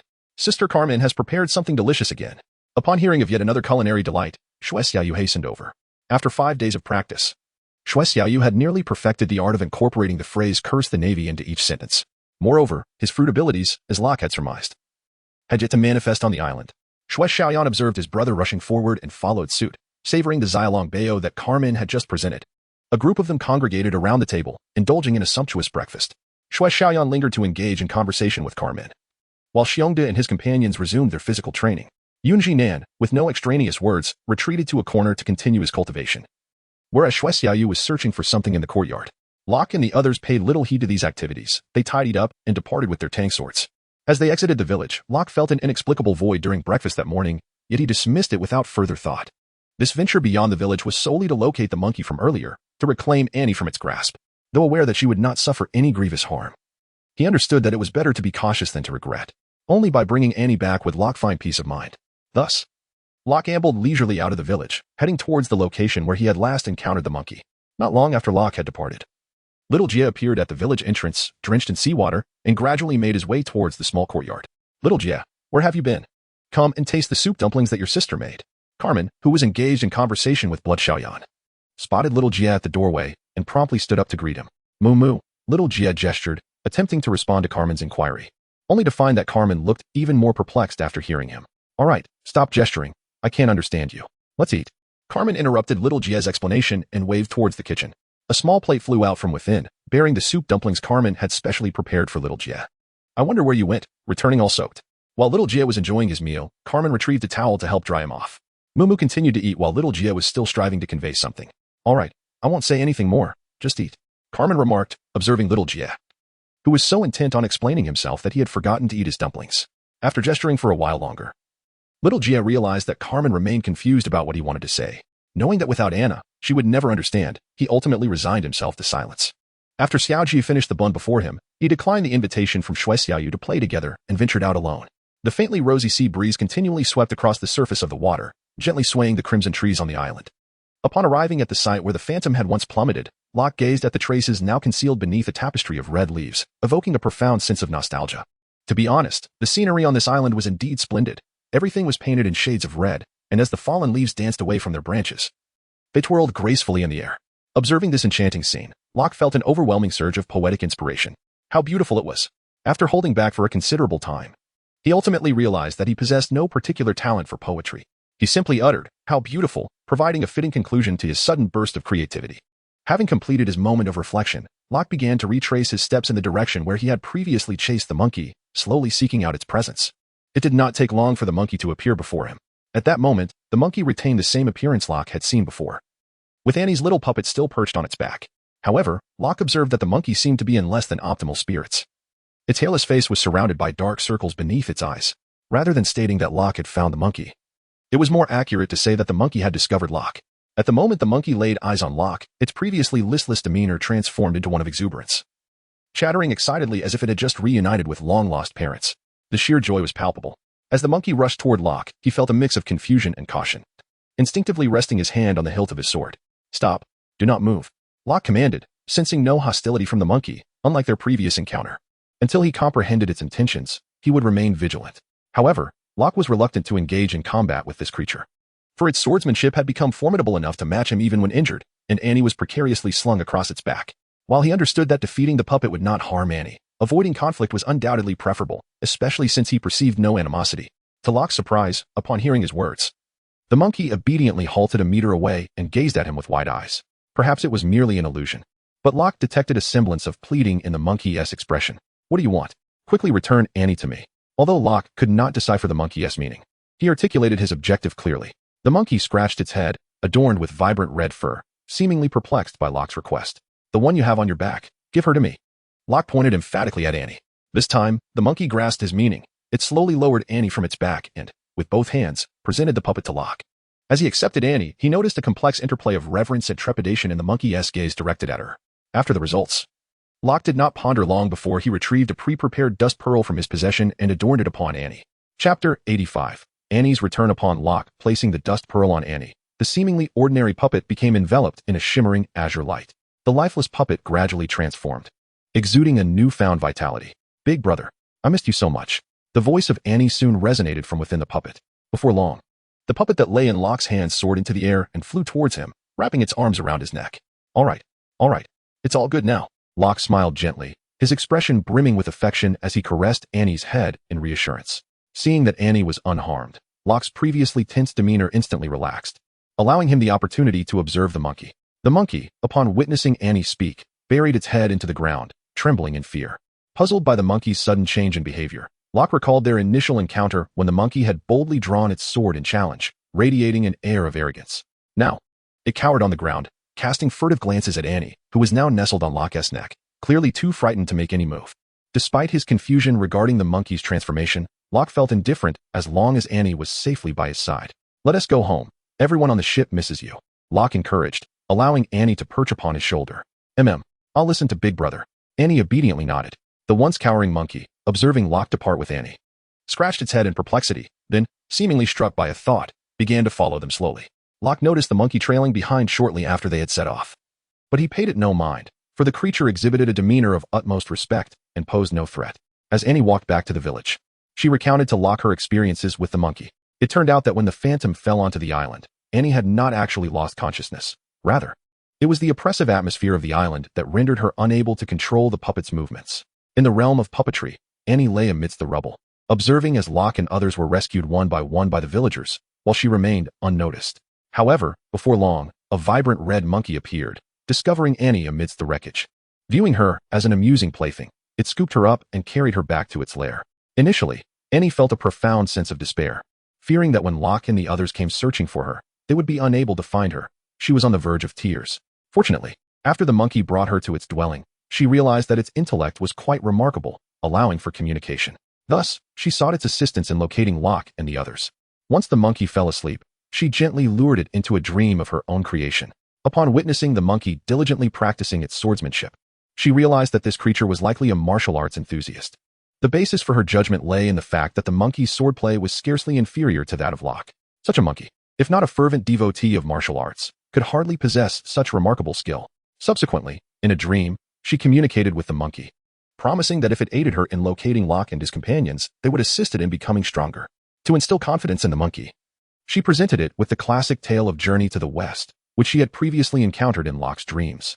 Indeed, after viewing the story, the monkey was filled with excitement and declared its aspiration to become a monkey akin to Sun Wukong.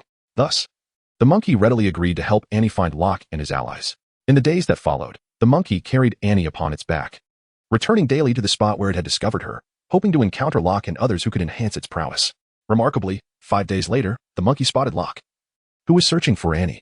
However, upon meeting Locke, the monkey felt that his demeanor was entirely dissimilar to that of the Bodhi patriarch from Journey to the West, prompting it to test his true strength. Hence, the monkey unleashed a slash aimed at Locke as it emerged. In the midst of their skirmish, he discerned that Locke's swordsmanship was not particularly remarkable, which led him to harbor some doubts regarding Annie's assertions. However, upon witnessing a violet luminescence emanating from Locke's body, the monkey was instantly reminded of the formidable spells he had encountered in Journey to the West, all of which bore a similar appearance. This revelation sent the monkey into a state of panic, fearing that he had provoked Locke's ire and that Locke might unleash some formidable sorcery upon him. Consequently, he turned and fled, deftly evading Locke's pursuit by leveraging his familiarity with the terrain. Nevertheless, this incident incited considerable ire in Annie, who had painstakingly sought out her elder brother. How dare he attack him and abscond with himself? This was utterly intolerable. In the days that followed, Annie took it upon herself to chastise the monkey in her dreams. Thus, when they next encountered him, it seemed as though the monkey had undergone a transformation, displaying a newfound docility, and his gaze toward Annie was fraught with trepidation. Upon hearing Annie's account, Locke cast a surprised glance at the red-haired monkey trailing behind them. He had not anticipated that this monkey harbored such lofty ambitions, aspiring to become the legendary Sun Wukong, the great sage equaling heaven. Indeed, he was a monkey possessed of extraordinary aspirations. Locke found himself somewhat admiring this monkey. Should it wish to accompany him and his companions in the future, he would not be opposed.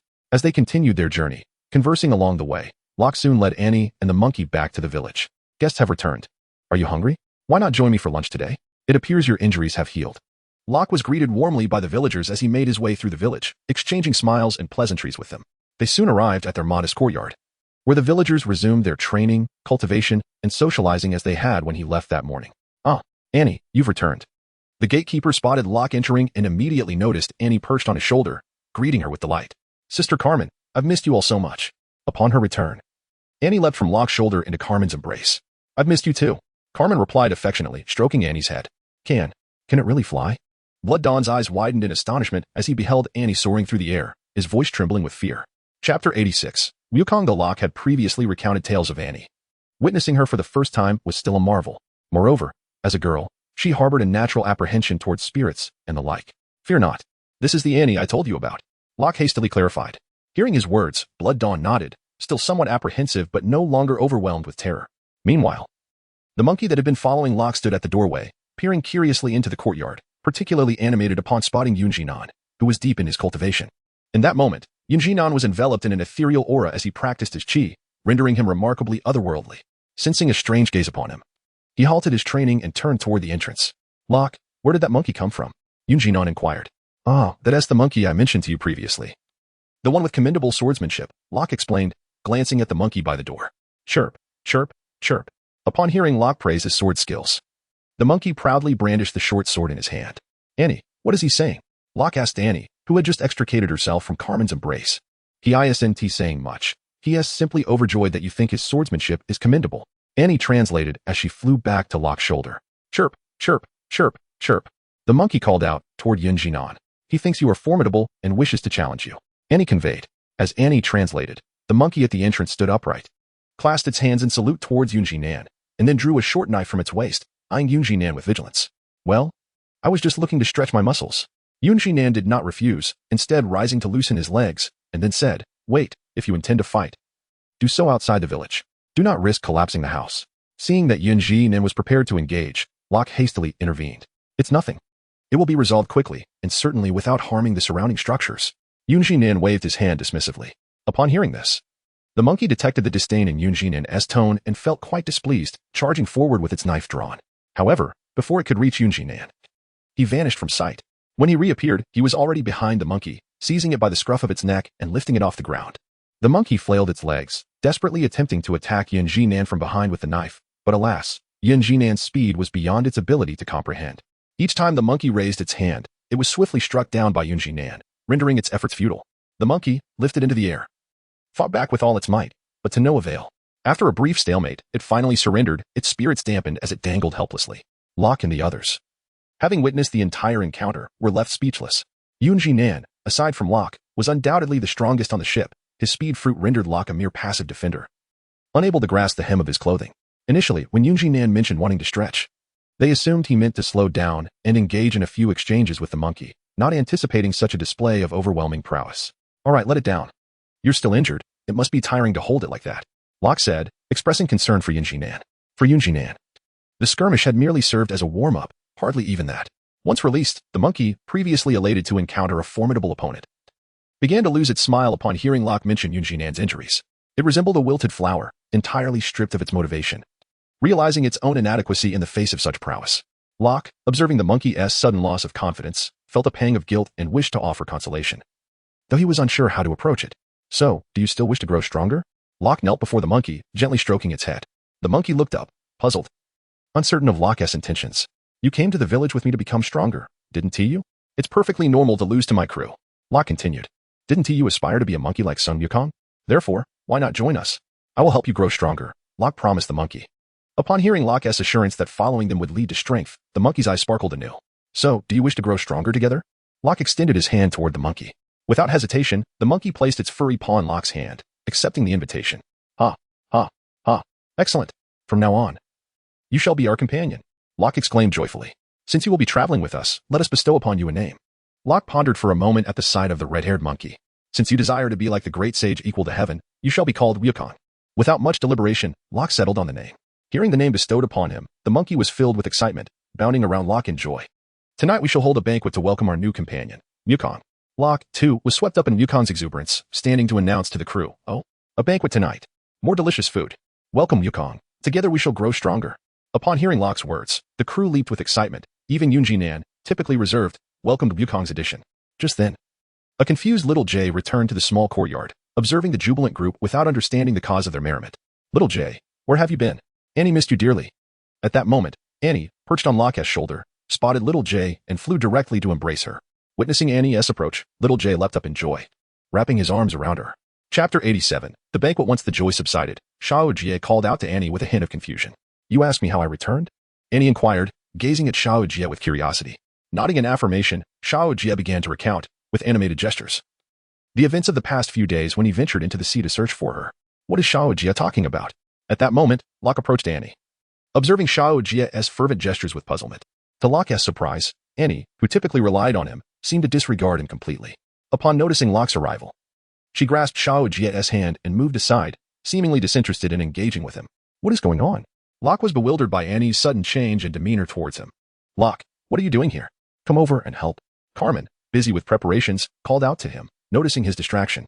Did I do something wrong? Why is Annie ignoring me all of a sudden? Locke pondered for a long time, unable to fathom the reason for Annie's behavior, and turned to Carmen, seeking answers. Just set the table over there. As for your question, I have no idea, Carmen replied while directing Locke to arrange the tables. No, I must clarify this. Locke set down the table he was holding and hurriedly pursued the direction where Annie and Xiao Jie had gone. At least finish setting the table first. Carmen called after him, but Locke had already vanished into the courtyard. Watching his retreating figure, Carmen shook her head in resignation, thinking how difficult it was to spend time with him. With these thoughts in mind, Carmen used her abilities to relocate the table Locke had just set down to the center of the courtyard. She then entered the kitchen to prepare for the evening's banquet, which would not only include the crew but also the villagers. As Locke wished to celebrate the addition of a new crew member and express gratitude for the villagers' assistance in rescuing them. Thus, Carmen busied herself with the preparations, deciding to forego lunch. Meanwhile, Locke found Annie and Xiao Jie in the village. What is wrong, Annie? Why are you ignoring me? Locke asked with a troubled expression. Humph. Big brother is a bad person, so Annie won't talk to you. Annie replied with a huff. If you want to speak to me, at least provide a reason. Can you tell big brother why? Locke gently coaxed. Humph. Why didn't you tell Xiaojia where I was? You made him search for me in the sea for so long. Annie finally revealed the source of her anger. Upon hearing this, Locke recalled the nagging feeling that something was amiss. It was indeed Xiaojia, who had been tirelessly searching for Annie while he remained oblivious to his absence. All right. I admit I forgot about this. I will apologize to Xiaojia right away. Locke, not one to shy away from admitting his mistakes, readily offered his apology. Xiaojia, standing nearby, waved his hands in protest upon hearing Locke's words. Understanding Xiaojia's unspoken message without the need for Annie's translation, Locke replied. How can I not apologize?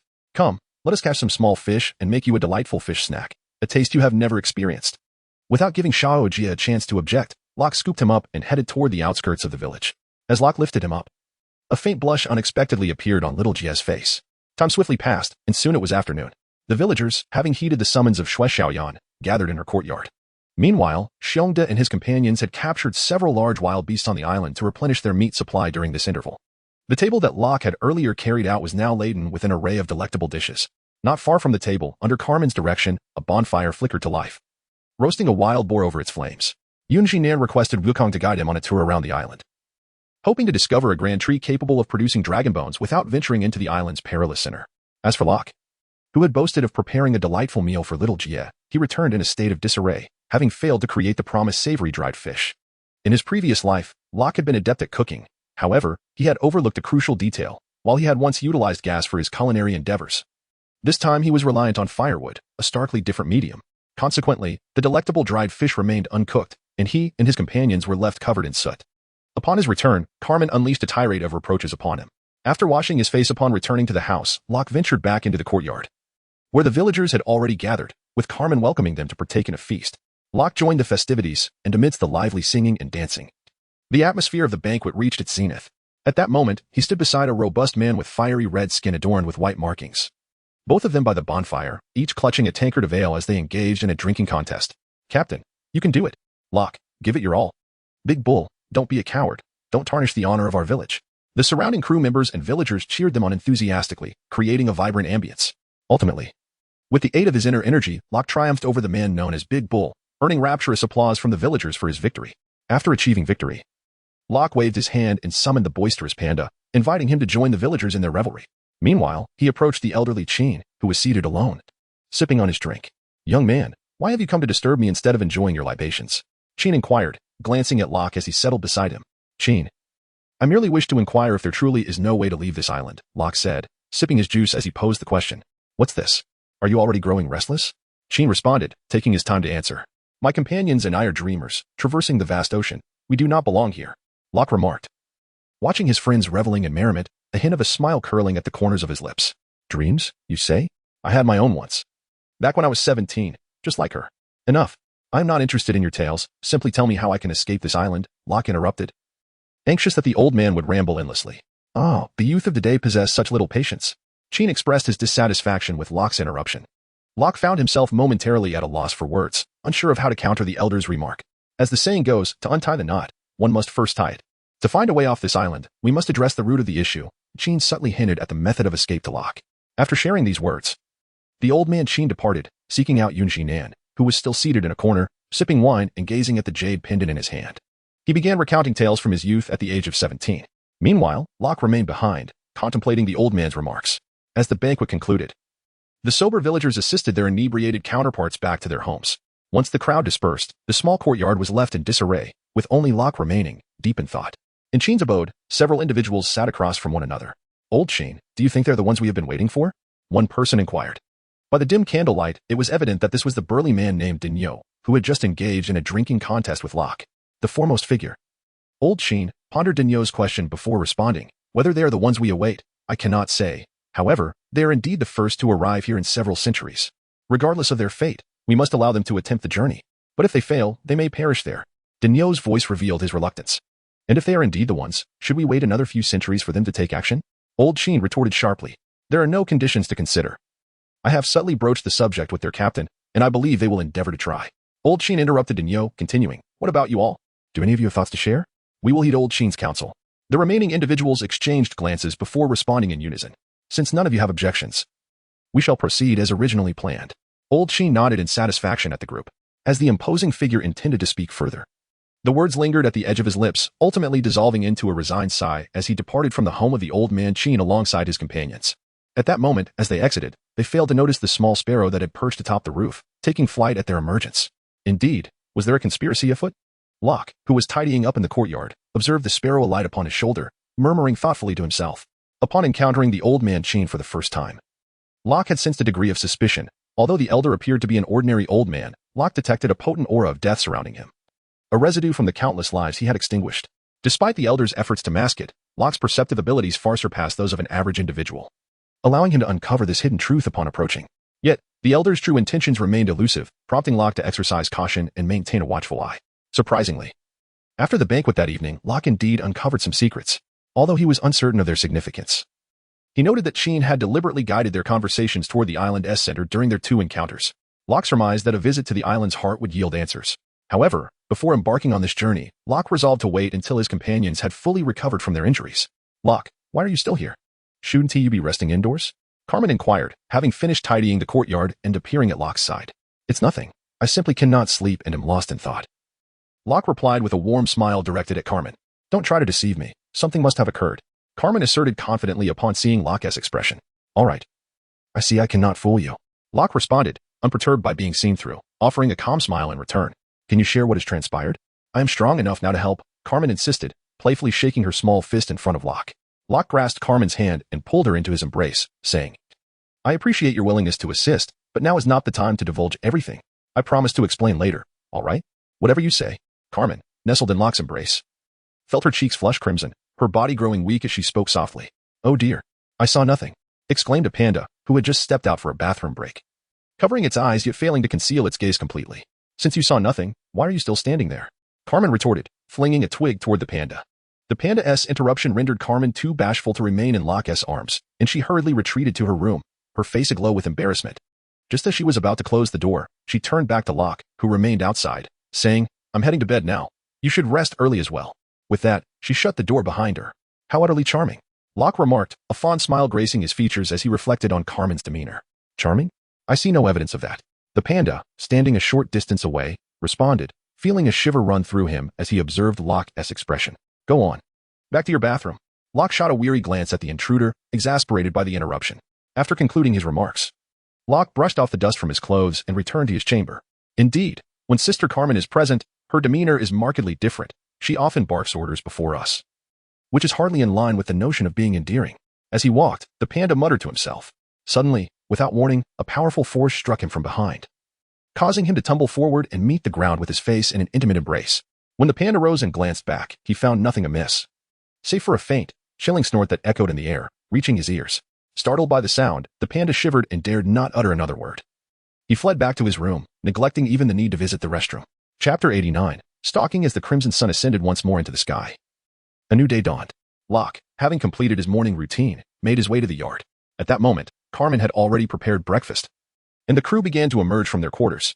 Notably, the newcomer Wukong seemed to have formed a peculiar bond with Yunnan, following him wherever he went. Perhaps it was the aura Yunnan exuded during his cultivation that led Wukong to mistakenly perceive him as a disciple of the celestial realm. Old Fourth, what happened to you? In the midst of breakfast, the bear suddenly noticed the panda emerging from his room, his face marked with several bruises, and inquired with concern. It's nothing. I merely stumbled while heading to the restroom last night, the panda replied evasively, his gaze shifting uncomfortably. How could you be so careless? Come on, it's time to eat. At that moment, Carmen appeared at the panda's side, offering words of comfort. Upon hearing her voice, the panda instinctively recoiled, his feet edging away from her. What is the matter? Come and eat. Today, Sister Carmen has prepared century egg and lean meat porridge, which you used to enjoy so much. Noticing the panda's reluctance to join them and his attempt to distance himself further, the bear questioned him with confusion. Before the panda could respond, he caught a threatening glance from Carmen directed at him. And no, it's fine. The panda dared not say more and chose a spot further away from Carmen to begin his breakfast. Not far away, Locke held his bowl, sipping porridge while observing the unfolding scene with a subtle smile. He was well aware of the circumstances surrounding the panda's injuries. Yet he chose to remain silent about the matter. After all, the panda had willingly positioned himself as a mere light bulb for him the previous night, and a lesson learned was well deserved. In a cheerful atmosphere among the crowd, breakfast was swiftly consumed, and the siblings, Shui Xiaoyan, did not join them in the small courtyard today. Once everyone had their fill, Locke placed his bowl down and addressed the group. Now that everyone is satisfied, Let us discuss today's agenda. As the group gathered around, Locke continued. Your task today is to assist Yunji Nan in completing the preparatory work for the construction of our new vessel. But we haven't even confirmed the keel yet. Whitebeard voiced his confusion. Although he was not well versed in shipbuilding, he understood that the keel was crucial for stability. Without it, a ship would be unsteady. I am asking you to assist in the preparations, not to commence construction just yet, Locke clarified. As for the keel, I will venture to the island's center today to search for suitable materials among the towering trees there. It is improbable that we cannot find what we need. Locke elaborated on his plans for the day. We will help too. At that moment, Annie spoke on behalf of Xiao Jie and Wukong. Of course. You are also members of the crew. Locke chuckled, affectionately ruffling Annie's hair. After delegating the tasks, Locke nodded to Yunji Nan, signaling that he was in charge of the ensuing matters. With that, Locke took up his sword and set off towards the island's center. As Locke disappeared through the courtyard entrance, Carmen let out a resigned sigh. She had intended to accompany Locke, but considering her injuries had not fully healed, she feared she might hinder him. After much contemplation, she chose to remain silent. Everyone, follow me. Let us first head to the site of the Phantom's recent descent to gather any usable tools, assess what we lack, and devise a plan for production. Yunji Nan announced, setting off towards the village outskirts without checking if anyone had heard him. Wait for us. Bearda and the others hurried to catch up. Sister Carmen, let us go. Annie approached Carmen, urging her to join. After Locke had left the village, he conjured a small band with his abilities, which serenaded him as he cheerfully made his way towards the island's center. The brief moment he shared with Carmen the previous night had left him in high spirits, and the lively music kept a smile on his face. Unbeknownst to him, several villagers trailed closely behind. Given that they had overheard him discussing some important matters the day before, Locke assumed they would not act against him until he had fulfilled his objective. Moreover, through 2 conversations with Old Sheen, Locke discerned that his mission was likely related to the sword at the island's center. Locke was resolute in addressing this matter. For as Old Sheen had stated, without resolving the sword's issue, escaping the island would be impossible, regardless of the truth behind it. Lacking any other leads for leaving the island compelled Locke to treat it as a fact. He reasoned that when the time came, he would confront whatever challenges arose. However, there was no immediate urgency. Since his phantom ship had been destroyed upon arrival, he would not contemplate the next steps until the vessel was completed. Locke's current objective was to locate a tree that could serve as the keel. Naturally, if he happened to encounter the sword during this search, it would be a delightful bonus. Do you think he is heading to deal with that sword? One of the followers inquired of the man ahead. He probably is. His course clearly leads to the island's center, Big Bull replied, albeit uncertainly. Should we inform Old Sheen? The other person continued. Not yet. Let us observe what he intends to do first, Big Bull replied cautiously. But the man hesitated, but Big Bull interrupted him, gesturing towards Locke to remain silent. At this moment, Locke had nearly reached the island's center when he suddenly halted, gazing at a towering tree ahead, lost in thought. Why did he stop? The speaker from before asked, perplexed. How would I know? Big Bull retorted, exasperated. Chapter 90. The island's center standing still, Locke meticulously examined the imposing tree before him. Its height and girth suggested it could be an excellent material for crafting a keel, provided it was sturdy enough. However, Locke felt a pang of uncertainty. Having advanced only a short distance and already found a suitable tree, what if there were even better options further ahead? In a moment of indecision, Locke resolved to mark this tree for later reference while he ventured deeper into the forest. Even if he did not find anything better, he could always return to claim this one. With his decision made, Locke swiftly marked the tree with his sword and continued deeper into the woods. What is he up to? Big Bull and his companions, who had been trailing Locke, exchanged puzzled glances. Let us go see what he just did. Big Bull beckoned the others, leading them towards the tree where Locke had made his mark, eager to uncover his intentions. What does this mark signify? They wondered, perplexed by the triangular symbol carved into the tree. Who cares about his intentions? We'll find out if we just keep following him. Big Bull, after a moment of contemplation, decided to abandon his curiosity. That's true. Let us see where this leads, the others agreed. Choosing to stay close behind Locke as he continued his sporadic journey, stopping occasionally to inspect various trees along the way, gradually drawing nearer to the island's center. Upon circumventing a grand tree, Locke found himself in a suddenly expansive clearing. Before him lay a level platform, its surface meticulously paved with slabs of bluish stone. It was evident that this platform had been deliberately constructed. However, the peculiar nature of these stones was striking. In a world where everything on the island was tinged in shades of crimson, these stones astonishingly retained their original hue, which was indeed remarkable. At the very center of this platform stood a long sword, its blade marred by rust and age, thrust upright into the ground. The sword, seemingly unremarkable due to its corroded appearance, would have easily gone unnoticed by Locke, had it not been for its prominent position at the heart of the platform. Beside the long sword lay a blood-stained blade, severed into 2 fragments, positioned before and behind the rust-riddled sword. Upon examining the broken sword, it exhibited a far more appealing appearance than the one embedded in the center. At the very least, this fractured blade bore no traces of rust. And when Locke beheld it, it glimmered faintly with a crimson light. As that red glow flickered, Locke was momentarily transported to a nightmarish vision of mountains of corpses and seas of blood, a sight both harrowing and dreadful. Nevertheless, bolstered by his formidable mental fortitude, he swiftly dispelled the illusion. However, upon emerging from the phantasm, his face was drenched in perspiration, his collar soaked by the beads of sweat that had just formed. Truly terrifying, Locke murmured, still shaken by the experience. Thus, he gazed at the red-hued broken sword from a distance, ensnared in contemplation, while the blood-red short sword no longer ensnared him in its illusory grasp. In this moment, the surroundings were eerily quiet. Even the birds, which had been chirping since their entry into the forest, had fallen silent. Only the gentle rustle of the trees, stirred by the faintly crimson sea breeze, remained. Why isn't he going in? The youth beside Degnaud inquired once more. If you ask me, who should I ask? Just watch carefully, Degnaud replied curtly. Do you think he's discovered something? The youth persisted. Ergo, for heaven's sake, can't you just remain silent for a moment? If you don't speak, no one will mistake you for a mute. Degnaud scolded the youth softly, exasperated. If you don't want me to ask, why be so harsh? Ergo retorted, pouting in dissatisfaction. If I could take you on, I would have taught you a lesson by now, he thought to himself. Meanwhile, in the distance, Locke had snapped back to reality upon hearing their voices, casting a subtle glance in the direction of Degnaud and the others. He then turned to take a long, contemplative look at the blood-red short sword before departing from the scene. Why did he leave? What should we do now? Should we continue to follow him? Ergo asked, watching Locke walk away. In my opinion, we should just go over there and kick him inside. There's no need to follow him like this. He continued before Degnaud could respond. I'd like to kick you inside. Degnaud glared at Ergo menacingly. Hearing Degnaud's words, Ergo fell silent. The retort he had prepared suddenly lodged in his throat, unable to escape. Humph. He's gone far. Let's follow him. Degnaud huffed coldly as a warning, before addressing the others. After leaving the platform, Locke circled the area once more before retracing his steps along the path he had come.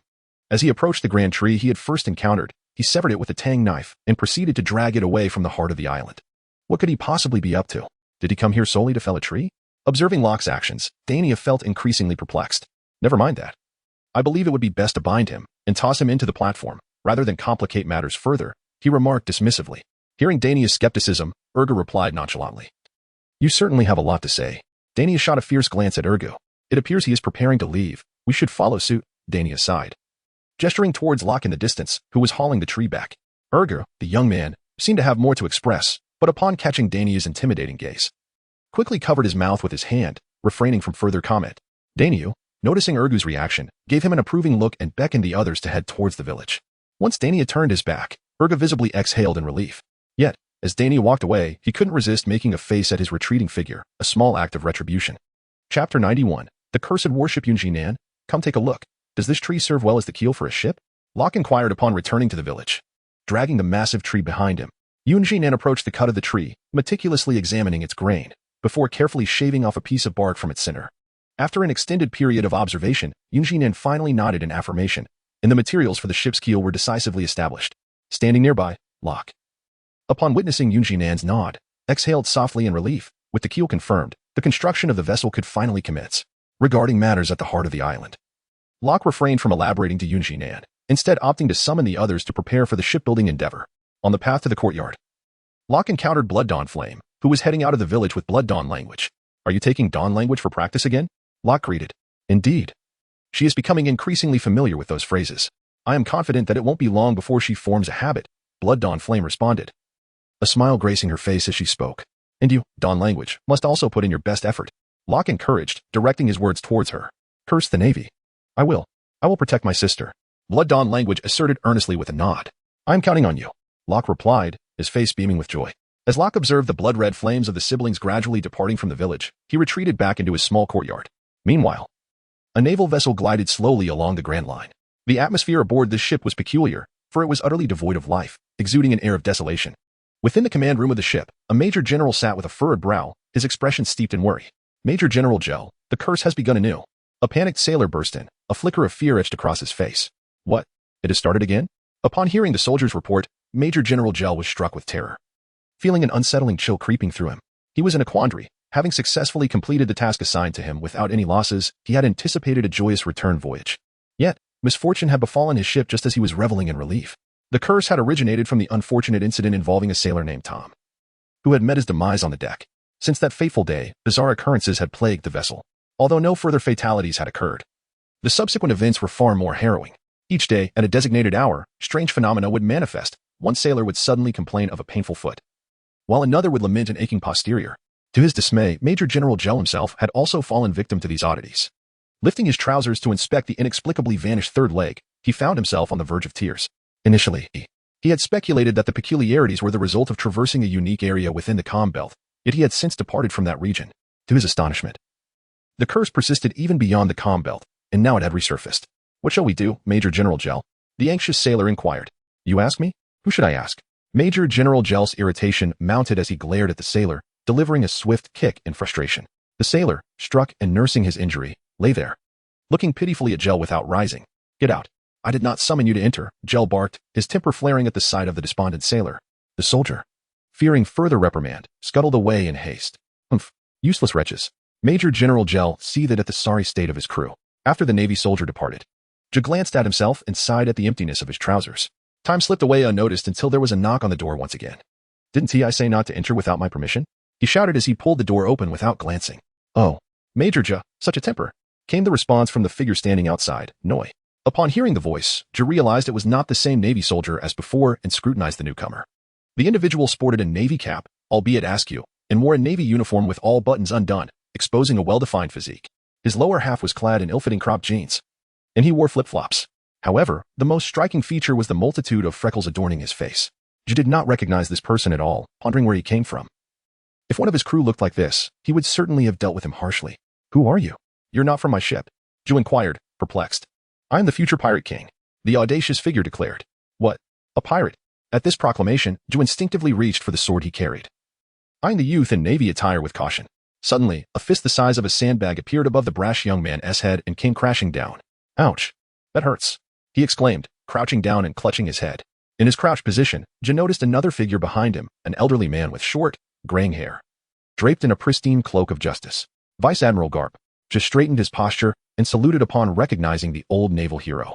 It was well known in the Navy that while one might not recognize the fleet admiral, they would certainly know of Garp. Many joined the Navy inspired by him. Old man, why did you hit me? The young man, Ace, who had just been schooled by Garp, protested.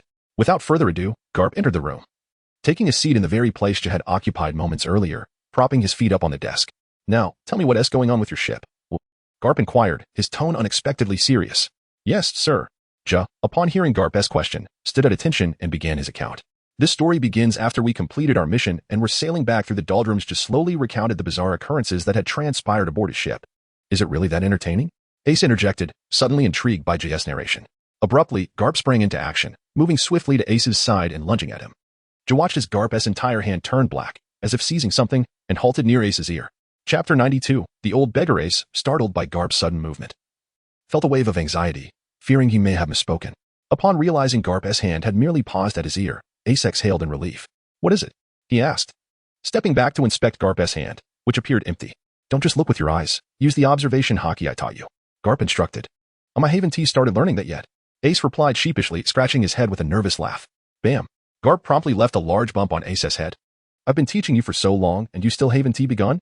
Garp scolded, glaring at Ace, who was now crouched on the floor. I'm already strong enough. I can turn my whole body into an elemental form. What is the point of learning that? Smack, smack, smack. Garp continued to deliver slaps to Ace's head, punctuating each one with a comment. Elemental form, huh? So strong, right? Not useful, is it? With each remark, he delivered another slap to Ace's head. Stop, stop. Haven T, you had enough? Can't you just say what you need to without hitting me? After enduring Garp's playful reprimand, Ace finally seized an opportunity to jump away. Humph, you troublesome brat. Garp rolled his eyes at Ace. All right. Can you at least stop causing a ruckus? They're all watching. Ace admonished Garp as he finally ceased his playful assault. Hey, you're lecturing me now? Garp retorted, playfully preparing to unleash his famed iron fist of love on Ace once more. Stop. I want to say anything else. Ace quickly interjected. What was it that you just grasped? After a moment of silence, Ace leaned closer to Garp, who still had not released his hand. This should be the cause of the recent events aboard our ship, Garp remarked, casting a sideways glance at Ace, who had inched closer. Yet he still explained the object he had just seized. Is this the culprit behind the happenings on our ship? Now attempting to utilize his somewhat unrefined observation hockey, sensed the energy emanating from Garp's hand and asked, You've been on the ship for so long and didn't he notice? Garp queried suddenly. I haven't trained my observation hockey well. She admitted, a hint of embarrassment in his voice. During this time, have you encountered any curses? None, absolutely none. Ju assured with conviction. Garp fell silent, returning to his previous position, lost in thought. With Garp no longer questioning him, Ju finally felt a sense of relief. Is this thing truly so powerful? It can invoke a curse upon the entire ship. Ace again leaned in closer. Get away, Garp retorted. Oh. Ace, sensing Garp's glare, instinctively stepped back. The atmosphere in the room fell into a deep silence. You instruct the crew. We will return to the location where your troubles began. Garp finally spoke. We have to go back? The protested, reluctant. You are a naval major. Look at your current state. Do you still resemble a Navy officer? Garp reprimanded. Though Garp's words held merit, they felt oddly misplaced coming from him. Yes, I will go at once. Just saluted and promptly turned to exit. Oh. And bring along your task objectives from this mission as well. Garp seemed to recall something and ordered. Certainly, I will fetch them immediately. J replied as he stepped out the door. What task objectives? Ace chimed in, having forgotten the pain of his earlier outburst. Go away. Don't cause trouble. Garp instructed without even looking at Ace. Sigh. You old man. Why are you so? All right, fine. I shall remain silent. Just as Love seemed to want to express something further, Garp glanced over. Not long after, 2 soldiers entered, escorting a ragged old beggar with disheveled hair. The beggar was filthy, emanating a peculiar odor. You may leave now. Garp instructed the soldiers who had just entered. Can we stand at the door? The 2 Navy soldiers cautiously inquired. Garp looked at them quizzically. We just heard Major General Gier mention that you, sir, can capture curses. So, the soldiers' voices dwindled to a whisper, eventually fading entirely. Enough. Enough. You may guard outside, and you can go with him, Garp directed the soldiers. Then turned to his aide with further instructions. Hearing Garp's orders, the 2 soldiers happily followed the aide out. Now, only Ace, Garp, and the newly arrived beggar remained in the room. At that moment, Ace approached the beggar, scrutinizing him from head to toe, while the beggar was engrossed in searching for fleas on his own body. Hey, old man, why did they capture you? Ace asked curiously, poking the beggar with his finger. Young man, you possess quite the skill. The old man finally lifted his head, regarding Ace with a hint of admiration. His voice was surprisingly robust, entirely at odds with his disheveled appearance. Huh? What? Ace was caught off guard by the old man's sudden speech. What do you mean by skill? Garp, who initially intended to send Ace out, was intrigued by the old man's conversation with Ace and chose to listen in. Are you their commander? The old man inquired, turning his gaze toward Garp with curiosity. Yes, I am currently the highest-ranking officer on this ship, Garp acknowledged with a nod. Could you bring me some wine? The old beggar requested. How about some donuts? Garp tentatively offered, pulling out a bag of donuts from his clothing. That works, let me try them. I hope they are good, the old beggar responded without hesitation, reaching out his hand. Garp was momentarily taken aback by the beggar's straightforwardness. He had offered donuts to many, yet this was the first one to eagerly accept. Fortunately, Garp quickly regained his composure and handed over the donuts. These are quite delightful, the old beggar exclaimed after tasting one, praising it afterward. If you enjoy them, feel free to have more. I have plenty, Garp remarked, producing another bag of donuts from somewhere and munching on them. Chapter 93. The dispute. Can you tell me where you obtained those secret techniques?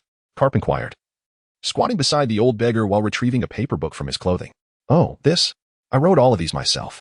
How many do you want? 10 taels of silver each, and I will write as many as you desire, the old beggar casually replied upon seeing the book Garp produced. Garp glanced at the book in his hand, once solemnly entrusted to him by Saint Goku, and suddenly found it less significant. You wrote this? Then where did you learn the ancient script inscribed within? Garp tossed the book aside and pressed further. What do you mean by ancient script? We have always used this writing. The old beggar appeared somewhat bewildered this time. This is clearly text from 800 years ago. How could it still be in use? Could it be? Have you lived for 800 years?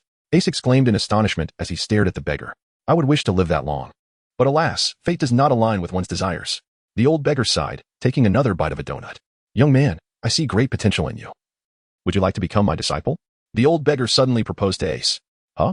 Ace was momentarily at a loss, struggling to keep pace with the beggar's line of thought.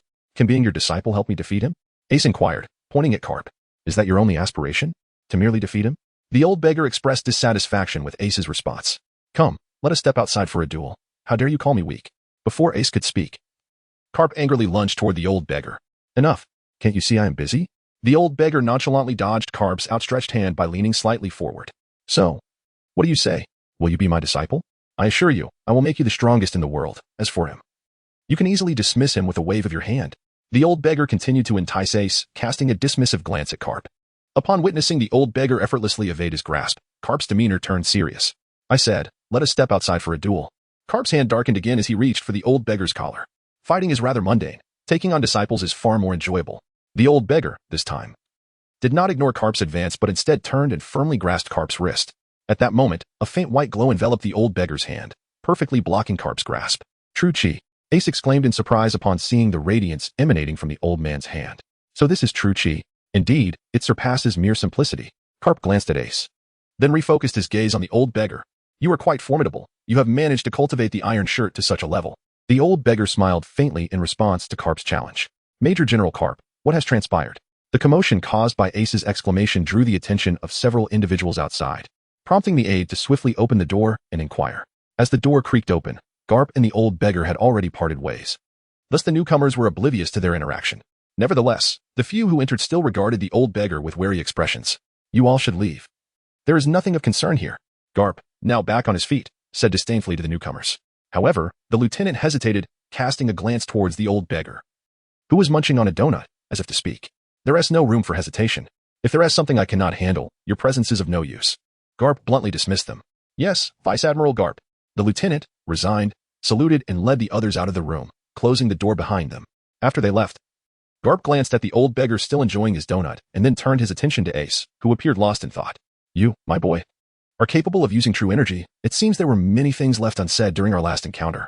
What do you mean? My sister mentioned it, but you never asked. Ace shot back, rolling his eyes at Garp. Humph. If I don't ask, how would you know to tell me? Garp retorted, raising his fist, preparing to deliver a playful punch to Ace's head. Don't hit me. I'll be rendered foolish. Realizing Garp's intentions, Ace swiftly dodged to the side, defending himself. Upon hearing Ace's words, Garp hesitated, ultimately lowering his fist. Is it true that hitting someone on the head can make them foolish? Garp mused aloud. Ace, now at a safe distance, breathed a sigh of relief upon noticing Garp's lack of pursuit. Observing Garp deep in thought, the old beggar shifted closer to Ace and whispered, what is wrong with him? Is he losing his mind? What do you mean by losing his mind? Ace queried. Unfamiliar with the term due to his limited education. It means becoming foolish. The old beggar explained. You are the foolish one. Garp, having approached them, overheard the old beggar's remark and shouted back. Could you speak a little quieter? My ears are perfectly fine. The old man grumbled, digging into his ears. Hey, if you dare call me foolish, I'll just speak louder. What can you do about it? Garp raised an eyebrow and deliberately amplified his voice. The old beggar regarded Garp with a bemused expression, then resumed his enjoyment of the donut. Do you have any more? Give me some. Not long after, the old beggar extended his hand towards Garp, indicating he had not yet satisfied his appetite. I told you this donut is quite delicious. Garp, now in a better mood, produced a bag of donuts from his belongings and handed it to the old beggar. Quite agreeable, but it would be perfect with a bit of wine. The old beggar offered his opinion. Wine should never accompany such delicacies. That would ruin its essence. Garp declared without disdain, plopping down beside the old beggar. Impossible. There is no food that cannot be paired with wine in this world. The old beggar asserted with conviction. Donuts are the absolute exception. The two elderly men, both with heads crowned in white hair, engaged in a spirited debate about the merits of pairing donuts with wine, while Ace found himself entirely forgotten in their discussion. I say, old man, weren't you just saying you would take me on as your apprentice? Ace tugged at the old beggar's sleeve. Get lost. Today, I will make this old fool understand that wine is the finest treasure in this world, the old beggar retorted, shoving Ace's hand away, then glaring at Garp. Humph. Donuts are the most delectable treat. Garp countered, initiating another round of argument. Ace observed the two bickering with a sense of exasperation. Chapter 94. Entering the crimson sun bathed the landscape in a warm glow, illuminating the redwoods and the village constructed from the vibrant trees. Wisps of smoke rising gently from within, creating a harmonious scene. At this moment, the members of the Phantom Pirate crew were situated in a clearing outside the village, diligently constructing their ship. Upon closer inspection, one could see that the basic framework of the new vessel had been largely assembled, with the installation of wooden planks now underway. At this time, Carmen was utilizing his abilities to manipulate the wooden planks set aside, adhering to the guidance of Yunzanin, swiftly affixing them to the ship's skeletal structure. Meanwhile, the trio of Bear and his companions were busy slicing through logs, transforming them into planks, awaiting Carmen's collection. As Carmen positioned the planks, Yunzanin, accompanied by Annie, Little Jia, and Wukong, secured the planks in place with nails. However, Locke was absent from this scene, having ventured once more to the center of the island. Standing before the platform, Locke hesitated. Although his physical condition had improved, the oppressive force in this area still weighed heavily upon him, suppressing at least half of his strength. Yet, Locke remained indecisive. For he still could not comprehend the true intentions of the Elder Qin. It was evident that his desires extended far beyond a mere escape. In recent days, Locke had subtly inquired Blood Dawn about the old man Qin, but the answers he received were rather mundane. Qin was merely the oldest ordinary elder in the village. The old man had neither sons nor daughters, yet due to his advanced age, villagers occasionally brought him food and supplies to sustain his life. As for the heart of the island, Blood Dawn and her brother were not well informed, for they had never ventured to the island's core, having spent their entire lives on its periphery. Their knowledge of the island's center was primarily gleaned from the tales of the old man Qin, and thus did not exceed Locke's understanding. Initially, Locke had no intention of arriving so soon, but upon noticing the reddening skin on the back of his hand, he gradually lifted his foot. The redness on his skin was not due to any injury but rather a mutation that had developed from prolonged exposure to this island. At first, Locke was puzzled, but upon consulting Blood Dawn, he learned that newborns on this island were not born with red skin. They were initially as fair as those outside. However, shortly after birth, their skin would gradually transform into the red hue that Locke now bore. When he heard this from Blood Dawn, Locke felt conflicted, although he found Blood Dawn's red skin alluring after seeing it for so long. It did not mean he wished for his own skin to change to that color. Once Locke's foot fully touched the bluestone platform, he felt an almost palpable pressure bearing down upon him. The suddenness of the pressure nearly caused him to lose his footing. Fortunately, he quickly reacted, retracting his foot back to the edge of the platform. As expected, once he withdrew his foot, the pressure dissipated, allowing Locke to breathe a sigh of relief. The abruptness of the earlier pressure had taken him entirely by surprise. Had he not been careful, he could have fallen to the ground, which would have been quite embarrassing. Though it appeared that no one was around, Locke had noticed that the same individuals who had followed him last time were trailing him once again. Taking a deep breath, Locke stepped forward once more. As his foot landed on the stone platform, the terrifying pressure returned, but this time he was prepared. Although the pressure was immense, he managed to withstand it. However, the power of the fruit within him was entirely sealed, akin to a still pool of dead water. And no matter how hard Locke tried, he could not summon it. Conversely, the energy within him flowed more efficiently under this pressure, nearly doubling its potency. If it weren't for the deepening redness of his skin, Locke would have considered sitting down to cultivate for a while. Shaking his head to dispel the distracting thoughts, Locke slowly approached the two swords at the center of the platform. If one were to ask why he had come here, it was clear to him that those two swords were of utmost importance, for besides the blue stone, they were the only notable objects on the platform. With nothing else in sight, not even a blade of grass. If he were unaware that the swords were the focal point, it would reflect poorly on his intellect. Big Bull, he has entered, remarked a youth named Ergo to Big Bull, who was among those trailing Locke. However, Ergo's face bore some bruises for reasons unknown, and he spoke to Big Bull with noticeably more deference than before. I can see perfectly well. Do you need to point it out?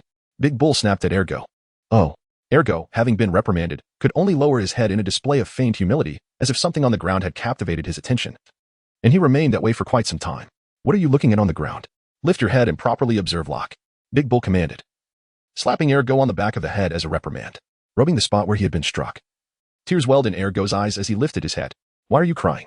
I'm still alive, Big Bull remarked with dissatisfaction upon seeing Ergo on the verge of tears. Were it not for the inappropriateness of the situation, I would have taught you a lesson already. Once we return, I will ensure you are dealt with, Big Bull threatened.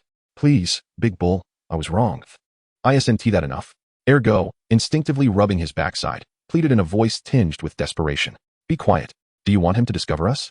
Big Bull admonished, covering Ergo's mouth. The muffled Ergo seemed to recall some terrifying memory, his eyes filled with fear, but with his mouth covered, he could only struggle helplessly. Big Bull, however, remained unfazed by his writhing, instinctively tightening his grip. At this moment, Locke was nearing the center of the bluestone platform, with the blood-red broken sword now only a meter away. Suddenly, the long sword, once rusted and worn, began to emanate a brilliant white light. When the light enveloped the sword completely, it burst forth, soaring into the sky. Chapter 95, The Sword God Impulsive Youth. Do you even realize what you are doing? As the white light dissipated, a figure composed entirely of light materialized above the long sword. Locke, still recovering from the dazzling light that had momentarily blinded him, heard a voice speaking in his ear. Who is speaking? Locke squinted, placing his hand upon his Tang Dao, his energy surging throughout his body, alert and poised in the direction of the voice's origin. Young one, there is no need for alarm. I mean you no harm. The figure reassured him, its tone gentle. Ah, so you won't harm me? Then I can relax. Locke replied, though he remained cautious, his hand still resting on the blade of his sword. Observing Locke's demeanor, the white figure chose to remain quiet, patiently awaiting Locke's vision to clear before continuing the conversation. Fortunately, it did not take long for Locke's sight to gradually return. Although his vision remained somewhat blurry, he could at least discern shapes, unlike before when everything had appeared a blinding white. Were you the one who spoke just now? Locke asked, rubbing his eyes while scrutinizing the figure before him. Indeed, that is correct, the figure confirmed with a nod. At this moment, Locke's vision finally cleared completely, revealing the figure's visage. The being appeared relatively youthful, though it was difficult to ascertain whether this was due to the light or the figure's inherent nature. With a mane of white hair and donned in an ancient robe, the figure exuded an air of elegance, while its lower half seemed to merge with the long, tattered sword, reminiscent of a magical lamp Locke had once seen in a computer game. Are you the sword god? Can you grant my 3 wishes? Locke, with an expression of curiosity, inquired about the reason for the title of sword god. The explanation was that the spirit residing within the lamp was known as the foot lamp god. Hence, the spirit residing within the sword was aptly named sword god. Young man, do you know me? I am indeed the sword god. But why should I grant you 3 wishes? The shadow, taken aback by Locke's address, responded with surprise. Are you not the sword god? Is it not true that anyone who frees you from the sword will have their 3 wishes granted? Locke pressed on, unwilling to relent. Who told you that? The shadow replied, seemingly exasperated. It was stated on television. Locke asserted earnestly. Television? What is that? The shadow's confusion only deepened as it struggled to comprehend Locke's words. Television is, never mind. Since you cannot grant my 3 wishes, why am I even discussing this with you? Locke had intended to explain, but suddenly recalled that he was there to break what resembled a seal on the island, questioning the purpose of their conversation. With that, Locke squatted beside the dilapidated long sword, intent on observing it closely for anything extraordinary. However, after inspecting the sword, he found that apart from the self-proclaimed sword god, there was nothing remarkable about it. It appeared to be an ordinary long sword, albeit more worn than others. Locke drew closer with the hilt of his tang dao, eager to discern what made this sword unique. Wait, what are you trying to do? You could harm yourself. The shadow, initially indifferent to Locke's scrutiny, became alarmed at his sudden intention to touch the sword. Why can't I touch it? Locke halted his movements and looked up at the shadow, questioning. Did your elders not inform you of this place? The shadow, relieved by Locke's pause, admonished him. They did not. Locke replied candidly. Then why have you come here? Because I wish to leave. Leave? Have you forgotten the mission of your kin? The shadow's tone now bore a hint of anger. What kin are you referring to? Locke felt perplexed. He had been in this world for some time. Yet he had not even encountered the father of this body, let alone any knowledge of a kin. What clan did this body belong to? He remained uncertain. Yet he was aware of one thing. His soul undoubtedly belonged to the Han ethnicity. There is a saying, in this life, I do not regret being a part of China. And in the next life, I shall be a Huaxia person. Although he was unaware of the clan of his current body, he was certain that his soul remained Han, unaltered by the changing world. Fortunately, clarity soon dawned on Locke. The shadow must be referring to the villagers from Blood Dawn Flame. However, this was even more confusing. Was not the old man Qin still secretly plotting to escape? Moreover, how could this shadow perceive him as one of their kin when it was said that entry was forbidden? A multitude of questions surged through his mind. Have you remembered? If so, you should return swiftly. This place is not meant for you, the shadow continued. Yet Locke replied, I have not. It seems there is a misunderstanding between us. Locke regarded the shadow, which had grown increasingly large in its anger, feeling as though it might explode if he did not intervene. Misunderstanding? What misunderstanding? The shadow, stopping its growth that had reached the height of a floor, asked with curiosity. Locke was astonished to see the shadow's sudden cessation of growth. How remarkable that it could control its size. Truth be told, I am not from this island, and thus, I am entirely unaware of what transpires here, Locke clarified. Not from the island? Impossible. I have placed a barrier around this island. Outsiders cannot enter. The shadow expressed disbelief. Whatever barrier you speak of, we still managed to enter. Locke shrugged. Has the barrier become so fragile? The shadow fell into contemplation, momentarily ignoring Locke. I say, why have you suddenly fallen silent? You have yet to tell me how to leave. Locke interrupted, dissatisfied with the shadow's deep thought. In Locke's heart, his purpose for arriving here was not to inform you of the island's circumstances, but rather to seek a means of escape. After conversing with you for so long, your failure to disclose this method is somewhat excessive. Chapter 96, The Island in the Void in the Windless Zone near Upside Down Mountain. 2 warships were gliding slowly across the sea. One of the naval vessels was adorned with a dog-ass head at the bow. At this moment, Ace sat alone at the ship's prow, lost in his own thoughts. Meanwhile, not far away, Carp was seated on the deck beside the old beggar, engaged in a debate about whether donuts taste better with wine or on their own. Ace found the 2 elderly men's stubbornness rather amusing. It is worth mentioning that after that day's events, Ace had officially taken the old beggar as his master. Initially, the beggar intended to teach Ace a set of internal martial arts for him to cultivate, only to discover that Ace's own practice surpassed his. Thus, that plan was promptly abandoned. However, under the beggar's supervision, Ace no longer indulged in a lackadaisical routine of training sporadically. Instead, he dedicated himself to daily, steady practice, leaving no time for frivolity. As for why Carp agreed to let Ace become the beggar's disciple, it was after a spar with the old man that he realized their strengths were closely matched, neither able to gain the upper hand. Furthermore, upon learning that internal martial arts tend to strengthen with age, Carp readily consented, dismissing Ace's minor grievances with a wave of his hand. He even shamelessly produced a manual on hockey cultivation, commonly known in the New World, and exchanged it with the beggar for a manual on internal martial arts. According to the beggar, the manual he offered was the most formidable internal cultivation technique available, yet it was written in ancient script, which Carp could not decipher. Consequently, he had the beggar explain its contents to him while he translated. However, when the beggar revealed this manual, Ace distinctly saw the words basic internal cultivation inscribed on it. Although Ace was not well versed in ancient characters, his interactions with Locke and others over the past few days had familiarized him with some of them, enabling him to recognize these words.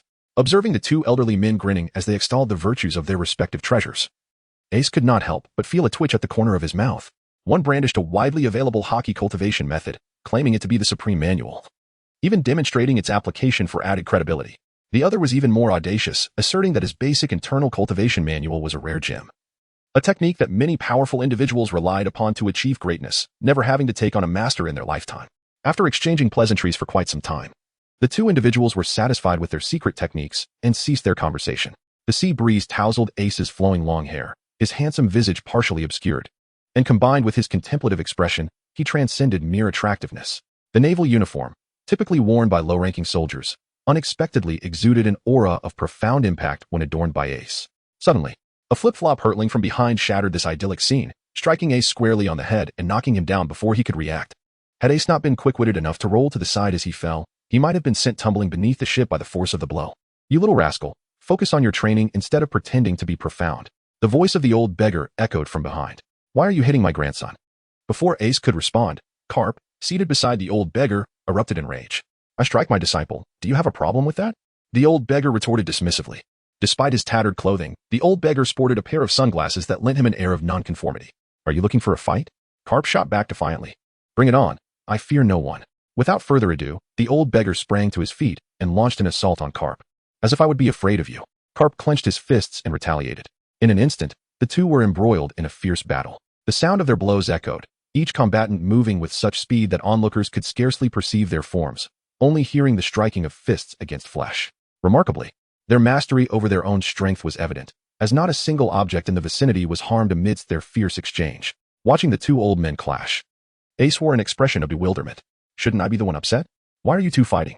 Can't you at least show some respect?" Naturally, these thoughts remained unvoiced, for the consequences of speaking out could be dire. Observing the intensity of their duel, Ace shook his head in resignation, turning to sit cross-legged at the bow of the ship, commencing his own training. The reason for Ace's obedient dedication to training was simply the fear of defiance and its severe repercussions. However, after just a brief moment of meditation, Ace suddenly opened his eyes to gaze into the void ahead. The previously engaged fighters also paused, their attention drawn to the enigmatic space before them. Before their eyes, the surrounding air began to warp, revealing the emergence of spatial fissures, creating an unsettling spectacle. The old beggar's eyes flickered with a mixture of anticipation, worry, and tension. Fortunately, both Carp and Ace remained transfixed by the phenomenon, oblivious to the beggar's emotional response. As the void continued to shift, the silhouette of an island gradually took form. The island was adorned with crimson trees and a scarlet terrain. Even the sea beneath it transformed into a shade of red. Although the entire island was not yet visible, the old beggar's initial apprehension faded, replaced by curiosity that suggested he had come to a realization of sorts. "What a peculiar island. Do you think it will fully emerge from the sea?" Carp inquired, his gaze fixed on the elusive landmass. "Who knows?" The old beggar swatted Carp's hand away dismissively, his tone irritable. Carp paid no heed to the beggar's response. He was entirely absorbed in the unfolding scene. Though the island appeared ethereal, a closer inspection revealed that the phantom land was gradually becoming more tangible. "Order the ship to anchor in place," Carp commanded his first mate after a moment of contemplation. "Yes, sir." The first mate bowed respectfully before promptly relaying the order. On the Crimson Island, Locke stood face to face with a figure composed entirely of blood-red energy, clad in armor of the same hue, save for a pair of glowing black eyes. In its hand, it wielded a blood-colored longsword that had previously rested upon a stone platform. Remarkably, the sword had mended itself. Drops of sanguine light dripped from the blade, transforming into mist before reaching the ground, creating an impressive display. With a roar, the blood-red figure charged at Locke, sword raised. Without hesitation, Locke positioned his Tang Dao in front of him, unleashing a series of purple-hued slashes. Despite the figure raising its sword in defense, it proved ineffective. The strikes that were not parried by the longsword struck the figure directly, cleaving through its form. The remnants of the attacks dissipated into the air after traveling a short distance. The blood-red figure was cleaved into segments, collapsing to the ground. "Damn it! It's grown stronger again," Locke exclaimed, glaring at the vanishing remnants of his attack. As soon as Locke's voice fell, the blood-red figure that had been severed into several pieces gradually reassembled itself, and before long, it stood upright once more. This was truly endless, Locke complained aloud. Yet his actions did not waver. Even before the figure was fully formed, several strikes were launched towards it. The blood-red figure was once again shattered, but the fragments, upon hitting the ground, slowly returned to their original form. Observing this seemingly immortal entity, Locke felt a sense of helplessness. He had been engaged in an intriguing conversation with the white figure who claimed to be a sword god, and he never anticipated such an occurrence. To understand this situation, one must look back a few hours prior, when the self-proclaimed sword god was recounting tales of the past to Locke. "Do not act yet. Allow me to finish speaking," the white figure implored, trying to restrain Locke from drawing his longsword. I have no desire to listen. I simply want to leave the island. Either tell me how to escape, or I will find my own way. Locke replied resolutely. Young man, do not be so hasty. Such impulsiveness will lead to regret in the future. The white figure cautioned earnestly. What do you intend? Halt. I have yet to finish my words. If you recklessly draw your sword, it will release that person, and countless lives on this island may be lost. As Locke took another step forward, the white figure hastily interjected. Locke remained noncommittal to the white figure's words. During their earlier conversation, he had discerned that this so-called sword god did not possess any real combat prowess. Although he initially appeared formidable, the figure became visibly anxious when Locke approached the longsword. Starting with threats, he now attempted to reason with Locke, yet he had not taken any action against him, suggesting he was not as powerful as he claimed. However, upon hearing mention of a potential release, Locke hesitated. While he had confidence in the strength of his companions, the thought of innocent villagers suffering due to his actions weighed heavily on him. Growing up under the Red Banner, he found it difficult to accept such a consequence. Nevertheless, he felt compelled to venture outside, leading to his internal conflict. Thus, Locke resolved to listen to what this sword god had to say about the sealed individual. After all, knowledge of both friend and foe ensures survival in battle. There was no harm in listening, especially since he was not in a hurry.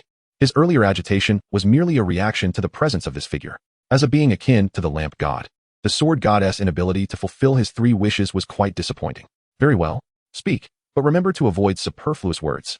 Locke considered and addressed the figure. That is the spirit. It is wise for a young man to remain composed. Impulsiveness breeds mistakes. When I was young, the figure halted abruptly as Locke suddenly placed his hand on the saber hilt. All right, I shall refrain from speaking, the figure replied. Exasperatedly regarding Locke, Locke had come to understand the nature of this white figure. It was a facade of strength, and the initial bravado was mere pretension.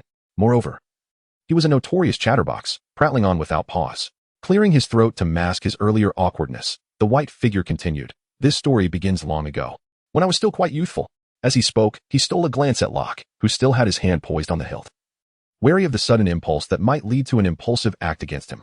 Upon witnessing that Locke made no move, the shadow let out a faint sigh of relief before continuing. At that time, I was precisely 20 years old, my swordsmanship having reached an extraordinary level. In the martial world, I was nearly invincible, and even those formidable beings blessed with divine fruits dared not act recklessly before me. I was renowned as the sword godling thing. As he recounted this, the shadow proudly lifted his chin. If you continue to speak nonsense, I shall truly take action. Locke gazed at the shadow, who was evidently moved by his own words, and threatened him. Were it not for the passage of time, you would not withstand even a single strike from me. The shadow disdainfully retorted, casting a scornful glance at Locke. Locke chose not to engage further, and simply drew a portion of his Tang Dao. Ahem, where were we? Ah yes.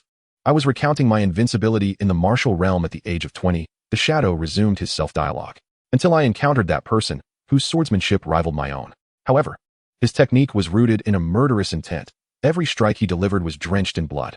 He was known in the world as the sword demon. Anyone who provoked him would face annihilation. Their entire family, including their pets, would not be spared. His reputation reached such a point that it could silence even the cries of children. Due to his countless misdeeds and the inability of anyone to restrain him, eventually, someone sought my assistance. As he spoke, the white shadow's eyes were filled with nostalgia, oblivious to Locke, whose lips twitched in response to the melodrama of the tale. Chapter 98. Sword. Chapter 98. The White Shadow, or rather now referred to as Sword Godling Thing, recounted a task reminiscent of countless tropes found in martial arts novels Locke had read in his past life. There were at least 100 such clichés. Utterly worn out. If anyone were to write in such a manner now, they would find few readers. I instructed someone to relay a message, arranging for a duel in the Imperial City on the night of the full moon. The White Shadow spoke with earnestness, failing to notice Locke's increasingly twitching expression. However, Locke was no longer fully engaged in the shadow's narrative. He focused instead on the peculiar transformation occurring within the shadow's once pure white energy form, which began to exhibit a hint of red, unnoticed by the engrossed storyteller. Only after he was outmaneuvered and slain by me did I realize he too had consumed a divine fruit, and his was of the soul variety. The one I killed became even more formidable, turning into a relentless killer. Ling Feng continued, and as he elaborated, the redness upon him intensified. At that moment, he finally recognized Locke's unusual expression and halted his tale. What is it? Why do you keep staring at me? Is something amiss? The shadow inquired. Feeling a touch of unease, Locke remained silent, merely extracting his blade and pointing it at the shadow. Don't act rashly. I am not rambling this time. Put that blade away. I am allergic to all sharp objects today. The White Shadow, now visibly anxious, warned Locke. Examine your own body. Locke gestured once more, exasperated. I refuse to look. I know you intend to stab me while I am distracted. Your tricks will not fool me. The White Shadow resolutely shook his head. Locke was tempted to deliver that very strike, thinking how difficult it was to converse with him. Look for yourself. You have turned red. Locke reiterated. Turned red? Impossible. Only those infected by the sword demon's energy would exhibit such a change, and he remained sealed. The white shadow denied, shaking his head. No. How could this be? The white shadow finally grasped the gravity of the situation, exclaiming in disbelief. What shall we do now? From what you just indicated, it appears you are on the verge of being infected by that sword demon. Seeing the shadow finally acknowledge his predicament, Locke sighed in relief. Engaging in conversation with him had been exhausting. I have no idea about this situation. The white shadow replied anxiously. What will happen if your entire body turns red? Locke pondered aloud. Then I shall become his avatar, devoid of thought, merely a tool of slaughter manipulated by him. The white shadow voiced his concerns. Is there a remedy for this predicament? Noting the severity of the issue, Locke expressed his worry. There are two solutions. One is for me to possess a body. That way. The white shadow contemplated. Just speak of the second. It is just us here. Do you truly wish to inhabit my body? Locke interjected, exasperated. Fine. The second option is simply to release him. Resolving the issue will be easier that way. However, I cannot ascertain his current condition. Perhaps, like me, his strength has diminished with time, or he may have grown more powerful and unwilling to return. The white shadow expressed uncertainty. After all that talk, why not release him to find out? Locke shrugged dismissively. The white shadow appeared conflicted. He had sacrificed his body to seal the sword demon, merging his soul entirely into the sword to succeed. Now, to save his own soul, he was contemplating releasing it. He felt it was a substantial loss. As the white shadow wrestled with his dilemma, Locke took a decisive step forward, placing his hand on the rusted longsword. What are you doing? The white shadow noticed Locke's action, perplexed. Breaking the seal. What else? Locke grasped the sword's hilt firmly. Release it. That is not merely a seal. And doing so now will have severe consequences. The white shadow urged hastily. Consequences? What kind of consequences? At this point, Locke had risen, pulling the dilapidated longsword from its resting place. The consequences. As the white shadow spoke, he watched Locke examine the wretched sword in his grasp. Where did you acquire that sword? The white shadow asked, uncertain. It is the very sword you spoke of. Do you not recognize it? Locke replied while scrutinizing the longsword. Then, as if struck by a revelation, Locke looked up and asked, by the way, you didn't finish your earlier statement. What will happen if I draw it? It will. Before the shadow could finish, the sword in Locke's hand disintegrated into ash, scattering in the breeze. Meanwhile, the figure before Locke rapidly transformed, turning crimson and donning a suit of armor. The blood-red longsword, previously lying in pieces on the ground, soared into his grasp and began to restore itself. At that moment, the entire island suddenly began to tremble. Roar. As the white silhouette transformed completely into a crimson figure, it let out a deafening roar and charged directly towards Locke. Startled by the sudden change, Locke was momentarily taken aback, only reacting when he realized the figure was rushing toward him. Although he was oblivious to the circumstances, it was evident that the entity before him was not in its right state. Hey, what do you intend to do? If this continues, I shall not hold back, Locke declared, pushing the blood-red figure back once more. The only response he received was another ferocious roar, followed by the crimson figure advancing again. It seemed that communication was futile now. I must first calm you down, Locke stated, unsheathing his weapon to face the approaching figure.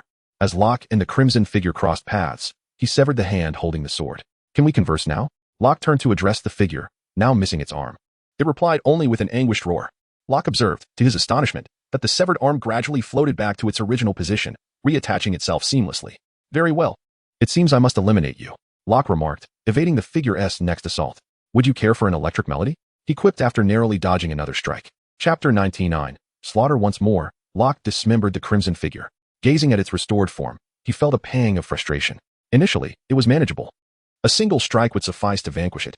However, now the figure exhibited a marked increase in both speed and defense. Roar. The blood-red entity revived yet again, charging towards Locke. Is this ever going to end? Locke grumbled as he defended against the figure's relentless onslaught. Not far from the platform, a group led by the imposing Denyo had been observing Locke's fierce battle against the crimson figure. Denyo. Why isn't he trying to figure out how to break the seal instead of battling that apparition? Asked Ergo cautiously. If you're asking me, who should I ask? Denyo replied, exasperated by the inquiry. What should we do now? The others chimed in, looking toward Denyo for guidance. Pausing to ponder, Denyo eventually raised his head and instructed one of his companions, let us remain here and watch. You should return and inform Elder Chin of the situation. He will know what to do. Understood. I shall go at once. Please be cautious. The chosen individual replied without hesitation, bending low as he emerged from his concealed position and hurried towards the village. His speed was remarkable, and before long, he arrived back in the village, where he found Elder Chin basking in the sun outside his dwelling. The messenger recounted the recent events atop the mountain. You say the figure was red? Elder Chin's expression shifted instantly, a glimmer of anticipation lighting up his face. Although the messenger was puzzled by this reaction, He nodded affirmatively. Huh, huh, huh. I never expected he would face such a day. Elder Qin exclaimed, laughing heartily at the confirmation. What has come over you, Elder? The messenger inquired, confused by Qin's exuberance. Our true deity is about to break free from his seal. Elder Qin declared with palpable excitement. But the seal has yet to be undone, hasn't he it? The messenger questioned, bewildered. Do not concern yourself with that. I will handle the forthcoming matters. You are to return and keep a close watch on that outsider. Report back to me promptly if anything arises. Elder Qin, finally emerging from his earlier state of enthusiasm, dismissed the messenger without further elaboration. Though perplexed, the messenger dared not question further under Elder Qin's directive. After performing a respectful bow, he turned to depart. Once he was gone, Elder Qin retreated indoors, retrieving a samurai sword and a large ceramic tube. He then made his way slowly towards the village square. With each step he took, his formerly brittle hair regained its vitality, and the wrinkles upon his face gradually began to fade.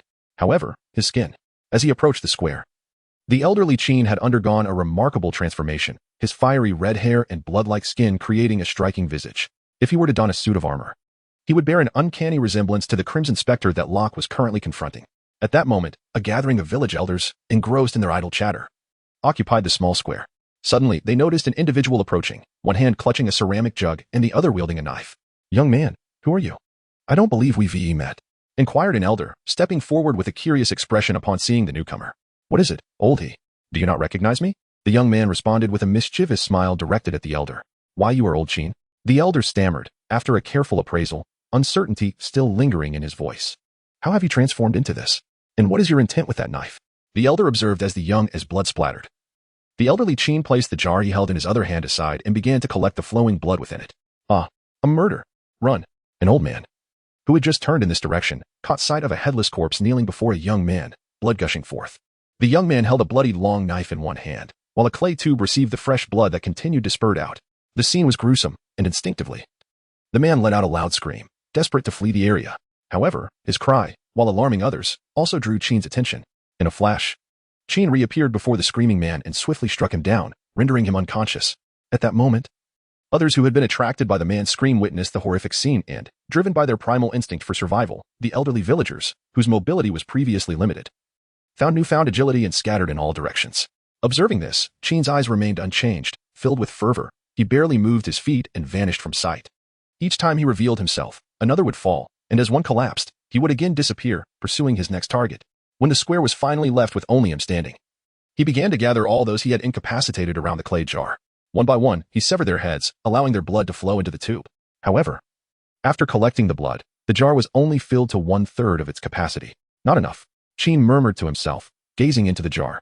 At that moment, as noon approached, a group of children bounced into the square, intending to call their elders home for a meal.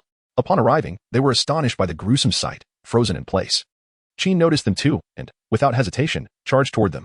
The square was soon filled with the cries and screams of children, which alerted the other villagers, who rushed to investigate, following in the footsteps of those who had come before. Devil! You devil! A newly arrived woman shrieked at the blood-soaked square.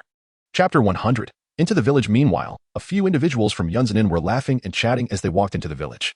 Shui Xiaoyan accompanied her brother, who had just been practicing grammar, trailing behind the group alongside Carmen, engaged in a light-hearted conversation, their laughter occasionally ringing out. As for Annie and the monkey Wukong, Carmen had assigned them to the forest to fetch rock for lunch, knowing Wukong was most familiar with the terrain, while Annie was tasked with translation duties. As they reached the village entrance, Yunzanin suddenly halted, a grave expression crossing his face as he peered into the village. The trio of Xiongda, who had been following him, noticed his abrupt stop and, though uncertain of the reason, also came to a halt. For them, it was customary to heed Rock's guidance in his presence and Yunzanin's in his absence, or simply wait if neither were around. What is it? Why did you stop? Carmen inquired, noticing the group had paused, prompting Shui Xiaoyan to glance at Shui Xiaoyu and little Jie before stepping forward to ask, Do you not sense that something is amiss in the village today? Yunzanin pointed towards the village, addressing Carmen. What seems off? Carmen replied, scanning the village, but perceiving nothing unusual. It is far too quiet today. Typically, at this hour, the villagers would be preparing meals, and the sounds of children playing would fill the air, Yunzanin explained. I hadn't noticed until you mentioned it.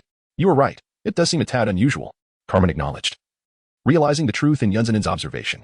And have you noticed the faint scent of blood in the air? Yunzanin continued, sharing his discovery. The scent of blood? Carmen pondered, inhaling deeply to discern the air, confirming Yunzanin's assertion that a subtle metallic odor indeed emanated from the direction of the village. Upon hearing Yunzanin mention the scent of blood, the trio of Xiongda began sniffing the air as well. It's possible there was a large game caught today, and they are dividing it among the villagers. Shui Xiaoyan speculated, approaching with her two little companions, albeit uncertain. Has that occurred before? Yunzanin interjected, turning to Shui Xiaoyan. There was a time when we caught a cursed naval creature. We even shared a substantial portion of meat. Shui Xiaoyu excitedly chimed in, raising her small hand to illustrate the size of the meat. Let us hope it is as you say, Yunzanin responded, his gaze somber as he fixed his eyes on the village. Please do not let it be. No. Just as Yunzanin finished speaking, a horrific scream pierced the air. Upon hearing the scream, the group instinctively tensed, particularly Shui Xiaoyan, whose cheeks flushed a rosy hue. While the previously spirited Shui Xiaoyu hid behind her sister, her face pale. I will go take a look. You all follow at a slow pace. Yunzanin instructed the others. All right. You go ahead. We will follow slowly. Carmen nodded in agreement. Be careful. With that, Yunzanin's figure abruptly vanished from sight. Xiongda, you take the rear. Xiong'er and Panda, stay close by. Xiaoyan and Xiaoyu, stay in the middle with little Jie to protect you. Carmen instructed the group after Yunzanin's departure. Understood. They replied, aligning themselves as per Carmen's orders. Let us proceed into the village, but move slowly and remain vigilant. If anything seems amiss, notify the others immediately. After Carmen spoke, he swiftly entered the village. Upon entering, Yunjinan hurried towards the source of the sound. Within mere seconds, his figure materialized at the scene. There, a man with crimson skin was holding a headless corpse, pouring blood into a vast ceramic jar, while the severed head lay nearby. Not only was the head present, but there were also several individuals lying motionless, and Yunjinan could discern no visible injuries on them, leaving him uncertain of their condition. Observing the seemingly lifeless bodies and the man engaged in his grim task, Yunjinan noted the corpse he had drained of blood being cast aside as the man approached the sprawled figures. Unable to wait any longer, Yunjinan decided to intervene. Regardless of whether those individuals were alive or dead, for it was evident that the man intended to collect blood. Although Yunjinan was unaware of the man's motives, he knew it was imperative to stop him. With that thought, Yunjinan charged forward. Before the man could react, he delivered a powerful kick to his waist, sending him flying. The man hit the ground but quickly regained his footing, fixating his gaze upon the newly arrived Yunjinan. At that moment, Yunjinan discerned the man's features more clearly. He bore the same crimson skin as the villagers, albeit in a deeper shade. If the ordinary villager's skin had a hint of white mixed with red, this man's skin was a pure, blood-like red. Particularly unsettling were his eyes, which emanated a glowing red light. Even from a distance, Yunjinan could feel the fervor and madness within them. What kind of creature is this? The sight of the man sent shivers down Yunjinan's spine. Suddenly, a fierce roar echoed in response, and the man lunged at Yunjinan, swiftly sidestepping the attack. Yunjinan raised his foot and struck the man's neck, toppling him to the ground. As he delivered a kick to the person's neck, a bone-cracking sound reverberated through the air.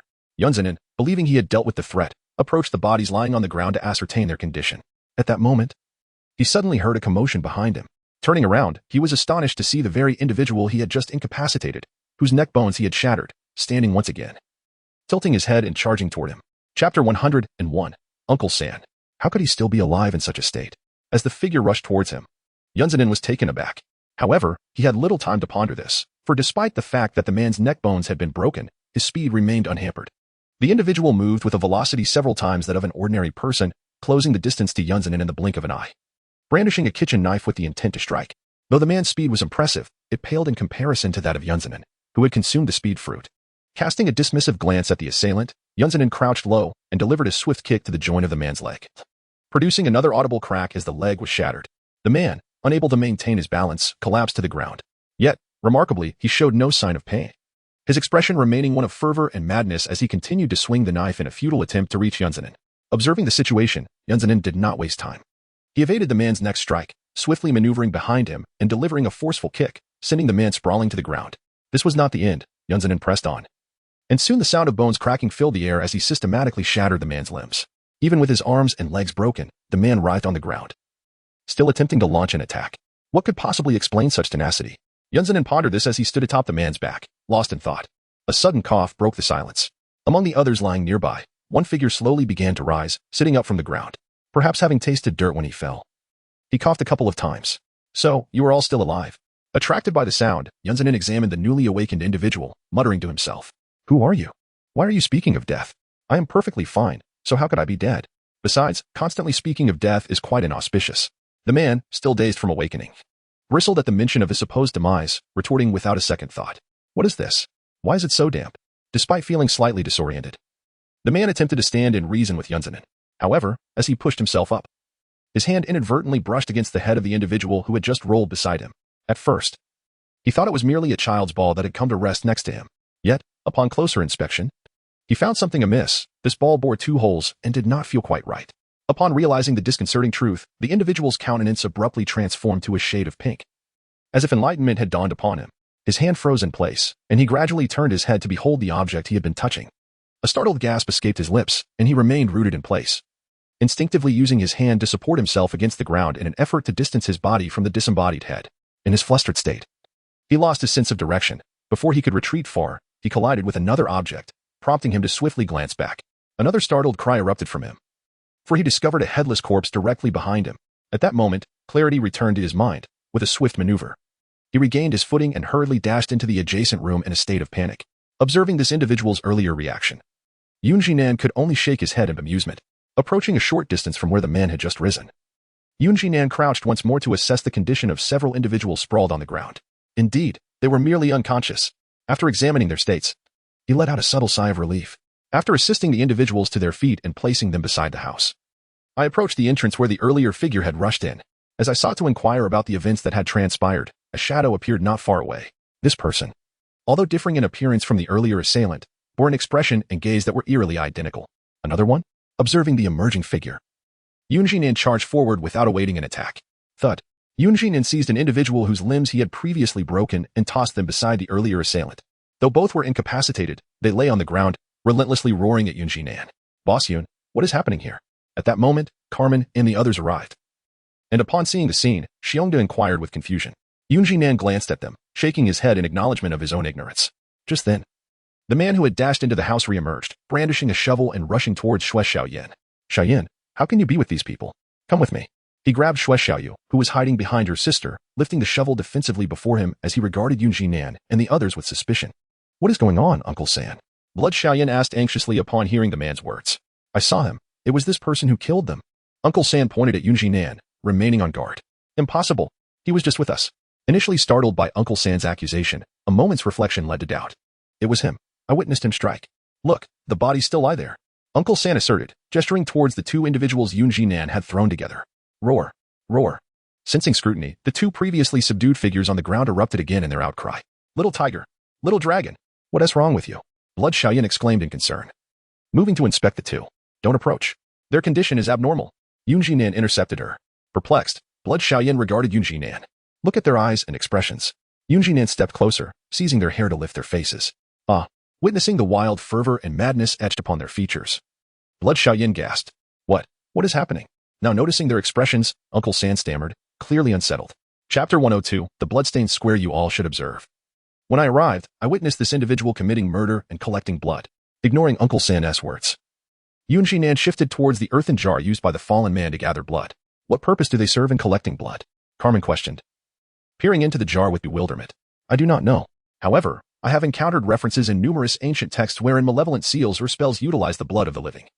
Yunjinan speculated, shaking his head. What kind of evil is this? The trio, Xiongdu included, shuddered at his words. Yunjinan subtly moved aside, blocking Xue Xiaoyu's gaze as she approached the jar. Xiaoyu, come back. Observing her brother's unintended advance, Blood Xiaoyan hurriedly pulled him back. Upon witnessing the departure of Xue Xiaoyu, Yunjinan spoke once more, expressing uncertainty about the purpose of the unfolding events.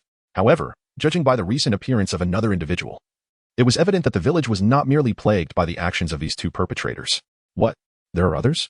The sudden revelation ignited a surge of anxiety within Xue Xiaoyan. Having been raised in the village alongside her brother, they regarded its inhabitants as family, and the notion of further violence within their home filled her with dread, despite her desire to retract her previous jest. The metallic scent of blood in the air made it abundantly clear that more than one location was embroiled in these horrific acts.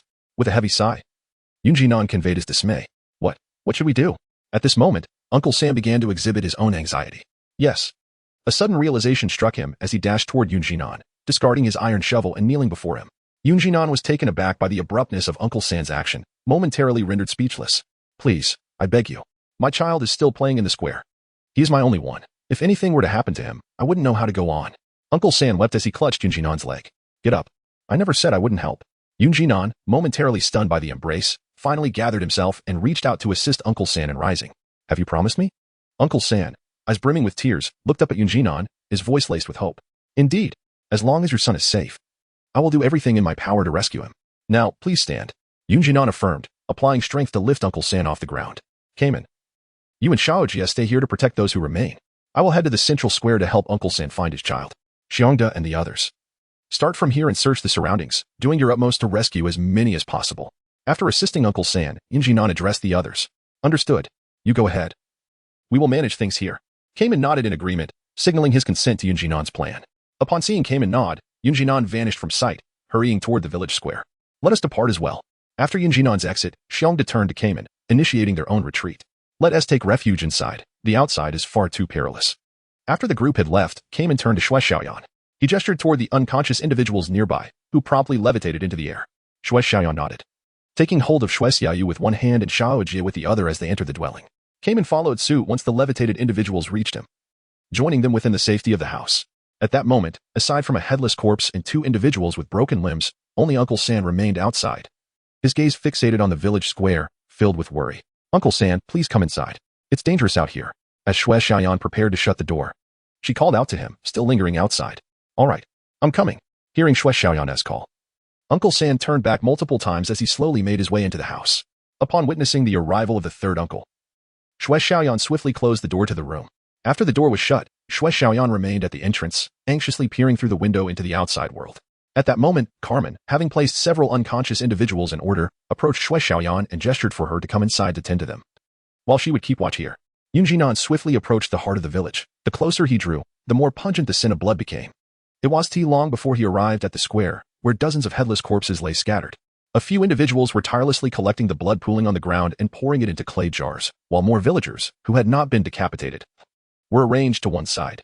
Their faces were marked by a frenzied madness.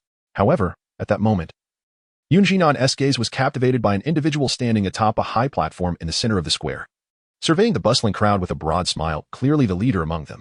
This person had long, blood-red hair cascading down, and although his face bore traces of madness and fervor, his eyes sparkled with an unmistakable intelligence. Ah, I see our guest has arrived. Upon meeting Yunjinan's gaze, the man seemed to sense it and spoke with a knowing smile. Who are you? Why are you slaughtering the villagers? Yunjinan asked, his expression serious. Who am I? I am Qin Wuxia, the very Qin old man you know. Qin Wuxia replied, grinning as he observed Yunjinan approach him. At this moment, those gathering the blood noticed Yunjinan's arrival, setting aside their tasks, brandishing knives, and advancing toward him. The Qin old man I know does not resemble you at all. Yunjinan scoffed, glancing disdainfully at the advancing figures before turning his attention back to Qin Wuxia. Indeed, you may not recognize me in this form, but surely this visage is familiar. Qin Wuxia stroked his smooth face, and in an instant, the appearance of the old man he once knew materialized before Yunjinan. It's you. Why are you doing this? Yunjinan exclaimed, astonished at the familiar countenance. Ha, ha, ha, ignorant mortal, my master is about to descend upon this world, and I am merely preparing gifts for him. Qin Wuxia declared fervently after transforming his face back to youthfulness. Without waiting for a response from Yunjinan, the scattered individuals surged forward, accelerating toward him. Yet, Qin Wuxia, standing in the center of the square, remained unfazed, still smiling at Yunjinan. Though I know not what your so-called deity is. The slaughter of so many lives is unforgivable, Yunjinan stated, assuming a combat stance as the figures drew nearer. With that, Yunjinan vanished from sight. Bang, bang, bang. The square echoed with the sounds of flesh meeting flesh. When Yunjinan reappeared, those who had rushed at him lay defeated on the ground, their limbs shattered. Clap, clap, clap. At that moment, Qin Wuxia did not spare a glance at the moaning figures on the ground. Instead, he applauded Yunjinan. Not bad. Your skills are quite commendable, he remarked. My abilities are far beyond mere commendable, Yunjinan retorted without hesitation, launching a kick toward Qin Wuxia. Now, young man, do not be so impulsive. Qin Wuxia calmly raised a hand, effortlessly blocking Yunjinan's kick and sending him flying backward. After landing, Yunjinan slid several paces due to the momentum. Oh, young man, you are quite ignorant of true strength, Qin Wuxia declared, a powerful aura emanating from him as he slowly drew his katana. Let me show you what genuine power looks like. With both hands grasping the sword, he raised it high above his head, and a colossal blade shadow appeared behind him. As he swung his sword toward Yunjinan, it was reminiscent of Locke's fruit abilities, albeit infused with far greater energy. While both summoned blade shadows, Locke's merely mirrored his form, whereas Qin Wuxia's embodied both form and spirit. However, despite the formidable nature of this attack, it was futile if it failed to land. For Yunjinan, activating triple speed meant that few could keep pace with him, yet his own offensive power remained insufficient to breach the defenses of truly formidable opponents. Thus, while he could continuously strike, the damage inflicted was minimal, requiring cumulative effort to secure victory. This battle with Qin Wuxia was no exception. Although Yunjinan relentlessly attacked, the latter was unable to touch him, adeptly defending against his strikes.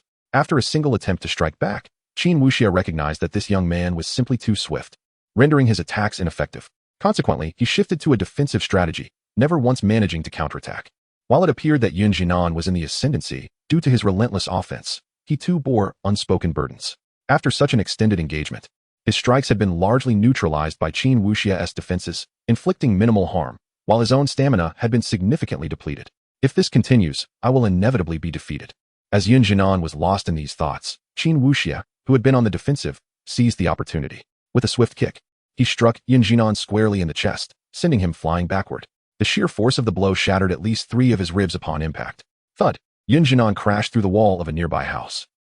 A sharp scream pierced the air, only to be abruptly muffled. Struggling to rise, Yun Jinan turned toward the sound and saw a middle-aged woman clutching a young boy to her chest, her eyes wide with terror. Behind her, several children huddled together, trembling. Leave this place. Go to the village entrance. Someone there will help you. Glancing through the gaping hole he had just created, Yun Jinan spotted Qin Wuxia advancing leisurely. Without hesitation, he charged back outside to intercept him. I thought you were weaker than this. Collapsing before I even exerted myself, Qin Wuxia remarked with a smirk. Observing the blood trickling from Yun Jinan's lips. Did you skip breakfast?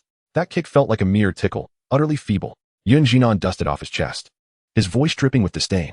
Cough. No sooner had he spoken than a fit of coughing racked him, blood splattering onto the ground. Oh? Then why are you coughing up blood? Qin Wuxia halted his approach, resting his blade casually against his shoulder, his smile widening. Just high blood pressure. A little purge to relieve it. Yun Jinan parroted one of Locke's old quips. If you're fine, then let us resume. This old man adores mentoring reckless youths like you. Qin Wuxia chuckled, shifting into a poised stance, his blade gleaming ominously. Yun Jinan had hoped to stall for time to recover, but Qin Wuxia's readiness left him no choice. Noting the sweeping arc of the impending strike, and the children still within its range, he lunged forward once more. Impressive. Youth truly is a boon, such boundless stamina. Qin Wuxia deflected the assault effortlessly, his tone almost admiring. But how much longer can you sustain this? Yun Jinan ignored the taunt, using the rebound to propel himself backward. He landed near the ruined house, sensing with relief that its occupants had fled. Pity. You won't live to see my stamina wane. Without my initiative, you'll never land a hit. A smirk curled Yun Jinan's lips. Oh, is that so? Qin Wuxia arched a brow, amused. Chapter 104. Domain. The sudden, eerie grin on Qin Wuxia's face sent a chill down Yun Jinan's spine. Enough warm-up. Time to deliver you to my master. Ignoring Yun Jinan's tension, Qin Wuxia raised his blade, now suffused with a sinister crimson glow. A feral energy radiated from it, the sanguine hue creeping from the steel onto his flesh. Realizing the danger, Yun Jinan acted. Quintuple speed, wine goddess kick. In an instant, he vanished, the displaced air stirring dust in his wake. Before the particles could settle, he had unleashed hundreds of strikes upon Qin Wuxia, yet each was repelled by an invisible barrier. Every impact sent ripples cascading across the translucent shield, distorting Qin Wuxia's form behind a shimmering veil. By now, half of Qin Wuxia's body was engulfed in the bloody aura. Yun Jinan redoubled his assault, his kicks a blur. Then, something shifted. The crimson-stained buildings around them began to bleed, walls weeping rivulets of red.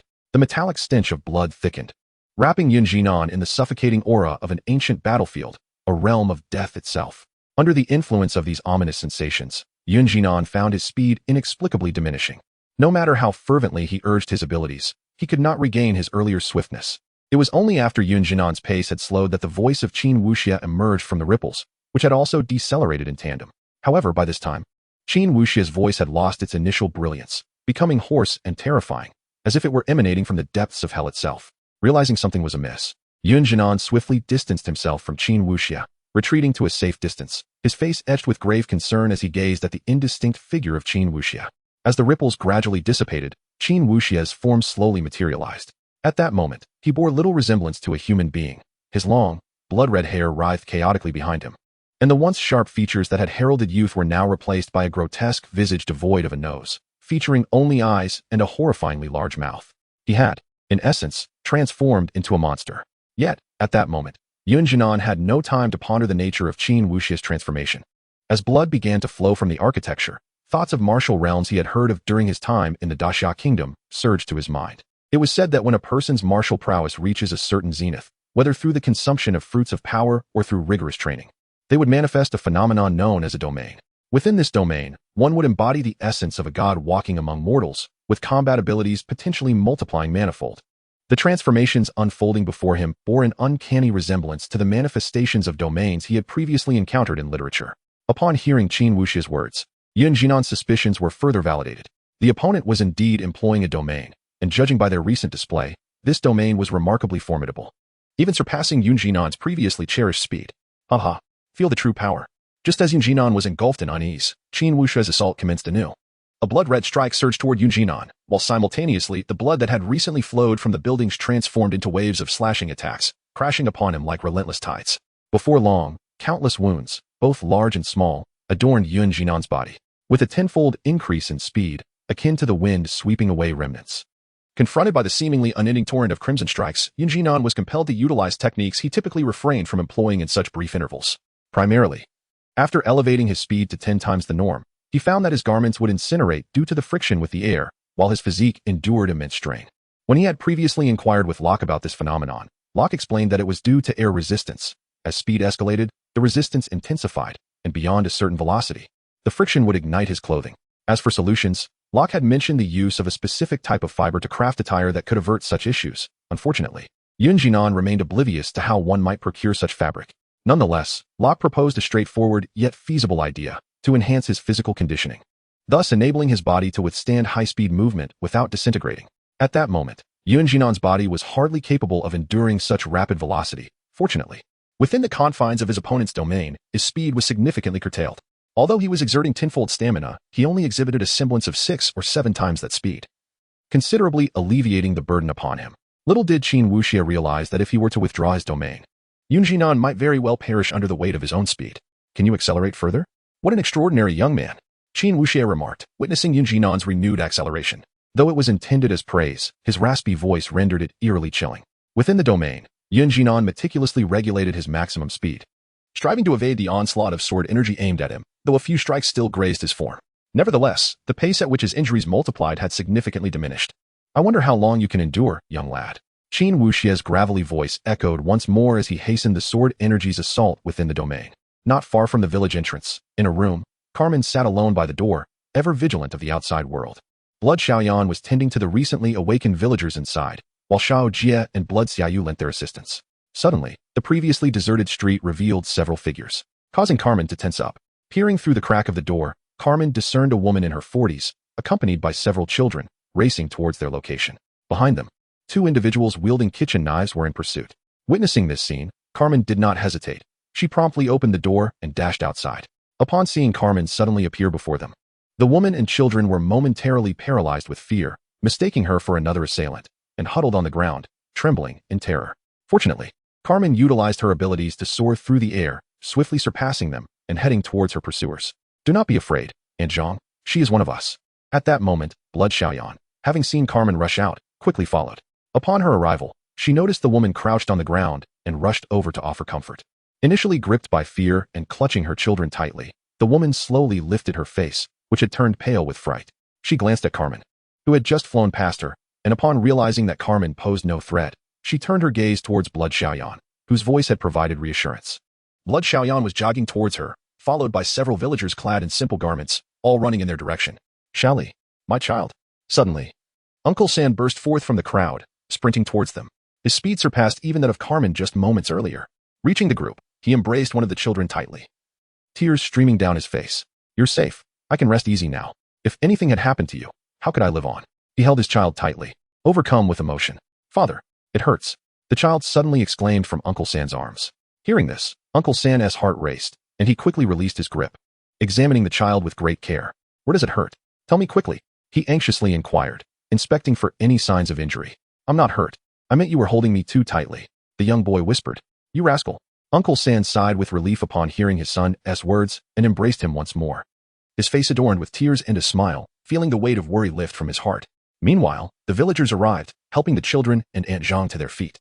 Witnessing this emotional reunion, a wave of melancholy washed over everyone, each pondering the fate of their own families, uncertain if they had survived. Carmen, who had just flown past, now approached slowly. The 2 knife wielders, now subdued, were being restrained behind her. Their condition was rather pitiful, though their faces still exhibited frenzied desperation. Their limbs had been broken by Carmen, and they were tied together. How did you manage to escape? After ushering the children inside, Carmen turned to Aunt Zhang with a question. Was that person like us, with pale skin and short hair, appearing somewhat cool? Carmen asked anxiously upon hearing Aunt Zhang recount an injured individual urging them to flee. Yes, that's exactly how you described him. He looked just like you. Aunt Zhang affirmed with a nod. Who could this individual be to have injured Yun Zinnen? Carmen pondered, possessing some understanding of Yun Zinnen, though he was typically reticent. Often gazing somberly at his jade pendant, she was aware of his formidable prowess. His speed was unmatched, a fact few could contest. Moreover, after receiving guidance from the elder known as Zhu Shi, his capabilities had become astonishing. Locke once remarked that Yun Zinnen could effortlessly defeat officers of the rank of Navy Rear Admiral. Before the general, one could stand invincible. At that moment, a sudden announcement of an injury was heard, suggesting the formidable strength of the opponent. Although I was unaware of who the adversary was, while we were hiding inside, I overheard him introduce himself as Qin Wuxie. Aunt Zhang contemplated for a moment and spoke. Qin Wuxie? Upon hearing this name, everyone in the room displayed expressions of bewilderment. For it was a name they had never encountered before. In a village of over 2,000 residents, where generations had lived on the island, most were familiar with each other. Though the surname Qin was not common, there were still a couple of hundred individuals bearing it. Yet, the name Qin Wuxie was unfamiliar to all, which was indeed peculiar. The people in the room exchanged glances, their faces reflecting confusion. Ah, I remember now. Suddenly, an elderly man in his 60s slapped his forehead and exclaimed. Hearing him speak, the crowd turned their attention towards him, even drawing the gaze of those who were comforting the recently arrived children. Coughing, startled by the sudden attention, the old man felt a little anxious and, after choking on his saliva, took a few sips of water from a nearby bowl to calm himself. Uncle Zhang, please, do share. At this moment, third uncle couldn't contain his impatience, urging the elderly Zhang to speak quickly. Third uncle, please be patient. Let Uncle Zhang gather his thoughts. At this point, Shui Xiaoyan had arrived behind Uncle Zhang, gently patting his back to ease his coughing fit. How can I not be anxious?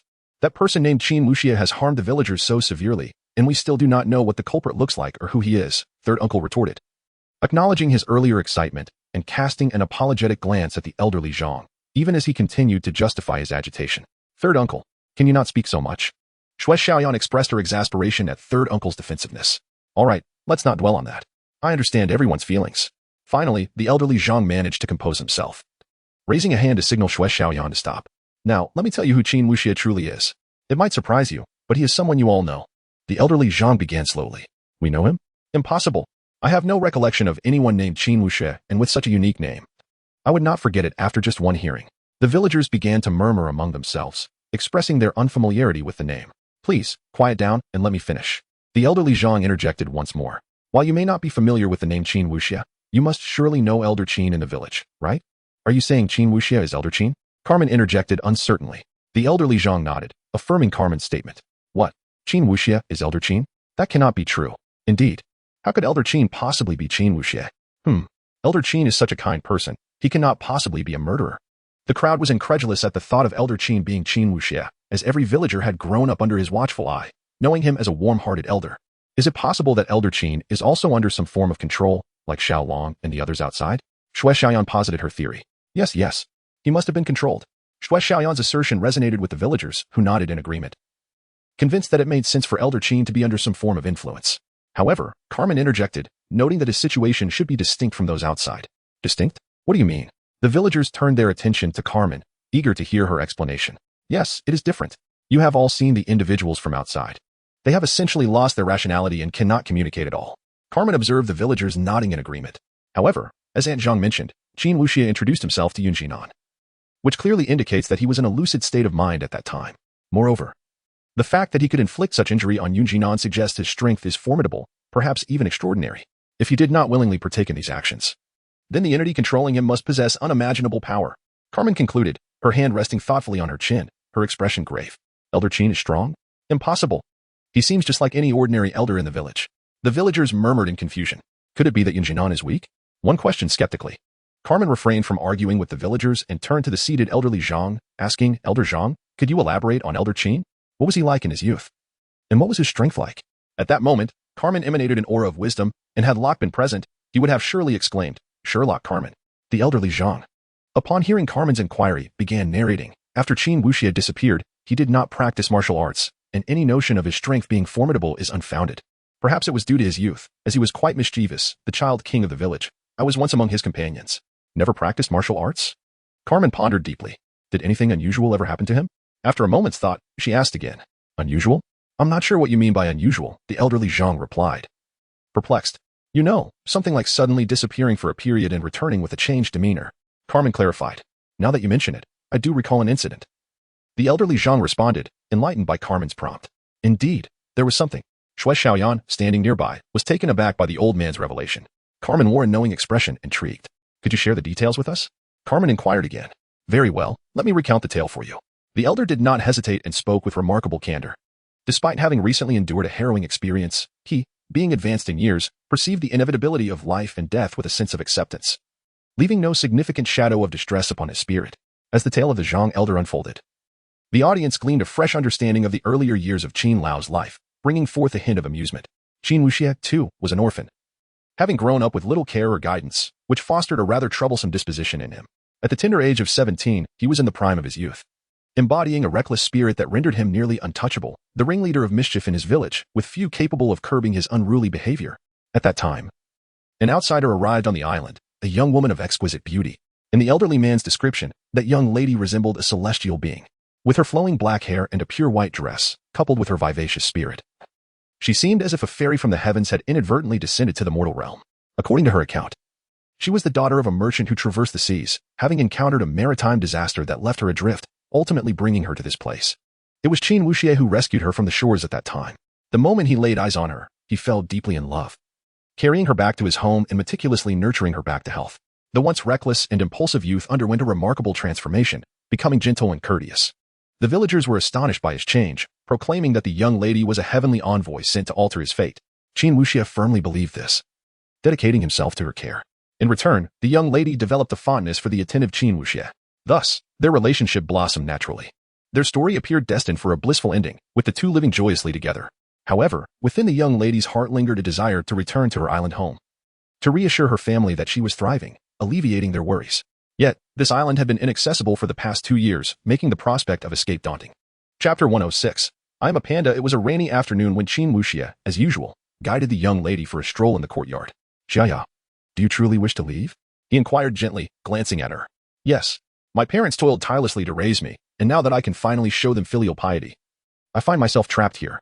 Xiaoya replied softly, her words laced with palpable concern. Isn't it nice here? Qin Wuxie, an orphan since childhood, struggled to grasp Xiaoya's sentiments. To him, living happily together was enough. He could not comprehend her yearning to return. No, it is wonderful here, but my parents have always had poor health, and now they need my care. How can I remain here? Xiaoya shook her head resolutely. But I cannot bear to part with you, Qin Wuxie expressed, torn with emotion. Fool, you can come with me. Once we are outside, we can marry in the presence of my parents, who will then become your family. And you will no longer be an orphan, Xiaoya smiled, gently brushing aside the hair that obscured Qin Wuxie's eyes. Accompany you? Upon hearing Xiaoya's words, Qin Wuxie, who had been despondent, suddenly found new light in his eyes. Silly, look at you, smiling like a child, Xiaoya said softly, her smile brightening the moment. In that instant, Qin Wuxie's laughter was imbued with a childlike anticipation for the future. Upon hearing Xiaoya's intention to take him along, Qin Wuxie's resolve to leave the village grew even stronger. In pursuit of a method to escape, he remained steadfastly in front of the old village chief's door for 3 consecutive days. The village chief, observing Qin Wuxie kneeling before him, let out a sigh and ultimately divulged a way to exit the village. During the blood moon, one must enter the central platform of the island, whereupon locating the soul of the broken sword, it would assist him in departing to the outside world. The village chief mentioned that this method was discovered within the ancient tomes of the village's library, though he could not ascertain its authenticity, should it prove ineffective. Qin Wuxie would have to resign himself to a tranquil life on the island. At that moment, upon learning that a genuine means of escape existed, Qin Wuxie scarcely heeded the village chief's subsequent words and promptly departed from his home. Upon acquiring the method, Qin Wuxie joyfully returned to his dwelling to share the delightful news with Xiaoya. As the blood moon swiftly approached, on that fateful evening, Qin Wuxie quietly departed the village with only a few simple belongings and Xiaoya, without alerting anyone. No one knows what transpired afterward. But by the time I encountered Qin Wuxie again, 2 months had already passed. At that moment, he appeared disheveled and filthy, his expression vacant, and his eyes devoid of focus, as if lost in an abyss. He murmured the word sinner repeatedly, wandering back to his dwelling in a daze. The villagers, upon learning of his return, were eager to inquire about his experiences, yet he remained reticent. The day following his return, news spread of the old village chief's demise. From that day forth, Qin Wuxie transformed into a benevolent figure, exhibiting genuine concern for his fellow villagers, as if he had undergone a profound metamorphosis. Thus, the tale reached its conclusion, leaving the villagers astonished by the revelations of Qin's past. His remarkable journey was truly astonishing. Although the specifics of those 2 missing months remained a mystery, the villagers were nonetheless moved by the poignant love story of Qin in his youth. Meanwhile, Carmen found herself deep in contemplation. The narrative was peculiar. The earlier segments unfolded like a conventional love story, featuring a handsome youth enamored with a beautiful maiden, culminating in their decision to elope. However, the most enigmatic aspect lay in the 2-month void. What had truly occurred during that time? The bizarre circumstances surrounding the old village chief's death, alongside Qin Wuxia's return and his incessant murmurs of sinner, presented unresolved enigmas within the story. As Carmen pondered these mysteries, she suddenly heard a commotion outside. With vigilance, she peered out to discover that it was Xiong, accompanied by those he had rescued. Approaching their location. Xiong, why have you returned alone? What are the others? Carmen inquired as she ushered the rescued individuals into the shelter. My elder brother and 4th brother remain in the village, searching for surviving villagers. I came ahead to bring them here, but we must venture out again shortly. Xiong explained his reason for returning. Your presence is fortuitous. I need you to oversee things here for the time being, Carmen replied with a nod. What are you planning, Sister Carmen? Xiong asked, puzzled by her statement. Do not concern yourself. I must step out to verify certain hypotheses. Just keep watch here. Carmen instructed, refraining from elaborating further. Upon witnessing Bear Tuesday's nod, Carmen returned indoors and briefly informed Blood, Dawn, and Little Jay before departing the house. Once outside, Carmen soared into the sky, her figure vanishing completely after a short while. I am Panda, originally an ordinary villager from an island. However, 7 months ago, my life underwent a profound transformation when my 2 brothers and I set out from our small island in search of the treasure indicated on a treasure map. In this passage of time, we have encountered a series of tragedies, including abductions by slave traders and the massacre of entire villages. Had it not been for the fortuitous meeting with Captain Locke, my existence would have held no significance. Presently, I am heeding the orders of First Mate Yunji Nan, scouring the village for survivors. At this moment, Panda strolls alone along the desolate streets, his mind incessantly replaying the scenes from the series of films titled Resident Evil that Locke had once shown them. The protagonist's haunting monologue lingers in his thoughts. Suddenly, an alarming sight disrupts his reverie. Before him lies a vast expanse enveloped in a crimson energy, with everything within it perpetually oozing blood. Trees, buildings, and the very ground itself are not spared from this gruesome spectacle. Strangely, the blood that spills forth does not pool upon the earth like ordinary water. Rather, it morphs into the shape of lethal blades, swiftly darting towards a singular destination. Panda hastens a few steps to the periphery of the energy field, peering through the dense mass of blood. It is not long before he spots Yunji Nan, who is desperately evading the crimson blades. Witnessing Yunji Nan being struck once more, Panda hesitates not a moment longer. Summoning all his strength, he hurls the iron rod in his grasp at the blood-soaked figure before Yunji Nan. Although Panda's cultivation level is modest, the ferocity of his full-powered strike is not to be underestimated. As the blood-red apparition sensed the impending assault, the iron rod had already struck. Bang! With a resounding thud. The crimson creature transformed from Qin Wuxia was sent careening away by Panda's blow. Seizing this opportunity, Yunjinan swiftly retreated from the fray. Deputy Captain Yun, are you all right? Panda rushed forward to support him as Yunjinan emerged. At that moment, Yunjinan was a sight to behold, his body marred by numerous gaping wounds. A truly horrifying sight. Had he not staunched the bleeding with his own vital energy, he would have bled out in mere moments due to the severity of his injuries. Despite his condition, Yunjinan had managed to evade most of the attacks, deliberately avoiding vital points when he realized he could not escape unharmed. Otherwise, his wounds would have been far worse. Moreover, during his battle with Qin Wuxia, Yunjinan had come to the grim realization that he was utterly outmatched. Prior to the transformation, he had held some confidence in facing Qin Wuxia, but after the metamorphosis, the unleashed Qin Wuxia could only be described as terrifying. To have endured more than an hour in his presence and emerge with only these injuries felt like a stroke of luck. The adversary had treated him with utter disdain, akin to a cat playing with a mouse, merely prolonging the encounter for its own amusement. Quick, we must leave. Get out of here. Yunjinan strained to utter, leaning on Panda for support. Panda, understanding the disparity in their abilities, recognized that if even Yunjinan was rendered powerless, his own intervention would be tantamount to a death wish. Without further ado, he hoisted Yunjinan onto his back and swiftly made his escape in a direction far removed from the danger. As it dashed out, the panda deliberately cast a glance into the realm. It beheld the creature, which it had just sent flying, now standing upright, grinning menacingly. The sight was far more terrifying than the monsters depicted in the films produced by Rock. Upon witnessing this situation, the panda's speed of escape accelerated considerably. What a delightful game this is. Qin Wuxia watched the two figures recede into the distance, a faint smile adorning his face. Deputy Captain Hu Yun. What on earth was that? It was truly terrifying. The panda inquired breathlessly while fleeing, glancing back at Yunji Nan. I'm not entirely certain either. But from our conversation, I gathered that all the happenings in this village were orchestrated by him. Yunji Nan replied weakly from behind the panda. What? He's the mastermind? The panda was taken aback by Yunji Nan's revelation. Hey, Hey, this young lad possesses quite the intellect. I quite fancy the title mastermind. Suddenly, an eerie laughter echoed from the direction in which the panda was fleeing. Chapter 107. The Tang Dao breaks you. When did you get ahead of us? The panda exclaimed nervously, noticing the figure that had abruptly appeared in front of him. At that moment, the blood-red glow surrounding Qin Wuxie gradually diminished, revealing his youthful visage once more. I noticed you were in such haste that you left this stick behind. So I took it upon myself to deliver it to you.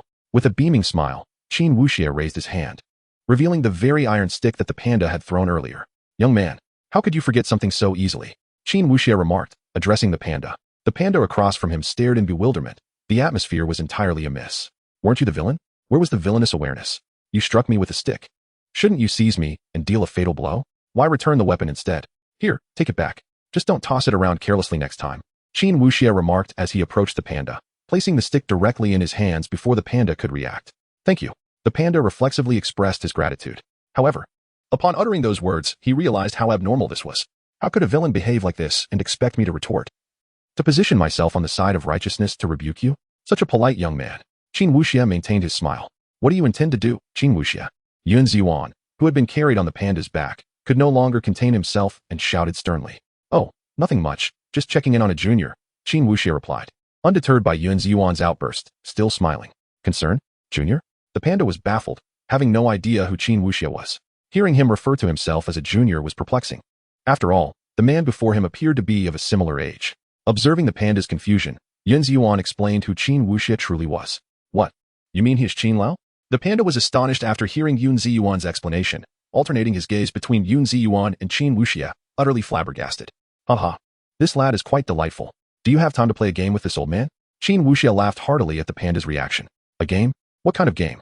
The panda, bewildered by the suggestion, inquired. How about we play a game where either you or I meets our end? Sounds amusing, doesn't it? Qin Wuxie said with a cheerful demeanor. Upon hearing the rules, the panda was at a loss for words. Could one truly speak of such a terrifying game with such a beaming smile? Oh, not speaking? Then I'll assume you agree. Here I come, so be careful.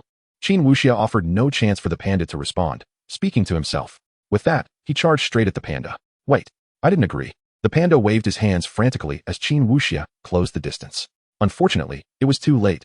Qin Wuxie was already upon him, swinging his blade. With a thunderous crash, both the panda and Yun Ziyuan were sent flying.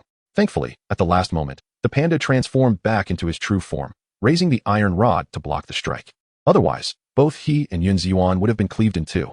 The panda bounced back to his feet, quickly assisting Yun Ziyuan to his safe distance to rest before facing Qin Wuxie alone once more. Impressive strength. Here I come again. Seeing the panda rise, Qin Wuxie smiled slightly, leveling his katana before charging once more. With another resounding clash, a black and white figure was sent flying again. Before he could land, Qin Wuxie appeared in his path, striking once more. At this moment, the panda was truly at his wit's end, though he managed to block each attack. The disparity in strength was too great. Even successful defenses sent him hurtling away. Each time he neared the ground, he would see Qin Wuxie's figure waiting, forcing him to defend desperately in midair, repeatedly being sent flying. Time passed, and the panda wore an expression of utter despair, still floating in the air. Occasionally, he pondered whether it might be easier to cease defending and simply accept a fatal blow, yet it seemed Qin Wuxie anticipated this thought. Instead of targeting his body, Qin Wuxie adjusted his angles to strike the panda's weapon, ensuring the panda remained airborne. How I long for the ground, having been in the air for so long. I've nearly forgotten the feeling of solid earth beneath my feet.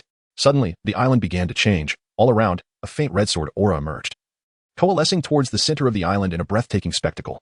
At last, Qin Wuxie ceased his playful torment of the panda, excitement illuminating his face as he gazed toward the island's center. Haha, my master is finally emerging. The island seal is about to be lifted. Qin Wuxie exclaimed joyfully, laughter spilling forth. The panda, having crashed to the ground and reverted to his panda form, lay there like a lifeless fish, his expression one of existential doubt. Let me deliver the final gift and completely dissolve the seal on this island. After speaking, Qin Wuxie glanced once more at the panda sprawled on the ground and at Yun Ziyuan, who was recovering nearby. Don't look at me. I don't want to play anymore. Isn't your master about to emerge? Go find him. The panda, filled with dread at Qin Wuxie's sudden gaze, protested. Every game must reach its conclusion. It is time to end today's game, Qin Wuxie declared, raising his weapon to unleash a slashing strike towards both the panda and Yun Ziyuan. After accomplishing all of this, Qin Wuxie cast not a single glance at them, vanishing from the spot without a trace. I stood there, watching Qin Wuxie depart, while the slash aimed at us left me utterly speechless.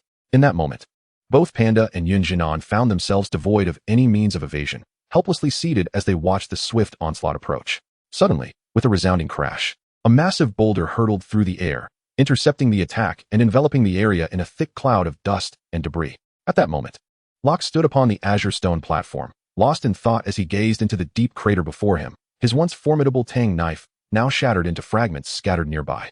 Behind him, several corpses lay sprawled on the ground, and upon closer inspection, it became evident that these individuals were the ones who had been trailing Yunji Nan, namely Daniel and Ergo. Outside the platform, the monkey, Wukong, was intently gazing at the unmoving puppet on the ground, occasionally prodding it with his paw to ascertain whether it was still alive. To comprehend the current state of affairs, one must begin with Locke's battle against the white figure, which unexpectedly transformed into a crimson specter. During that encounter, Locke relentlessly attacked the blood-colored figure. With each failed attempt to slay it, the specter grew slightly stronger. This posed a significant conundrum for Locke, leaving him utterly perplexed and without a solution. Fortunately, despite the specter's gradual increase in strength, the increments were modest, allowing Locke to ultimately vanquish it with a single blow after approximately an hour, albeit with more force required than before. It was during this struggle that Locke noticed a series of bloodstains had appeared on his Tang Dao, seemingly materializing without his awareness. Each time he struck the crimson figure, an additional line would emerge on the blade. Although these lines were thin, their cumulative effect was substantial. Within half an hour, the blade was entirely covered in blood lines. At this juncture, the blood-colored specter had reached a level of power that Locke could not overcome without relying on his abilities.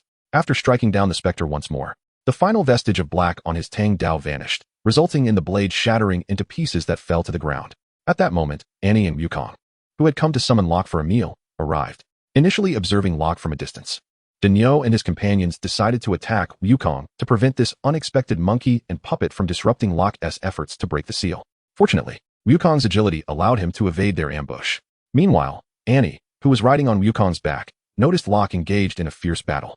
After instructing Wukong, she gracefully dismounted and soared towards Locke's location.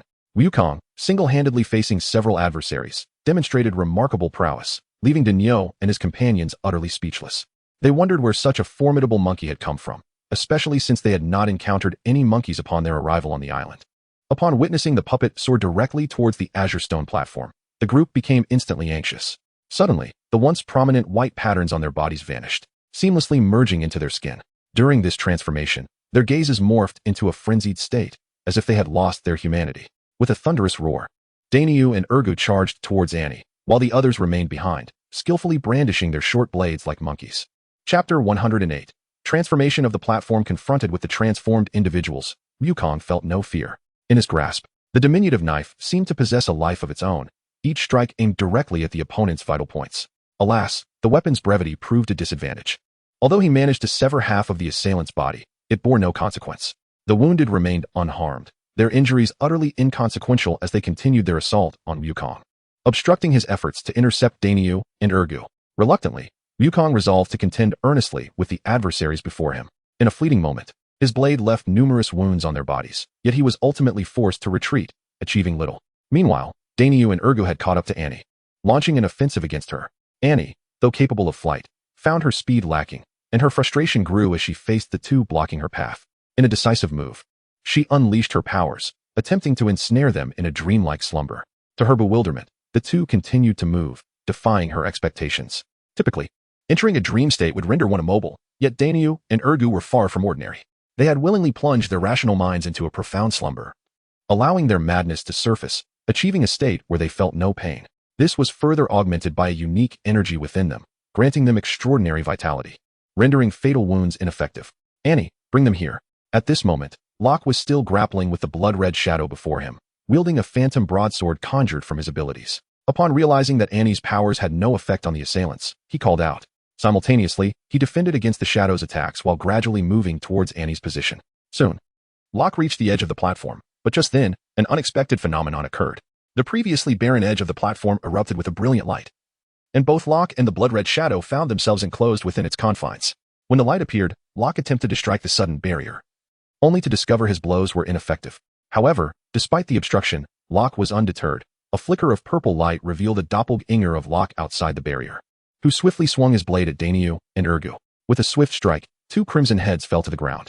Yet, inexplicably, the decapitated Dainyu and Ergu continued their relentless assault on Annie, their severed heads eerily returning like the shadow's form. What the hell? How can they not be killed? Locke muttered in disbelief. Although he failed to eliminate them, his doppelganger successfully impeded their advance, ensuring Annie, who was momentarily devoid of combat capability, remained safe. Annie, try to put that blood-red shadow into a dream. Seeing Annie was safe, Locke urged her, having flown a short distance. Despite witnessing the ineffectiveness of her powers on the two, he encouraged her to try nonetheless. Locke believed their minds were anchored in their physical forms. Thus, even if their consciousness were drawn into a dream, their bodies would still be manipulated by that peculiar energy. The blood-red shadow, however, was different. It was an amalgamation of energy and spirit, with its very essence reliant on its mental state. Should its consciousness be ensnared, it would merely be energy devoid of threat. After all, energy itself is neither inherently evil nor virtuous. It is determined by the wielder. Not good. Big brother, you're too far away. My powers can't reach that distance. Annie exclaimed, finding herself blocked by the sudden barrier outside the platform. Locke, having fought closely at the platform's edge, was surprised by Annie's inability to reach him, realizing it was a result of the platform's potent sealing force. Then wait there, Locke instructed, taking a moment to strategize. He conjured another doppelganger to fend off the blood-red shadow's attacks, while his true self swiftly maneuvered towards the shadow. He dispelled the previous doppelganger, allowing the shadow's attack to miss, and then delivered a powerful kick to the blood-red figure. With a resounding impact, the shadow was sent crashing against the white barrier. The guard was startled by the sudden appearance of the shadow, nearly fleeing in fright, but upon seeing it halted by the barrier, he breathed a sigh of relief. How about now? Is this distance sufficient? Locke's voice resonated from behind the blood-red shadow. Upon hearing him, Annie quickly responded, channeling her abilities towards the blood-red shadow, which was now distorted and pressed against the barrier due to Locke's force. The shadow, once howling in rage, suddenly froze, ceasing its movements. The wild fury in its eyes faded, leaving only a vacant stare, as the instinctual blood-red figure began to retreat slowly. As Locke passed by, he unexpectedly evaded him, leaving Locke utterly speechless. Had he been so severely wounded that he was now reduced to mere instinct, paralyzed by fear? Naturally, the sanguine figure would not elucidate Locke's queries. Even the original apparition had refrained from offering any explanations. At that moment, the blood-hued silhouette had retreated to the center of the platform, exactly where the long sword had been plunged into the ground, a sword that had long since shattered, now reduced to a mere pile of dust. What was his intention? Locke found himself perplexed by the figure's actions. Initially, he had envisioned that Annie would arrive to wield her powers, lulling the sanguine figure into a deep slumber, leading to its eventual dissolution, or at the very least, a more frenzied assault. However, the current scenario had completely taken Locke by surprise. There was neither an escalation of fury nor a dissolution in place, but rather a deliberate movement to the center of the platform. What could this mean? Before Locke could ponder further, the sanguine figure exhibited a new transformation. It had reached the central position, and gradually, the crimson hue that enveloped it began to recede into the ground. Once the last vestiges of color vanished, the figure had reverted to the original form Locke had first encountered. The once vacant gaze of the white figure slowly regained its luster. Alas, he had not anticipated reaching this juncture. After casting a glance in Locke's direction, the restored white figure sighed and spoke. What does this juncture entail? Please clarify. Locke was left exasperated by the figure's sigh. This was not the first occurrence. The inhabitants of this island were indeed peculiar, often speaking in half-truths, leaving Locke to decipher their intentions. If you do not articulate your thoughts, how could anyone possibly know what you mean? Is this manner of speech intended to convey a sense of sophistication? Locke silently scoffed. A millennium has indeed elapsed, and it is time for closure. Regardless of the magnitude of your past transgressions, such an extended period should warrant an end. The white figure, seemingly lost in contemplation, briefly regarded Locke before diverting its gaze downward. Even if you attempt to hold me back, it will be in vain. Alas, why do you persist in this endeavor? The white figure continued, its eyes reflecting a blend of nostalgia, resentment, and reluctance. Old man, please articulate your thoughts clearly. What is this about a millennium? What heinous deeds? Please, complete your statement. Unable to contain himself any longer, Locke finally voiced the frustrations that had been brewing within him. Upon articulating his thoughts, Locke felt an immense sense of relief, as though his very soul had undergone a profound elevation. My time is limited. When she emerges, I would appreciate it if you could convey a message to her on my behalf. Simply state that I have loved and do not regret it. The ethereal figure, cloaked in white, lifted its head and gazed in Locke's direction as it spoke. Huh? Upon hearing the words of the white figure, Locke was rendered utterly bewildered. Who was the she that it referred to? He was entirely in the dark. Moreover, the figure had mentioned its limited time, yet it appeared to be standing quite well, without any visible signs of distress. Just as Locke was preparing to voice his skepticism, the white figure began to gradually fade away, transforming into minuscule particles that dissolved into the air. As he dissipated, the barrier that once surrounded the edge of the bluestone platform began to fade away. Suddenly, with a resounding crash, a figure was hurled into the air at the very moment the barrier vanished. Locke focused intently and was astonished to see that it was the Monkey King, Wukong, who had been sent flying.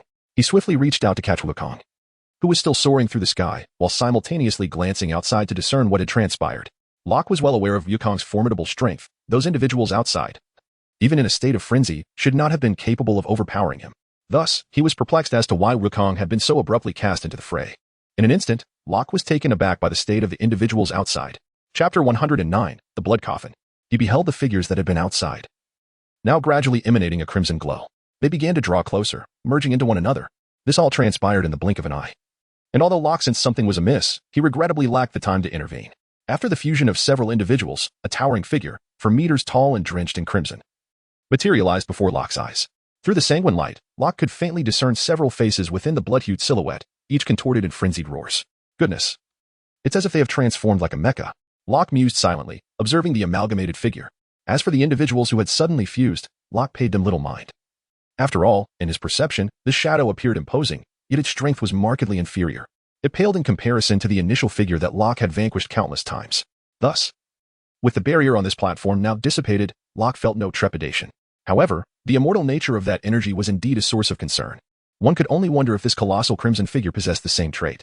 As the blood-red figure began to take shape once more, it unexpectedly abandoned both the monkey Wukong and Annie, charging directly towards Locke. What on earth? Why is it coming for me? Locke exclaimed, bewildered. For he was clearly the one furthest away. Observing the approaching crimson specter, he found himself at a loss for words, as his current position rendered him the most distant from the entity. Meanwhile, the monkey Wukong, just mere meters away, seemed utterly indifferent, not even casting a glance in his direction. After the white silhouette vanished, it appeared that the seal upon the island had been partially lifted, particularly as the suppressive force at the center of the platform had significantly diminished. Consequently, the crimson figure surged onto the platform, its power remaining largely unchanged. The blood-red energy, pulsating in the figure's grasp, relentlessly advanced toward Locke. In response to the encroaching crimson energy, Locke merely raised his hand gently, summoning an ancient purple bell that materialized before him, enveloping his entire being within its protective embrace. With a resounding clang, the blood-red energy collided with the grand bell before Locke, resonating with a thunderous chime. After fending off the attack, Locke did not engage in idle chatter. Instead, he materialized a Tang Dao in his hand and charged towards the crimson figure, executing a swift upward slash. A sound akin to fabric being torn echoed through the air, and the recently formed crimson silhouette was cleaved in two. Strangely, although the individuals who had previously shown no signs of bleeding now gushed forth torrents of blood from the severed edges. Even more bizarrely, the wounds that would typically heal immediately were now refusing to close, causing the crimson figure to gradually dissipate, revealing the still intact individuals within. Blood flowed profusely, seemingly unending. Observing this scene, Locke was filled with disdain for the impostor. How could the crimson figure, which he had previously found impossible to defeat, succumb so easily this time? It was evident that counterfeit products were unreliable. One must always support the authentic. The crimson figure before him was a clear testament to this truth. The original was not only invulnerable but grew stronger with each strike, whereas this imitation, despite its imposing appearance, was merely a fade, dispatched with a single blow. However, after a minute or two, Locke noticed that the blood from the individual sprawled on the ground continued to flow outward in an incessant stream, as if it were boundless. What on earth? Are these people made of water? How can they bleed for so long? Locke lamented. Big brother, is there something wrong? At that moment, Annie had soared to Locke's side, perplexed by his complaints about the corpses. Of course, something is amiss. While the human body consists of approximately 60% water, that does not imply that all of it is blood. In fact, blood constitutes only a minuscule fraction of that water, Locke replied, embarking on a brief lesson. Given the rate of blood loss from their wounds, they would be completely exsanguinated within a minute, yet their blood continued to pour forth. Big brother, look. Their blood is forming patterns on the ground, Annie exclaimed, pointing in astonishment at the crimson liquid pooling below. What? Patterns? Locke followed her gaze. To his surprise, the blood seeping from the corpses began to trace intricate, mysterious designs upon the azure stone platform. Approaching the scene, he realized that the platform bore minute grooves that he had previously overlooked, distracted by the sword embedded within. Could this be the so-called seal? Locke pondered aloud, gently caressing the tiny furrows beneath him. Suddenly, as Locke examined the grooves, the monkey Wukong, who had been reluctant to enter the platform, let out a frantic cry. What do you wish to convey? Locke looked up, bewildered, at the agitated monkey leaping about outside the platform. Wukong says it's dangerous and that we should leave quickly. Annie translated, her voice urgent. Dangerous? Upon hearing this, Locke released his vital energy, expanding it outward to ascertain the source of the monkey's fear. However, after surveying the surroundings, he could not detect any imminent threat. Could you clarify where the danger lies? Locke inquired, perplexed. Chirp, chirp, chirp. Seeing that Locke and Annie were not exiting but rather investigating, Wukong grew increasingly frantic. He says the demon lord beneath is about to emerge, urging us to flee. Annie continued her translation. Demon Lord? The mention of this term instantly reminded Locke of the sword demon that had been sealed on the island. As recounted by the white figure, just as he was about to ask further questions, the blood from the fallen figures began to fill the grooves on the azure stone, saturating the entire platform. At that moment, a brilliant crimson light erupted from the blood, transforming the formerly untainted azure stone into a deep scarlet hue. Locke felt a surge of malevolent intent rising from beneath the platform and was about to retreat, but the crimson light seemed intent on preventing his escape. The radiant energy enveloped him, trapping him in what felt like an ocean of blood, rendering him utterly immobile despite his desperate struggles. Annie, perched upon Locke's shoulder, found herself in a similar predicament, unable to move. Outside, Wukong witnessed this and attempted to charge and to rescue them, but was repelled by a surge of red energy that struck him back. Undeterred, the monkey made repeated attempts to breach the platform but was thwarted each time, revealing a disparity in power between him and the sealed sword demon. Locke longed to call out to Wukong to cease his futile efforts, yet the blood-red energy encasing him rendered him voiceless. Fortunately, this ordeal did not endure for long, as the grooves on the platform quickly filled with blood. At that moment, the energy constraining Locke and Annie suddenly dissipated, coalescing in the center of the platform. The energy then plunged downward, colliding with the ground. With a resounding boom that reverberated across the island, the center of the platform was blasted open, unveiling two coffins, one large and one small, hidden beneath. As the coffin materialized, an overwhelming wave of sword energy surged forth, violently propelling Locke and Annie, who were attempting to flee from the platform, into the air. The force of this sword energy was formidable. Annie was rendered unconscious, while Locke, having experienced some enhancement in his physical capabilities during this time, emerged relatively unscathed, albeit in a rather disheveled state. The monkey, who had been flung some distance away moments earlier, seemed to have escaped with minimal injury. At that instant, as Locke and the others were sent flying, crimson threads appeared in the sky, converging towards the larger coffin that had just emerged from the pit. In an instant, the sky, which had merely been tinged with a slight redness, transformed into a deep scarlet. The bloodlines drifting down resembled veins, while the larger coffin appeared akin to a heart. It was at this moment that Locke noticed in the distance. The barriers that had previously confined the island had now turned transparent, revealing glimpses of the outside world. Though the view was still somewhat unclear, it was becoming increasingly distinct at a visible pace. After regaining his composure, Locke slowly rose to his feet. He first lifted the unconscious Annie and placed her beside a large tree not far away. He then called back Wukong, who had returned, asking him to stay and watch over her while he cautiously approached the platform to investigate the situation. As Locke gradually made his way to the platform, he discovered that the oppressive force, which had diminished with the disappearance of the previously white figures, had completely vanished. However, as he reached the center of the platform, a palpable sense of danger enveloped him, as if taking another step would lead to his demise. This sensation was most unsettling. Chapter 110, Notification. At that moment, above the tranquil sea within the windless zone, the sky was clear, seamless, and devoid of waves, with two warships anchored on the surface. Opposite the warships lay a red island, appearing indistinct yet increasingly tangible, with three figures standing before it. At the forefront stood a man clad in a naval uniform on the upper half and denim shorts below, staring intently at the distant island, lost in thought. Behind him stood two elderly men, both with white hair, yet their demeanors were strikingly different. One wore a pristine naval uniform, complemented by a cape emblazoned with the word justice, standing upright and exuding vitality. In stark contrast, the other was disheveled, his clothing tattered, hair unkempt, and his face glistening with remnants of a recent meal. These three were Ace, Carp, and the old beggar, who had been standing there for some time, observing the island as it gradually came into focus. Over an hour had passed since the island's sudden appearance, and they had watched in silence. While Carp and Ace remained relatively unfazed, the old beggar was noticeably troubled, his brow furrowed in concern upon witnessing the island. At that moment, the features of the island became discernible. Crimson threads connected to the island's center, but the island's ethereal quality left them uncertain about its true nature. From their vantage point, they could not ascertain whether there were villages or any settlements on the island, leaving the situation shrouded in mystery. Donut old man, aren't you with the government?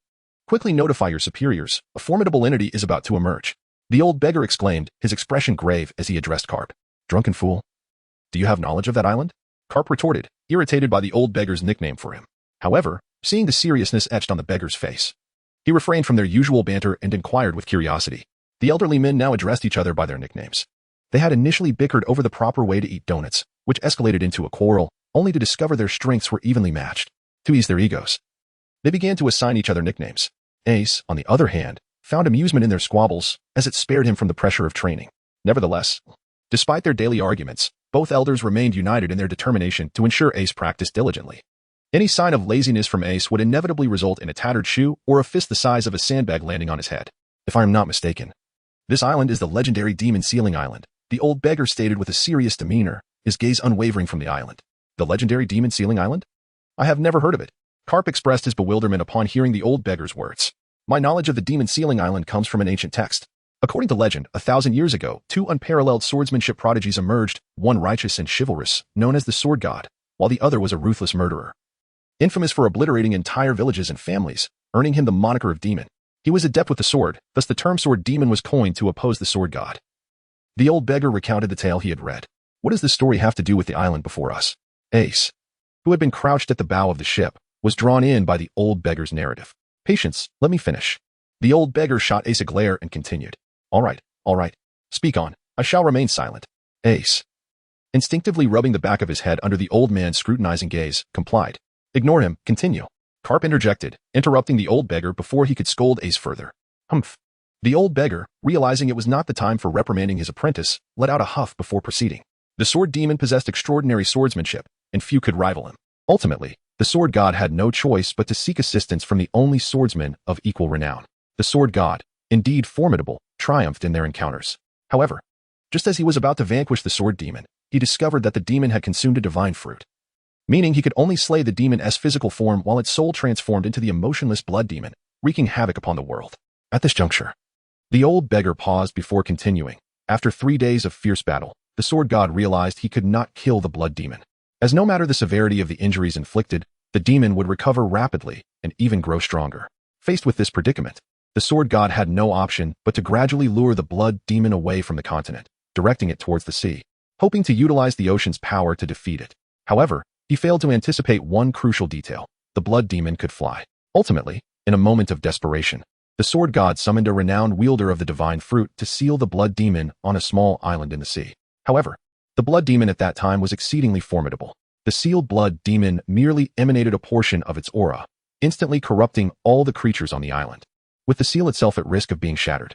Upon witnessing this dire situation, the sword god stepped forth. He sacrificed his soul to fortify the seal and transported the island into a subspace. Meanwhile, some righteous heroes of the martial world chose to remain on the island, dedicating their lives to guard the seal for generations.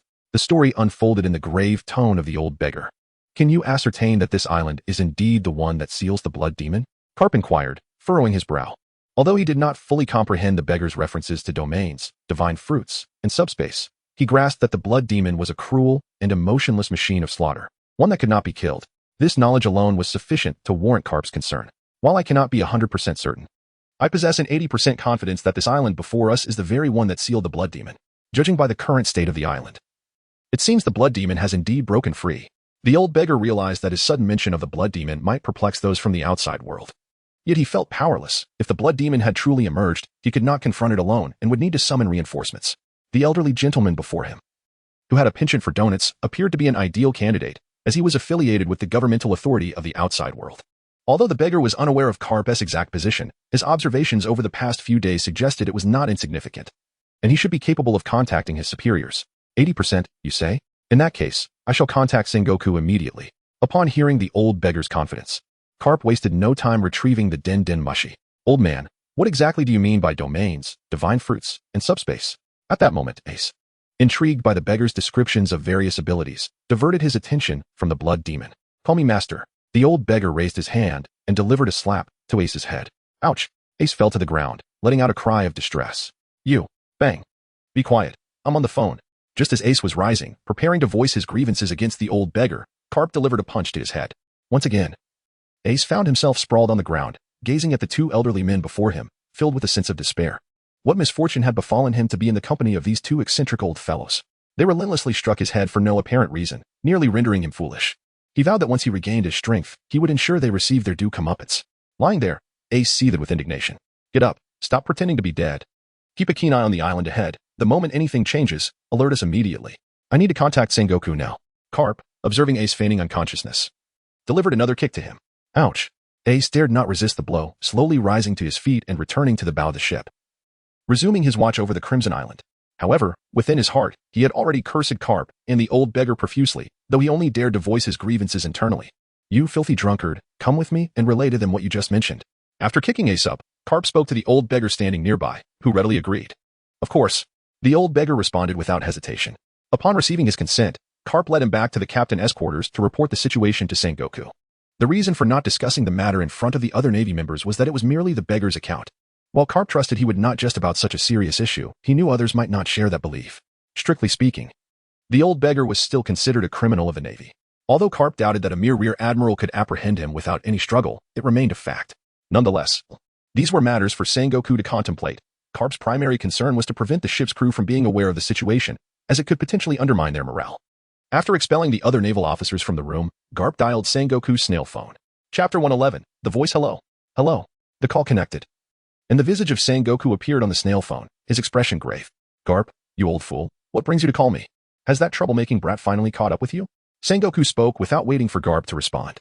No, Garp replied succinctly. Then is it your grandson? The one who has always aspired to be a pirate, who has run away. I knew it.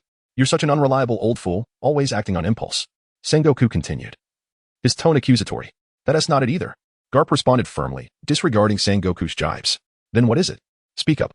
I have hundreds of documents to review and no time to waste on idle chatter. Frustrated by Garp's silence, Sengoku pressed for an explanation after a series of his own speculations. I'm here to request reinforcements, Garp stated calmly. Reinforcements? Aside from your two grandsons. You actually have someone you can't handle? Sengoku questioned, puzzled. He was well aware of Garp's prowess, unless two of the emperors joined forces against him. It was unlikely Garp would seek help. Speak. What has happened? Sengoku now took on a serious demeanor. Aware that he had not received any recent news from the New World indicating that any of the emperors had ventured to the first half of the Grand Line. Thus, Garp's call for assistance must be due to a formidable adversary other than the emperors. Do you remember that Commodore you sent to the East Blue to capture the seller of ancient script books? Garp inquired, avoiding a direct account of the day's events. Of course, but could it be him? No, that Commodore reported that the operation went smoothly, with no casualties. Sengoku responded, bewildered. What do you mean capture? The old man simply wanted to board the ship. Interjected the old beggar, who stood beside Garp. As a master, how could he be captured by someone weaker than himself? He had merely ventured into the outside world to procure a few manuals in exchange for some currency, unwittingly drawing the attention of the authorities. The old man was quite pleased to accompany them. After all, it ensured he wouldn't go hungry. Who are you? Sengoku suddenly inquired, his tone shifting to one of caution. Both he and Garp held significant positions, and it was unusual for anyone to act so brazenly before them. Me? I'm just the old man you mentioned as being captured. The beggar replied, a hint of disdain in his voice. It's you. How did you end up here? Who released you? Sengoku demanded, taken aback. Released? I came out on my own accord. Do you think your men could restrain me? The beggar retorted defiantly. Enough. Let us not bicker. I still have important matters to address. Garp interjected, surprised to find himself in the role of mediator, a stark contrast to his usual position. All right. Speak, Sengoku said, taking a few deep breaths to regain his composure. He reflected on how his temper usually remained in check, even with someone like Garp. Yet this old man had provoked him so easily. Calming down, Sengoku pondered the situation, but Garp began to explain the reason for his call. Come now. You drunken old fool, recount what you just told me about how you met this beggar and how he took Ace as his apprentice. After sharing the details, Garp handed the snail phone to the beggar. Humph. The beggar snorted, displeased with Sengoku's earlier remarks about his capabilities. However, with the imminent threat of the blood demon, he chose not to dwell on such trivialities and reiterated what he had just shared outside. What? Are you saying that a blood demon, sealed for over 1,000 years, is about to emerge? Sengoku exclaimed, disbelief etched across his face as he processed Garp's revelation. The expression on Sengoku's face mirrored the one on the snail phone. A complex mix of incredulity. Do you not believe me? Garp, having taken a sip of water after his lengthy discourse, expressed his dissatisfaction upon witnessing Sengoku's reaction. How certain are you that the old man speaks the truth? Sengoku pressed, knowing Garp well enough to understand that he wouldn't fabricate such claims regarding a significant matter. While the island has yet to fully surface, I felt an ominous presence as it began to rise, Garp remarked, sidestepping a direct answer. Ominous, you say? Sengoku fell into contemplation. He was well aware of Garp's keen observation abilities, while he had yet to achieve the same level of insight as Roger did 2 decades prior. He was not far off. If Garp sensed danger, it warranted serious consideration, though the tale seemed fantastical if Garp chose to believe it. Then there must be substantial truth to it. I will summon the Navy station nearby to converge at your location, Sengoku declared after a moment's reflection. No. The beggar reacted vehemently, outright rejecting Sengoku's proposal. What is the matter? Sengoku was taken aback by the beggar's refusal. Didn't you just say you needed reinforcements? I'm sending people over. If the island truly harbors the blood demon, then sending those inexperienced soldiers would only bolster its strength. Did I not mention that the blood demon gains power through slaughter? The beggar articulated his reasoning firmly. You mentioned that? Both Sengoku and Garp were momentarily confused, as neither had recalled such a detail. Fine. Consider it something I forgot to mention. The beggar conceded, waving his hand dismissively. It was indeed something you overlooked. Garp and Sengoku chimed in unison, exasperated. If such a blood demon truly gained strength through relentless killing, then ordinary soldiers should not be dispatched. Therefore, I will send only those of the rank of Commodore or higher from the Navy in your vicinity, and I will also instruct Kazara to hasten his assistance. Sengoku concluded, cutting through the banter decisively. Let us hope they arrive swiftly. We must aim to eliminate the blood demon the moment it breaks free from its seal. If it escapes, the ensuing carnage is unimaginable. The old beggar, upon hearing that the warring states had summoned officers of the rank of Major General and above, was uncertain of their strength. However, the presence of the title general suggested they could not be too feeble. Humph. I need no intervention from an outsider like you. Warring States let out a cold snort, expressing his dissatisfaction with the old beggar's attitude. Fortunately, at that moment, Karp abruptly hung up the phone, leaving no opportunity for the two to bicker. I shall not stoop to his level. The old beggar held his head high like an arrogant swan and strode toward the exit. Karp was left standing alone in the room, speechless. He had not anticipated that the elderly man he had found aboard the ship possessed such a side. Shaking his head, Karp took out his donut and began to eat, attempting to calm his nerves. Suddenly, Rock, who had just arrived near the large pit on the platform, sensed a profound and ominous presence. In that moment, a hoarse voice, indistinguishable in gender, unexpectedly resonated in my ear. You are the commendable youth mentioned by Lingfang. The voice, raspy and devoid of any emotion, was profoundly unsettling. Who are you? Who is speaking? The sudden emergence of this voice heightened Locke's already palpable tension, prompting him to scan the surroundings in a desperate attempt to locate its source. Alas, there was no one else standing nearby, only he remained. As for Bukong, who was further away, guarding Annie, he was merely a monkey and incapable of speech, only able to emit high-pitched chattering sounds. Upon realizing he was alone, Locke suddenly recalled the martial arts novels he had read, where there were always instances of true energy-transmitting sound. Could the sound he just heard have emanated from the person within the coffin? With this thought, Locke hurriedly gazed into the deep pit. It's you, isn't it? You are the one speaking, Locke said gravely, staring at the coffin below. Indeed, just as he had been told, he was a clever young man. As Locke focused on the coffin, the voice resonated once more. Hearing this, Locke became increasingly certain that the voice had indeed come from the individual inside the coffin, which heightened his anxiety. The other party had utilized true energy to transmit sound, and he had completely failed to sense its origin. One could only imagine how formidable their power must be. The thought was almost too daunting for Locke to bear. Once he recognized this, a cold sweat instantly enveloped him. Do not be overly anxious. I promised him that I would not harm you. As Locke was drenched in perspiration, the voice echoed again, devoid of any emotion. Yet it undeniably offered him some relief. Although he still had no idea who the person referred to was, the assurance of not being harmed was somewhat comforting. Chapter 112. Schemes. The words spoken by the one in the pit were ones that Locke was inclined to believe. After all, for a being of such formidable strength, eliminating his current self would be an exceedingly simple task. Though his adversary had only just broken free from confinement and might not have fully regained his powers, the very nature of this island rendered any attempt at escape utterly futile. Given these circumstances, Locke saw no reason not to trust the other party. Could you enlighten me as to whom you refer? Is it that sword god named Lingfeng? Upon hearing the assurance that he would not be harmed, Locke felt that there was no need for deceit, thus emboldening himself to engage in conversation. If you prefer not to answer, that is quite all right. I was merely asking out of curiosity. Clearly taken aback by Locke's sudden inquiry, there was a prolonged silence from the other side, during which the crimson energy surrounding the blood-colored coffin began to ripple faintly. Observing this, Locke hastily waved his hand. It is he. As soon as Locke uttered this, the voice returned to his ear, still raspy, yet perhaps it was merely an illusion, for Locke detected a subtle hint of nostalgia within the tone. Due to his previous question inciting a slight stir in the blood-red coffin, Locke hesitated to speak further, remaining frozen in place. The atmosphere was unusually still, with only the crimson tendrils continuously converging towards the grand coffin. Young man, would you care to hear the tale I share about him? The rasping voice echoed once more in Locke's ear. Though it remained indistinguishable as male or female, it had become significantly more animated than at the outset. If you were willing to share, I would be a most attentive listener. Locke replied, though internally he was silently scoffing, thinking, who wants to hear your nonsensical story? All I wish is for the seal on this island to be lifted swiftly, and when that time comes, I shall leave without a trace of regret. Despite his inner thoughts, Locke dared not express them, fearing that should he provoke the entity within the coffin, it might retaliate by emerging and burying him alive. After much contemplation, Locke agreed with a beaming smile. At that time, I was 17, and he was 18. We were both prodigies in martial arts, unparalleled in the realm, with few adversaries to speak of. Even those ancient beings who had long retreated into seclusion would find it impossible to best us. He was a man of integrity, righteous in his actions, a true gentleman. Although my prowess was not inferior to his, an unfortunate incident led me to consume a divine fruit, which transformed me into a being consumed by bloodlust. To me, all in the world became mere tools for the enhancement of my strength. The voice continued to unfold its tale, and as the narrative progressed, its timbre subtly shifted. During my travels in search of a means to counteract the fruit's effects, I encountered him. At that time, he appeared in flowing white garments, exuding an ethereal grace. Every beautiful word that could describe a man would fit him perfectly without any discord. Upon first meeting, we exchanged no words, merely passing each other by as we pursued our own goals. Little did I expect our second encounter would come so swiftly. At this moment, the voice took on a tender quality, shedding its earlier emotional detachment.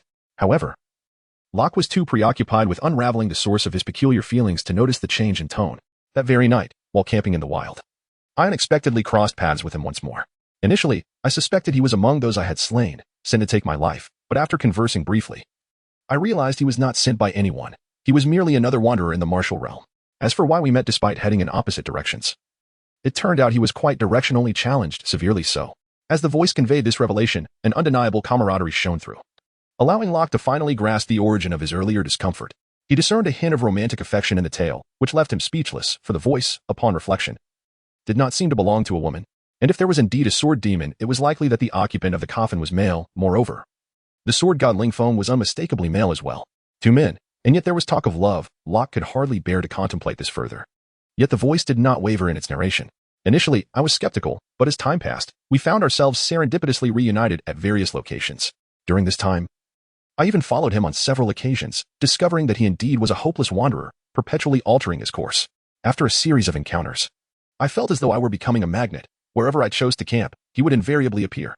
Eventually, I invited him to journey together through the landscapes of the Great Xia, and those moments were the happiest of my life. However, in this world, beauty is often fleeting. 1 month into our travels, we arrived at a village where my fruit's power spiraled out of control. At that moment, he inexplicably left the village. When he returned, he found that I had slaughtered every soul within, standing amidst the carnage with my bloodied sword in hand. Unable to bear the sight, he disregarded my desperate pleas and departed alone. Did you not attempt to explain yourself to him? Locke, now wholly absorbed in the tale, disregarded the gender of the voice within the coffin and inquired with genuine curiosity. He did not heed my explanation, and at that time, I had no desire to clarify. Although I had managed to contain the fruit's power, my thirst for bloodshed remained unabated.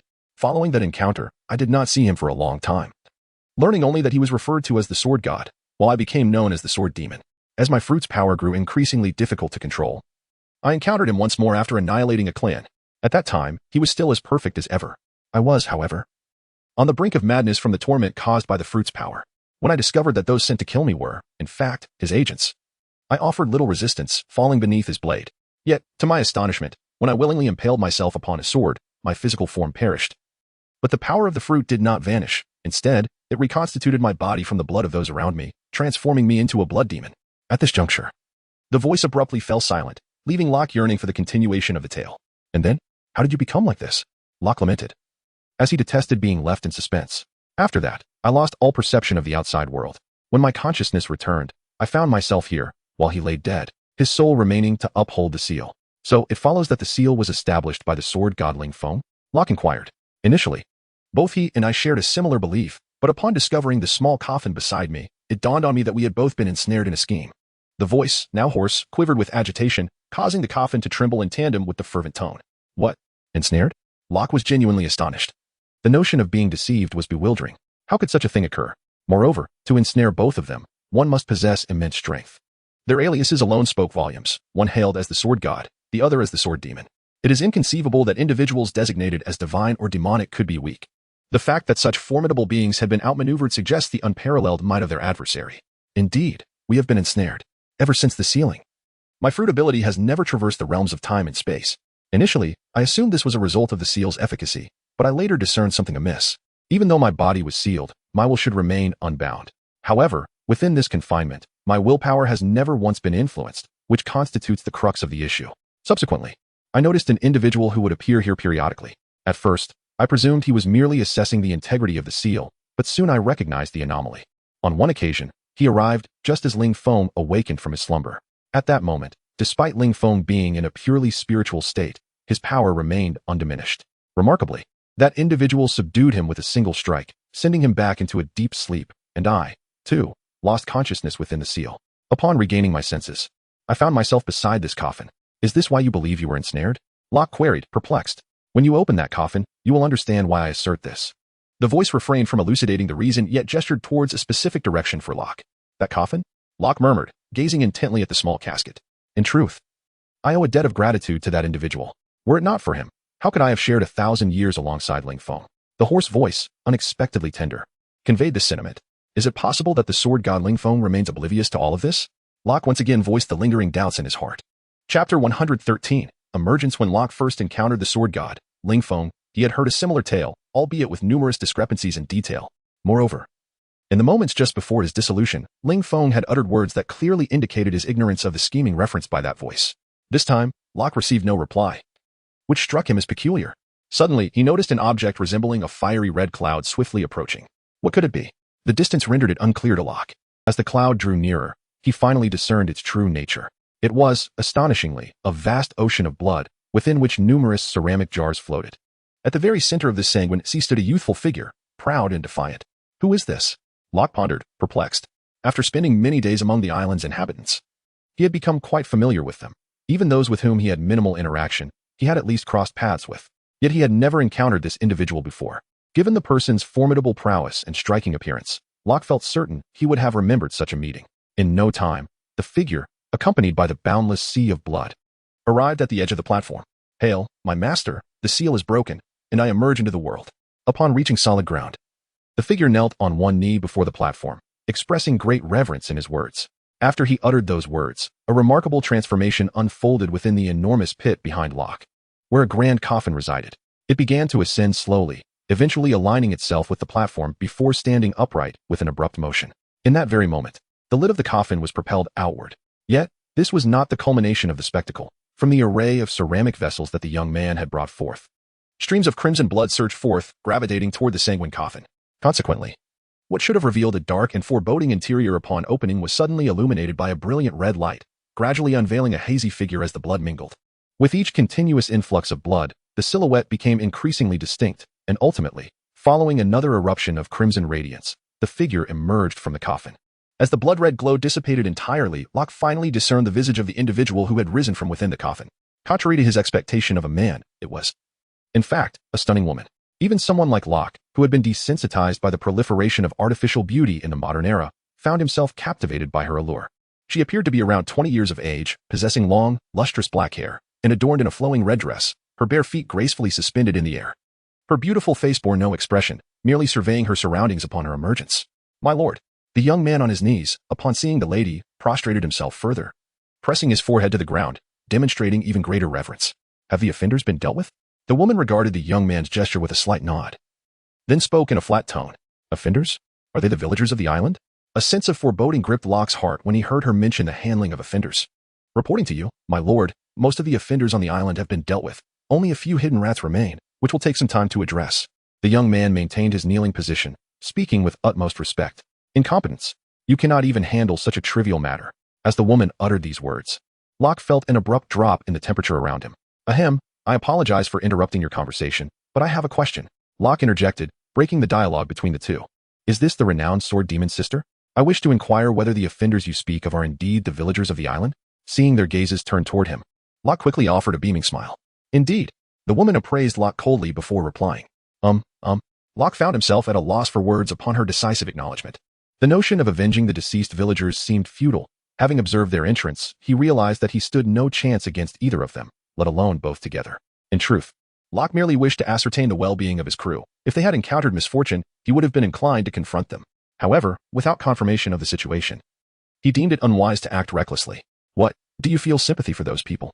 The woman's demeanor remained impassive, yet the blood-red aura surrounding her stirred with agitation as she spoke. No. I only wish to inquire about the safety of my crew.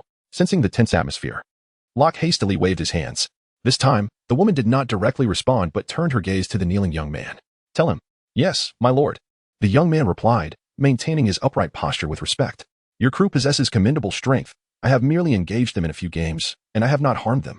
After bowing to the woman, he continued addressing Locke. Thank goodness. As long as they're unharmed. Locke finally exhaled in relief. For him, his crew was of utmost importance. As long as they were safe, he felt unconcerned about the games mentioned. Is there anything else? The woman inquired, observing Locke's hesitation after learning of his crew's safety. Nothing of great significance. Merely a query regarding why you refer to the villagers as offenders? After a moment's contemplation, Locke posed the question. His motivation stemmed from a distaste for the massacre of innocent villagers, and if there were an opportunity to save them, he would not hesitate. Moreover, the sword demon woman appeared amenable, prompting him to voice his thoughts. That is because they are all pawns of that individual. Her tone remained calm, but a palpable aura of menace spread across her gaze at the mention of that person. Pawns. After all this time, is that person still alive? Locke was astonished. The villagers were mere pawns, leading him to ponder the possibility of that person still existing after a millennium. Had you not arrived and disrupted his plans in 10 years? Once the contents of that coffin had fully materialized, he would have re-emerged. The woman spoke with a steady voice. Your presence has thwarted his scheme, granting me the opportunity for revenge. Her tone turned frigid, marking the first visible shift in her expression since her arrival. Now, go retrieve that coffin. Though its contents were not yet fully formed, I believe you will suffice. Consider it a token of gratitude for facilitating my emergence.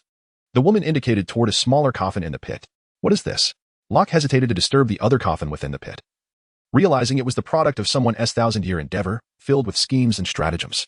If he were to take it, it would be unsurprising for that individual to seek him out. Yet, the woman now offered this object as a favor. Declining might be perceived as a slight, potentially inciting her wrath, given her reputation as the sword demon. Resolutely, Locke steeled himself and approached the deep pit. It would be prudent not to provoke this woman. Should she unleash her fury, he could not contend with her at present. As for whether that ancient entity, having lived for over 1,000 years, would seek him out after he took the coffin, the concern could be addressed later. As Locke approached the pit, a fleeting glimmer of approval flickered in the woman's gaze, only to vanish almost immediately.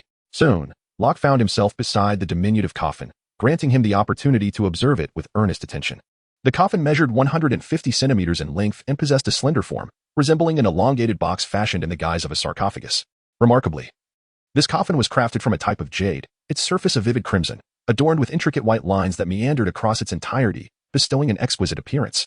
Locke cautiously extended his hand towards the coffin, gently caressing its surface while endeavoring to channel some of his inner energy into it. To his astonishment, the delicate lines that adorned the coffin began to stir in response to his energy, radiating a pure white luminescence. In this radiant light, Locke could even perceive the aura of the sword god, Ling Feng, within it. Open it. The voice of the woman echoed once more in Locke's ears. He complied, his hand gradually moving towards the crevice of the coffin, and then slowly lifting upward. As the coffin was lifted slightly, an overwhelming surge of sword energy suddenly shot forth from within, heading straight for Locke's face. To his astonishment, he quickly sidestepped to avoid the unexpected onslaught.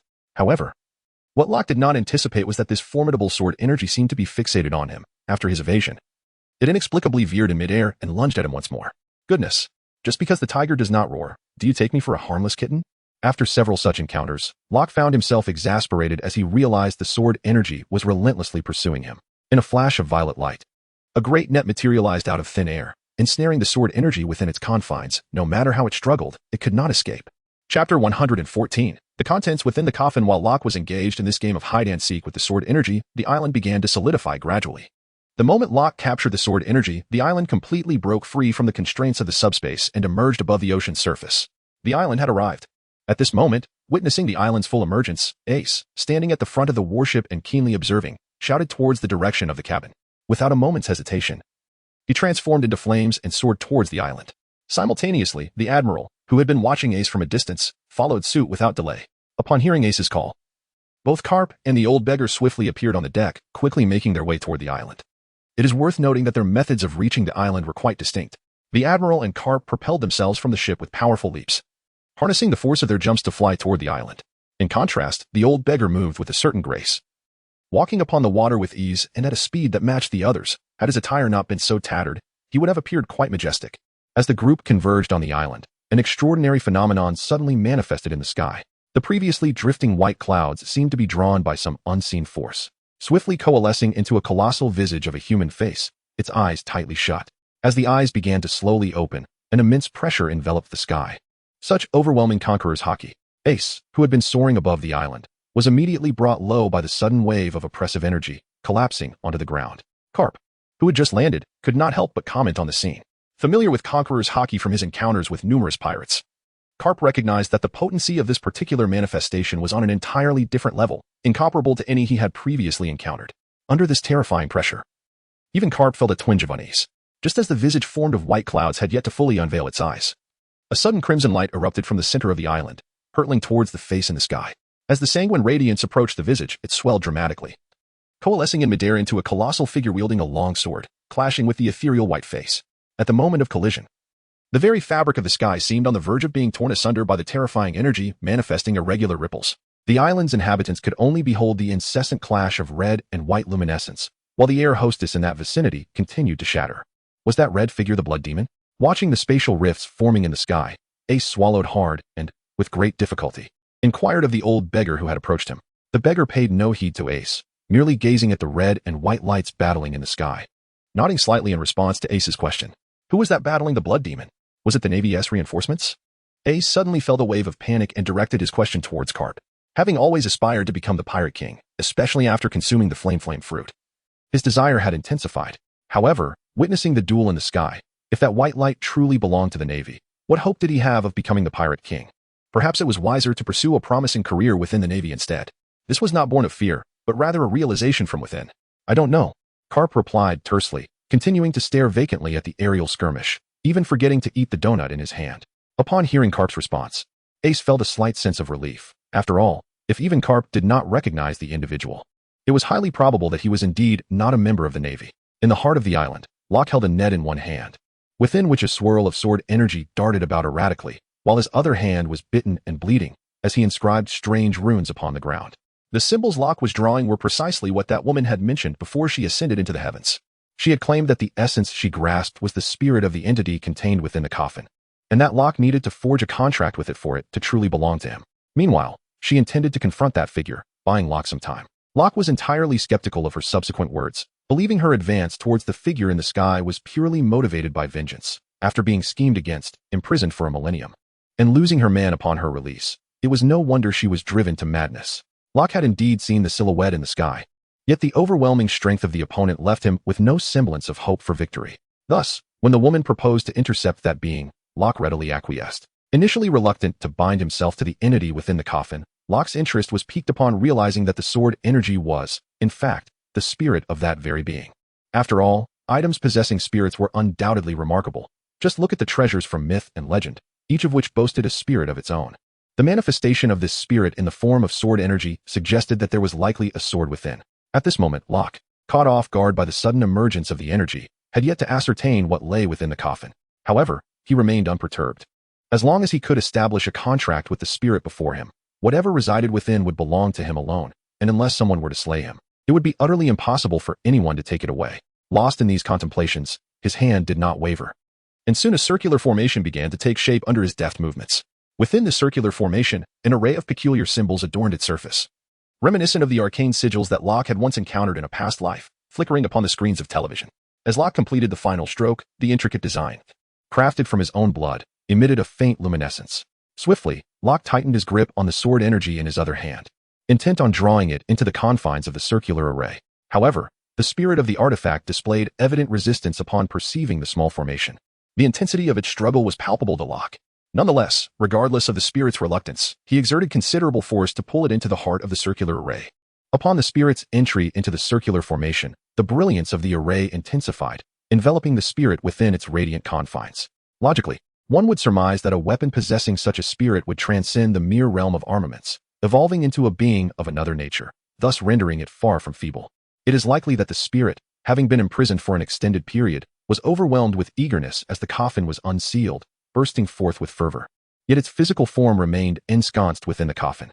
As the coffin was sealed once more, the vital connection between the spirit and its corporeal vessel was temporarily severed, affording Locke the opportunity to seize it. Naturally, Locke remained oblivious to these intricacies, his gaze fixed upon the spirit, which was relentlessly colliding against the barriers of the formation. Yet unable to escape, he perceived the spirit as rather weak, devoid of any semblance of offensive capability. Moreover, he pondered whether it was truly worth incurring the ire of an ancient creature that had existed for over a millennium for the sake of such a seemingly insignificant entity.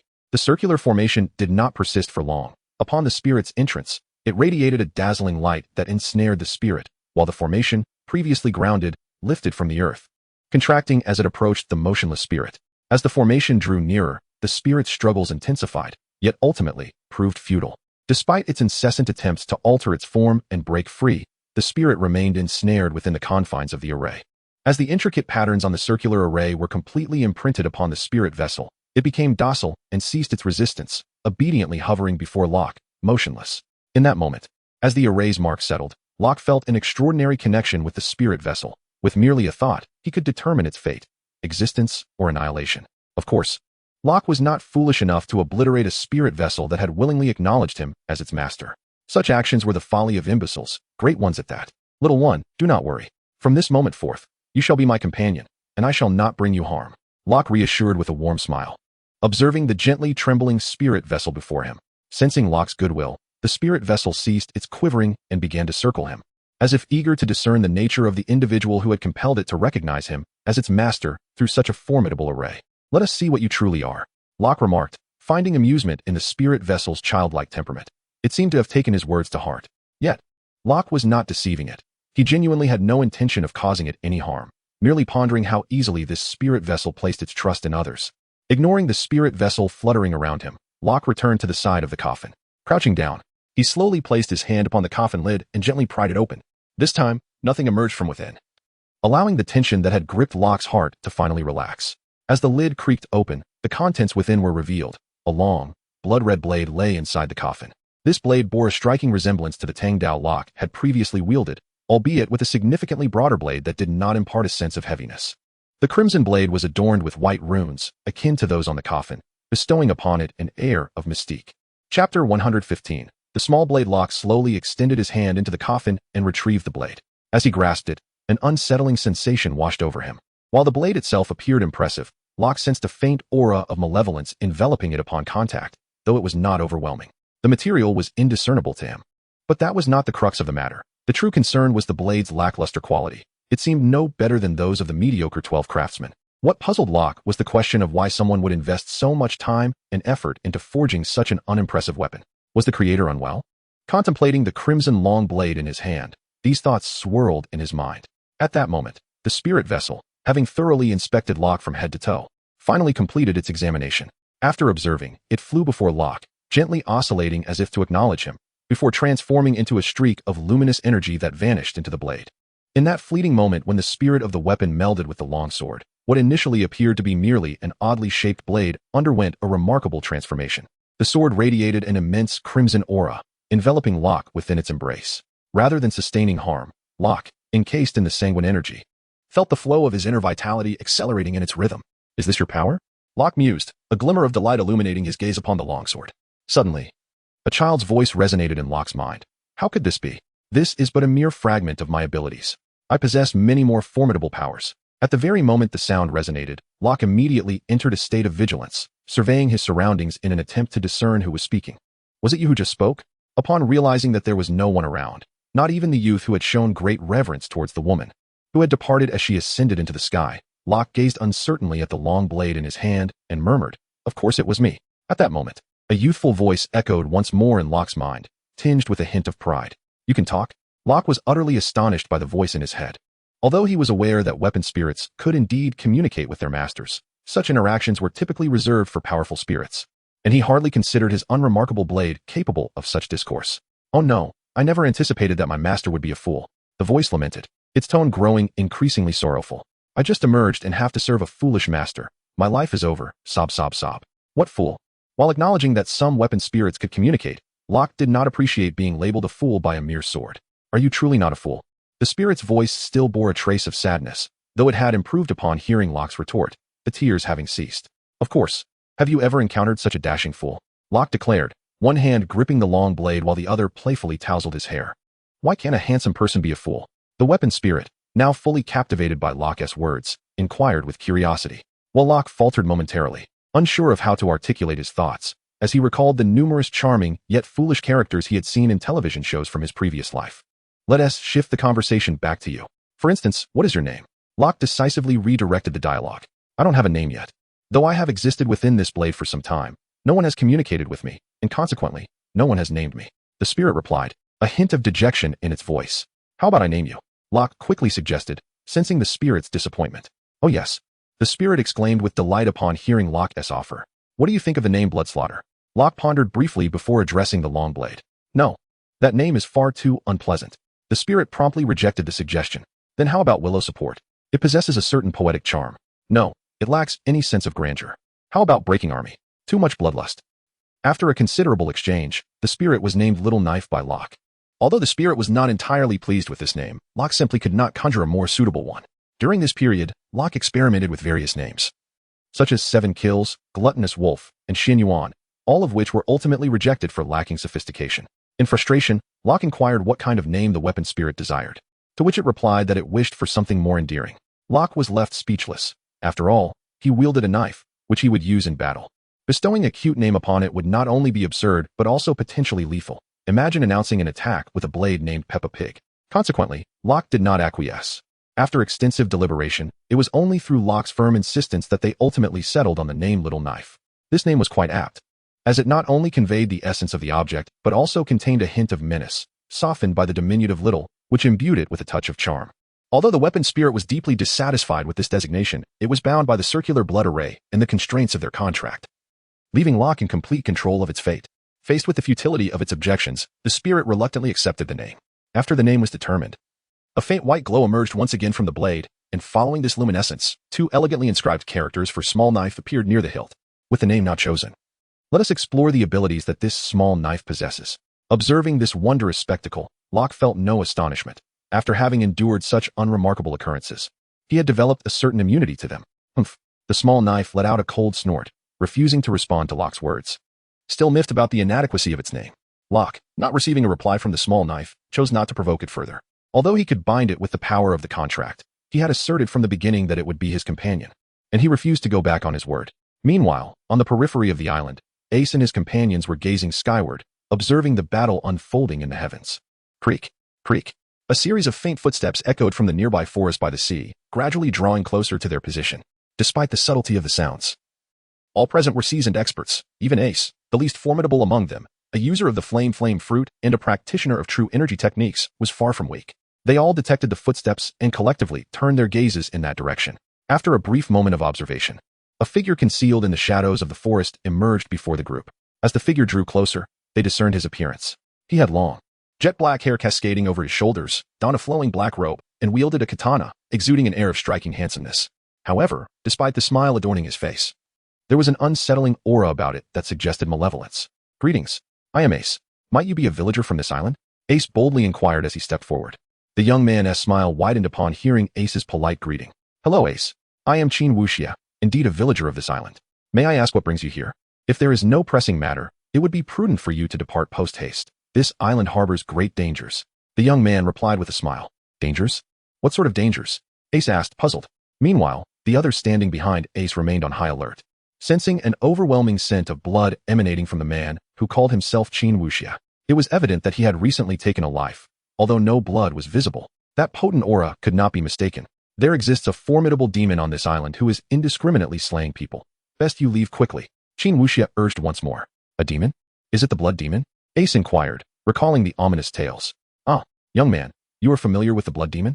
Qin Wuxia expressed surprise at Ace's knowledge. Indeed, we have come to eradicate the blood demon and prevent him from wreaking havoc upon the seas, Ace affirmed resolutely. To eliminate the blood demon? Your strength is commendable, yet it pales in comparison to his. It would be wiser to turn back before calamity befalls you, Qin Wuxia stated, casting a glance at Cap and the others behind Ace. Not a chance. We are formidable. How could a mere blood demon pose a threat to us? Ace asserted confidently. Do you truly intend to proceed?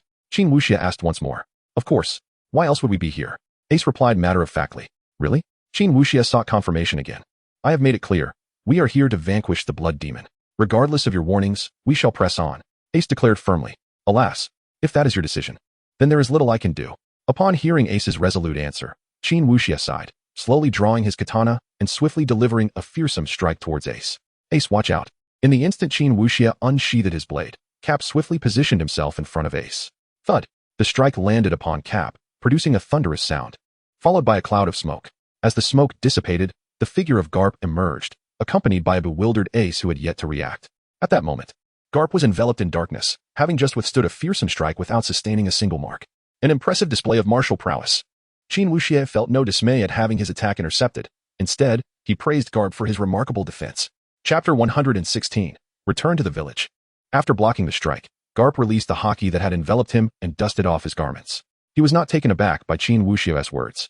Through previous conversations with beggars, he had gleaned that all methods of haki cultivation at sea originated from a land known as Daxia.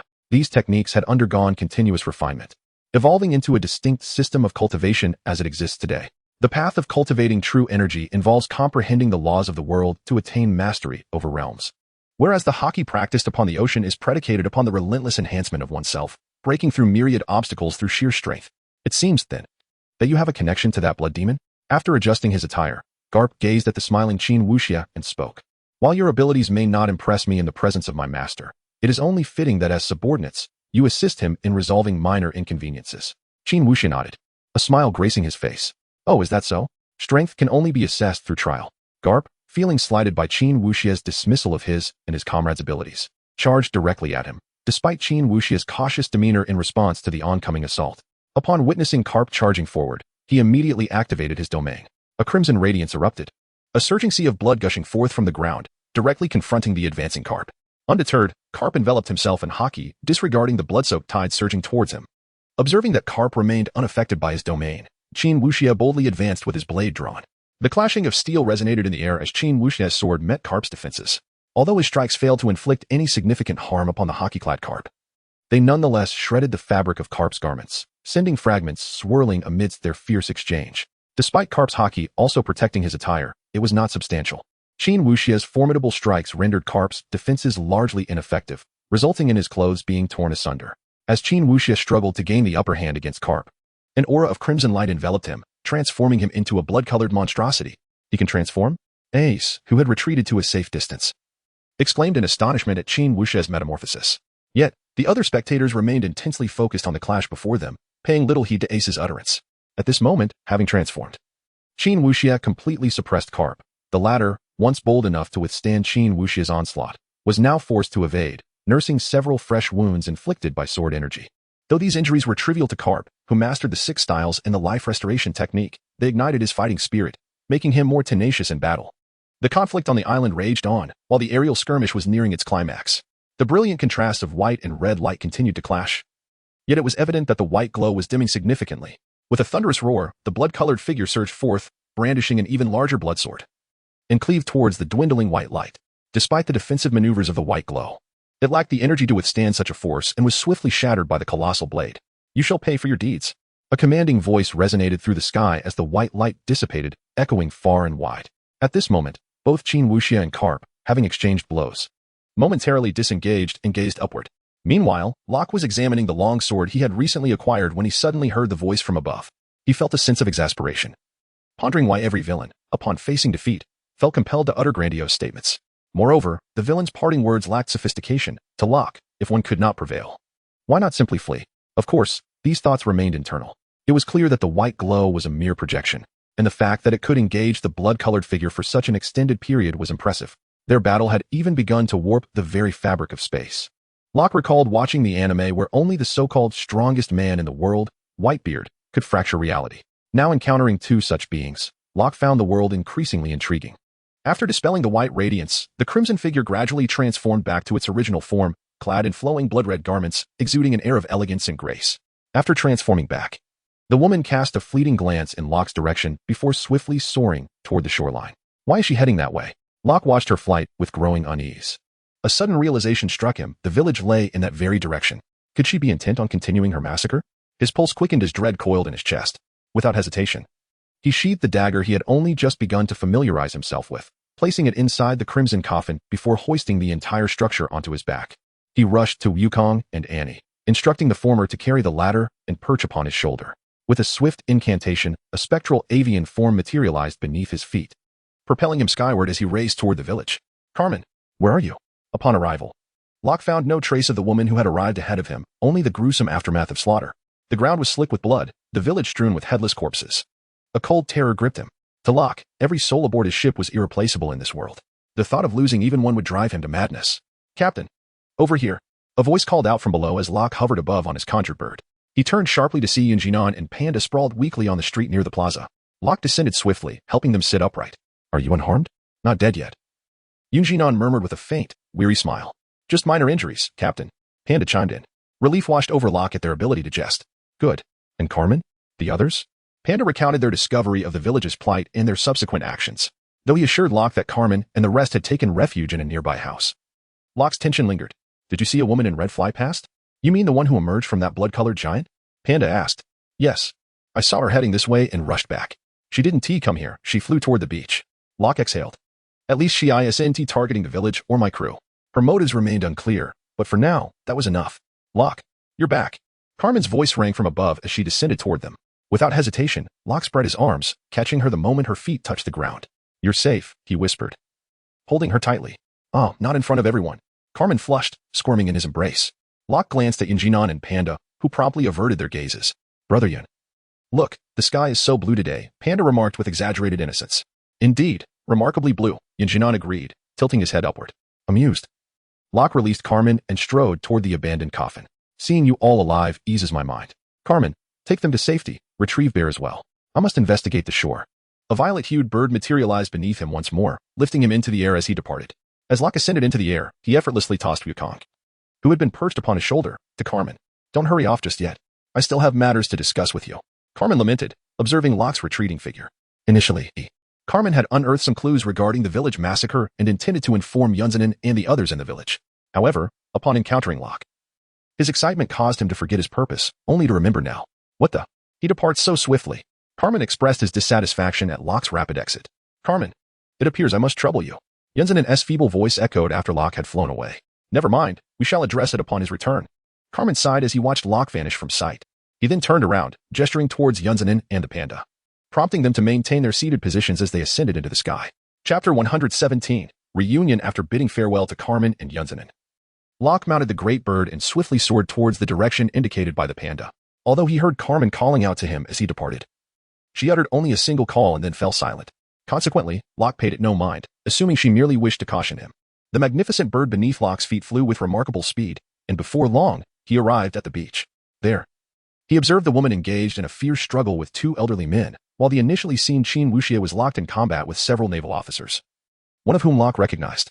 Upon witnessing the navy, Locke felt a deep sense of unease. Before him lay a relentless sea of blood, and amidst it, a figure enveloped in flames unleashed golden fire dragons with great flair, valiantly resisting the onslaught. Indeed, this individual was Ace. Upon seeing Ace clad in a navy uniform, battling alongside others against Qin Wuxia, Locke couldn't shake the feeling that something was amiss. Wasn't it just a while ago that he declared his ambition to become the Pirate King? Now, upon their reunion, he found Ace transformed into a navy officer. Locke felt as if the world was spinning too rapidly for him to keep up. Initially, he believed he was merely in a conventional pirate realm. But after encountering Yunjin, he learned of a grand empire existing within the dimensional space, a Daxia kingdom, where true energy thrived. This revelation barely fit within Locke's comprehension.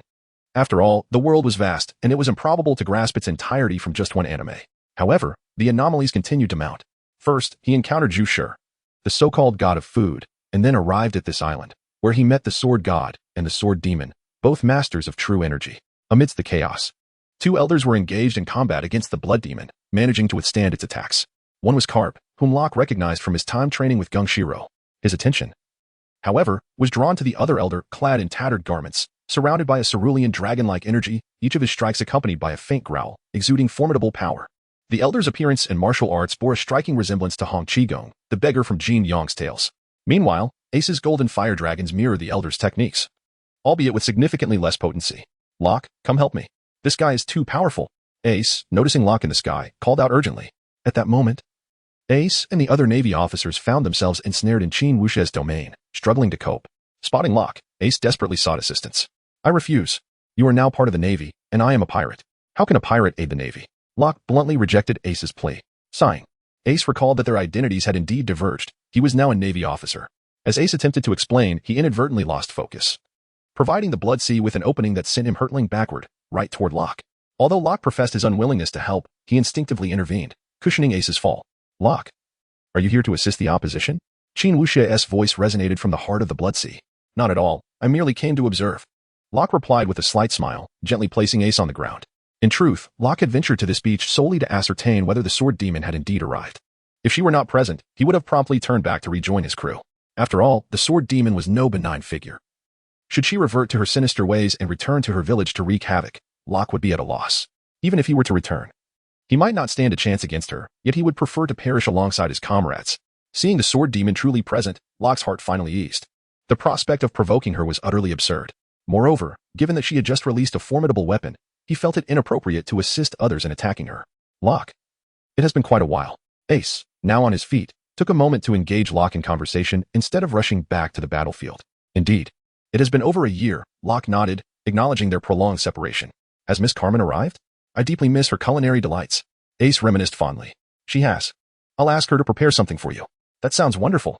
Ace beamed at Locke's promise. By the way, how did you suddenly become a Navy officer after such a long absence? Locke inquired curiously after assuring Ace of the meal. Oh, don't even get me started. I've been incredibly unlucky lately. Ace's expression shifted from joy to dejection upon hearing Locke's question. He then recounted the events that transpired after their separation. Upon hearing Ace's tale, Locke's expression turned quizzical. Just when Ace thought he could finally revel in freedom, he was captured by Carp and taken to the Navy headquarters. Unable to escape, Ace resigned himself to training diligently within the Navy, waiting for an opportunity to escape. However, he unexpectedly encountered an elderly man keen on taking him as a disciple. Now, under the joint supervision of Carp and the old beggar, Ace had completely abandoned any thoughts of fleeing. If you truly wish to escape, isn't now the perfect opportunity? Locke suggested after listening to Ace's story. You're right. How did I not realize that? Ace's eyes sparkled with newfound determination. Locke, our paths may cross again. I must leave at once. Ace expressed his gratitude and prepared to depart. Wait, I haven't finished speaking. Locke grasped Ace's arm as he turned to leave. Can we discuss this later? I'm on a tight schedule. Ace was puzzled by Locke's insistence. Don't rush. They're preoccupied with their battle and won't notice us. Locke pointed toward the two ongoing skirmishes. At that moment, Carp and the old beggar were engaged in a fierce duel against the sword demon, their situation perilous, leaving them no room to heed anything around them. Meanwhile, Qin Wuxia faced several rear admirals and one vice admiral without showing signs of defeat. With Ace absent as a primary offensive force, the Navy could only manage a tenuous defense. All right, what do you want to tell me? Acknowledging the truth in Locke's words, Ace suppressed his eagerness to leave and asked, Let us move to a quieter place. There are too many people here. Locke suggested, glancing toward the ongoing battle before leading Ace to a nearby grove.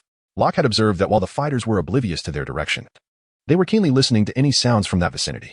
Thus, he took Ace away, as he did not wish for too many ears to overhear their conversation. Let us speak here. Once they reached the secluded grove, Locke confirmed their distance from the battlefield, ensuring their conversation would remain private before he continued. What is it that you wish to discuss so mysteriously? Ace questioned, perplexed by Locke's demeanor. All right, I ask you now. Do you truly desire to become what you call the Pirate King? Locke gazed sternly at Ace, his tone imbued with gravity.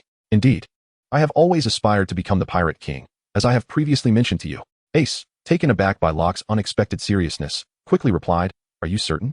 Do you wish to follow in your father's footsteps and become the sovereign of the sea, Joel D. Ace? Once again, Locke posed the question with earnestness. How do you know that? Upon hearing Locke reference his father along with the name Joel D. Ace, the nonchalant demeanor Ace usually wore vanished, replaced by an unprecedented seriousness. What does it matter how I know? I merely wish to ask if you truly desire to inherit your father's position and become the Pirate King. Locke reiterated his inquiry. This time, Ace did not respond as he had before, declaring his ambition to be the Pirate King. Instead, he fell into deep contemplation, observing Ace's pensive state. A subtle smile crept onto Locke's lips, revealing his understanding. During his past experiences watching anime, Locke had noticed that although both Ace and Luffy had once proclaimed their intention to become the Pirate King in their youth, by the time Luffy encountered Ace at sea, Ace had abandoned such aspirations, choosing instead to wish for Whitebeard to ascend to that title. This indicated that Ace's obsession with the position of Pirate King was not as fervent as he professed. In fact, he seemed to hold it in a certain reverence, likely due to the tragic fate it had wrought upon his family. After all, it was because of that very title that his father faced execution and his mother perished. It would be impossible for him to harbor no inner turmoil regarding it. Locke speculated that Ace's incessant mention of wanting to be the Pirate King stemmed from two possible motivations. The first might be Ace's attempt to constantly remind himself to conquer the fears and insecurities he harbored concerning that position. The second could be the influence of his two brothers, leading him to adopt their dreams as his own. Naturally, these interpretations were merely Locke's conjectures from his anime viewing days. Yet witnessing Ace's contemplative expression, he sensed that Ace did not genuinely yearn to be the Pirate King. Your hesitation has already revealed the answer to me, Locke stated, eyeing the still thoughtful Ace. Moreover, your feelings towards the Navy seem rather unfavorable due to your parents' past. Locke continued speaking, imagining he had a feather fan in hand to punctuate the moment. Ace's situation was quite explicable. If a person truly regarded something as their life's ambition, they would never exhibit an ounce of hesitation when questioned about it. Just look at Luffy in the original story. He never falters when discussing his dreams. Fine, I concede. I do not genuinely wish to be the Pirate King. So what is it you truly want to convey? Upon hearing Locke's words, Ace, who had previously furrowed his brow, relaxed and calmly regarded Locke. At that moment, Ace's usual nonchalance was replaced by a solemnity that commanded attention. Upon hearing Ace's admission, Locke finally smiled. In that case, I have a bold idea. An idea potent enough to reshape the world, Locke declared with an air of mischief. What kind of idea? Ace, intrigued by Locke's words, leaned in closer to hear what he had to say. A daring vision to completely transform the world, to dethrone those so-called nobles. I wonder if you would be interested in participating? Locke spoke cryptically. Ace remained silent, intent on listening further. I envision a world where every individual stands tall, where they realize that life is not a privilege reserved only for a select few, and that some should not be subjected to servitude. As Locke spoke with fervor, he envisioned a vibrant sea of unity among the people, all rallying under the banners of prosperity, democracy, civilization, harmony, freedom, equality, justice, legality, patriotism, professionalism, integrity, and kindness, the 24 words of truth marching against the nobility of the world. Meanwhile, Ace listened, his jaw agape, astonished by Locke's passionate discourse. Could such a world truly exist? Ace asked with a glimmer of hope after Locke concluded his speech. Absolutely. Everything I have articulated is attainable, as long as we exert ourselves together. So, are you interested in joining my plan? Locke affirmed with a nod. What must I do? Without hesitation, Ace readily accepted Locke's vision and inquired about his role. Simply continue your service in the Navy and strive to ascend the ranks while establishing your own trusted allies within. After all, we are embarking on a revolution that spans the globe. The inclusion of Navy support would significantly enhance our chances of success. Locke outlined his strategy for Ace. But aren't we aiming to overthrow the world government? Why would we take the Navy along with us? Ace questioned, puzzled by Locke's plan. Although he understood the need to remain in the Navy, he was perplexed by the notion of commanding more naval forces. Ace, your perspective is flawed. Every common citizen deserves to live freely and equitably. The Navy consists of the people as children, misled in their pursuit of justice. Our task is to enlighten them about what true justice entails, Locke explained, patting Ace on the shoulder. Now I see. Ace nodded in agreement, deeply resonating with Locke's words. Let us deliberate further on the specifics of our course of action. Upon witnessing Ace's realization, Locke expressed his delight and proceeded to elaborate on several specific details of his plans. When Locke and Ace arrived at the beach once more, the battle was nearing its conclusion. The Navy was thoroughly subdued, each member bearing injuries. In stark contrast, the Sword Demon and Qin Wuxia remained composed, methodically diminishing the strength of the Navy personnel. Indeed, when Locke first arrived, he sensed something amiss. Given the Sword Demon's aerial confrontation with the colossal white visage, it was evident that Carp and the old beggar were utterly mismatched. The prolonged struggle between both sides without a decisive outcome was clearly unnatural. As for the true capabilities of Qin Wuxia, Locke could not discern them, though he surmised they were comparable to Carp and the old beggar. It was perplexing that such formidable individuals were engaged in a drawn-out conflict with several opponents evidently weaker than themselves. It suggested a deeper scheme at play. Nevertheless, Locke resolved not to concern himself with their motivations. At this juncture, whether the Navy emerged victorious or the Sword Demon prevailed would offer him no advantage. With the island seal now broken, it was paramount for him to depart alongside his crew. His visit with Ace was merely to greet his elder brother. Indeed, thanks to the Sword Demon, he had acquired a divine weapon imbued with a spirit and gained profound insights into this extraordinary pirate world. As he prepared to leave, it was only fitting to bid farewell. Meanwhile, Ace appeared somewhat dazed, his mind still echoing Locke's recent discourse on democracy, freedom, and equality, fully immersed in contemplation. Sword Demon, I am preparing to leave the island, and have come to bid you farewell. Locke's voice resonated amidst the fray. The Sword Demon merely regarded Locke with her impassive gaze, offering no words, before redirecting her attention to intercept Carp's advancing fist. What, are you leaving? Ace finally emerged from his reverie, inquiring. Indeed. I have accomplished what I set out to do. It is time to depart, Locke affirmed with a nod. But Ace began, only for Locke to interrupt. No need for further discussion. Make sure to thoroughly study the materials I provided. With that, Locke turned and departed. Wait, Ace attempted to voice his thoughts. But by then Locke had already mounted his magnificent bird, soaring towards the village. What is this? The promised feast remains unfulfilled, and he leaves just like that. Ace grumbled softly, watching Locke's retreating figure. However, after his moment of complaint, Ace dashed towards Qin Wuxia's location. After all, Locke had advised him to excel within the Navy, striving for the rank of admiral, thereby facilitating the execution of his plans. If he was to demonstrate his prowess, it was essential to assist the Navy in battle, as military achievements were indeed invaluable within their ranks. As Locke departed, although the Sword Demon and Qin Wuxia cast a fleeting glance in his direction, they swiftly redirected their focus to the individuals before them. After all, while these adversaries posed little threat to the Sword Demon, they could not be allowed to perish so easily, for their fates were intertwined with the intricacies of his revenge scheme. After bidding farewell, Locke swiftly returned to the village, locating his companions according to the directions recently provided by Carmen. What shall we do next, Locke? Shall we seek vengeance for the villagers? Carmen inquired as she welcomed Locke into the dwelling. When Carmen posed this question, all eyes in the room turned to Locke, eager to hear his response. Despite their ignorance of the true strength of the individuals present, they believed that Locke, as the captain, should be the strongest among them. The possibility of vengeance depended solely on him, especially since their vice-captain had just been returned, battered and bruised, by Carmen. The thought of retribution seemed futile. The adversary was far too powerful, and in their current state, they were no match for them. If not for the sudden appearance of the Navy, which had interrupted the Sword Demon and Qin Wuxia, They may have already returned to their village to continue their massacre. Locke shook his head, dismissing Carmen's notion of revenge. What shall we do then? Carmen asked, observing the villagers' despondent expressions following Locke's response. I am preparing to leave this island. Our ship is nearly complete. Only some internal structures remain unfinished. We are ready to set sail, Locke articulated his thoughts. And what about them? Carmen inquired, gesturing towards the villagers within the room. If you are willing, I will take you with me. Locke did not answer Carmen directly, but approached the villagers who were engaged in their own discussions and spoke directly to them. Leave this place? What will happen to our quest for vengeance? One villager exclaimed. Indeed, our village once numbered in the thousands, and now we are but a mere 100. We cannot leave. We must seek revenge. The villagers erupted into a cacophony of protests at the suggestion of departure. Revenge? You are free to seek it. But let me be frank, with your current capabilities, you would only be marching to your own demise. Locke was at a loss for words at their naivety. Lacking any real strength, they clamored for vengeance as if it were a viable option. Chapter 119. Boarding the ship, then go after your revenge. I will leave the island before the heavens align.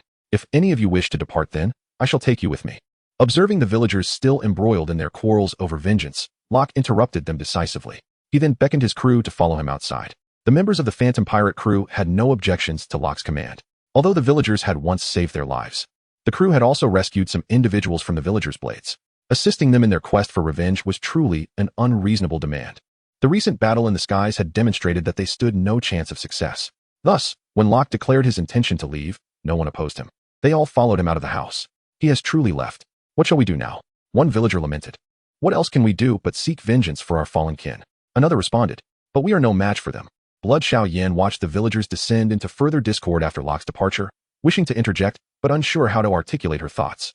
Sister, shall we leave this place? There are so many villains on this island. At that moment, Blood Xiao Yu, who had been standing nearby, approached her sister and grasped her hand. Naturally, a customary curse directed at the Navy preceded her words. Gazing at her sister's clasped hand, Blood Xiao Yan seemed to have made a resolute decision. Dear villagers, I understand that you do not wish to abandon this place and yearn to confront that fiend for vengeance. However, you must recognize that with our current abilities, we would only be courting death. Moreover, there are many children who have survived. Can you truly bear to lead them to their demise alongside you? Regardless of your thoughts, I will be departing this island with Locke and will take these children with me. I refuse to allow them to accompany you into certain death. Blood Xiao Yan spoke passionately, and after voicing her convictions, she led Blood Xiao Yu toward the area where the children were gathered, beginning to make arrangements for their departure. During her time with Locke and his crew, Blood Xiao Yan had become familiar with them and had witnessed Locke's prowess on several occasions. While she did not know the full extent of his strength, she at least recognized that the combined might of her village would likely not match his. If someone of his caliber deemed their adversary invincible, remaining here would indeed be tantamount to seeking death. Though she feared nothing for herself, her younger brother still needed her care, and thus she had to ensure her survival. As for whether Locke would deceive her, Blood Xiao Yan had never entertained such a notion. Given his formidable power, he could have simply stated that he would not assist them, and they would have been powerless to retaliate. Therefore, she saw no reason for him to lie about his intentions. With these thoughts in mind, Blood Xiao Yan comforted the children while gathering some food she had found in the house, leading them towards the exit. Wait, just as Blood Xiao Yan, accompanied by a dozen children, reached the door, Uncle San, who had been lost in contemplation since Locke's departure, suddenly called out to them. Uncle San, have you decided to join us? Blood Xiao Yan halted and turned, her face alight with anticipation as she looked at him. Uncle San's expression was one of inner turmoil, clearly grappling with a significant decision. What is it, old San? Are you also abandoning your quest for vengeance to escape and live in hiding? A middle-aged man remarked. Disappointment etched across his face as he regarded Uncle San. I too yearn for vengeance, but Shaoli is still so young. I do not wish for him to grow up without a father. Uncle San's response was fervent and passionate. After the words were spoken by the third uncle, the previously chaotic room fell into an unexpected silence, with everyone turning their gaze towards the children. These children were quite young, the eldest no more than 10 years old, while the youngest was merely 4. In light of this situation, no one uttered any cowardly remarks. Instead, the third uncle's statement stirred memories of their loved ones lost in this tragic event, and an overwhelming sorrow enveloped each face. Enough. Let us not dwell on this despair. Zhang Lao addressed the assembly.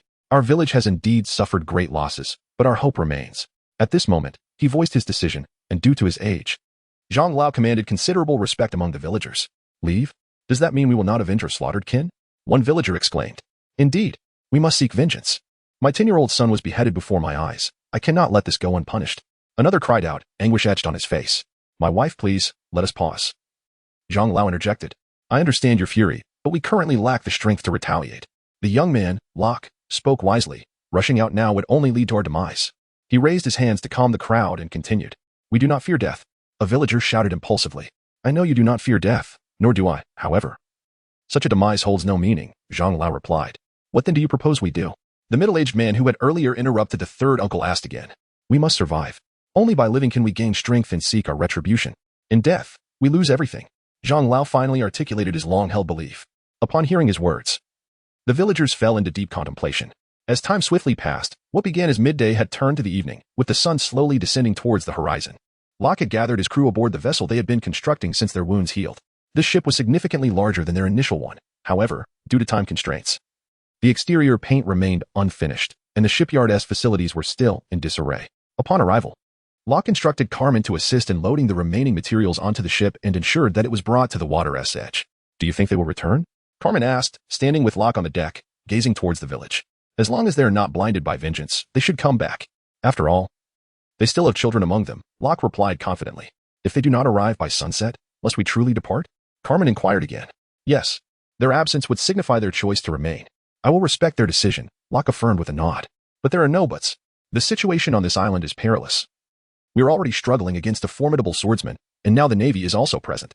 If we do not leave now, those aboard may face dire consequences, Locke interrupted Carmen, explaining his stance. The people on the ship are my closest companions. I cannot bear to see any of you harmed. Upon hearing Locke's words, Carmen sighed softly, refraining from further argument, instead gazing pensively towards the village, lost in thought. Locke turned to observe Carmen's contemplative demeanor, understanding his character well, though not overly kind-hearted. He was always willing to lend a hand to those in need. Look, someone is emerging from the village. As Locke continued to watch Carmen, he felt a sudden tug on his clothing. Carmen pointed towards the village. It seems they have made their choice. A smile crept across Locke's lips as he witnessed figures approaching from the village. As the group drew nearer, Locke recognized that most of the villagers had come forth.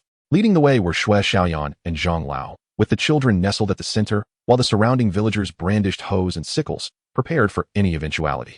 Come aboard. As Xue Xiaoyan and the others reached the ship, Locke lowered the gangway, inviting them to board. Benefactor, we thank you for your aid to our village. Upon seeing the gangway lowered, the villagers did not rush to board, but instead knelt, bowing their heads in gratitude to Locke. What are you doing? Please, rise, Locke exclaimed, leaping off the ship to assist the elderly Zhang Lao, who was at the forefront of the bowing. Simultaneously, purple phantoms appeared, helping the villagers to their feet. Our village has suffered greatly. Without your assistance, we would not have survived. Thus, you are the savior of our entire village, the elder insisted stubbornly. Zhang Lao, please do not say that. Were it not for my own limitations, your village would not have endured such losses, Locke replied, waving his hands dismissively, feeling somewhat embarrassed, as the calamity that befell the village was largely his fault. Enough of this, hurry aboard. Our time is limited, Carmen interjected, having noticed the fleeting embarrassment on Locke's face, stepping in to ease the tension. Sister, look, a shooting star. At that moment, Xue Xiaoyu, who had been holding Xue Xiaoyan's hand, suddenly pointed to the sky and exclaimed. Yet, in her excitement, she forgot to utter the customary incantation beforehand. Chapter 120. An unexpected appearance. After Locke assisted the elderly man aboard the ship for some rest, no further incidents occurred, and soon all the villagers were on board. As for the golden meteor that had fallen from the sky like a small island, Locke had nearly deduced its identity. It was none other than the Marine Admiral Kizaru, a user of the Pika Pika no Mi. Given Locke's current strength, encountering one of the three admirals would likely compel him to flee, yet fortunately, their target was not himself or his companions. It seemed Kizaru was there to provide support to Garb and the others. While Locke had anticipated reinforcements from the Navy, he had not expected them to arrive so swiftly. Locke, all the villagers are aboard. Cayman's voice broke into Locke's reverie. Everyone's on? Excellent. Let us set sail. Locke glanced down at the ship and confirmed that indeed, everyone had boarded. He then called out, Xiaojia, lower the sails. Xiongda, Xiong'er, and Bukong, prepare to weigh anchor. Annie, take the helm. We are departing. Locke moved to the center of the deck, issuing commands to the crew. As for Yunjinan and Panda, due to their injuries, Cayman had already placed them in a room. The ship's cabins were fully constructed, though many decorations remained unfinished. Presently, Panda and Yunjinan could only lie on the floor, as proper beds would have to wait until Yunjinan was in better condition. The villagers congregated on the deck, and as Locke announced their departure, the ship slowly pulled away from the island. A wave of emotion swept over them, and many began to shed tears for reasons they could not comprehend. At that moment, a melody reminiscent of their homeland began to play, amplifying the somber atmosphere. Some villagers, who had been holding back their tears, succumbed to their emotions as the music filled the air. Locke, why are you playing such a sorrowful tune? Cayman, having settled the villagers, approached Locke with a puzzled expression. I once heard a saying, the remedy for sorrow is the tears that dwell in your eyes, Locke replied softly. gazing at the receding island. "Captain, the wind has suddenly died. What should we do?" Just as Locke was lost in thought, Xiangda rushed over to him with a worried expression. "No wind?"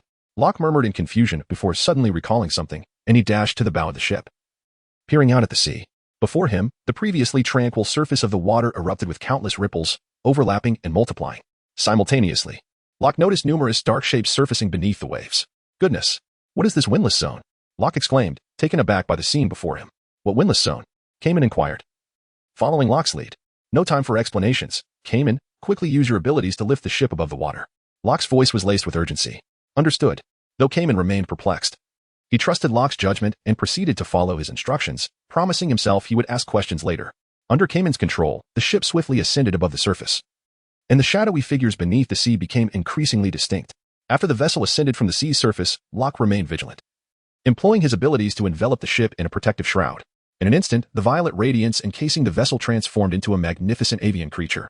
Remarkably, Locke and his companions found themselves situated within the very body of this colossal bird. Upon the complete emergence of the violet avian creature, it let out a resounding call, swiftly soaring into the sky with the vessel in tow. At the moment, the violet giant bird soared into the sky. The dark shadows lurking beneath the sea emerged onto the surface. A colossal aquatic creature came into view. Following the appearance of this marine titan, it was as though the ocean came to life, with countless majestic sea creatures surfacing simultaneously. However, despite the swiftness of the giant bird conjured by Locke, it paled in comparison to those enormous sea beings, whose mere movement could span hundreds of kilometers. Fortunately, there were no sea monsters in the direction of the island from which Locke and his companions had emerged, possibly due to the intimidating presence of the blood demon's sword aura and murderous intent. As Locke contemplated this, he directed the purple giant bird towards the island, and then commanded it to ascend into the sky, soaring through the clouds until it leveled off and glided steadily in a particular direction. The breathtaking scenery gradually drew the attention of the villagers, who had been enveloped in sorrow, momentarily captivating them and allowing them to forget their grief. "Wow, how beautiful!" exclaimed the children among the crowd, marveling at the stunning landscape. After admiring the view for a while, Carmen turned to Locke, who was smiling as he watched the children relish the scenery, and asked, "What direction are we flying in?" "Look ahead. What is that place?" Locke replied, pointing towards the direction in which the giant bird was heading, rather than answering her question immediately. "What?" Carmen pondered, gazing curiously in the direction Locke indicated. In Carmen's perception, having soared to such lofty heights, it seemed improbable that anything could exist at such an elevation. However, as Carmen advanced, something ahead captured her attention, a shimmering lake, glistening under the sun, directly in their path. Was that the upside-down mountain? Carmen gazed at the lake ahead, a mixture of astonishment and uncertainty in her voice. Locke nodded in affirmation, acknowledging Carmen's words. "How close we are to the upside-down mountain." After receiving Locke's confirmation, Carmen remarked with a sense of wonder. "From this perspective, the upside-down mountain is truly magnificent." Meanwhile, let us shift our focus back to the island, where the battle had taken a new turn.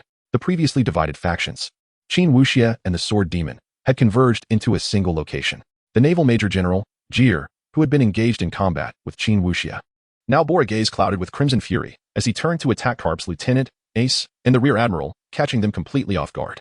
"General Jir, regain your composure. If this continues, we will not hold back," the lieutenant shouted, having just sent the frenzied Jir flying once more. Unfortunately, Jir seemed impervious to the lieutenant's words. Rising from the ground, he continued his assault against the others. Though the lieutenant claimed to be cautious, his actions betrayed a lack of restraint. Yet, despite inflicting damage upon Jir, it appeared as though the enraged general felt nothing, relentlessly rising to strike again. After Jel's rampage, Carp and the old beggar began to comprehend the true intentions of the Sword Demon. Initially, it had seemed that she was merely a combatant, having suffered injuries from an unknown entity in the sky, which accounted for her apparent lack of strength. However, after Jel's frenzied attacks, their understanding became clear. Her aim was to render them powerless in battle and subsequently control their wills, turning them into mere tools at her disposal. Despite grasping her motives, they found themselves powerless against her overwhelming strength, unable to escape her grasp.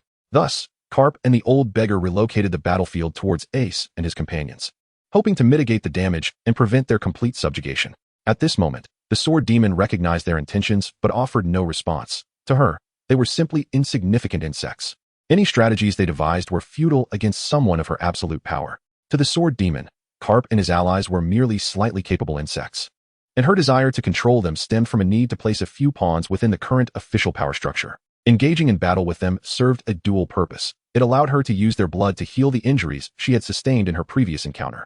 As Carp and the old beggar contemplated their escape, the sword demon continued to nonchalantly confront them.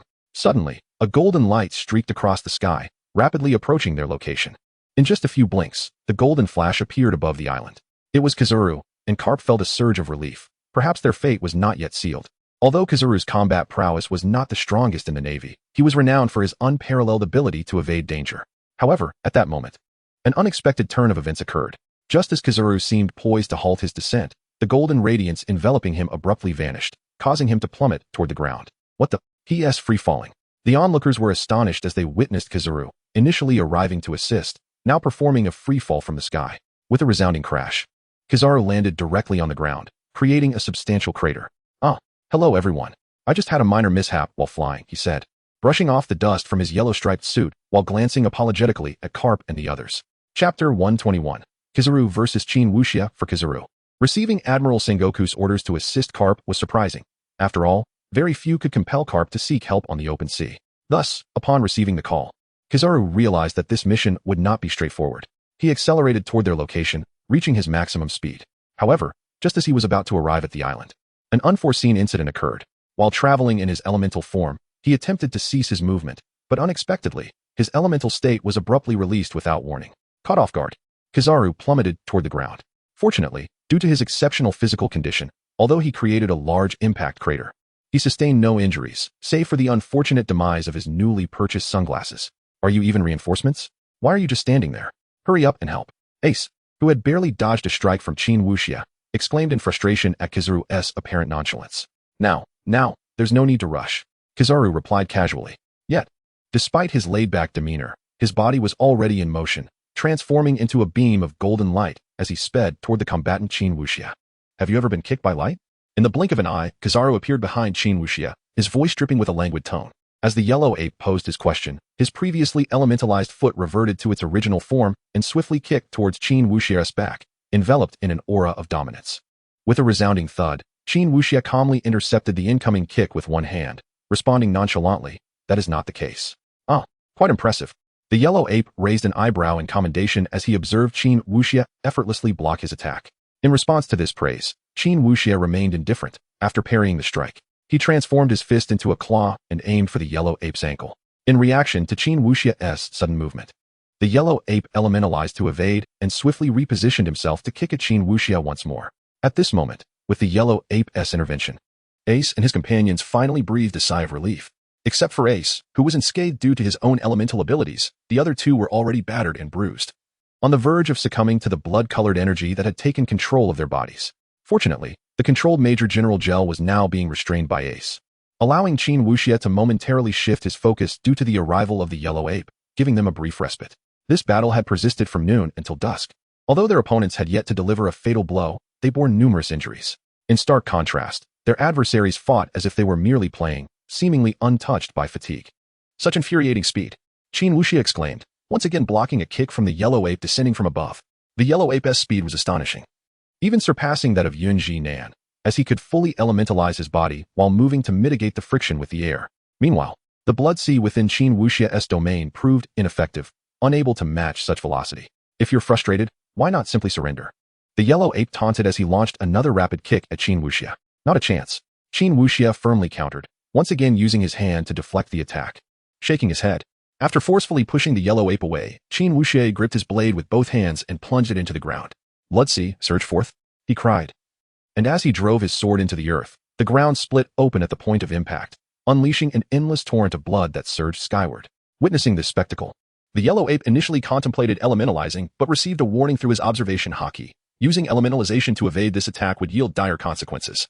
With decisive resolve, he abandoned the notion of elementalization, instead enveloping his body in armament haki and straightening his form to minimize the surface area in contact with the rising blood sea. As the blood sea approached, it swiftly engulfed him. Although the armament haki mitigated some damage, the yellow ape found himself trapped, his movements severely restricted. The blood sea dissipated shortly thereafter, revealing the yellow ape, now shrouded in black and ensnared by countless crimson threads. Now, let us see how you escape this, Chin Wuxia remarked with a smile, raising his blade and charging forward. While the yellow ape was indeed constrained by the blood-red threads and unable to elementalize, his innate physical strength allowed him to fend off Chin Wuxia's assault, albeit with difficulty. In truth, despite the rapid exchange of actions, only a few seconds had elapsed. What the hell? PSA General, ISNT he? Why can't he exert a bit more effort? Ace, observing from the sidelines, lamented in exasperation as he noted the yellow ape's predicament. Meanwhile, Carp, struggling against the sword demon, contemplated intervening but found his intentions thwarted as the sword demon accelerated his assault, preventing any assistance. It seems I must take this more seriously, the yellow ape muttered softly as he faced Qin Wuxia's relentless strikes. In an instant, the areas of his body not ensnared by the crimson threads transformed into beams of light, while the restricted parts swelled and contracted, allowing him to elementalize and escape through the gap. Ah, quite impressive. Qin Wuxia mimicked the yellow ape's earlier tone, acknowledging his escape. This time, the yellow ape refrained from excessive commentary. Upon reverting to his physical form, he extended a finger towards Qin Wuxia, causing a multitude of light beams to converge towards it. In an instant, a massive beam of light shot towards Qin Wuxia's location. Blade barrier. Recognizing the incoming threat, Qin Wuxia swiftly erected a barrier of blood sea in front of him. A sound akin to boiling water rang out as the freshly formed blood sea barrier collided with the rapidly approaching laser beam, resulting in a cloud of crimson mist. Amaterasu no Tachi. Following the laser's discharge, the yellow ape did not halt his advance. He swiftly gathered light particles into a sword of light in his hand and charged at the blood sea protected Qin Wuxia. Clang. The blood-red barrier shattered as Qin Wuxia raised his sword to block the yellow ape's assault. Blood Realm Sword C. After successfully blocking the attack from the yellow ape, Qin Wuxia let out a resounding shout. The once stagnant sea of blood surrounding him suddenly surged to life, transforming into countless sword energies that surged forth toward the yellow ape. In response to the barrage of sword energies directed at him, the yellow ape accumulated a radiant light in his hand, resembling a mirror, and unleashed beams that ricocheted off nearby objects, creating a luminous trajectory through which he evaded at the speed of light. Simultaneously, he utilized the surrounding mirrors to launch a light-speed kick towards Qin Wuxia. The blood slash erupted from the sea of blood, which then retracted around Qin Wuxia, morphing into massive slashes that shot outward in all directions. These slashes raced forth, reducing everything in their path, including the mirrors conjured by the yellow ape, to mere dust. With no option left, the yellow ape was forced to halt once more and swiftly vacate the area engulfed by the slashes. Just as the yellow ape observed the crimson slashes dissipating and prepared to launch another attack, a chilling breeze suddenly swept across the surface of the sea. This unforeseen shift captured the attention of others as well. The once flowing sea had, unbeknownst to them, transformed into a broad pathway of solid ice. Not far from this icy avenue, a group of individuals cloaked in white justice capes appeared, advancing rapidly towards the scene. Leading them was a tall figure clad in a white waistcoat paired with a deep blue shirt, always donning a green eye patch, one of the 3 marine admirals. The ice fruit user, Akiji. Following closely behind him were several marine officers, including a rear admiral and a few captains, responding to Sengoku's orders. It appeared that our reinforcements had arrived. Upon witnessing the approaching allies, the yellow ape revealed a mischievous smile, exclaiming, "Finally, they have come." At that moment, as the yellow ape smiled, the sword demon, who had been engaged in battle with Carp and the old beggar, suddenly spoke up. Huh? Carp was momentarily taken aback by the statement, quickly realizing something and intending to loudly caution the incoming individuals to be careful. However, before he could utter a word, the sword demon transformed into a colossal blood-red figure, crashing down onto Carp and driving him into the ground, silencing his warning. What on earth is this? The sudden transformation of the sword demon startled the yellow ape. After all, he had not yet arrived when the sword demon morphed into her giant form. And her unfamiliarity coupled with the fact that she had just smashed Carp into the ground left him utterly taken aback. After Cap was smashed into the ground, the crimson giant cast aside both him and the old beggar, soaring towards the sea. Drunken fool, stop her. Cap, having just emerged from the earth, shouted urgently upon seeing the direction the crimson giant was heading. Chapter 122, The Terrifying Sword Demon. Before Cap could utter a word, the old beggar sensed something amiss and swiftly positioned himself in the path of the approaching sword demon. With a thunderous roar, the old beggar unleashed 9 blue dragon shadows that spiraled around him. Following the appearance of the dragon shadows, he thrust his hands forward towards the sword demon. The ethereal dragons surrounding him surged forth, propelled by his arms towards the sword demon. With a great roar, the dragon shadows detached from the old beggar, expanding in size as all 9 dragon phantoms opened their massive jaws to bite at the sword demon. By this time, the sword demon had transformed beyond recognition. And as the colossal dragon surged towards her, a crimson handprint shattered the blue dragon shadows into the air. The old beggar, who stood in the way of the sword demon's path, was also sent flying by this powerful strike. Laser. At that moment, Kazara's attack soared towards them. Although he was unaware of Cap's intentions to intercept the crimson figure, he instinctively engaged, sensing the imminent threat from the transformed sword demon. A voice within Kazaro urged him that failure to act could lead to dire consequences. However, it soon became apparent that even his intervention would be futile, as the laser beam was effortlessly cleaved in 2 by the sword demon's blade, scattering in opposite directions. Goodness, is she truly that formidable, able to sever light itself? Ace exclaimed in astonishment as he turned to witness the scene. Yet, Amidst the chaos, everyone was focused on restraining the sword demon, leaving no one to heed Ace's words. Palusolino, swiftly inform Akiji to stay away. Cap commanded, realizing that their combined efforts had merely slowed the sword demon's advance. Reluctantly, he decided to send the fastest among them, Kizaru, to alert Akiji. Kizaru nodded and prepared to head towards Akiji when suddenly, Chin Wuxia appeared, brandishing his blade and blocking Kizaru's path. Have you forgotten about me? On this fast sea, no one can impede my progress. Kizaru dismissed Chin Wuxia's obstruction with a scoff, nonchalantly vanishing into thin air. Not so fast. Unfazed by Kizaru's elemental transformation, Chin Wuxia maintained his composure, raising his sword to slash at the departing light. The strike morphed into a fishing net of crimson energy, ensnaring the golden light within its grasp. Kizaru found himself trapped, unable to escape the net. Each time he attempted to approach, the eerie sword energy repelled him.